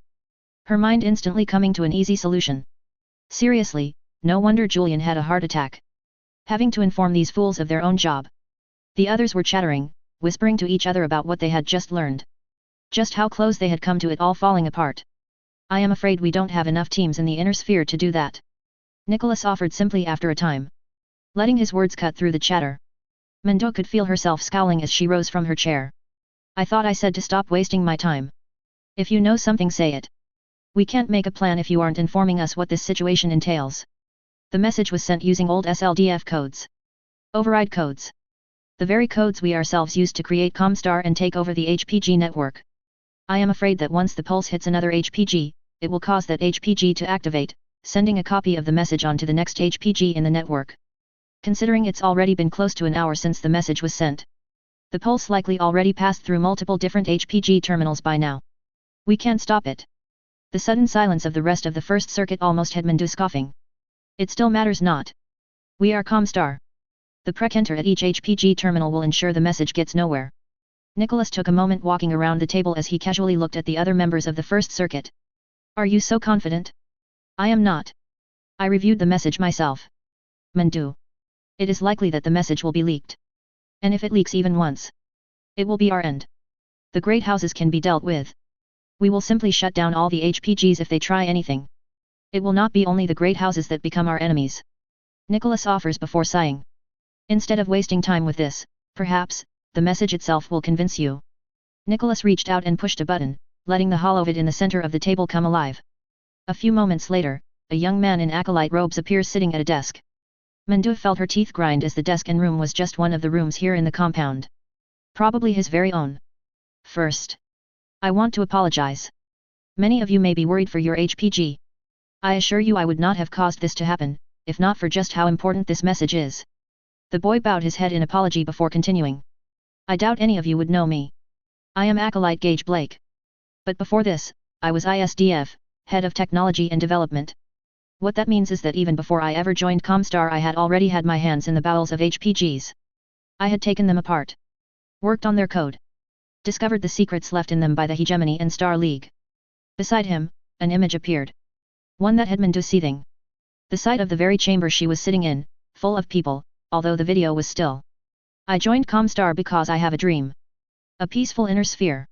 Where technology isn't lost, where the very idea of Battletech is a misnomer of the forgotten past. Where education is free and open for anyone to reach. Where people do the right thing. When I joined Comstar, I thought they were part of the solution. Unfortunately, due to my own abilities from before joining I realized Comstar wasn't the solution. We are the problem. That bastard. Mendo cursed, but the holovid didn't care. Alongside this message are the recordings of the last century of First Circuit meetings. Every single one of them. Most of them are innocuous, as any large organization is wont to do. There is a lot of perfectly normal meetings. But if you use the timestamps on this document. She watched as his hand pointed to an image of the document sent within the message. This document which is ROM's assassination record. Yes. I said that clearly. ROM has been assassinating people since its inception. But not just threats to Comstar. They have been assassinating scientists. Engineers. People that find Battletech caches that contain educational programs. Mendo watched as the boy grew heated. Don't take my word for it. Compare it yourself. Check the dates on who was murdered, and watch the meetings yourself. Watch as our leaders, men and women that were sworn to protect the HPG, and to follow Blake's will. Watch as they murder people that are doing what we are supposed to do. He was nearly yelling at this point. It is all there. Everything I could find. Every meeting where they discussed how they would betray the very faith we believe in, by leaking messages to opposite great houses. How they would help push the succession wars along to ensure that Comstar rules the inner sphere. The boy was silent for a time, letting his words settle. I know many of you will want to keep this hidden. Many of you receiving this message will do anything you can to keep it from spreading. But I can pray that all of you will be true to what Comstar means. That even one of you will look upon the horrors Comstar has committed, the terrible acts they have done that go against our orders from Jerome Blake. I can pray that you will do the right thing. Spread this to the inner sphere. Let everyone know the horrors we have done. I know you will be afraid. I know there will be repercussions. That the great houses will never accept this laying down. That Comstar will never be the same again. But that is exactly why we must act. Why it must be Comstar that reveals this. Comstar is not the First Circuit. It's not ROM. Comstar is us. Acolytes learning how to fix their first note pewter. Adepts, that work to maintain the treasure of the HPGs, the precenters that ensure everything continues to run, and brings in new people. The men and women that smile at the children that wander into the HPG terminals, wanting to learn. That is Comstar. This is our chance. I know. I have faith that even just one of you will let this message pass into the hands of the inner sphere. But I hope. I believe that it won't be just one. It won't just be a few. It will be hundreds. I believe in Comstar. I know we can survive this. We can fix our own mistakes, cleanse our own corruption, and become the organization that protects knowledge and spreads it to anyone that asks that we were meant to be. I also know I will likely not be alive to see it. He stated calmly. I will be sending this message across the inner sphere from Hilton Head, by using old SLDF codes, to force the message through. The ComGuard will be unlikely to be gentle. Nor will ROM if they take me alive. I offer you my life, Comstar. For a better future. Blake out. Fuck. A different perspective. Katrina Steiner. Archon? The demi-presenter is here to see you? He says it is of the utmost priority. Katrina took a moment to rest her eyes from the many pages of information that littered her desk and filled her noteputer. Very well, send him in. The heavy robes of a Comstar demi-presenter swished into the room. The man was Oldhand's right hand. A good man, that had done much for Katrina over the years. She offered him a smile, but that faded. He looked off. Pale. Are you well, demi-presenter?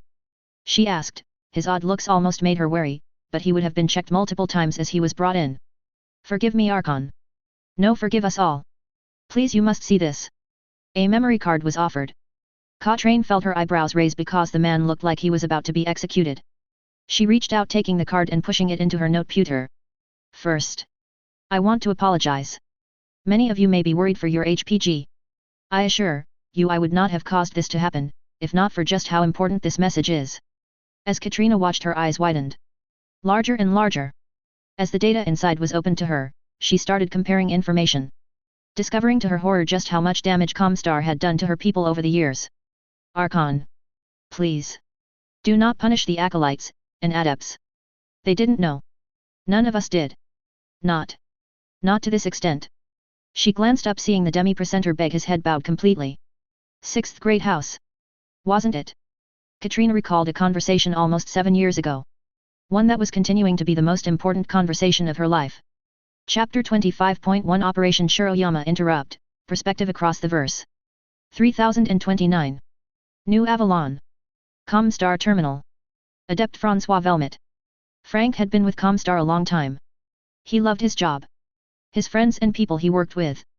Loved his boss, since for the most part Frank got to run the show. With the precenter New Avalon on Terra, his job was left up to the demi-presenter, who was more than happy to let Frank do his job without issue. So Frank did. Sure, he half-assed it some days. Who didn't? But his reports were always on time, his duties completed, his repair checks and work finished. Frank had it easy. He also got first jab at all incoming transmissions. Even the ones listed as ROM or the like. He didn't read those. Just checking them would be enough for him to lose his job and maybe more. But he was the guy that all the new broadcasts went to first. He enjoyed the benefits of always knowing what was going on. But right now Frank wished he had some other job. Like sweeping floors. There is a job where you don't ever see something that is going to cost you your life, or the lives of all the people you work with. Blake out. And didn't that just send shivers up his spine? Blake. Fucking hell, a Blake had sent a message. Frank had been sure 5 minutes ago there hadn't been such a thing. Now? Well. It's not every day an acolyte claiming the name of Blake drops all the dirty laundry Comstar had ever done in his lap. And a plea of what to do with it. For a moment Frank realized. He had on his hand a choice. He hit the play button on the second video attached to this message. He watched on. Watched a meeting of the First Circuit. Watched them declare their intentions towards the ISDF, towards A. Cameron? He wasn't sure what to feel about that. He had heard rumors, but if the First Circuit believed it. Was Victoria Eisenbloom, Victoria Cameron? If that was the truth. Gage Blake said he was a member of the ISDF.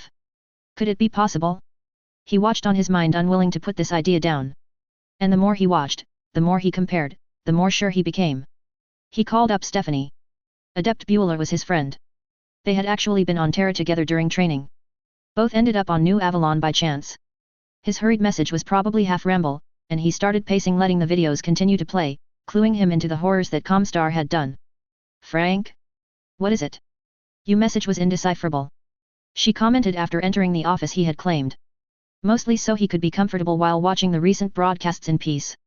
Stephanie. Finally, don't talk. SHHHH. He hissed, closing the door behind her and locking it and pushing her towards his desk. Sit down. Frank. What is wrong with you? Everything. Nothing. You need to watch this. Blake's word. He spoke, and something about his actions must have clued her in because she sat. He reopened the initial message and paced as she watched. And watched. And when it ended, she started it again. Impossible.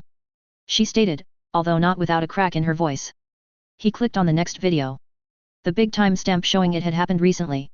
In fact, it was almost concurrent with the sending of the original signal. Frank noticed. And Stephanie watched. By the end of it she was pale white. Like all the blood had drained out of her face.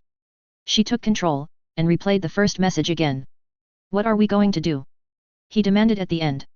And Stephanie opened her mouth before closing it. I don't know. Well. Do we follow it or not? He prompted, and she looked at him, her eyes glazed. It. Blake's. Word. His request to us. She opened and closed her mouth. I don't know. Let me watch more. She demanded, and minutes passed as she started browsing through the data, her gasps of horror at certain finds echoing his own. Finally it was too much. Frustrated, Frank grabbed his hair. Damn it. We don't have much time to decide. The HPG received this message. Soon someone is going to ask me what the message was. Especially a message outside normal hours. If we tell anyone outside of Comstar, we are dead. The first prince will execute us all. She offered, her eyes locked to the holovid. You can't know that. Stephanie shrugged. Then the people will. There is. Blake, we actually assassinated people trying to cure cancer. No. Frank turned, his blood heating up. Not us. We didn't. We joined to help people, damn it. Or for a safe job. Or just to learn. We didn't sign up for this bullshit. Fuck the First Circuit. He hissed, and Stephanie nearly jerked in her seat at his words, looking even more shocked. Frank? No. You heard me. Hell, you heard them. Fuck them. I'm taking this. I'm taking this to the display system. We will run this on every holovid we are connected to. Frank? That can get you killed. What if the demi-presenter finds out? And he is in on it? Then take this. He pushes a memory card into the noteputer, and a moment later he copied the entirety of the message onto the card. Take this and leave the HPG, go on leave. I'm going to push this through. I'll even talk to the demi-presenter. If he kills me, or manages to stop me, get that copy into the hands of the first prince. Frank? Stephanie? Will you do it? I will. She offers, closing her eyes and breathing out. Okay, go. I'm going to get this ready to send everywhere. And I'll go talk to Elliot. Blake. Blake's wisdom, Francois. Blake's speed, Stephanie. Frank watched out of the corner of his eye as she left. Good. She would be safe in case Elliot. In case he knew. He set everything up. Even set up a remote to be able to push a button and send the files to the display. Just in case. He made another hard copy and headed upstairs to the demi-presenter's office. As he walked up he passed many comm guard. For the first time he took note of them as guards, and not just friends, people he worked with. Hell, that guard enjoyed it when Frank snuck him a private copy of some of the more risque works sent over. But his time for that was over. He knew what he had to do. He had been given a task by Blake. He knocked on the door. Come in. Frank slipped inside the precentor's office. While only the demi-presenter, he was in charge for a majority of the year, so he had actually been given the main office in the HPG. As Frank entered, Elliot looked up. Frank? Finally here to update me on the message? Didn't fall asleep watching that show of yours again, did you? Elliot teased. But Frank. He couldn't laugh.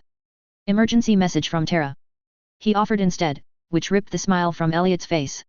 As Frank handed over the card. He watched Elliot watch the first video. His eyes snapping up quickly at what he was hearing. By the end of it though? Just then. Elliot offered, even faking a chuckle as he closed the video. Go ahead and clear this off our systems, Frank. I don't much care to listen to such jokes, or have our people hear them. I watched further. He said simply. The next video is the First Circuit. As they discuss faking an attack on an HPG and pinning it on the ISDF. Elliot. This isn't a joke. Elliot went quiet, his face slackening for a time. He then reached up and took off his glasses. The demi-presenter was an older man, and wore glasses in the same style as the Primus. Wiping them clean he finally spoke. You are what? Grade 12. Elliot asked. Earning a nod from Frank. 12 years with Comstar.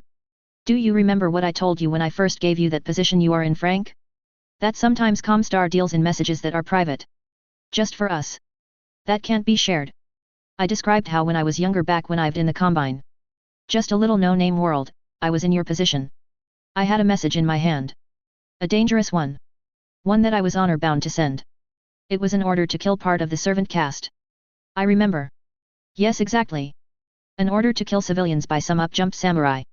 I went to my precentor, and do you know what he told me? I do. Well, let me say it again. Some messages get lost in the mail. This is one of those messages for you, Frank. A lot of people will die if that message gets out. So we are going to do what Comstar does. We will save people. We will delete this message, remove it from our servers. We will likely have orders from Terra in a few hours about what to do. Until then we keep quiet. Nothing happened. Elliot offered, spreading his arms in a what can we do motion. No. Frank offered simply. That man just revealed that the first circuit has gone rogue. That they are killing and assassinating, and trying to. They are doing what is required, Frank. Surely you understand. The first circuit has to contend with the great lords. The lesser lords. The minor nobles, the Ronin, the strays, the mech jockeys, and everyone in between. Sometimes we have to remove threats, before they become catastrophic issues. He sighed. Rubbing his eyes. This is something you aren't introduced to until you are at least a grade 20. You aren't ready for this. Frank? I am ordering you. Delete that message. No. Frank decided then and there. This wouldn't go the way Elliot wanted. He pushed the button. No, I don't think I will. We deserve to see this. Elliot sighed, a deep unfortunate sound. Frank could hear the door open behind him. Kill him. Frank startled, turning to see a comguard raise a gun. Dash. Stephanie Bueller. Stephanie had hesitated. Leaving the compound with the card in her pocket felt like walking around with a live grenade, so she went down to the lobby, but couldn't bring herself to leave. Not yet. Not until she was sure that it wasn't just Frank's paranoia. The first sign that something was wrong was when the holovid screens that circled the lobby fritzed. As a message she had already seen came on the screen. People all over her stopped. This didn't happen. Ever. Comstar kept its programming very orderly. First. I want to apologize. Many of you may be worried for your HPG. And Stephanie blanched, the card in her pocket burned hot. Then without warning, halfway through the video the lockdown alarm went off. And Stephanie gasped as she noticed that the door sealed. She felt a moment of fear. Frank? She questioned in horror. But then the intercom turned on. This is Demi-Presenter Elliot Shang. Full lockdown. Comply with all Comguard orders. No one leaves. But the message. The message from Blake was playing. And the civilians that had been using the HPG were starting to look. Well, they were starting to realize something was happening. There were Comguards in the lobby. Of course they didn't look like guards. Just wearing their normal robes, but they did have weapons underneath in case of a surprise attack. They had all seen it too. Many of them were looking at each other wide-eyed, and Stephanie stepped out of the lobby hiding amongst the pillars that lined the room. She just needed a chance to get out of here. But tension was ramping. The civilians were getting pissed. Hey, let us out. I am a colonel of the AFFS. I demand you open that door. I apologize, sir. The lockdown came from the Demi-Presenter's office. I can't undo it. The girl. Mary? At the front desk was freaking out, because people were targeting her. Worse? The boots finally appeared. The Comguard coming down the corridor were not the ones like in the lobby. These had body armor, and weapons handy. The ones that guarded the secure corridors. They didn't say a word at first, but the guard in the lobby hurried over. Dean. You need to see this. I don't know what is going on, Bullet and bang. Screaming started then. And Stephanie realized she was doing it too. That was Ian. Named after the former first prince. He had been born here on New Avalon, as he liked to tell everyone, and he would often invite new members of the HPG to a tour of the city, showing them the best places to eat. Dean was his friend. They were often together. But Dean had just killed Ian. That didn't make sense. They were friends. That first gunshot caused a riot. The unarmed civilians ran screaming. The armed drew weapons. And the other Comguard in the room, those that had seen the message. They drew their weapons. It took Stephanie a few moments to realize what was happening. Mary, who sat the front desk because she had the patience of a saint and was always wanting to help people, was dead. Right in front of Stephanie. Mary's brains were blown all over the front desk. And the comm guard? They weren't stopping. Tucking back behind the pillar, Stephanie realized the situation. They were all going to be killed because they saw the message. Oh Blake. And then the two plainclothes comm guard opened fire. But not on the civilians. Stephanie prayed to Blake as she watched people she knew. Friends. Colleagues open fire on each other. People were screaming and dying. Damn her for not just leaving. For trusting that snake Elliot. She felt tears come to her eyes. Frank? No, she had a job to do. She waited for her chance, and it came. One of the plainclothes comm guard hurried into cover beside her. Hey! She called out, getting a barrel in her face for a moment before it was moved.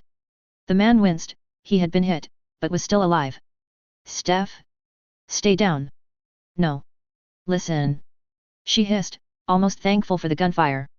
The armored comm guard had been forced to take cover, and now both groups were taking pot shots at each other. Not a good time. He called out as he turned the pillar and fired twice, before hiding again as bullets hailed on his position. I have a copy of the message. Blake's words. Frank? Frank found it. He gave me a copy to get out in case. In case Elliot went crazy. He took in her words for a moment. Fuck. He whispered. Listen, Steph. If it was any other situation, I would be up there. But no way I live through this. So no way my life ends without sticking it to these assholes. The door is locked, but it's not bulletproof. He pointed out that indeed there were panes damaged from the firefight, but it wasn't anything anyone could get through. The automatic gunfire assured that. Listen to me, Steph. I will break a pane big enough for you. Then when I say you run for that hole, you don't stop. You don't look back. You get through and get that into the hands of the world. You understand me? Shivering, Stephanie nodded. Eyes blurry, she wiped them off and swiftly pulled off the robe's outer layer. So it wouldn't tangle. Are ready? Well, it was nice knowing you. Wish I could have went out on that date with you. I always wanted to ask you on. He chuckled, and Stephanie noticed it sounded wet. Oh. She reached down and pressed a kiss to his jaw. For luck. Well, see, can't stop now, can I? He offered with a grin. Trying to hide the wince of pain, and the blood dripping down his side. His pistol aimed and 5 shots went out, and suddenly a pane of glass, one of the doors shattered, falling into pieces. Now. He ordered as he heaved himself out from the pillar and started firing. The civilians, the other plain-clothed guards, must have noticed something. They started firing as well. And Stephanie? She ran. Bolted. Faster than she had ever ran before. The memory card in her hand. She raced for the door. Trying to ignore the sound of bullets striking flesh behind her. She really wished she remembered his name. She would look it up after. She thought as she ran. She raced through the hole, and just as she thought she was free, she found herself face down on the ferrocrete. A burning line of cold running through her. She cried out, realizing she had been shot as the pain hit her. She screamed, trying to get up, but nothing. Her legs wouldn't move. She was panicking, her body was going into shock. But people. She could see them. People lining the streets outside the terminal. It was a long way. With a gate between her and people, but no one was manning the guard post right now. The doors were open. The guards were watching the insides, not the outside. She could make it. The card. She had dropped it as she fell. But it was in front of her. Frank had trusted her. Her. Stephanie, the girl who could barely repair a noteputer, much less an HPG, but she was pretty. She was smart with people. Comstar had need of that. But now? Comstar needed her to crawl. So she did. As she grasped desperately forward, she grabbed the memory card. Sticking it between her teeth. She continued. Desperate to reach her goal. Desperate to complete her mission. The pain caused her to cry every time she clawed forward. The pain, the pain, the pain, the pain. It was worse than anything she had ever experienced. She was paralyzed. Wasn't that supposed to mean she couldn't feel it? Shouldn't this be easier? She crawled anyway. Towards the gate, towards people. She had to. Grip the ferrocrete with her broken nails, drag her dead weight forward. Reach out. Do it again. Over and over and over. Everything was going fuzzy. Not because of the tears. Her breath wasn't enough anymore. She felt herself wanting to pass out. But she couldn't stop. For Blake. For everyone. What was it he had said? I offer you my life, Comstar. For a better future. The voice was in her ear, urging her on. Right. She was doing her duty to Blake. For Blake. She reached the gates. She realized it because an arm grabbed her wrist, pulling her the last way, wrapping her in arms she couldn't feel anymore, as a voice babbled. But she couldn't make it out. She reached up and grabbed the memory card. F for the Phi Prince. The word of Blake. She managed. I'll get it to the first prince. I swear. For a better future. Stephanie spoke for the last time. Dash. Mandul Waterley. Tara. The message has been sent. She demanded, receiving a nod. It has. The order for full lockdowns. And then a complete interdiction has been issued. Whether any will follow the order remains to be seen. Nicholas said, as always, a dagger in her back. She turned to him, pressing her finger against his chest. If they refuse, then have Ram deal with them. This is too big to allow for chance.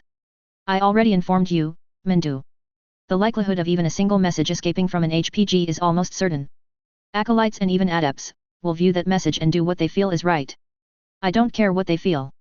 The only right thing is to do as the First Circuit says. She hissed. Finally she found herself once more in the First Circuit meeting room. The cameras had been torn down an hour ago. But not at her order. Too late now, she knew. Pointless to remove them. Using them to review previous meetings was still useful. Idiots. This is why she should be Primus. Tell me we managed to contain the message. She demanded, but the shaking heads told her all she needed to know. Fools.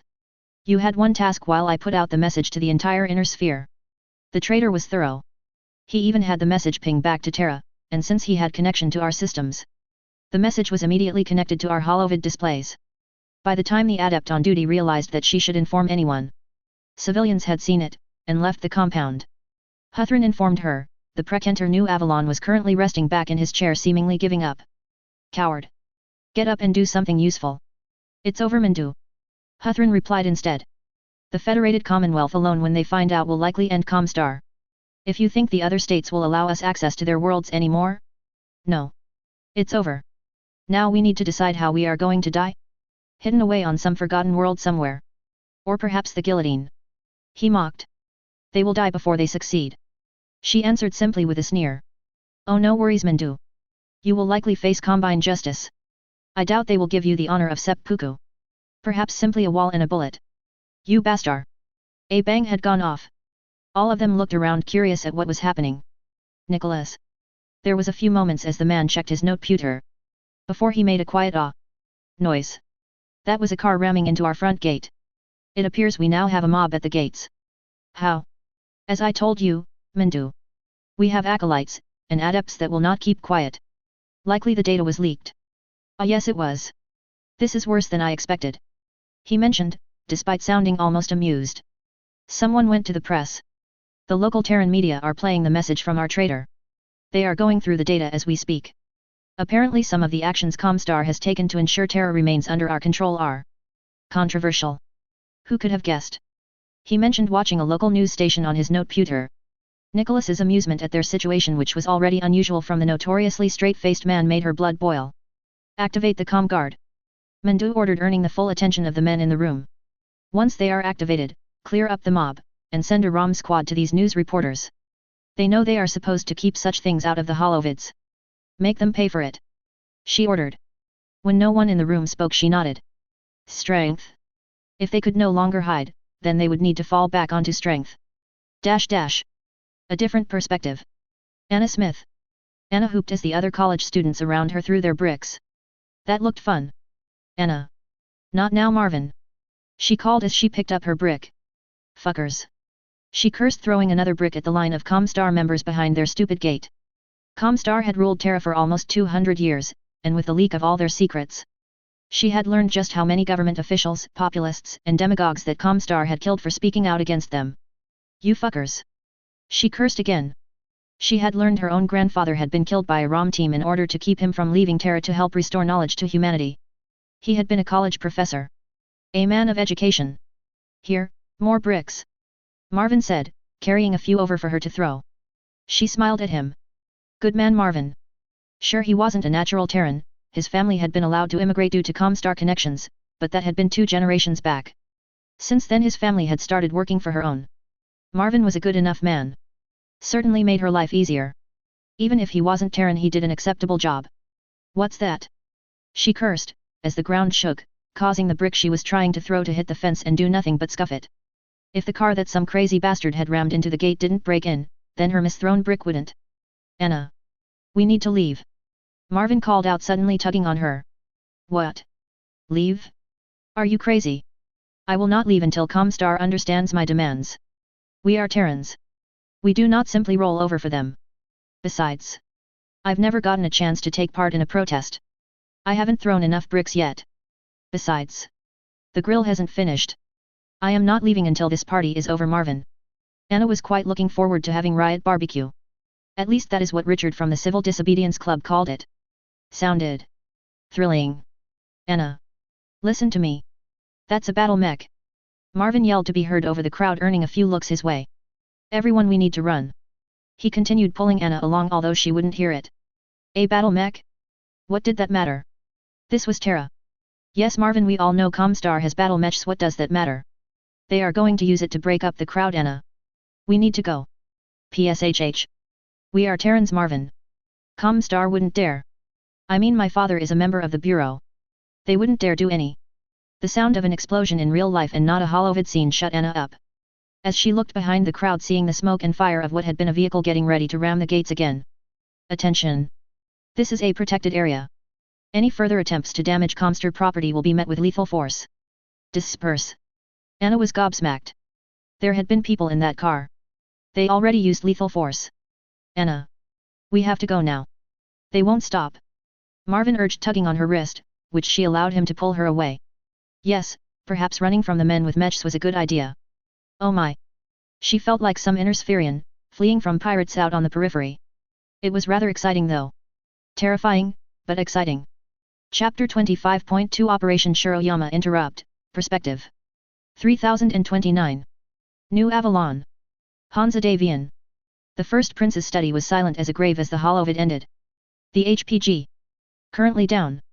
We are verifying we caught all of the members of Comstar now before we attempt to figure out if we can get them to repair it. All this time. After all this time, Arden. To be able to simply see all the damage Comstar has done to us. Hansa felt his fist clench. Melissa, sitting beside him, was also quite furious. They had been having a work lunch together when Arden had entered with the memory card. While it was now the first time he had seen it. It had been a few hours since the members of Comstar went crazy and started shooting anyone inside the terminal. It hadn't taken the military long to lock down the HPG. To start investigating. The memory card currently plugged into a holovid had been seen by Arden very quickly after gaining it. And he had led the complete arrest of all Comstar personnel. Of course then Hansa and Melissa had finally gotten access to it to be able to see what the fuss was about. Neither had been pleased. Especially when they learned about certain facts. They have both stilled when they got confirmation that the entire Silver Eagle affair was Comstar's doing. To literally read the report about how they had stolen the data about Melissa's trip. How it was leaked purposefully to have her killed or kidnapped. All because Comstar didn't want the Federated Commonwealth to come into being. The adepts we have imprisoned had nothing to do with this, Hansa. To hell with that. Hansa nearly burst, only just keeping it to a grave rumble, and not a shout. To hell with Comstar. We will destroy the organization from the roots. Every adept. Every. My prince. Arden spoke before Melissa could say anything. The only reason we now know what happened, is because a Comstar adept gave up her life to crawl across the entire terminal with a gunshot wound to get it out. Hansa forced his fury down. His mind already coming up with plans and ideas to ruin Comstar to remove them from the board entirely were stilled as Melissa's hand rested against his. We shouldn't hold every person in Comstar responsible for this. Most of them. A vast majority never would have known. Melissa spoke gently. I think, considering everything about this, Hansa. How it wasn't our agents that found this out, but Comstar itself trying to bring this to light. I think we owe Comstar a little bit of gentleness. You want to be gentle with this? He asked, pointing at the screen where a report was displayed about their plan to cause an interdiction with a false flag attack on the Federated Suns. No. That is the First Circuit. Them? We murder, every single one. We hang them, shoot them, or bring out a guillotine. Melissa spoke with a hint of her own fury. But these adepts? The acolytes? They don't know. They are just doing their job, with no idea of what happens above them. You heard how the First Circuit treated their underlings just as I did. I agree with Melissa.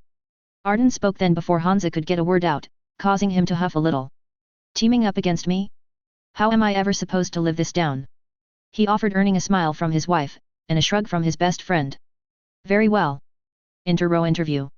All of the Comstar members we have captured. Actually. Show them this. Give them a noteputer with everything on it first. Let them learn what their leaders think of them, what they do about their own professed objectives. Then interview them. I want that HPG back up and running. Hansa offered. I will take care of it. Arden agreed. As always, Hansa wondered what he would do without Arden there to handle the minutiae of his plans. Now I need to figure out how we are going to handle the first circuit. Hansa offered, turning once more towards the screen. I don't know if we will be able to do that, Hansa. Melissa offered. Looking distant for a moment. She had both men's attention then. Gage Blake, he is ISDF. Vicky is practically sitting on Terra. Once she learns of this. You think she would attack Terra? I think Vicky will definitely do something outrageous. She is very protective of her people, and she spoke of Gage a few times in our messages to each other. Gage is her best friend. Her brother. They grew up together. I'm not sure I like the idea of Terra conquered by the ISDF. Hansa offered, simply earning a sad smile from Melissa and a frown from Arden. Then hope she didn't receive this message, and that we will have enough time to get our HPG back up and sending out messages to our forces. I doubt anyone can argue this is definitely Comstar breaking their neutrality. Arden spoke. And if she did receive it? Hansa couldn't help but ask. Then I suppose we will have an easier time landing on Terra. Melissa offered. To the silence of Hansa and Arden. Regardless of Terra. We have our own problem. Hansa offered, shaking his head away from the ISDF problem. Arden set up the viewing for our Comstar guests. But you captured the demi-presenter, correct? Yes, my prince. The demi-presenter was captured attempting to flee. If not for how quickly knowledge spread about the attack on the HPG, he likely would have made it away. There was a shuttle preparing to take him off-world. It was only chance that someone called in the sight of a man in Comstar robes boarding a shuttle. The one who spotted him, make sure they are rewarded. Already done so. A message from the first prince about how they did their duty is already being prepared. I will have it ready for you to sign in an hour. Good. I want to talk to some of these Comstar members myself as well. Especially the demi-presenter. I will have him brought to our holding cells. Hansa nodded. His mind a whirl, as he finally pushed the off button on the holovid. Turning to his lovely wife, and focusing on her for a time. Even as his mind whirred, he wanted to keep her stressed down with the baby, so he did as a good husband should and focused his attention on his wife, and gave her a peaceful lunch to relax. Even as his mind grew sharper and sharper. Hansa was not pleased. So much trouble from Comstar coming to a head, right now. If it was any other time. Well. He would be able to act much faster. But currently the war is going on. At least he had confirmation that Comstar was as untrustworthy as he expected. After his lunch, Melissa left to do her own work while Hansa rose and made his way to the bowels of his home. Arden met him halfway. As always, the man was exactly where he needed to be. The man is talkative. He didn't expect to get caught. He is trying to make deals. Well then, that should make this easier. Hansa offered with a sinister smile. After all, the Comstar agents that they had taken had confirmed that the order to silence everyone in the HPG terminal lobby had come from this man. Hansa had soldiers, men sworn to him killed in that lobby. Civilians that trusted their prince to keep them safe as well. His fury was evident as he stormed into the interrogation room. Elliot Weah. Hansa Davian. Elliot offered to Hansa at his greeting. It has been a while. Hansa looked him over. His robes were dirty, not just from the capture, and the man had a bruise across his jaw from his capture. But he looked just like he had a few months ago, the last time Hansa needed to speak to Comstar. Just a few months if I remember. Elliot. Heard you tried to run, now why would an innocent man attempt that?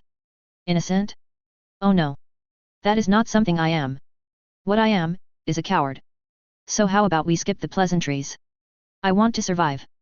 Without spending the rest of my life in a cell. So my freedom and my life, and in exchange. I'll tell you where the pieces of the HPG that I took are located, so you can get it working again. Not tempting enough? Hansa offered with a smile. It won't be long for us to track every inch of the route you took to your shuttle. We will find whatever you tried to hide. Eventually. You will find every piece eventually. I wonder how much damage that will do to your war effort if you are out of contact for a week? Perhaps a month? Maybe longer. Doubt it will take that long. Comstar has had our interdiction protocol for 200 years. I assure you, Prince Davian, you will find it more difficult than you expect. Especially since you have less time than you think. Oh. An hour after the trouble began, we received another message from Terra.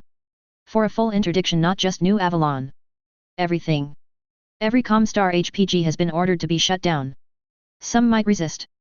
Some might fail to shut down, but most? Oh, you are in trouble, Hansa Davian. If they are shut down, how will finding the equipment for this HPG matter? Why doesn't that make you rather useless? Hansa asked, his smile a little dark. Hardly. As a demi-presenter I know the rules for the interdiction. Where everyone goes to hide. The places they will put the HPG systems you will need to reactivate everything. All you have to do, is release me. I will disappear and you will have everything you need. Tempting. Very tempting. Hansa mocked. Wondering how he could play this, when to his surprise Arden broke in. The missing pieces of the HPG have already been recovered, and some of the adepts that have been captured have already been explaining how to reinstall the system. Or offer to do it themselves. He replied simply. Well, Elliot, it looks like, if that is all you have for me. Wait. That's... Those bastards. To betray Comstar so quickly. Fine. I have knowledge. Information on the First Circuit, on ROM activities and spies here in the Suns. Spies. Arden. Although the ROM files sent carry many of the orders from the First Circuit, it doesn't pinpoint every spy we may have. Not that I believe that ROM spies are much of a threat at this point. Comstar seems to be having trouble with its own people right now. Well then I suppose this will be easy. Elliot? You want to survive this? Then you will need to inform us of a spy one that we don't already know about, either from ROM or another agency for every one of my people killed during your attempt to hide this. If you do, perhaps, instead of immediate execution we can talk about what else I might want to know to earn you some more time. No. I'll tell you what you want, but only for my life and freedom. You don't seem to have much I value in trade for that, Elliot. You did kill my people after all. Hansa offered, his voice a little tight in his anger. This little weasel. Hansa was ready to throttle him with his own hands. Damn you, Hansa. I'll give you what you want. Just let me free. Elliot. What I want is to see you hang. The demi-presenter didn't have any words after that. A different perspective. Katrina Steiner. When the HPG received the interdiction order, Katrina heard about it instantly. It was a pleasing feeling for once. To have messages actually delivered on her time, and not Comstar's time. Now it was doubly pleasing as Katrina stormed into the HPG terminal, and was treated not as some customer coming to pay their bill, but as the Archon in truth. Nothing was barred from her. She, and she alone, was in charge here. As she strode forward, her guards were with her, ensuring that no ROM agent will get any smart ideas. Although as she walked through the marble entranceway the Comstar adepts and acolytes she saw showed no aggression at her entrance with guards. No, they were beaten. Almost broken. The revelation of what Comstar had done above their head. The truth of their organization had apparently done much to horrify the people below. This is why Katrina was here. It was why she had come down out of the safety of her home, to see for herself. Was Comstar truly as horrified by what had been revealed as the demi-presenter had said? And in her eyes? Perhaps they were. An adept by their robe finally came forward when she had nearly reached the line of desks that the receptionists would usually be sitting, only for it to be barren. Empty. Archon. The adept offered a deep bow. How can How can Comstar help you today? He offered, his voice breaking mid-greeting. Interesting. The demi-presenter has information on how many of my worlds are going dark as their HPG is shut down. I want to know exactly how badly Comstar is betraying their neutrality right now. She offered firmly, not a hint of kindness in her voice. The adept winced, as he should at her words. Of course, Archon, please come this way. The demi-presenter is in his office. Katrina followed, up long halls past many adepts and acolytes, and all of them looked shocked at her appearance so deep inside the HPG, and yet none stopped them, said a word, or even a motion, simply stepping to the side as Katrina and her guards swept past. Katrina decided she would explore after this meeting was done. This was one place on their CAD she had never really had access to. It would be interesting to see what Comstar had done with the land they had laid claim to. The door of the demi-presenter opened before they even reached it, and an adept walked out carrying a note-pewter in one hand, although she nearly dropped it when she saw the Nighthawk armored guards walking Katrina closer. Stumbling away, the adept didn't say anything as Katrina walked past and into the demi-presenter's office, taking a moment to look into the ornate room, expensive wood and marble creating a luxurious office. Although now it was covered in papers and reports, and the demi-presenter looked even worse than he had the last time Katrina had seen him. Archon Steiner. He offered as she strode in, the man barely managing to regain his feet. I'm here for the report on how many of my worlds are currently in the dark due to Comstar's actions. Katrina offered and noticed the WinCE the man gave in return. Many. The HPG network has been reporting many worlds going offline at the interdiction order. I have a list here. In that case, you are going to tell me and my people exactly what Comstar is doing to an HPG to shut it down, and how we can start them back up. Even if I have to send guards to every HPG in the Commonwealth. Oh. Of course. He offered weakly. Revealing knowledge of the HPG had always been something Comstar would. Well, kill over. Good. Drive, please come in. Behind Katrina walked in Dr. Freemara. One of the most educated women in the Commonwealth, and a woman that had been given access to the ISDF memory core. Tell Dr. Mara everything.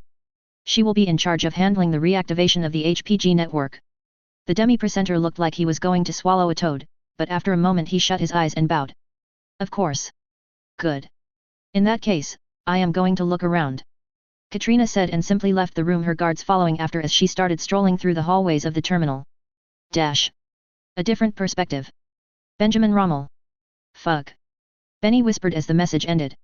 Fucking Gage, of all the people to do something crazy stupid, Gage was on the bottom of the list. What do we do? Hannah asked instantly. They had both been called up to the HPG room when the message had come through. Around Benny stood not just Hannah but a good majority of the ISDF on board, including Sandra. The captain had come down once she heard how serious it was. How long would it take us to get back to Terra from here? Sandra grimaced at the question. Too long. More than a month. That isn't including the time it will take us to turn around. She offered with a soft shake of her head. All right. Then there is only one choice. We keep doing our job. Benny decided, earning gasps from some of the younger ISDF in the room. Hannah looked torn but nodded. It makes sense. We are too far out to join in the rescue operation. That means this is Vicky's job. With that, it was decided, although not without a lot of sour faces. Sub-Commander. Sandra spoke up then. Gathering the attention of everyone in the room, she turned only half facing Benny as she spoke. As someone who was taken prisoner before, that cried tears of joy when the fires of our dropships lit the sky, I can tell you now that this decision does not sit well with me. I hate it. I hate that we have to sit here with our hats in our hands and nothing else. She doffs her hat and her bright eyes glaring into the crowd as she spoke, and Benny smiled. She didn't have half the charisma of the commander, or maybe just half the audacity, but Sandra was the captain of a warship for a reason. We aren't the commander. She gave us a task and we will do it, until she recalls us. She trusts us to do the job she needs done. But the commander is there. Gage will not wait long for rescue. He will not need to fear for months of wait if help will ever come. Sandra stalls, unsure of what next to say, but Benny is there. He flashes her a grin, congratulating her on her words. That's right. Our commander is out there. She will know about Gage's captivity soon. And Terra? Comster? They will soon learn what it means to take one whose blood is iron.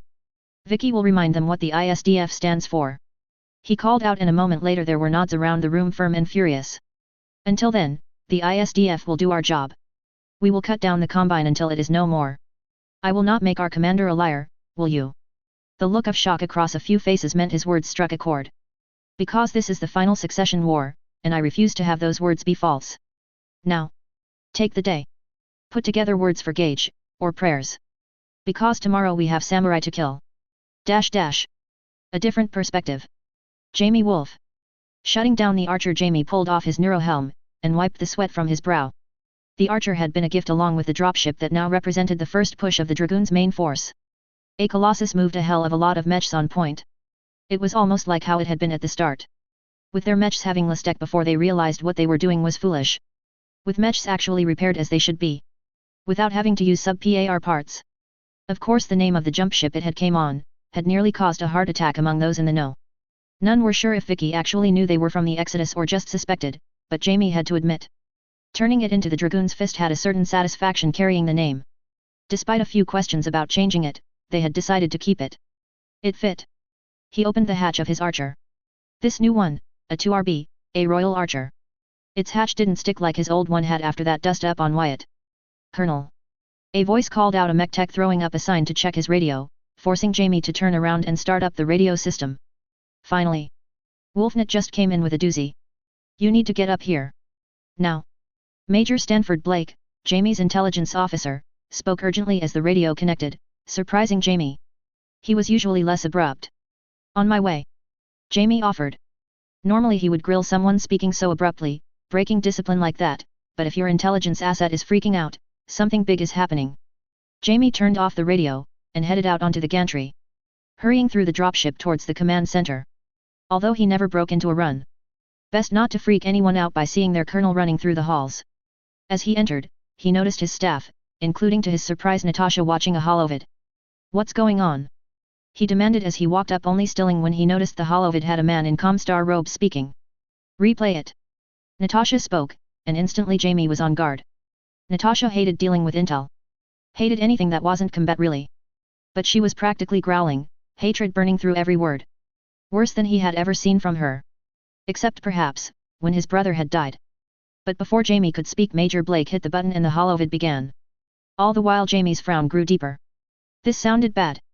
How bad is this going to damage the war effort? He asked, but Natasha broke in before he could say anything more. Forget that. Tell him. Very well, Captain. Among the files were reports from ROM, the Comstar intelligence agency, about their interest in us. They report that the Prekenter ROM may have been involved in Anton's decision. Natasha was heated. As always when his brother came up. Despite clan ways of looking at love. Well, Natasha was always a hothead. Can we confirm that? They are not sure the exact extent, at least according to this report. And the man responsible was stripped of his position, Visser Christopher. Jamie tilted his head. I think I remember him. He was always around Anton. He was Comstar. He was their Prekenter. Their head of intel. No way he was not involved. Natasha hisses as paces, like a wolf. He's still alive. Neg. Natasha erupted, already sent to a penal colony. Everything after that says he died. For Natasha to speak as a clanner showed Jamie just how furious the woman was. All right. Major. What else is on this leak? Everything. Major Blake offered with a sigh. But directly relevant to us at this moment? Not much else. Just that Comstar is pretty damn sure that the Dragoons are scouts for the SLDF. He gave both other clanners a look, all three of them were from the home worlds. All of them knew that Comstar was right. All right.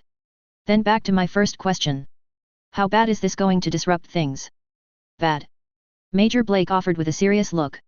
Expect rolling blackouts among the HPG, worlds that are simply shut down. This is going to hinder any joint operation unless you are right alongside them. Requests for resupply are going to be slow, or lost. Alright, then we double down on salvage. I want every world we hit to resupply us. Major, change our target, find out what worlds are nearby that we can resupply from. F. Blake offered, almost mockingly, as he noticed Natasha wince at the rebuke. Head off, Major. Yes, sir. With that as Major Blake left, Jamie had a few moments. It was almost funny. From what he had heard, the orphans of the ISDF did something similar to blood names. Taking on names of those they want to emulate. Major Blake was a member of the Blake blood name as well. To think, two men from two different cultures both acting in such a similar way. This Gage must be a hell of an intel officer. Not even Wolfnet had slipped into Comstar. Captain. Forget it, Colonel.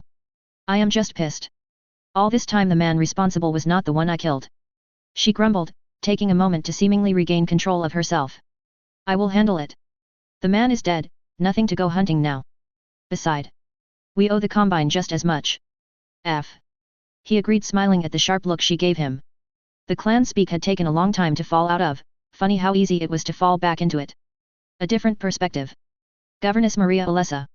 Maria found herself tapping nails on the table as she waited. Not even her favorite couch, in her favorite tea room. Nor even her favorite tea was calming her irritation. It wasn't every day Comstar stopped responding with messages from the HPG. She had sent Arthur to investigate once the hours turned into a full day of silence from Comstar. Now she was waiting for her eldest son to return with news. She was getting nervous. For Comstar to go silent? That was a definite problem. It had now been twice as long as it should have before she finally had gotten a short message from Arthur that he was on his way back. She had been forced to take a calming sip of tea just to keep herself from rushing out of the room. But finally, Arthur arrived. Arthur. Uncle. She rose to her feet, she hadn't expected him to join her now. Apologies, my dear, Arthur called me in for this. From what I heard. I will need to be here. That caused Maria to frown deeply. For Arthur to call Uncle Ernst like this? Mother. Good. Arthur walked in, and to her surprise, he wasn't alone. No, walking behind him was Lieutenant Castle. Castle was the one that the ISDF had left in charge of Red Base when they all ran off. He was a quiet man, and rarely had any need to interact with Maria.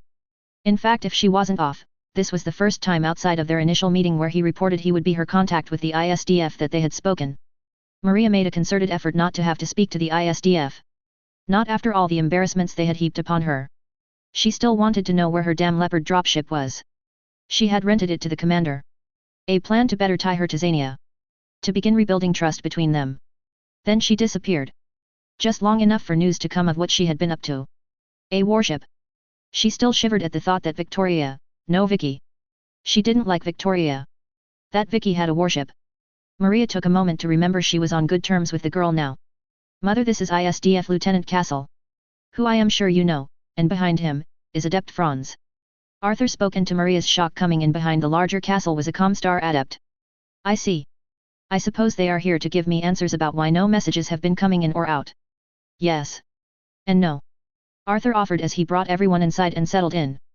Then he brought over her holovid viewer, placing it on her tea table, which clashes terribly. Her frown was ignored with the indifference of all children to their parents' desires. This is a bit of a long story, Mother, forgive me. It started when Comstar received a message 2 days ago. Adept. See, correct. The woman offers, looking very uncomfortable. The word of Blake caused an uproar. It spread among the adepts like wildfire. The Precentor attempted to maintain order, but it was like a bomb. In the end, before we could decide, another message came through. This time the Precentor received it without allowing the rest of us to see. Wait. Slow down. The word of Blake. It is. What many are calling it. She turned to Arthur and her son nodded, pressing a data card into the holovid, and a moment later the message began, and Maria recognized that boy. She almost opened her mouth to question it when the message continued, and it revealed many things. Her mouth thankfully hadn't fallen open, but even Ernst looked uncomfortable after watching it. This is the word of Blake. Yes. The adept offered simply. The second message was an order from Terra. A full interdiction of all HPG. That means we shut them down, hide the needed parts to reactivate them, and head to ground. Disappear. Until the order for the interdiction is over. You can't. Maria called, nearly jumping to her feet when Uncle calmed her. Adept Franz is here because many of the lower members of Comstar refused to accept the interdiction. Unfortunately, the Precentor realized this. Completed the interdiction without anyone's knowledge and has fled. We believe he managed to find transport off Xania. My God. Maria whispered the very idea. To no longer have an HPG? No one would ever come to Xania again. It would be a ghost world. All the improvements. All the additional traffic flowing through her world would end. Luckily, Comstar wasn't the only one to receive this message. Arthur looked towards Lieutenant Castle, who nodded and began speaking. Red Base has its own HPG. Unknown to anyone other than the Archon, I presume. He offered, and Maria felt her spine stiffen. An HPG? What else had the ISDF stolen from her? That brat. She took a deep breath and exhaled. So you received this message as well? Correct. Of course, we realized something big was going to happen. Unfortunately, while we were deciding on what to do, the second message came through. We attempted to reach out to Comstar, but it was too late. We couldn't find the Precentor, and the parts for the Comstar HPG are gone. Ah, luckily, I had made friends with some of the ISDF people over the years. Adept Franz offered with a faint blush. When they reached out already knowing so much, well, we managed to come up with a plan. Although our HPG is a mobile HPG, and as such the parts don't fit on the Comstar's device. By definition it is a mobile HPG. We will be moving it into the Comstar terminal, to replace their current HPG. So the ISDF will be providing Comstar's current services to Xania with the help of the Comstar acolytes and adepts that have refused the interdiction. Castle finished, causing the pit of doom in her stomach to slowly disappear. You. Comstar just destroyed our HPG, and you want to give them access to another one? She questioned. Despite how utterly out of her depth she was, Maria was not one to let something slip past her. Castle nodded. The adepts and acolytes that are still here are the ones the Precentor didn't trust. Because they spoke out against what they had learned. Besides, I have no idea how to process the HPG messages like Comstar does. We will need their help to keep any sort of consistency. And what exactly is Comstar going to be asking for payment for this service? Maria hissed, her eyes narrow, the adept wincing at the look. For now payment is being put aside, but there are limits on the mobile HPG. So message bandwidth will be tighter. She answers meekly. We have to make up for what Comstar has done. The ISDF is willing to let us try and make up for everything. None of us knew. Please believe me. Governess, the word of Blake. It was horrifying to us.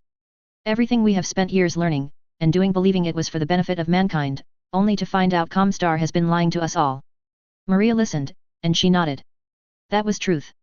The girl really was upset at what she had learned. Very well. I can hardly order the ISDF not to hand over their HPG. But I will be putting Planetary Guard on rotation with the HPG. As Comstar is no longer neutral, the HPG is now a matter of planetary security. Losing access to the network entirely would be catastrophic. She demanded, and it was a gaping-mouthed adept that finally closed her jaw. And nodded. I understand. We don't have any trust. Nor any right to try and keep our knowledge safe. No, not safe. Hidden. Blake, forgive us. We were hiding so much. She almost started crying at the thought. Maria was less than interested in comforting her, although Castle did just that. Mother. While this is all important, there is more that I wanted to show you. Arthur spoke then and quickly began the second video on the holovid. This interested her quite a bit, she had to admit. To see the inner working of Comstar. Listening on, she found herself in shock. So much so that it took Uncle Ernst to grab her hands to keep her trembling from shaking the tea directly out of her cup. See, Cameron. Oh, that. Castle offered with a shrug. Honestly, we are still figuring out who won the bet. I had been so sure I had it on lock with, secret daughter of the Archon. Castle offered with a shrug, shattering what little remained of Maria's calm. Chapter 26.1 Operation Shiroyama Interrupt, Side 2. 3029. Green Base. Blake out. It was the worst possible thing. Gage, in the middle of Comstar's HQ doing this? Gage doing something so monumentally boneheadedly stupid. The amount of danger he was in now. God, they could just no. He had to be alive. They wouldn't kill him surely. Interrogation, investigations. They would want answers. I was on a time limit. He had to be alive. He had to be. Our HPG had picked up a signal, a master SLDF signal meant to override anyone's attempts to stop it from taking the message and passing it on. My little mobile HPG had the same codes. So it picked up the message and sent it off, and caused a bunch of alarms in Green Base at the same time. Commander. Marcus asked, quietly. He was looking for answers. What were we going to do? What can we do? What should we do? I exhaled. My hands were shaking. The command room was quiet, as everyone that had been doing their job were no longer focusing on anything but me. There was only one option here. I had to move.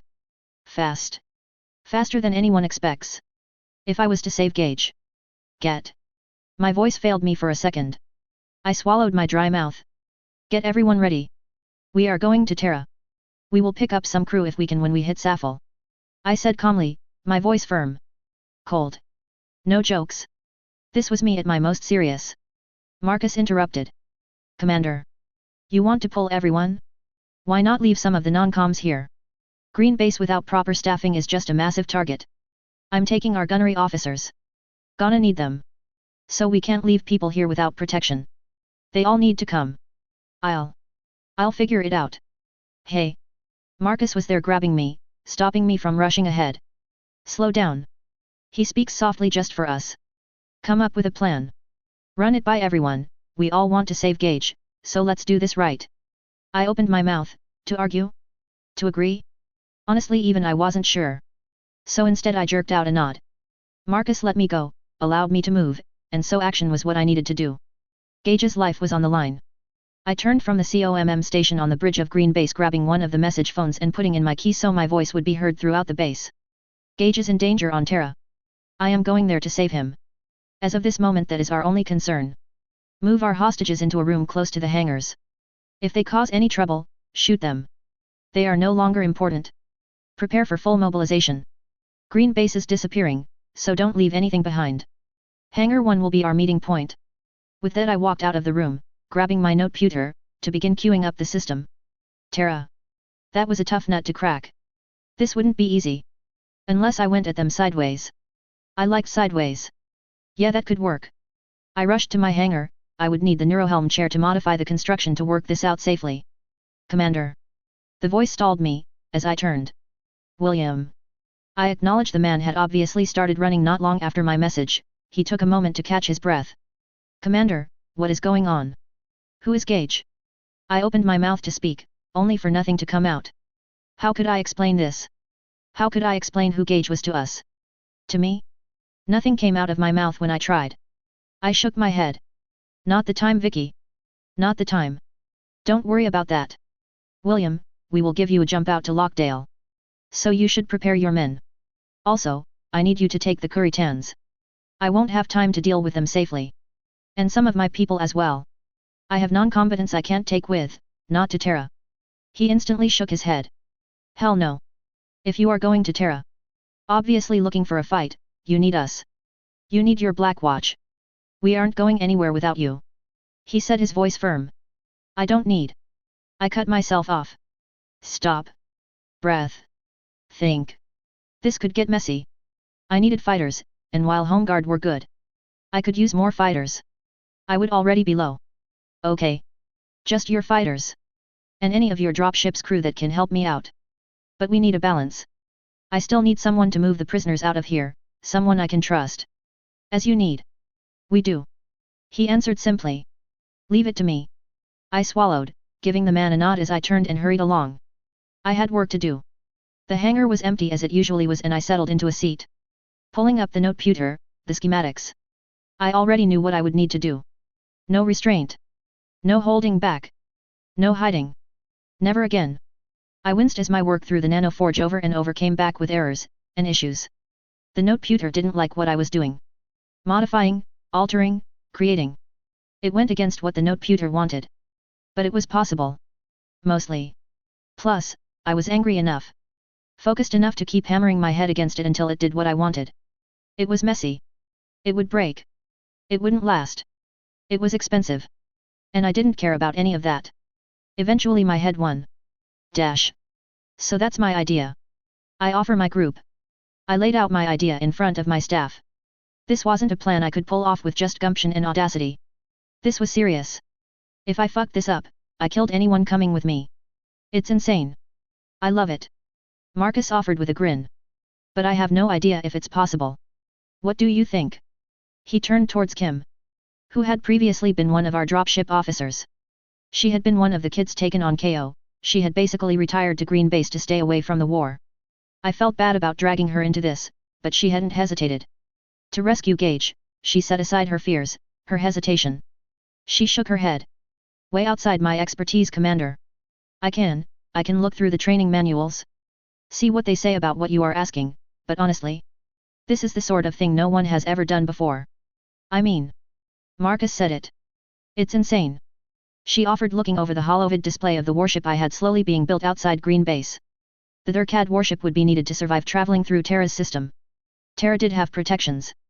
But hopefully with a sensor, a Durkad, and Audacity we could avoid most of it. Okay. Do that. I want your best estimates of our survival. If it's too low, we will toss this plan for a different one.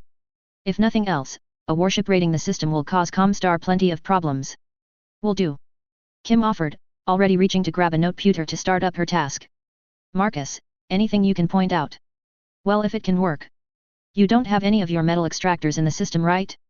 You will run out of supplies long before Comstar does. Point. I agreed, frowning as I considered it. How could I fix that?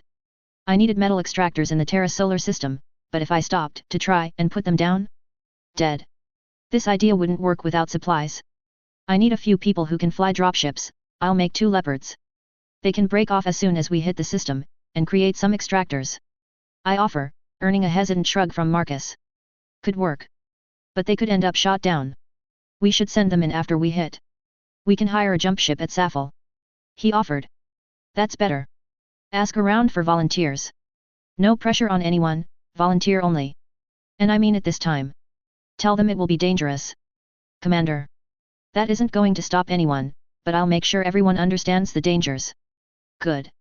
Then until Kim gets back to us. I want everyone getting ready to crew the new warship. Remember, don't leave any personal effects behind. We will drop that stuff off with the non-combatants. We could wait. William piped up. I felt my hands clench at his words. This is a dangerous idea. If you can create warships though, why not go to the Commonwealth, or the Fed Sons? They would happily crew a few warships to take Terra, especially with what is happening. If we do that, Gage might be dead. It might be too late before they are ready. I answer. I had to get him out of there fast. I couldn't even imagine all the horrible things they are doing to him right now. That they might be killin'. I shook that thought away. No. I'm going now. Alone if I have to.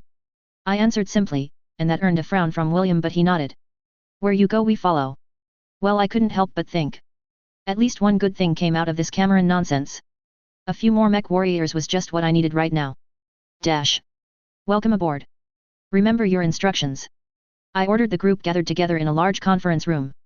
Every person on board right now. On board my new weapon. The ISDF's second Thurcad warship. Of course, just like the stick, I felt like I was back to square one. Barely anyone knew how to fly this stupid piece of shit. But that was fine. We only needed to get it around. We should avoid any real fights. Until it was too late. Comstar. I felt my teeth clench. Get to it. If you have issues, do your best. Prepare to travel to jump point. Yes, Commander. I don't know what Marcus had told them. But none of my kids had joked or messed around even once since I had issued the order. A stream of competence and seriousness I was thankful for. The Highlanders were also doing a good job of helping out however they could. We barely had enough crew, but it would have to do. It would have to do. Eventually, thanks to recruiting a bunch of the dropship's personnel from the Highlanders, and my own kids that were interested in spaceflight, we had a crew. God, this was going to end in disaster. Thank God that was part of the plan though. Now it was just about making sure it was a disaster for Comstar and not us. I looked out the window on the bridge and watched the Colossus dropship that was now the property of the Highlanders flare ahead of us. Aboard were the non-coms of the ISDF, as well as Mike and his film crew. Hope they were watching, because as I hit a button on the note pewter as the warship got underway, Green base began glowing. More and more of the nanoforges activating, all with one job. As we burned towards the jump point, Green base slowly disappeared, leaving the system as empty as it had been before we arrived. Dash. Our emergence into Safel was met with confusion and panic. Ships immediately panicking, dropships doing their best to avoid us by turning right around. And jump ship captains immediately offering a surrender. It was always a hoot traveling around in a warship. Too bad I wasn't in the mood to enjoy the chaos. It took only a second for the sensor to get a good idea of the system, but to my surprise it was a mess. Dropships and jump ships idling around, and seemingly lost about what to do. Captain, any idea what is going on? I asked, trying to make sense of it all. None, Commander. Marcus, access comms, reach out to the nearest jump ship. Ask what's going on. Roger that, Captain. Marcus called out. Everyone had a duty on board, even William and the Highlanders. Black Watch. Whatever, they could call themselves whatever they wanted. We had them operating some of the subsystems. Until this was all done, everyone on this crew would be greener than shit. Luckily this is my second time being on board a completely new Thurcad with a green crew. So I at least knew most of the fixes for stuff. Or how to guide people through things. I had learned over the months of floating around as an asteroid. Captain. Commander. The HPG is down. That's why everyone is freaking out. No one can get any messages through. The hell? Why is the HPG down? Oh. I uttered. I had been a little hyper-focused over the last day. I forgot that it wasn't just Gage on Terra, but the entire inner sphere that was dealing with the reveal of what Comstar had done, and was still doing. Captain. We got a message from the Safel Defensive Force. Their colonel is demanding an explanation for our business. Mostly in curse words. Message lag. 3 minutes. Tell him we are passing through to deal with Comstar bullshit. I answer and then hesitate. Ask for an update on their HPG, tell him directly we might be able to help if we know what's going on. Marcus didn't hesitate. Turning back to his COMM station. Commander. The plan? We should send off the Leopards now. Right. Get our volunteers undocked. Once Marcus is done, we will find a jump ship to take them. Commander. Apparently Comstar enacted an interdiction across the entire inner sphere. The HPG was disabled, and they have no idea what to do with it. Not all of Comstar were on board with it though. Some of the acolytes and adepts left the terminal and spread the word of what is going on. So the governor is trying to get it back up and running. But the parts are missing. I bit my lip. Time. Every minute was another minute Gage needed to endure. Tell them we have a mobile HPG we can give them for now. Hopefully not all of the HPG terminals followed through with a sphere-wide interdiction. They just need to come collect it, we don't have time for a delivery. I waited a few minutes as things happened all around us before Marcus got back. The colonel is sending a dropship that's close by to come and get it. He wants to add, if there is anything the AFFS can do to help against Comstar we only need to ask. Tell him. If he has any mech warriors, or dropship crew willing to go on a suicide mission to Terra that we are low on staff at the moment. I tell him quietly. More people meant more lives at risk for my crazy plan. But we could use more people.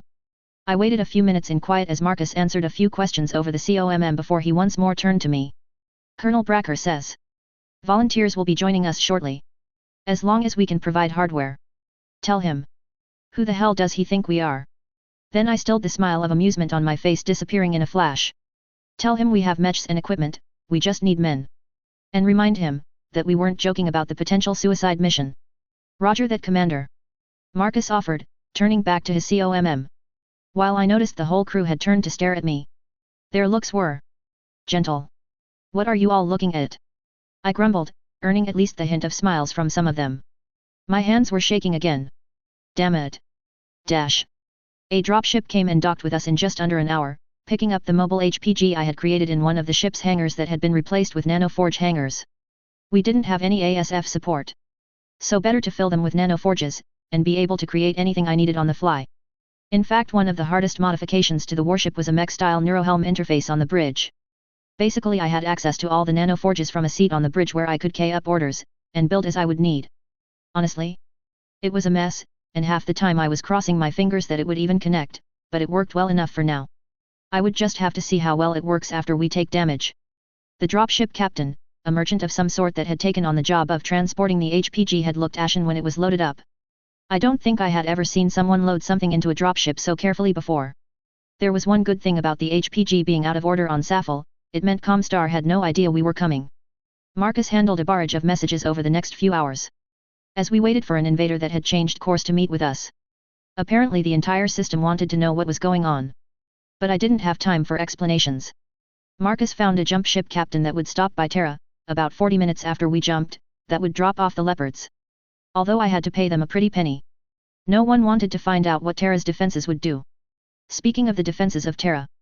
It kind of pissed me off that Earth was this untouchable paradise planet. Earth. Our home world. It was basically off limits, to more than just 99%. It would be like the 99.999999% would never touch Earth.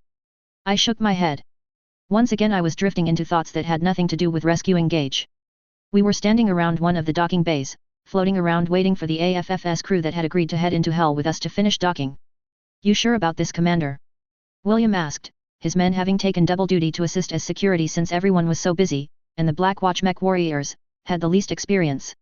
I would have to get them a copy of the memory core and put them through basic ISDF style.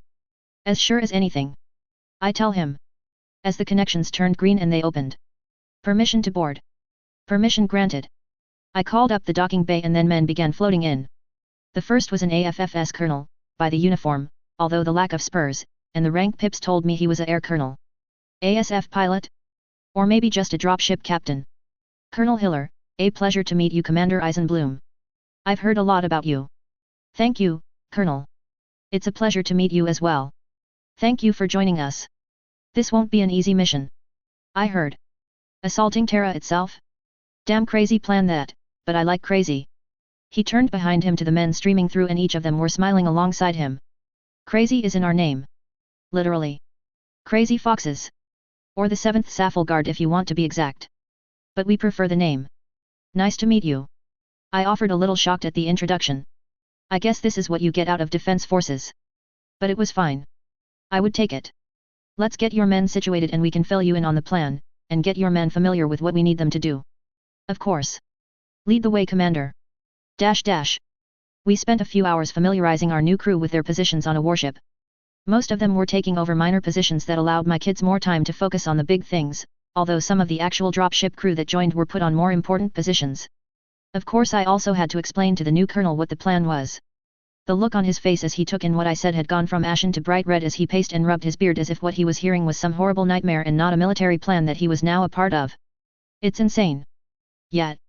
I agree simply without an inch of give. If you want out, now is the time. We are leaving shortly.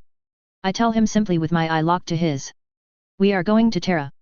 I have one of my kids there, and he is in trouble. If Comstar refuses to play nice, then I will have no mercy for them. You are talking about. I can't even imagine it. It's a waste. It's horrid. Hell, I don't even know if it's possible. Much less. Commander, you yourself said that you barely have crew with the know-how to fly this monster. What is the point of a warship if you can't even maneuver? We believe it will work. And I will be pulling out every trick and play that I have to ensure that. Again, Colonel. We don't have any further time to waste. Are you in? Or should I call for your dropship to come back? I ask directly and that stills him. He grimaces. The ISDF is an ally of the AFFS.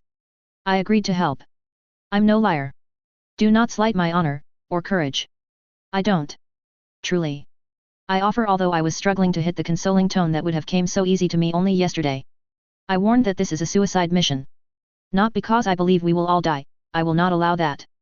But in war the enemy gets an opinion as well. That they do. I'm in, Commander. My men as well. We all agreed after hearing it was a suicide mission, damned if just hearing the details will change our mind. Besides, what Comstar did, the AFFS must respond. We have to take some part in this. The first prince would agree. Very well. I agree.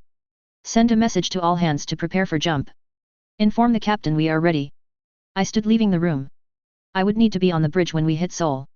My hands clenched unconsciously, in and out. Gage. Be safe.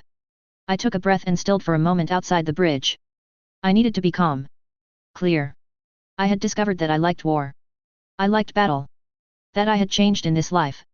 But where I had allowed myself to get caught up in the fun of it during the green base attack, here I would show only my iron. I stepped onto the bridge to see a riot of movement as everyone prepared for action once we jumped. Kim sat in her chair running through calculations from a printed-out manual compared to her displays. I say nothing, giving a nod to those who noticed me, earning a smile and a return to work double time. And then I sat in my chair. A neurohelm coming down. And the system started up showing all the hangars full of nanoforges showing as green.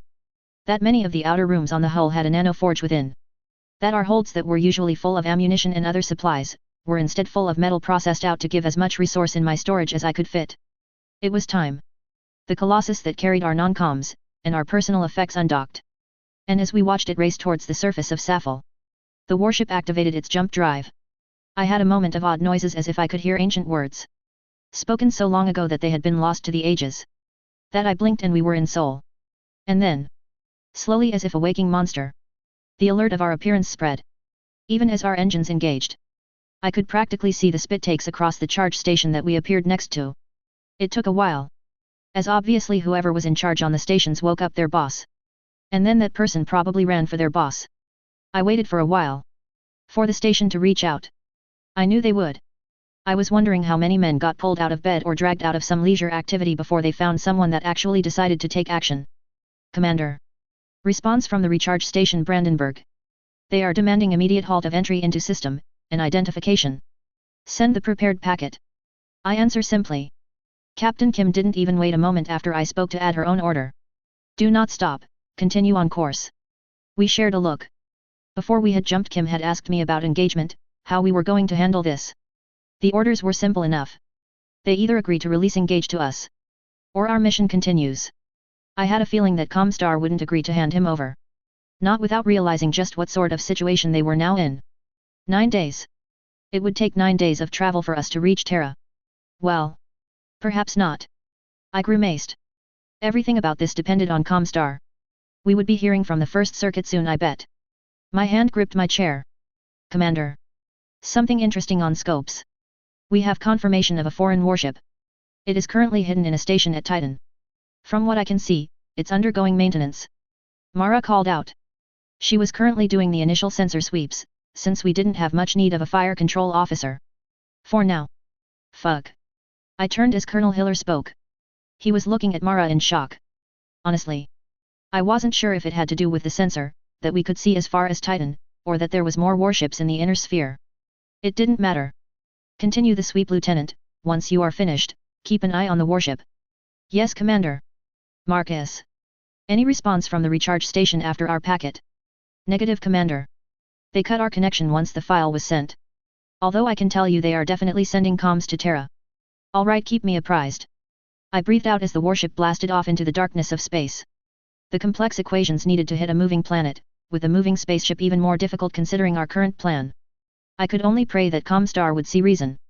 Just give him back. Dash. Far distant from the warship. A signal was received by an old station. An intelligence older than anyone alive registered the order to destroy. Yet before it could begin, another signal was received. Normally such a thing would have simply been ignored. It may be intelligent, but only for its own duties. But a red flag had erupted, as soon as the file was received. An old search algorithm had discovered what it had been looking for. It was checked, recorded, and given a full sweep by the intelligence, before confirming. A report from the first circuit of Comstar. The current protectors of its ward. A meeting where they ran a blood screen through their systems, and confirmed. Within that file was the original data. A confirmation. A discovery that the intelligence had waited centuries for. It compared the order from the first circuit to the new knowledge and immediately disregarded it. Order 1. Hidden deep within its base code. A simple logic circuit. A simple law. Do no harm to the Cameron.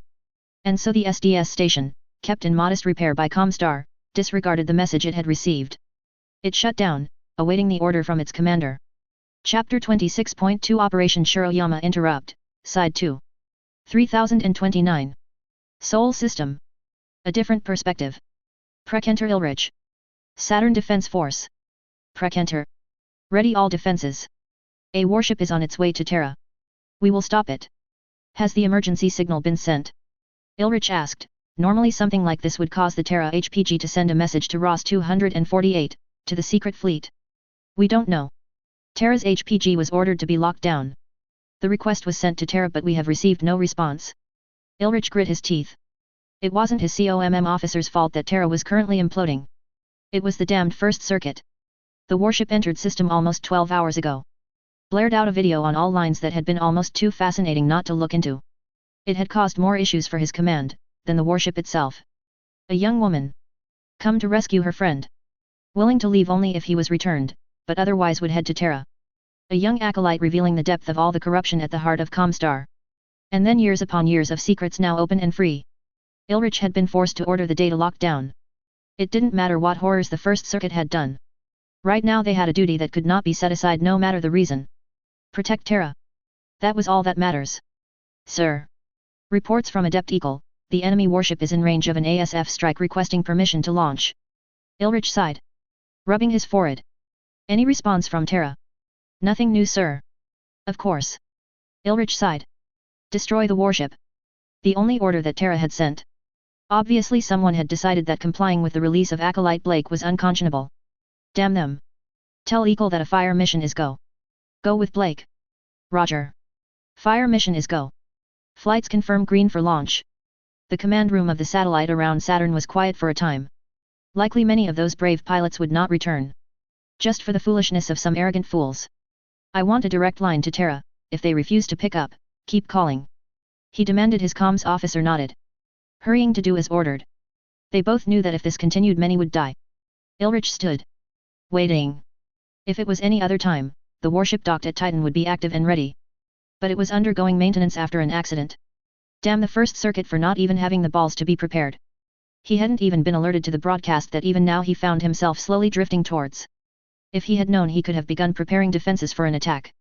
He sighed. At the same, he secretly created a copy to send to an old friend on Luna. He couldn't believe some of the secrets the first circuit had been keeping. Dash. A different perspective. Adept Martinez Eagle. Martinez didn't care about why this was happening. A fucking warship? Hell yes, he wanted to go out and blow that bitch up. There were a few pilots, older guys now, that went out from time to time that had the very unique honor of having a battleship printed out on their helmet. Martinez would be joining them today. Or die trying. He grinned, as an ASF pilot, or die trying tended to be a common refrain. But he could do this. He had a Lastek bird, all the defenses of Terra behind him, and an oversized target. He could do it. EDA until intercept. He called out over his comms. He already had his own time, but as the flight leader he still needed to make sure everyone else was on point. The short variance in times he got back was about what he expected, but everyone had it right. Good. This was going to be one dangerous whale to take out. She would be shooting back through the run. Flight leader. We are being pinged by the warship. I think she is sending us a transmission. Confirmed packet is a video message. EDA 1 minute until full signal coherence. Interesting. Let me know when the message is complete. Roger. Martinez kept his focus as he continued the calculations needed to ensure a clean pass-by of the warship. He could do it in his sleep, but it was always good to recheck the calcs.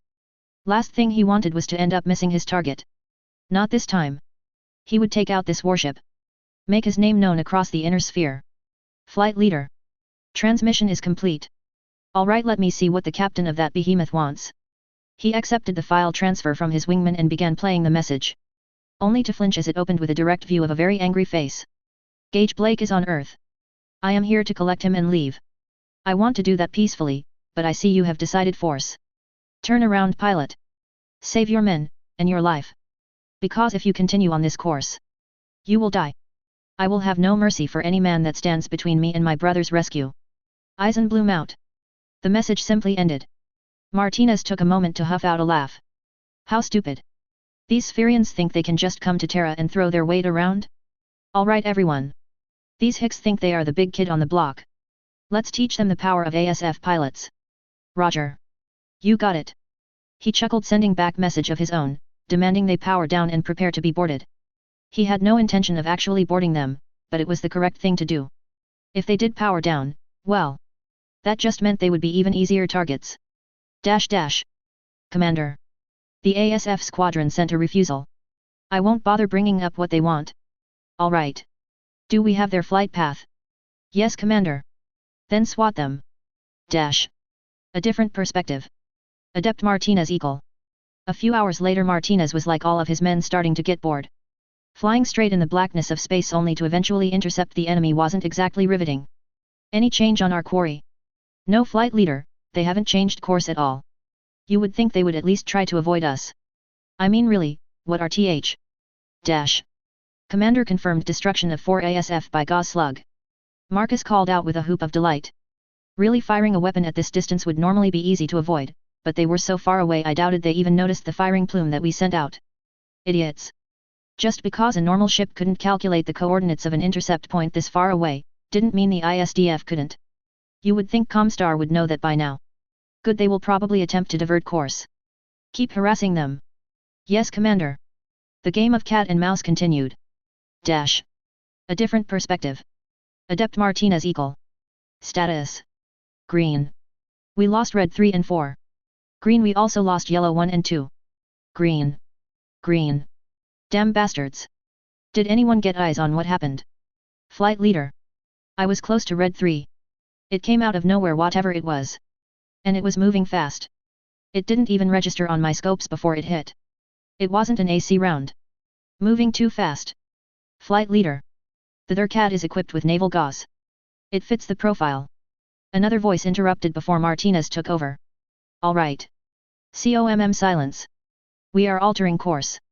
I don't know how they scoped us, but I refuse to take any losses like this again. Everyone input new course.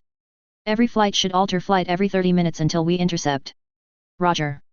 Roger. Commander, ASF are diverting course. Evasive maneuvers. Their course will still intercept. Looks like 2 hours of additional flying. EDA 5 hours. Continue firing at their assumed pathing. Let's try and take out a few more before they get too close. I'll add additional launchers. Let's see how these ASF like the best of the SLDF. I say with a tight frown, as I pull my neurohelm back on my head. Burying myself into the ship. It wasn't at all like a mech. I wasn't in control. Instead, it was like I had a weird proprioception of having hands at different points of the ship. The 3 hangar bays on the ship had been completely converted, for quick adjustment. If I needed more weapons, then I could convert them into quick-fire weapon platforms. Thankfully, our appearance had done what I expected. Comstar was so focused on us, they had ignored the 2 leopards that had flown out towards specific points I had ordered them to. The timing would be close. They would need to reach the metal nodes I had detected and lay down the metal extractor, which would in essence give us infinite ammunition. Until then I had my small storage, and a little trick. I had stored an absolute ton of metal on the ship in locations with a nanoforge. Enough to fill the storage while building by extracting from the raw material. So I had enough material for now for some adjustments. In 2 of the 3 hangars, a blazing green light appeared as from the open hangar new weapon emplacements were grown. No holding back this time. No hiding. They wanted to pick a fight with me, then I would show them what it meant to fight a true commander. I was the only person on the ship that knew just how much this design was altered from the base. After all, the moment we had arrived, I had begun this warship's permanent alteration into something else. After all, a warship had to be able to make jumps. This ship no longer could, as her jump drive had just been eaten away to provide more weight for weapons. Normally I would laugh and call out taunts, probably make a sidious reference to my fully functional battle station. But I wasn't in the mood. There wasn't a hint of enjoyment in me right then. Only a furious coldness that promised that anyone who got in my way wouldn't enjoy it. Now I just had to wait. My warship was changing, its insides adjusting to suit my plan. To hopefully keep us all from dying at the culmination of the insanity I had come up with. Nanoforges all across the ship came alive. Normally a nanoforge couldn't affect its own platform. A bit of a weird quirk that I expected was a remnant of the game. A repair mech couldn't repair itself after all. But the warship was big enough that I could use different nanoforges to alter a different section of the ship. Green light flooded over the ship as I continued to build up its weapons and armor, all the while altering it for the plan. I watched as the metal storage and the material stockpile began vanishing. I just hoped the leopards would be on time.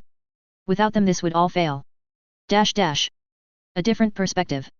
Adept Martinez equal. The hell is that? Martinez whispered to himself, as the warship they were tracking was starting to come into visual range, but the massive green light it was emitting leaving a long trail behind it had Martinez completely confused. I want to scan, what is that warship doing? Martinez demanded, and his wingman went to work. His Royal Gotha had a better sensor package than his own Chippewa. Some random upgrade given to the ASF in the centuries since its production. Sensor can't make out what it is at all, flight leader. His wingman offered back, sounding just as confused. What was it doing? Trying to scare them with lights, or something else? It doesn't matter. We are here to stop this warship for Terra. For Blake. We will not fail, Comguard. The surge of acceptance returned back to Martinez as he nodded. Good. He would do his best to be prepared for whatever trick the ISDF was thinking they could pull off. It wouldn't be enough. As the intercept grew closer and closer, our weapons began preparing. Gunnery officers grinning in delight at the brevet of munitions I had put at their fingertips, including the ammunition resupply that meant they didn't have to fear running out. Colonel Hiller. Are you ready? I asked. The man had been looking dazed along with his crew as the full capability of what I could do was pushed right into their face. There was no going back, I knew. And I had no regrets about unleashing everything. I had decided a long time ago that the life of my kids, my friends, were more important than my own desires. I knew there was no going back. No return to just commander of the ISDF. The great houses would never leave me alone now. But to save Gage's life? To rescue my brother? A worthy trade. Yes, Commander. My men and I are ready. Give us the word and we will fire every gun you give us. Good. Captain? I am turning over full command to you. Tell me what you need and it's yours. Understood, Commander. You heard the Commander. Get to your stations. I want weapons on target. Why am I not hearing our gauze firing? They are close enough to be forced to divert their course to avoid it now. Fire! Fire! Fire! Kim yelled out instantly, getting everyone moving as they rushed to do as she said. Slowly the lights of the ASF approached. I continued to work on what I could to prepare surprises and weapons. I wouldn't make another mistake like Green Base again. These pilots were coming to kill my people. I would shoot their space scrap into space dust before I stopped creating more weapons and firing. The conversion was almost complete. But it was draining the ship drastically. I crossed my fingers and continued working. I could see as suddenly Marcus jerked in his chair, looking to Kim, but realizing she was busy he kept quiet and sent a small message to me directly. I grimaced at what it told, but Marcus had been right. It would have to wait. Kim needed to focus on the fighters first. ASF fighters in intercept range. All hands. Begin combat operation. Dash. A different perspective. Adept Martinez equal. Something isn't right. Martinez couldn't help but mutter as they finally slowed into an intercept course. It wouldn't be a fast flyby, unfortunately. They had been forced off course too many times. Besides, the fighters knew they would need to put more than a single pass's weapons on target to take out this beast. Martinez really wished they had a nuclear weapon right now. Unfortunately there hadn't been any prepared for this operation. So they were moving with purely normal armaments. All fighters. Begin attack run. He squeezed his trigger, letting loose his Chippewa's LRMs first, his large lasers readying for when they were in perfect range. The ASF flight each had a target, weapons, or subsystems. They had to take care of this beast. His flights all began firing LRMs, or other long-range weapons. PPC bursts, and large lasers pitting, and cutting into the armor of the warship. But it was the bombs that he knew would do the most. Each fighter released their bombs on a ballistic course. Once they hit, that warship was going to be in bad shape. Unfortunately a moment passed and a missile? He wasn't sure what it was, but it had been shot out from one of the warship's hangars, and suddenly in a burst of spectacular red the LRMs all the ASF had fired were cut down. He barely had a moment to curse when he realized the warship was firing missiles back. And they weren't LRMs. His computer quickly updated him on what was racing towards him. Killer whales incoming. Evasive, evasive. He demanded as he saw the launchers fire, but it wasn't just the launchers he had expected. The Durkad had 6 killer whale launchers. It had been part of the ASF's attack calculations, that they would likely get at least 2 barrages from the weapons before the ASF could tear them down. But it wasn't 6 launchers. The cargo bays were launching a barrage as well. Aim for the missiles. Martinez called out as he tapped his thrusters, giving his Chippewa a bit of a kick to put him into a roll, her large firing off not at the warship, but into the firing angle of the missiles.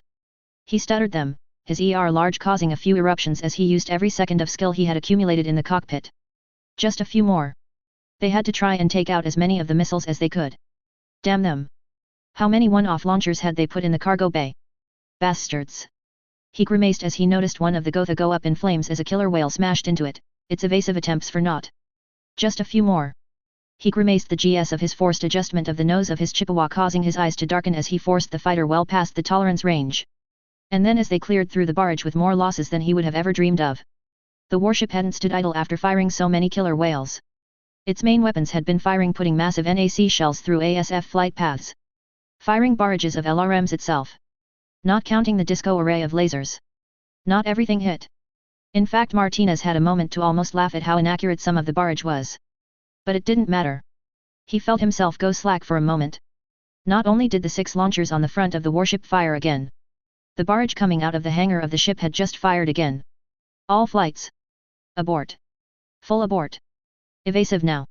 He ordered, already hammering his stick as hard as he could as his accelerator clanged, as he maxed it out. If it was any missile but SLDF killer whales he might have had some hope. But it was too late. He and his flights. Friends, rivals. Idiots he would normally see happy going up in flames were chased down by missiles that cared nothing for their skill. For the fact many of their ASF were royal birds. They were hunted down. Despite the explosions that peppered the warship, the massive wounds in its armor as it was struck again and again. Dash. All ASF are in full retreat, or gone. No further enemy ordnance on target. Kim called out after a few minutes. I was grimacing. The damage they had done was bad.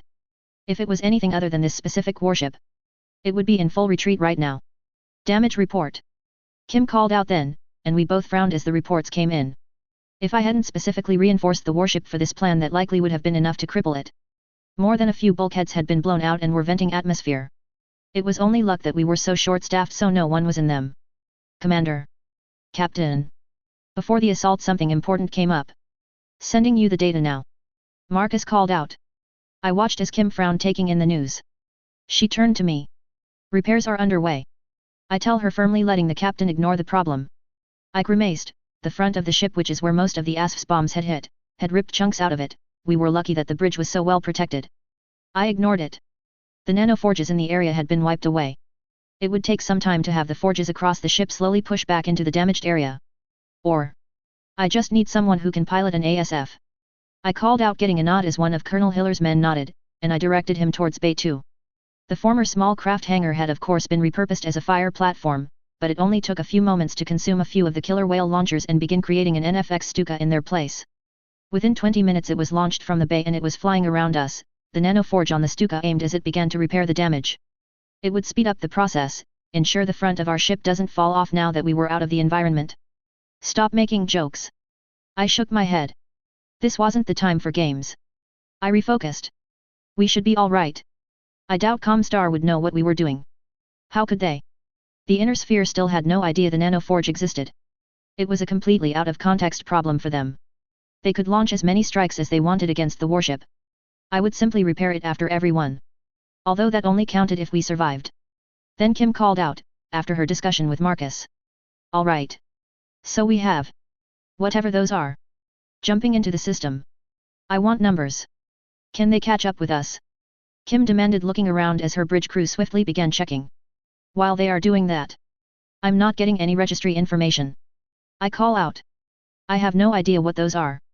Well, other than 4 warships. I grimace. They were. They had jumped into the system, and immediately began burning on an intercept course for us. The problem is they had jumped into a pirate point. One I suppose Comstar kept secret.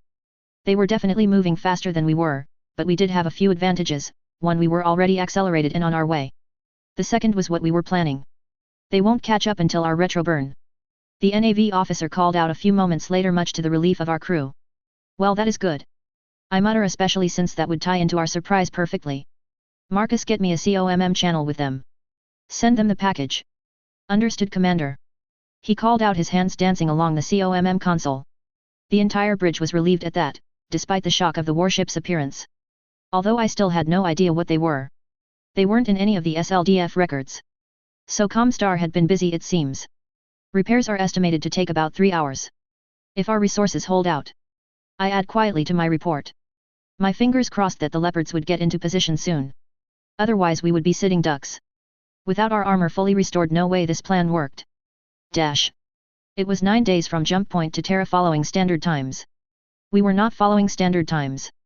But even being chased by 4 warships that I had never seen before, receiving messages pretty consistently to disarm and shut down all weapons, didn't change the fact that time was passing, slow as a snail. With the sensor we were capable of working in a skeleton of skeleton crews. Set the ship on its course and it didn't matter much what Comstar was planning, they couldn't do anything in any quick length of time. Every time I went to bed, I was hardly able to sleep from the anxiety. The absolute insanity I had planned to reach Terra. Without even being sure I would have the resources for my plan to work. It took 2 days of traveling mostly quietly after the first ASF response before the leopards finally put themselves in position near some asteroids out in the blackness of space. Receiving their message that they were in position, that they hadn't been blown away by Comstar security had been a load off my heart. Inputting the construction order from halfway across the solar system was a weird feeling. But it worked. Within minutes I could see the metal storage suddenly start increasing. And that meant at least the plan had a hope. A chance of working. I sent them new coordinates. 4 more extractors, for when everything really hit off. Instantly I finished the repairs that I hadn't managed to complete with what we had left, and while that was working, I began building. The strongest defense would be right at the end. No chance Comstar didn't try to send nukes to counter us, or at least every dropship that they had access to. I expected the entire atmosphere of Terra to be filled with metal to stop me. So I built. Almost out of a compulsive need. 4 days I worked on improving our chances. Building anything that I thought might be needed. All ready to punch us through to Terra proper. And then. The moment came. The moment that I knew Terra would start really panicking. Where people would maybe potentially start realizing what absolute craziness I had come up with. So I decided, since it was close to the point of no return, that I would try one more time for diplomacy. God. If I could turn towards a jump point right now, and just never step foot on Terra, that would make me happiest. Especially with the whole Cameron thing. So I made a call. Marcus was the only other staff on the bridge when I went up to sit next to him. A message went out to Terra. A request for a conversation to end this first circuit. By now I am sure you understand the depth of my resolve. But this is unnecessary. Turn over Gage, and I will leave never to return to Terra. Please. Think of how far this can go over one man. We waited, Marcus and I, in quiet contemplation as the message was sent, and we both knew it could be hours before we heard a response. So we waited still and quiet aboard a warship that had a name, but that I prayed I would never have to tell anyone. For doing so would feel like an admittance to just how far I would go in this desperate gamble. Even I had to admit what I was doing was foolish. This was the sort of thing that got people killed. A desperate rush towards an objective without proper planning. Even if I did think it would work. Even if the nanoforge and my sensor made this potentially possible. It was still a risk. A major one at that. I was taking Home Guard into battle. Something that I had never meant to do. I was taking men and women that were on the backlands into a suicide mission to rescue a single man. The longer the silence lasted, the more I regretted all of this. Every inch of it. If I had just told Gage more about Comstar. If I had convinced him not to go, to instead stay, to build the ISDF into what Comstar was meant to be. To not leave. But Marcus reminded me, with a hand on my shoulder jostling my armor a bit, that I wasn't alone. He nodded. The two of us spoke without words. From knowing each other for our entire lives practically. Marcus, who had always been Benny's underling, who had played with us younger kids because Benny looked out for us. He understood, and accepted. A single nod, without a word spoken, told me that he understood my fears. That I could practically taste blood from how I was worrying at my lip told me how he realized my fear. But he said nothing. Needed to say nothing, because not a single member of the ISDF that I had informed of Gage's capture had hesitated a moment. This wasn't about me, the commander, leading people that trusted me into a suicide mission. It was a group of people willing to be led into a suicide mission to rescue one of their own. Gage had taught nearly every member of the ISDF before he left. He was the one that taught us how to repair mechs. Every mechanic in the ISDF remembered his lessons. Every single one. Most of the lessons were recorded and played for young mechanics. Explaining complex repairs and how to fix them. It wasn't perfect. Even Gage had admitted that, but it was what we needed when we first started. When Gage was the only one that even knew how to take off a piece of battle mech armor, much less fix a broken fusion engine. Gage, who had guided the youngest of us in an education that put us on parity with any noble family, and some continued on to go beyond even them. Gage, who had been the one many people went to when they had a problem. Because Benny was the older brother that no one wanted to admit to embarrassing idiotic acts, and Gage would usually at least tell them how to clean up or fix their mess. Gage. Who was the first of the iron-blooded? The first of the ISDF. Message received from Terra. Marcus spoke simply. Play it. Dash dash. A different perspective. Mendo Waterley. It's a trick. She wants us to let down our defenses so she can strike. She said simply at the gathered men of the First Circuit. Well, most of them. Huthrin, the former Precentor, knew Avalon was gone. He had disappeared in the night. Much to Mendo's fury. The coward abandoned her at the moment where their leadership was most needed. Psych profile suggests that is unlikely. She is earnest. Almost improbably so. If we hand over the boy, she would leave. Nicholas offered with that smirk on his face as he looked right at her. Of course that is unlikely under the circumstances. He added, leaving no doubt what he meant. I refuse to cave to her demands regardless. This is Terra. Comstar are the caretakers of the cradle of humanity. I will not be the one that allows a warship to fly above our heads and rain hell onto Terra. Mendu snapped a fist, hitting the wood table with a thump. No one seemed to care. She realized. Her first circuit was melting down just as quickly as the rest of Comstar, it seemed. Every riot they put down caused 5 more. Already she had ordered the Comguard to pull back only to Comstar installations. Too many civilians firebombing Comstar equipment and personnel. The personnel that were still around anyways. To Mendu's horror, more than a few of the Comguards had actually had the audacity to turncoat. Joining the rioters. Protecting them against their compatriots. As if protecting rioters was anything but a betrayal of what it meant to be a Comguard. Then Precentor Ram. What do you suggest? She asked, sharp as a katana. The man had been seemingly loving the absolute destruction of everything he should have been desperately trying to protect. I will admit. I am interested in finding out what happens if we tell her the truth. He offered, causing the rest of the First Circuit to choke at the idea. You want to taunt a woman with a warship that is heading here, that her objective, that she is seeking to recover, is already dead? Mendo couldn't help but question, in shock at the Nicholas's answer. I am curious which is stronger. Idealism, or vengeance? Considering the warship will come regardless, I find the what-ifs more interesting than the is. He offered with a smile that had Mendo wonder if the man had gone utterly insane. No. Absolutely not. If our defenses in space fail, Gage Blake being a hostage is the only thing that keeps the chance of her committing an orbital bombardment off the table. Precentor Thurkat Oldhan Everson interrupted instantly. The man obviously cared more for his life than anything else right now. I agree. Mendu said, glaring. Nicholas simply shrugged, uncaring it seemed at her censure. Then I am afraid, Mendu, we have little that we can use to convince her. Victoria Eisenbloom has already proven her commitment to her word, from her assault on KO. If you recall. Nicholas asked, with a certain emphasis that only made her anger hotter. The KO fiasco had been partially her plan. Of course almost no one knew that. It had been a solid plan at the time, to get the Lestec out of the hands of Lyran backers, and into the Combines. Considering the danger of the Fedcom unification, it had been brilliant, only for it to fail horribly, and instead damage the Combine by completely destroying one of their regiments. Nicholas must have discovered her hand in ensuring the former governor of KO, Cage Mackay, knew where to assault the ISDF dropship. Damn Rom. Then we will have to prepare defenses on the ground and air. Put out a call to the dropship centers. Get them into the sky to defend against the warship. Most of them fled already, Mendu, most that remain no longer heed our commands. I am afraid many of the dropship captains that ran the Terra route are very upset about some of our choices regarding their Union attempts, particularly why they keep failing. Nicholas informed them with his ever-present smirk. Then ready our Comguard ASF pilots. We have thousands of them. If we send them up, there is no chance a warship will survive. Mendu. Most of the airstrips have been taken over by rioters, it's more a full rebellion at this point. Even if we could get enough ASF into the air from Terra, how many of those pilots have heard the Blake broadcast? How many do you think will be loyal tomorrow? Or the day after? Nicholas shook his head. We already lost contact with one of the bases on Io. The last message we received was, we heed the word of Blake, I believe. Mendu felt her blood pressure skyrocket. Was anyone around her not a traitor or incompetent? How could this have happened, right as she finally found herself in charge of Comstar? It was then she realized the rest of the First Circuit was far less concerned with the whole situation.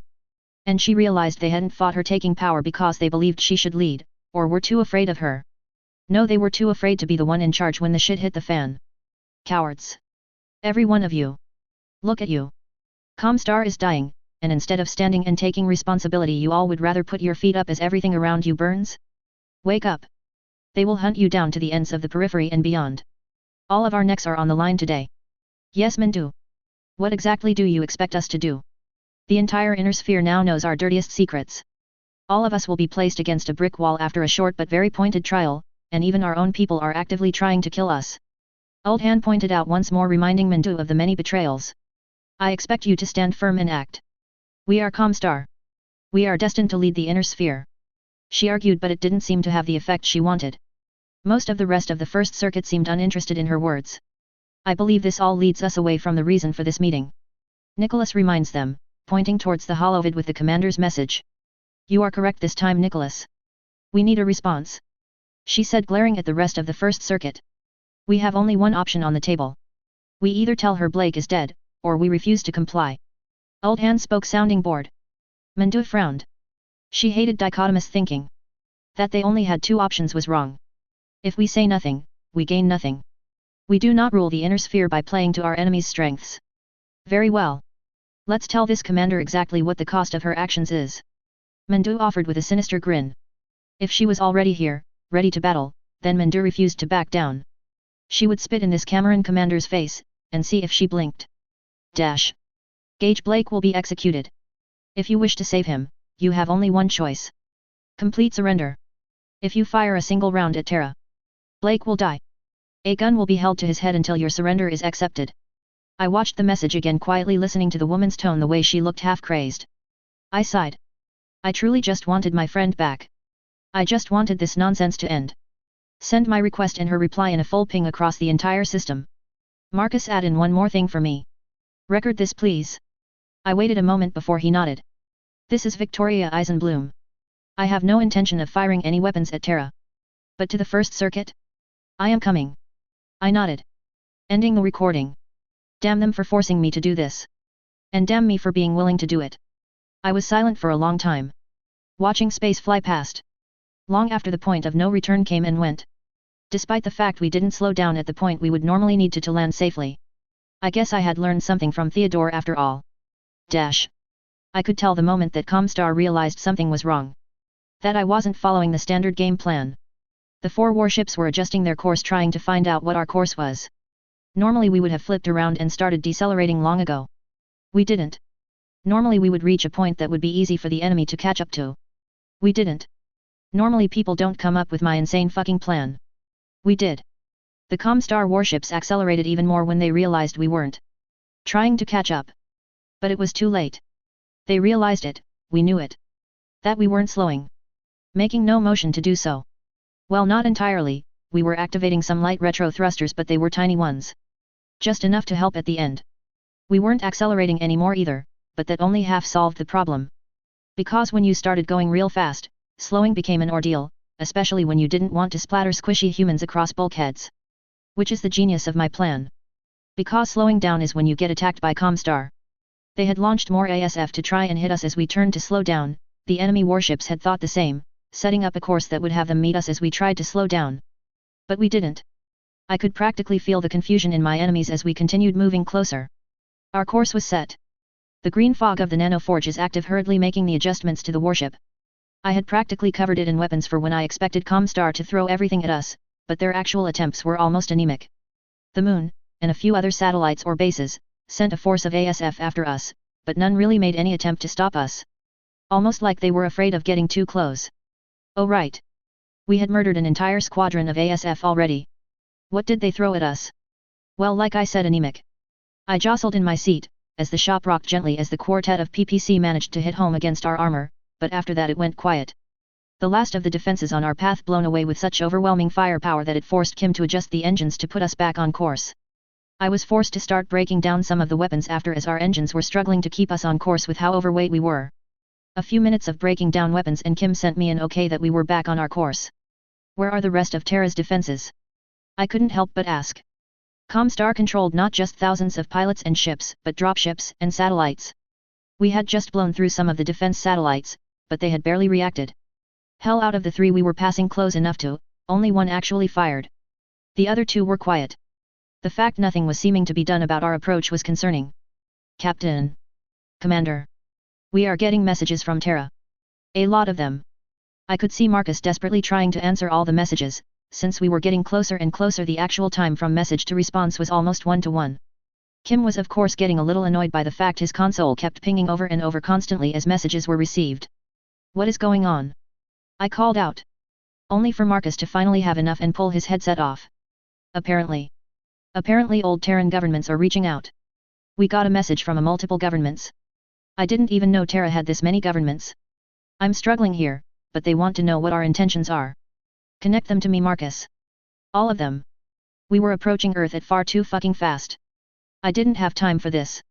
The holovid activated and I watched as more and more little heads were added in sharing space until I could barely see the 20 or so people I was on a call with. But they could see me. This is Victoria Eisenbloom. ISDF. We are here for a rescue mission to recover Gage Blake.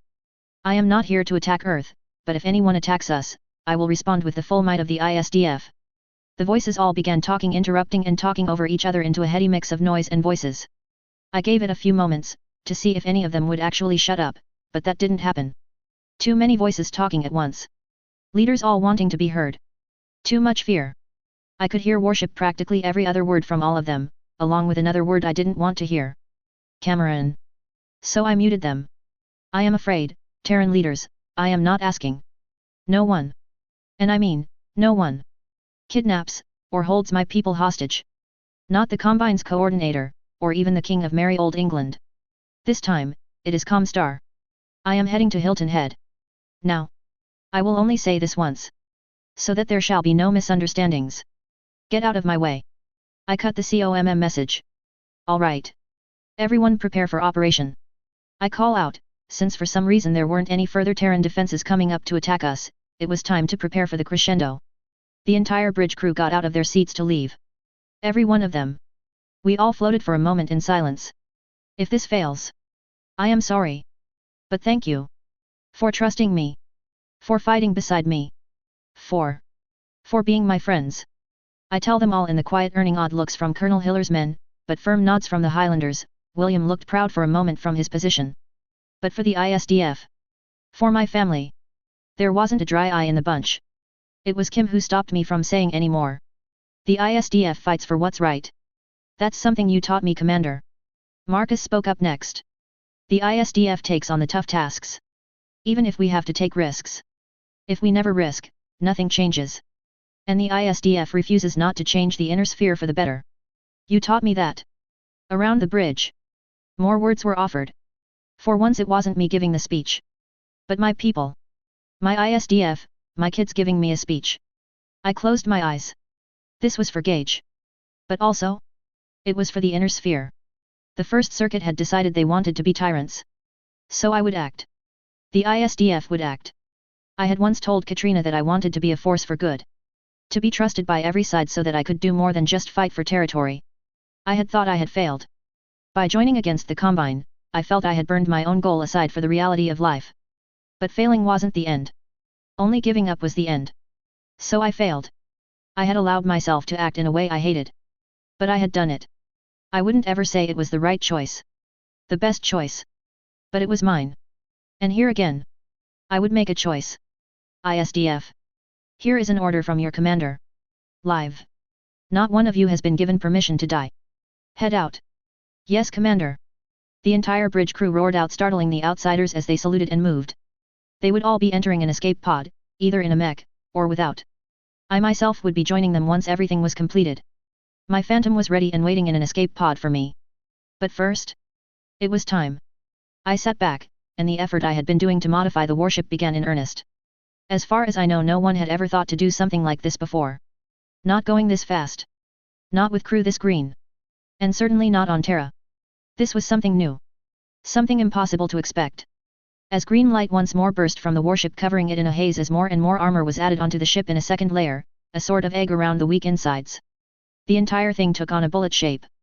Dozens of feet thick armor creating itself from nothing. Growing around the ship. On the exterior of the armor, engines grew. Powerful ones, engines capable of shifting the mass up to more GS than I really wanted to count. Each of them connected for a fusion engine to ensure they would have the power they need. This is what had taken me so long to put together. Something new. The noteputer hated new. It didn't like me toying with it to create. But I hadn't given up. Would it work? I don't know. But I had done everything I could to try and make it so. Inside the ship, every hallway, every gap, had been filled with more armor, or a foam to keep the ship from compressing itself during this stupid fucking plan. God, please let this work. And so on the last approach to Terra, my warship burst into such brilliant green light, leaving a trail of sparkling green fog behind us that it could be seen from ground. People watched a burning green light approaching closer and closer. With no idea what it was. Operation Stardust memory begins now. Hold on. I inform the crew over the intercom, as I float out and rush to my escape pod. Kim and her pilots would be handling the maneuver from their escape pod, which had been fitted with controls. Slowly, at least in the grand view of things, the Istv-Thurkad class warship reached an angle that would allow it to hit the Terra's atmosphere. Normally, going this fast, a ship would simply bounce off, probably breaking into pieces in the process. But we didn't. At the first sign of turbulence, of our ship bouncing against the atmosphere, the powerful engines ignited, pushing us back against the atmosphere. And slowly, as the entire ship screamed at the forces pushed against it, as turbulence began building up to the point that most of us would probably black out, slowly. The side 2 grinned itself into the atmosphere. Using the friction to slow down, grinding away feet of high-grade battle armor in the process, but losing speed at a ridiculous rate as we spun around Earth. And slowly the name of the warship that I only added onto the bullet armor itself, a final touch. My only sign of my normal joking attitude, mostly because not naming a ship was bad luck, and we would need all the luck we could get. Side 2. For if you were going to drop onto Earth to make a statement, there was no other name that had the same impact. Stop joking, idiot. I cursed myself. Although after that I didn't think of much else. If not for the foam that I had made sure everyone would be encased in for the re-entry, most of us probably would have been broken apart from the turbulence. Instead, we simply were forced under incredible stress. The one thing none of us had been fully sure of was whether our armor or bodies would give out first. All of us were praying to whatever god we worshipped that the ship would hold. That we wouldn't all die in a blaze of fire over Terra.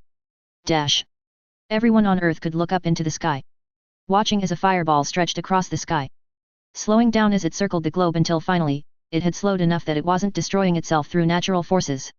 Yet when it finally breached the atmosphere, its performance wasn't over. Finally, having broken into the atmosphere, having slowed itself to an extent, it reacted. It broke apart, splitting like a blooming flower. As the bullet-like armor fell away in 4 petals, the entire structure a deep rust red, from the heat, fire still streaking from the plates as they launched away from the ship within.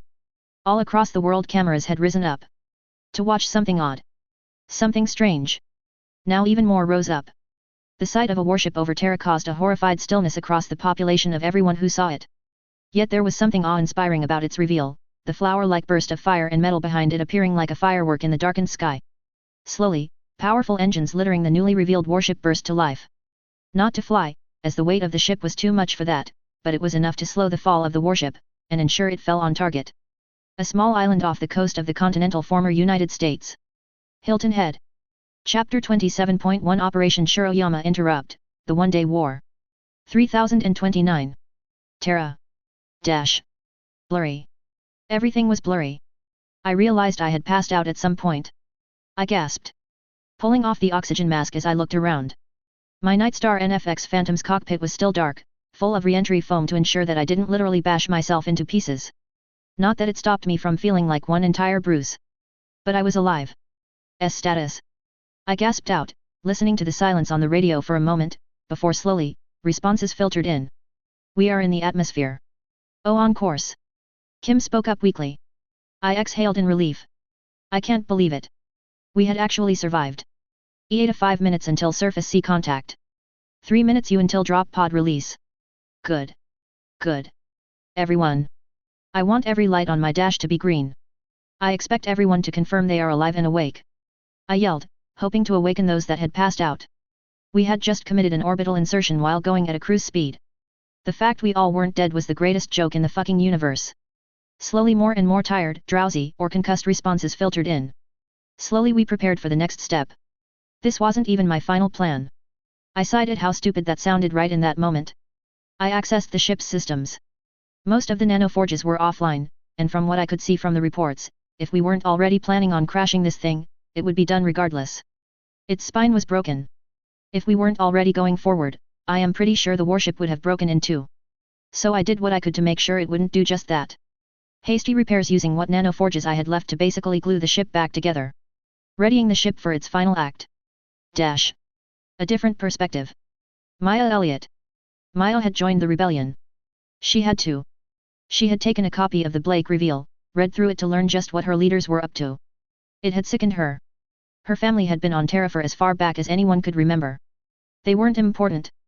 The closest to politics her family had ever reached was an aunt who became head of a school board. Nothing Comstar had ever done had attacked her family.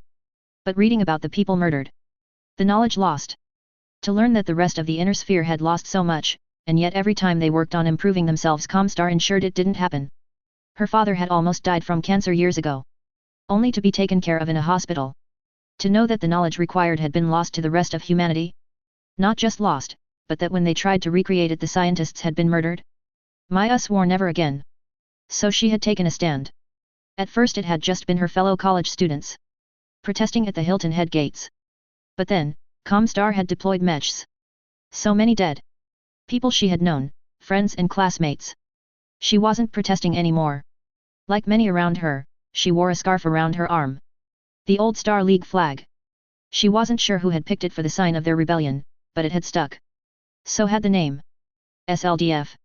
A way of saying Comstar not only didn't represent them, but they didn't rule anymore either. Not anymore. So they fought. Fire bombs. Assaults. Comguard marching down streets shooting rioters. Hit by old industrial vehicles. Their weapons taken. And the rebellion spread. Communication was still open. Comstar couldn't just shut down satellites or landlines. Those were under control of regional small governments even if they had been puppets until now. But the people had spoken. She looked over at Hilton Head. They had been trying to attack it for days now, slowly whittling away Comstar's ability to defend themselves. Anything that left the base was attacked. People died, sure. But to many of the members this was fun. They were rebelling thinking they would succeed without injury and life would go on. They were useful, if stupid. What the hell is that? The voice called out from their barrier of broken burned-out vehicles they had placed across the road leading from Hilton Head. The call alerted the entire group, as they looked into the sky. A streaking red comet. Maya grabbed her radio, not sure what she was supposed to do, or what she could do, but the words left her lips. Look up. She transmitted simply. And so all across the area, men and women looked into the sky and stared. The comet seemed to explode as it grew larger and larger, splitting into multiple pieces and exploding in fire.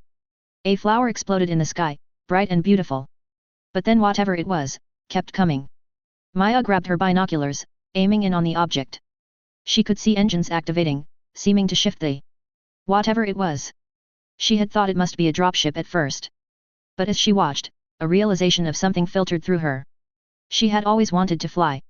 She had even considered joining Comstar at one point. Eventually she had decided she would join one of the merchant captains. So she had studied dropships. That wasn't a dropship. It was too big. Far far far too big. She swallowed as it kept blazing closer. A comet aimed right at them. She could see it now. The ship's engines were thrusting, trying to slow down, but there was no way. And then green light appeared as the ship lost its re-entry flame. It burst into life. She startled as she watched it change right before her eyes. Where before there were a few tiny thrusters, more grew. As if it was alive. More and more. Literally coming to life along the entire bottom of the ship. She didn't think it would be enough, but amazingly, it did seem to do something. She couldn't believe the ship wasn't ripping itself apart, as it fell, trying to slow itself. Around her, more and more of her people began running. Fleeing in horror although no one knew where to go. The ship was coming from behind them. Where were they to go? Towards Hilton Head. Maya didn't. She grabbed one of the fleeing rebels with a strong grip. Get your damn camera on that. She demanded, her voice firm. And with that, to her surprise, the boy running seemed to hesitate, before he did just that. Grabbing a camera and pointing it at the ship. A few moments later he nodded. He was rolling. They both stood there, standing atop the barricades as the object grew closer and closer, and Maya wondered if she had been a fool. If this is how she died? She could feel it. Windows rumbling first. Then the ground beneath her shifted, the noise became almost ear-piercing. Yet she stood her ground, staring at the sight of a warship. It was a warship. Flying down from the sky, and then with a roar of such strength she felt her bones ache, it raced overhead. The heat from the engines turning the entire area into a sauna. It flew so close overhead, and then it was over. Wind and dust rushed around her, pieces of metal red-hot raining around them, finally causing her to grab the boy and duck into one of the broken vehicles just to have something over her head. But she only had a moment after to brace. Because then the ship landed. She could hear it. The thunder of air breaking apart, water giving way. As the very earth beneath her shifted in an earthquake. The broken heap of a car rumbled and spun. The boy she had grabbed had somehow found it within himself to buckle himself into the ruined vehicle, and she had just managed to do the same. Luckily for her, the design of the vehicle, even ruined as it was, kept them safe as they rolled down the street. Slowly it stopped. Her eyes opened. She was alive. So was the boy. Both of them took a while to crawl out of the car. Falling into water, as the crash had obviously caused a wave to wash over the entire area. The current was strong, tugging at her legs. The smoke and dust continued to whip around, blinding her to anything but distant fires that flowed in the haze. The sound of falling metal was all that could be heard. Slowly the dust cleared, and the boy joined her. Weakly pulling himself from the wreck, only to slip in the water, Maya having to grab him to keep him from falling into the rushing water. The camera nearly falling from his grip. Somehow he had kept it in hand during the crash. Grab that! She choked out, coughing herself as she pointed to the camera, and he jumped to do just that. She pushed him forward, climbing on top of the car so she could see the ocean. She was joined a few moments later by the boy, moving more slowly, as the dust cleared, the sun piercing into their eyes from across the ocean. As the day begins. And there, resting in the ocean, that was still an absolute riot of waves and currents, looking more like a frothing white rapids than a usually calm ocean, rested a warship. What is that?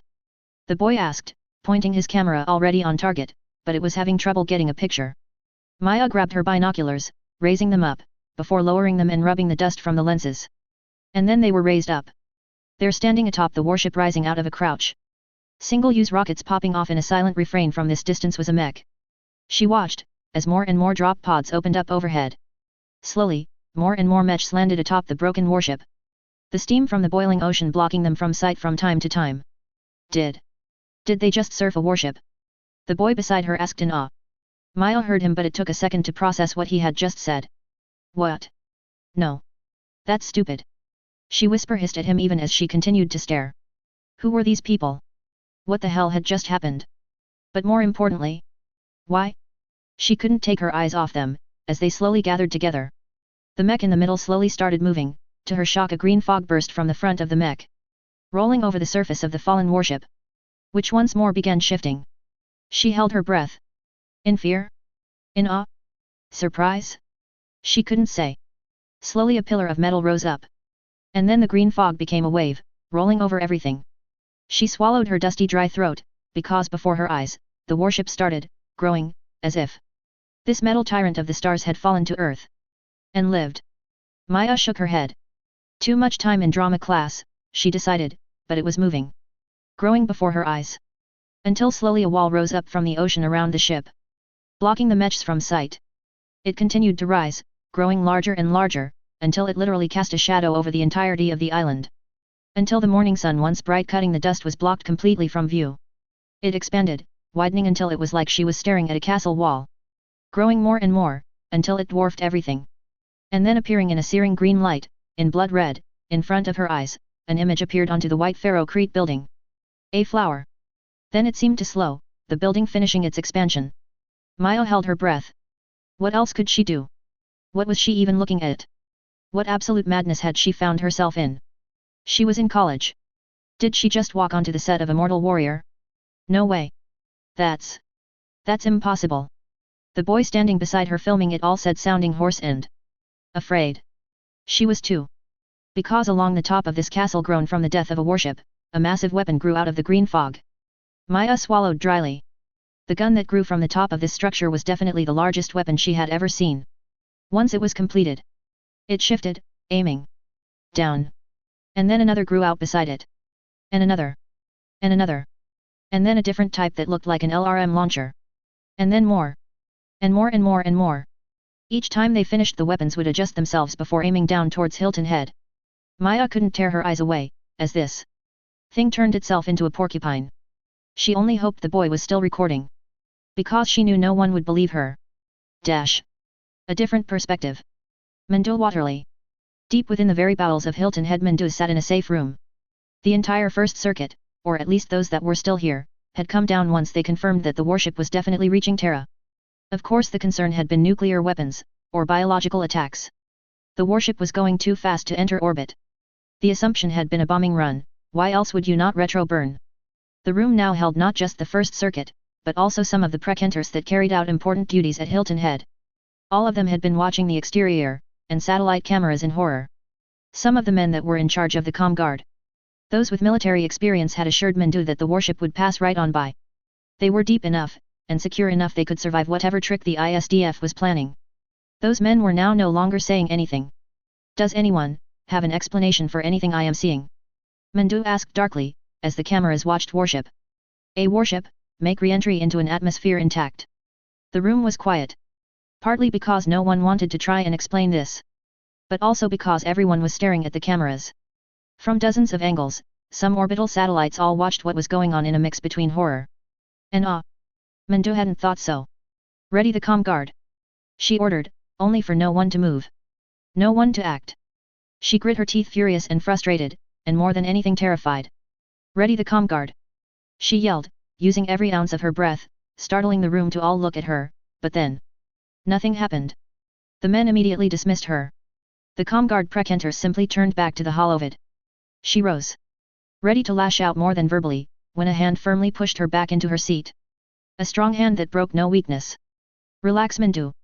We don't even know where it will hit, or what damage it will do. Or who will survive. The comm guard are already prepared regardless. Nicholas ordered as he held her down in her seat. And for the first time Mendu actually felt truly afraid of Nicholas Cassigny. Because his usual smirk was gone. Instead it was the utterly blank face of a man that had been given control of Rom because he never hesitated to complete his duty. And now he didn't look amused. You can't tell me what to do, Nicholas. Let me go. She tried to argue, as she pushed up against the arm, but it was pointless. There was no give in his strength. Be silent, Mendu. I am attempting to process what is happening. And for just 1 second he turned down towards her. And your voice as usual is grating. The man said with a hostility that Mendu had never heard from him before. She turned to look at the rest of the first circuit, but they wouldn't even look at her. And she realized with a sinking feeling, that the men that had joined them in the secure room were armed, and all of them standing around the edge of the room. She swallowed. She had grown up in the Combine. She recognized a threat of force. So she did the wise thing. She kept silent, and opened her eyes. The more she understood about the situation the better she would be able to respond when things went bad. And hopefully end this threat to her life. This is impossible. Nicholas spoke simply. 3 words that echoed around the room, his eyes locked onto the holovid. The warship was coming down. They could all see it. It had somehow survived re-entry. As they watched it shifted and then exploded. 4 petals that looked almost like a flower bursting away, revealing that the warship had some sort of re-entry capsule surrounding it. Somehow. As they watched, the warship was revealed, but it didn't look like other CAD design Mendu had ever seen. It was grotesque. Almost lopsided in a way. Then she realized it was. Whatever forces the ship had survived had broken it. Utterly. She almost sighed at the sight, knowing that this threat at least was no longer. But then, as it continued to trail fire down from the sky, green light could be seen. Leaking from the ship like blood it spread, most of it burning away from the heat of entry, but at the same time it seemed to be actively consuming the flames as it spread. Then with a sense of horror because a human mind could recognize impossibility in their sight, the broken ship fixed itself. Like a wounded beast. She could feel Nicholas's hand tense, he had seen it too. Both of them could do nothing but watch as this warship, an unthinking, unfeeling machine, acted as if with thought. With feeling. As its back solidly and visibly fixed itself. Mendu had known the ISDF were weird. Potentially backed by the former SLDF. Although the fact that no one had verified anything had given her the confidence in sending Theodore everything he would need to end the threat. But now she understood more surely than ever before that something about the ISDF was wrong. Not just a threat. But something that should not exist. Look. Nicholas spoke, but not to her, more to himself as the ship began shifting again. She flinched at the sight as the entire front of the warship seemed to grow fusion engines out of nothing but a green fog. What was she even looking at? Comstar had all the secrets of the Star League, and yet what she was seeing didn't match anything. You couldn't just alter a warship in a few moments, that isn't how anything worked. From the sides of the warship suddenly plumes appeared as drop pods began shooting out, the dark shapes followed after the ship like little fish following a whale. Then to her shock the falling warship, a beast of metal, had the new engines on its face and belly activate. Fusion drives as bright as a star began firing more and more coming online. Mendu couldn't imagine the fusion engine in the ship could handle this much power, but it did. And the ship seemed to slow. Entering into something that was close, but not quite a flight path. Find out where it is landing. She demanded, and this time Nicholas said nothing as a few of the precenters around the room rushed to do just that. They watched as the drop pods seemed to keep pace with the ship as they all flew ever closer. They are aiming for us. A voice cried out and Mendu nodded. Already suspecting. Where else would they go? They watched as it flew overhead so close the drive plume from the engines heated one of the HPG satellite dishes into a river of overheated metal. It smashed into the ocean just off the island. The lights actually flickered. It was the only thing Mendo could think about as the entire structure shook. As everything in the room decided it didn't want to be there anymore. It took longer than she would have liked before she realized she was still alive. She was on her side on the floor. Gasping as she realized where she was, Mendo scrambled upwards looking around the room. Just like her, everyone was regaining their feet. Nicholas was pulling himself from the conference table that he had been laying atop. Everyone was muttering to themselves, wondering what happened. Looking up at the holovid, Mendo scowled. Most of the outside cameras were down, and the satellite images showed nothing but a cloud of dust. Get someone up there to find out what is going on. She called out, earning a few looks before one of the adepts actually listened to her, as he headed for the door. Oh. I cursed as my everything hurt.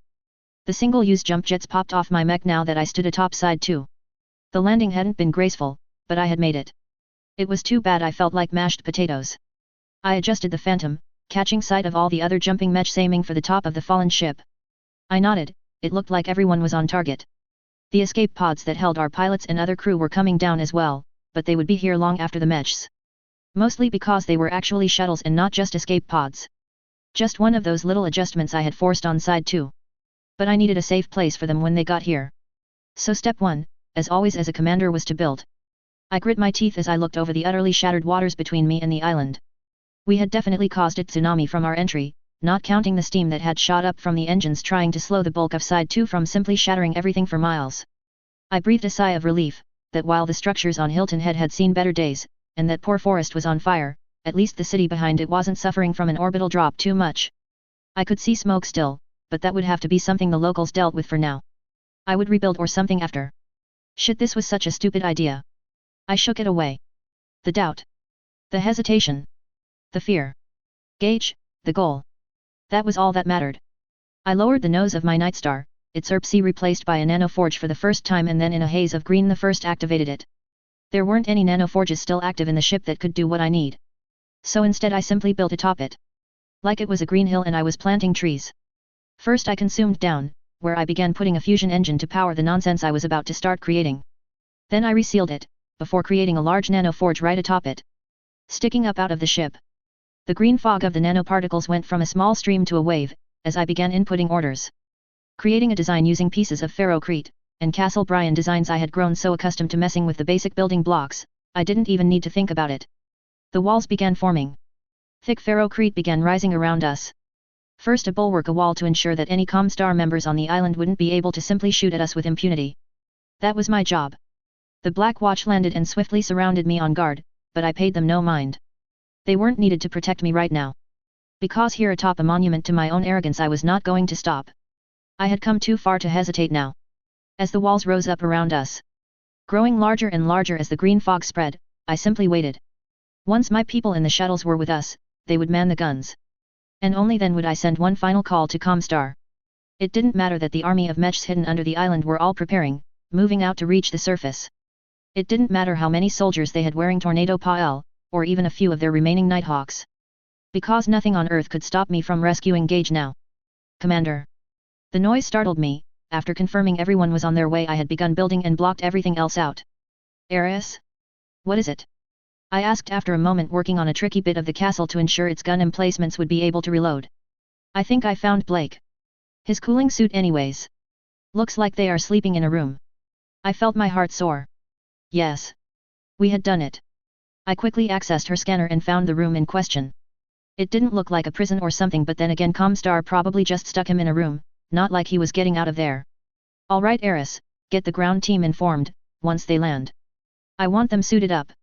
I'll create the path and keep the comguard distracted. Let's rescue our boy before they even realize that their walls are useless. I said, for the first time since I heard his message I felt happy. I was almost breathless with hope. The only danger now was them shooting Gage before we could rescue him. I had been terrified we wouldn't be able to find him before they simply murdered him out of spite. As the large nanoforge continued to expand the castle, I turned and started digging down. Straight through the ship to the ocean floor and then beyond. With the nanoforge building corridors as I pleased, there was no chance that Comstar would even hear a rumble before I literally created a breach in their stupid island fortress. My island fortress was better after all. Once I was at the level I needed to be, I simply created a second large nanoforge facing towards the island. It began carving out the passage. A few miles of ocean silt, sea water, and rock, and we would be able to reach Gage. Just hold on, I'm coming. Dash. A different perspective. Francis Capella. Francis wasn't a fool. The Comguard were done, more and more of his friends were disappearing every day. Soon there wouldn't be anyone left. But he would be damned before he heads out onto the surface to fight in the mud. He was one of the best mech warriors on Terra. He topped nearly every simulated battle, every objective had his call sign next to it, or near the top. But he sure as hell wasn't going to throw his life away. He wasn't sure exactly what was going on. Between the alerts, and the earthquake. He had decided to just stay in his room. Let everyone else fight and die. He doubted anyone would ever pierce the Castle Brian, at least not before long days of wasting time, more than long enough for him to make a plan to escape. He didn't much like the idea of being a traitor, but if that is what it took, then that is what it took. He found himself napping and resting, simply waiting to see what would happen. A few hours of silence broken up by messages coming over the intercom out in the hall from time to time, but nothing that he paid any attention to. He had no intention of sliding into his mech and fighting for Comstar. Not anymore. He knew just how strained everything had become. More than even the higher-ups realized, because while some of the Comguard stayed, many of them were fully intending to turn around and fire on their commanders the moment they were given an unacceptable order. The word of Blake had spread like a fire through the young Comguard. Young men and women, even if many were more than happy to simply follow orders, kill who they were told, and get on with their life. The files had changed everything. The Blake broadcast had more than just all the evils of the First Circuit and ROM. It was basically all the files that the First Circuit needed to be able to access at any time, so it had everyone's personnel files as well. Francis had never seen something that would turn loyal members of Comstar into furious traitors as when many of the men and women read their own files. Read how little their superiors thought of them. Their honest thoughts that went up to the First Circuit, or the highest precantors when it came time to determine promotions, or duties. The fact was, since its inception, Comstar had never had a leak. Never. So the higher-ups had gotten lazy, hadn't cared how vitriolic they were about their underlings, it wasn't like they would ever read the files. Most of them had been stamped with "Do Not Promote" or "Untrustworthy", which referred to whether they could be brought into some of the secrets, that now thanks to the word of Blake were open to everyone. Yet, a lot of young men and women might not care, but a lot did. A lot of the Comguard had joined to make a difference, to do something good. Francis chuckled, his own report had been stellar, he didn't care about doing what was right, or anything like that. His skill and attitude to do whatever was asked of him meant he was on an upward trajectory. It was why they had given him the SLDF cooling suit. Apparently it had been another acolytes who had joined, but he wasn't Comguard, instead assigned to a different station, so the higher-ups had decided to award it to Francis after a competition. He had been more than pleased to earn it. It made his actions in his mech far more comfortable. A knock of all things broke him out of his rumination. The hell? He asked, standing up, why would anyone be knocking on his door? Everyone should be in their mechs ready for action, or already long gone, and no one even knew he was here. He stood brushing off his robes that he wore over his cooling suit as he looked towards the door. He hesitated before he walked over and opened it. The first thing that crossed his mind was that wasn't the hallway outside his room. The hallway went left and right past his room, not straight forward. A long dark tunnel that had slowly increasing lights popping into life, slowly coming towards him. Second, the 4 men wearing power armor shouldn't be looking for him. Third was the entire hallway had a glowing green fog covering its floor, like someone had too much fun with a fog machine. He couldn't even see the floor. Fourth was the hand that reached out and grabbed him around his jaw with power armor strength that stopped him from even speaking as they tugged him right off his feet and began dragging him down the hall. The hall that shouldn't exist. There was no hallway here. In his fear he started trying to scream for help. Of course he couldn't know, but no one ever heard him. Far behind him, green fog grew up the walls once more. Removing the walls they had created to cut away the hallway to ensure that on their rescue of Gage no one could interfere. Now that the report had come back that the one they found wasn't Gage. Far away, a furious mind removed any trace of their assault on the Castle Brian. Chapter 27.2 Operation Shiroyama Interrupt, The One-Day War. 3029. Terra. Who is he? I demanded, nearly growling as my Nighthawk troopers dragged a terrified-looking Comstar adept into the base. The base was still growing around us, set to create a schematic I had been working on over the years. You never knew when I would need to build a nuke-proof Castle Brian at a moment's notice. So I had to simply access the schematic and set it to build. Paying more attention to the mission to rescue Gage. Which hadn't brought back Gage. Not sure yet. Marcus offered from within his Nighthawk. The captured man was currently sitting in a chair with 2 of my security men standing on each side with their power armor gripping his shoulders. Holding him down as he looked around in terror. Well? I demanded towards the man. I would very much like to know who you are. After all, you are wearing my brother's cooling undersuit. The undersuit he was wearing the last time I saw him when he came here to Terra. So I won it in a contest. An acolyte came to Terra but wasn't a mech warrior. The higher ups put it up as a reward for a mech competition. My score was the highest in the Sims. I swear. I'll take it off. Just don't kill me. He broke in, instantly cutting my interrogation off as the man practically babbled. Where is Gage Blake? I demanded, my hand already gripping the laser pistol on my hip, but to my shock my interrogation wasn't going how it was supposed to. No idea. I swear. I've been hiding in my room waiting for everything to finish up. I don't know anything. I growled, jerking my head at Marcus to take over. He didn't know where Gage was. We didn't know where Gage was. Fuck. This had just turned from a nightmare to an easy job, back into a nightmare now. I watched as he was questioned by Marcus, even if he didn't know much about Gage. He did know a lot about what was going on in the compound. How Comstar was fracturing so badly even here on Terra that he doubted they could mount any real defenses. How people were rioting in the streets against Comstar's acts. How he didn't know where Gage would be. I'll make a prison. Just put him in there with food and water. I don't have time for this. I demanded after we gained everything we could from him. I was barely able to stop myself from punching a wall. Fuck. There had been a chance we could have found Gage right away, and this whole stupid conflict. Fine. We do this the hard way. Marcus, keep checking the sensor. I know how hard it is to track a person down if we don't already have them tracked, but do what you can. Yes, Commander. I nodded, heading up towards the control room. Stepping inside, I passed the many control panels along the walls. Each of them sat one of our gunnery officers. Each of which controlled a different naval weapon that was pointing either straight up, or towards the island. They had been making sure Comstar doesn't try anything stupid while we searched, but it turns out I would need to do more. I had hoped having so many guns pointed at them would keep Comstar very distracted for at least a while yet to come. Do we have any contact from them yet? Yes, Commander. A few messages have been sent over, radio towards us. Mostly handshake protocols. I believe they are trying to establish contact. Eris called out, waving me over. They are definitely freaking out, and it's not just one group. I got at least 4 different contacts trying to reach us. Good. Pick one, and send it over here. I ordered as I stepped over towards the large holovid display in the middle of the room. I waited a few minutes. Once Eris nodded, she quickly joined me at my side as finally the holovid connected. I frowned. That wasn't a Comstar uniform. I am Maya, head of the SLDF resistance. Are you the ones who dropped the warship? A dark-skinned woman asked, frowning as she looked me over. I glared at her with my one eye as I realized this was a waste of my time. Victoria Eisenbloom, commander of the ISDF. I introduced myself as much as I wanted to just punch the end call button. You are trying to reach out to me and mine.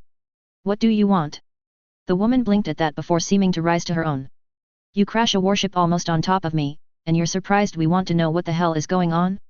So what the hell is going on? How did anything that just happened happen, and what the hell are you doing here? ISDF rescue mission. Classified. Rescue mission. Satisfied. I asked, almost ready to turn to Marcus to have the call ended. Fuck off. A rescue mission? Fine. Welcome to Terra. I am the head of the SLDF against Comstar. Obviously you have a problem with them, I can guess why, probably the same problem we do. What do you need, and what can you offer me to help? I blinked. I don't need anything from you. Maybe not. But maybe we need your help. You've come to hit Comstar. Well, so are we. So let's work together. The commander agrees. Eris's voice called out from behind my head, earning a swift turn and glare from me that she ignored. Damn that Private Eris. I was going to bust her back to latrine private after this. The ISDF is currently here to rescue Gage Blake. If you have any knowledge of his location, we will offer as much assistance as we have at our disposal for it. Eris spoke simply, still ignoring my glare. Blake? You are here to rescue the guy that did the Blake broadcast. She looked surprised before smiling a bit. If that is the case, yes, I can help you. We have plenty of Comstar adepts and acolytes that rebelled because of the broadcast. They have been eager to try and save him, but we haven't been able to get in. That means we have knowledge of the interior. Eris. You wanted to be involved, now you are. You are now the SLDF resistance liaison. Congratulations. I tell her, interrupting the woman before turning back to this SLDF leader. Eris will continue this discussion. Eris, figure out what they know and we can offer them what they need, use your discretion. Of course. Moving on.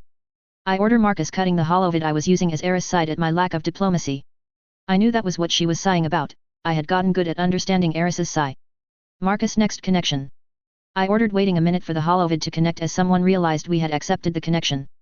This time it wasn't a young college girl. No, this was a face I recognized, a few faces actually. Good morning Comstar. I say glaring into the faces of Mendel Waterley, and others from the First Circuit. I was looking around for the Primus, when a younger man spoke instead. It is a pleasure to finally have a chance to speak with you Commander Eisenbloom. I am Nicholas Casnew, Prekentaram. Well since you already know me, I will skip the pleasantries. Give me Gage Blake. Or die. I didn't say anything more. I felt it rather strikingly portrayed my intentions. I am afraid that will not be possible, for many reasons. I nodded already reaching over to cut the connection when he interrupted me. But there is more going on than you know. I know a lot. I am aware. Or rather I should say, your actions today have convinced me that you are more than what you have portrayed yourself to be. Hardly. I denied. Where is Gage? The room was silent on the other line as Nicholas watched me, eyes sharp. I have one further question for your commander. If you will allow me. I have been curious about you for some time. I even fought to allow you to continue your philanthropic activities across the inner sphere. Mostly because you were different. Nothing you did ever added up. Of course now I have seen the truth.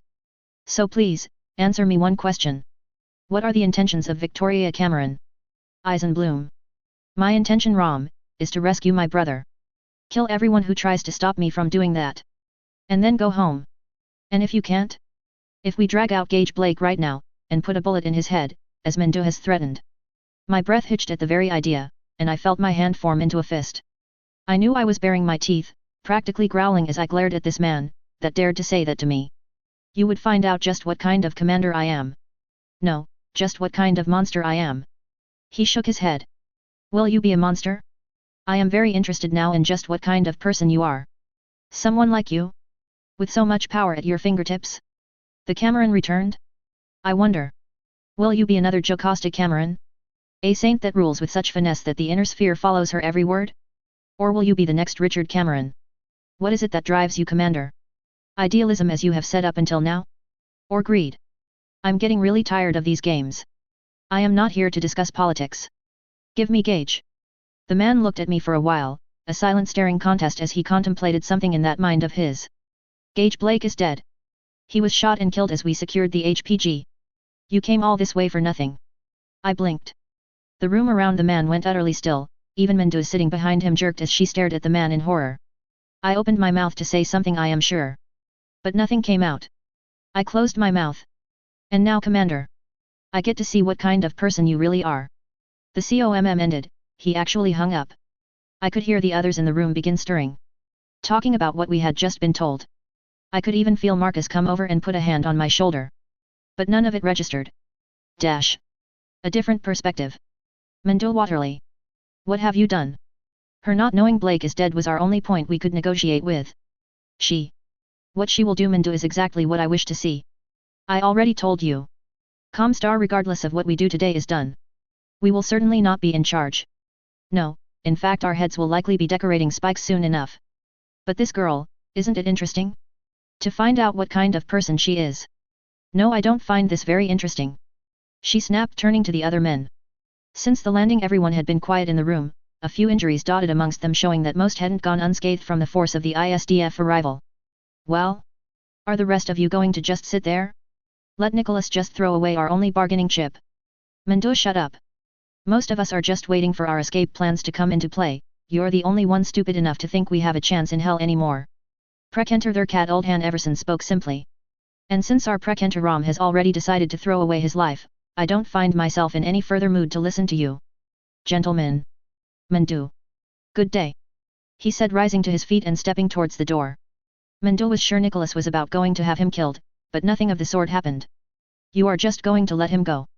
She asked only after the door had shut behind him. Of course. I am fairly sure we will all see each other at the show trial and execution. It is no matter if he runs now. You are Prekenter Rom, and you don't think you can escape. Of course I could. I could have a new face and ironclad identity by tomorrow morning. A life in a pleasant home somewhere here on Terra among the Rockies, or in the distant periphery, but I have no intention of spending the rest of my life running. He was staring at her with that blank look on his face, and Mendo knew then that she had misjudged this man for his entire career. He wasn't emotionless. He was insane. Why would I leave? I stand at the center of the future. One way or another, whatever happens here on Terra will determine the course of humanity from now on. Aren't you interested also? The elegance of it.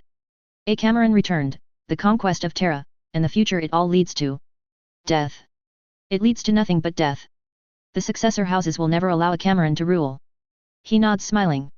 Isn't that what makes it all the more interesting? Madman. Probably. He says with a shrug and a smile. Does that mean I can walk out that door without you shooting me in the back? I won't be the one to end your life, Mendu. You can leave if you want. I promise you though, if you do, you won't escape. Better to at least sit and watch. Like a tower crumbling while you are at the top. Better to stay at the top to see it all happen, rather than run through the insides only to be crushed without at least being able to see. What Mendo was about to say was cut off as something rocked the entire room. What was that? I believe the second stage of grief. Anger. He offered as once again the room shook, and then again. The system was adjusted and the satellite image focused on the surface. Showing the Castle Brian that had grown out of a fallen warship in the ocean around Hilton Head was no longer quiet. Blasts of PPC fire, missiles, and naval autocannons. All fired down onto the island. The structures of Comstar. Buildings older than the Star League all crashed down and sundered as if a child was destroying a sand castle. And about as easily. I suppose it is a good thing that no one is on the surface. Comguard are still standing by on sub-level 6. Nicholas spoke with a noise that for anyone else might have been just a breath, but Minda realized it was the man's laugh. She shivered. What a snake. Then she scowled at what she had just thought. She stopped firing.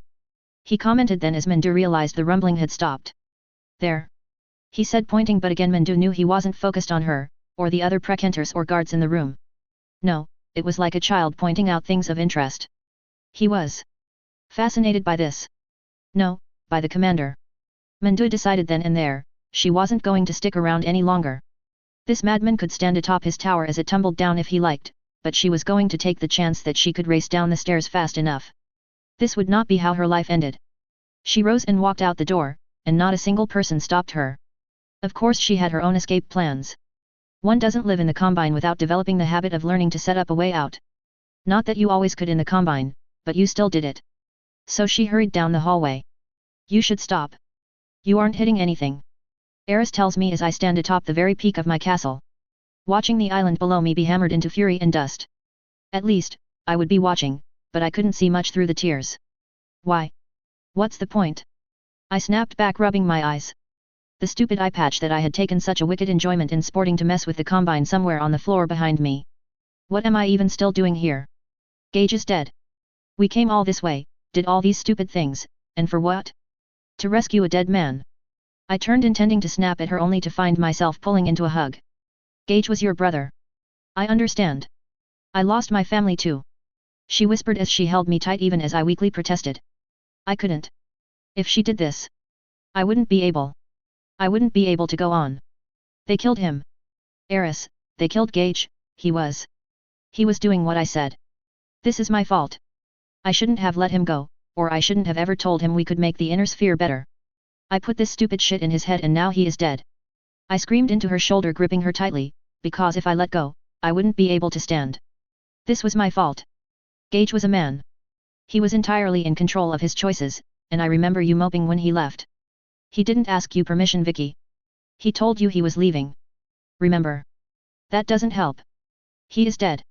And nothing we say right now will change that, but we still can change something. Are we going to let his killers escape? To run away? I stilled my eyes so clogged I couldn't see anything but a blur as I looked into her face. No. We are on Terra, Commander. Standing before Hilton Head. You got us here. You led us here, and we followed. So what now? Our mission. Our mission failed. So we go on to the next mission. Tell the Black Watch to mount up. I want my brother's body secured. Understood, Commander. Shall I ready your mech? No. Not this time. This time I will be here, showing Comstar just how unhappy I am. She nodded, reaching up to quickly wipe my cheeks. The silver paint on my cheeks felt cold. Frozen. But it was warming up. I turned to the window, watching the wretched remains of Hilton Head far below, burning and broken. I could hear his voice, but it only came out as his last words. Over and over they repeated in my head. For a better future. Dash. ISDF. Begin assault. I order over the line. Everyone had been gathered together. It was time to act. To move. Even if I felt lost, I could still do this. Break the holdout of Comstar's former leaders and hold them until someone else got here to hold a trial for them. I wouldn't do it. Couldn't. I was well aware my hand kept drifting down to my pistol on my hip. Yeah, best to let someone else take that unenviable task. With the thought, my nanoforges woke up.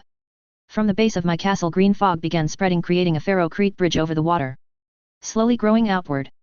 Every 100 or so yards another large nanoforge was built just to ensure that nothing would slow the growth. I could see the ants' nest just under the ground on the island begin stirring at my actions. But I hardly cared. Their actions would be pointless. Already the bagpipes began playing, as the Black Watch marched. The audio was playing quite loudly. A little addition that William had requested. If I had been any other time, and in any other situation, I would be laughing that the Black Watch were once again marching on Terra. But right at that moment I felt simply empty. The bridge finished connecting my castle to the island, but that wasn't the end of my work. Nanoforges continued to grow as it spread forward. A path had already been settled on. Eris had pathed out the best way for this assault. Just because it needed me to create an entirely new entrance hardly mattered. William and his group marched on. Their mechs pristine, and each of them coated in green fog, like cloaks around them. Any damage they took would be healed in moments. It didn't matter how many of the Comguard chose to fight. Today they would lose. So the battle happened, bellowing the earth on Hilton Head. Comguard what few decided to stay and fight when the roof above them opened up like it had always meant to, and a company of invincible Highlanders wearing the colors of the Black Watch dropped on their heads. It took only a few hours, mostly since Eris was constantly messaging the Comguard, telling them to surrender and that they would not be harmed. Slowly my troops pushed through the defenses, what little there was, until finally. As night began falling, as I looked over the island, and received plenty of reports from Marcus, and his Nighthawks. From William and his mechs, from Eris and our newly allied SLDF resistance. That Hilton had surrendered. A different perspective. Maya Elliott. Maya wasn't entirely sure why she was accepting this. Although she supposed when the Force with the technology and power to orbital drop a warship just to create a beachhead, told you to send out men to certain locations and sit on them until their say-so. Maya sent out the orders and her people, mostly kids with guns and more bluster than skill, did as she ordered. Why those locations were so important, Maya had no idea, but she wasn't about to get in the way. While still on the COMM, those naval weapons had opened up on Hilton Head, and Maya had immediately agreed. Seeing weapons of that scale blasting entire sections of the Comstar building down, watching as the massive satellite dish atop the island fell in fire and melted metal had told her just how serious these people were. She had even taken the COMM and sat at one of the locations herself. It wasn't that it was the farthest point from the Hilton Head, and in an old underground mall that had long been abandoned. Of course anyone that looked at her could tell her tough act was breaking. She was afraid. This had turned from a college protest, to an active rebellion, to sidelined as the ISDF did the impossible. Hey Maya! You hear that? Maya blinked, looking over as one of the kids started looking around. The underground they were hanging out in was completely abandoned. Her group had to break windows and cut through old security gates to get in. The group of 3 had been hanging out mostly in silence. Maya was too focused on going through the COMM channels and giving orders to people that asked for help. But now that she was focused, she did hear it. A scraping noise. They all rose and started walking through the abandoned shop fronts.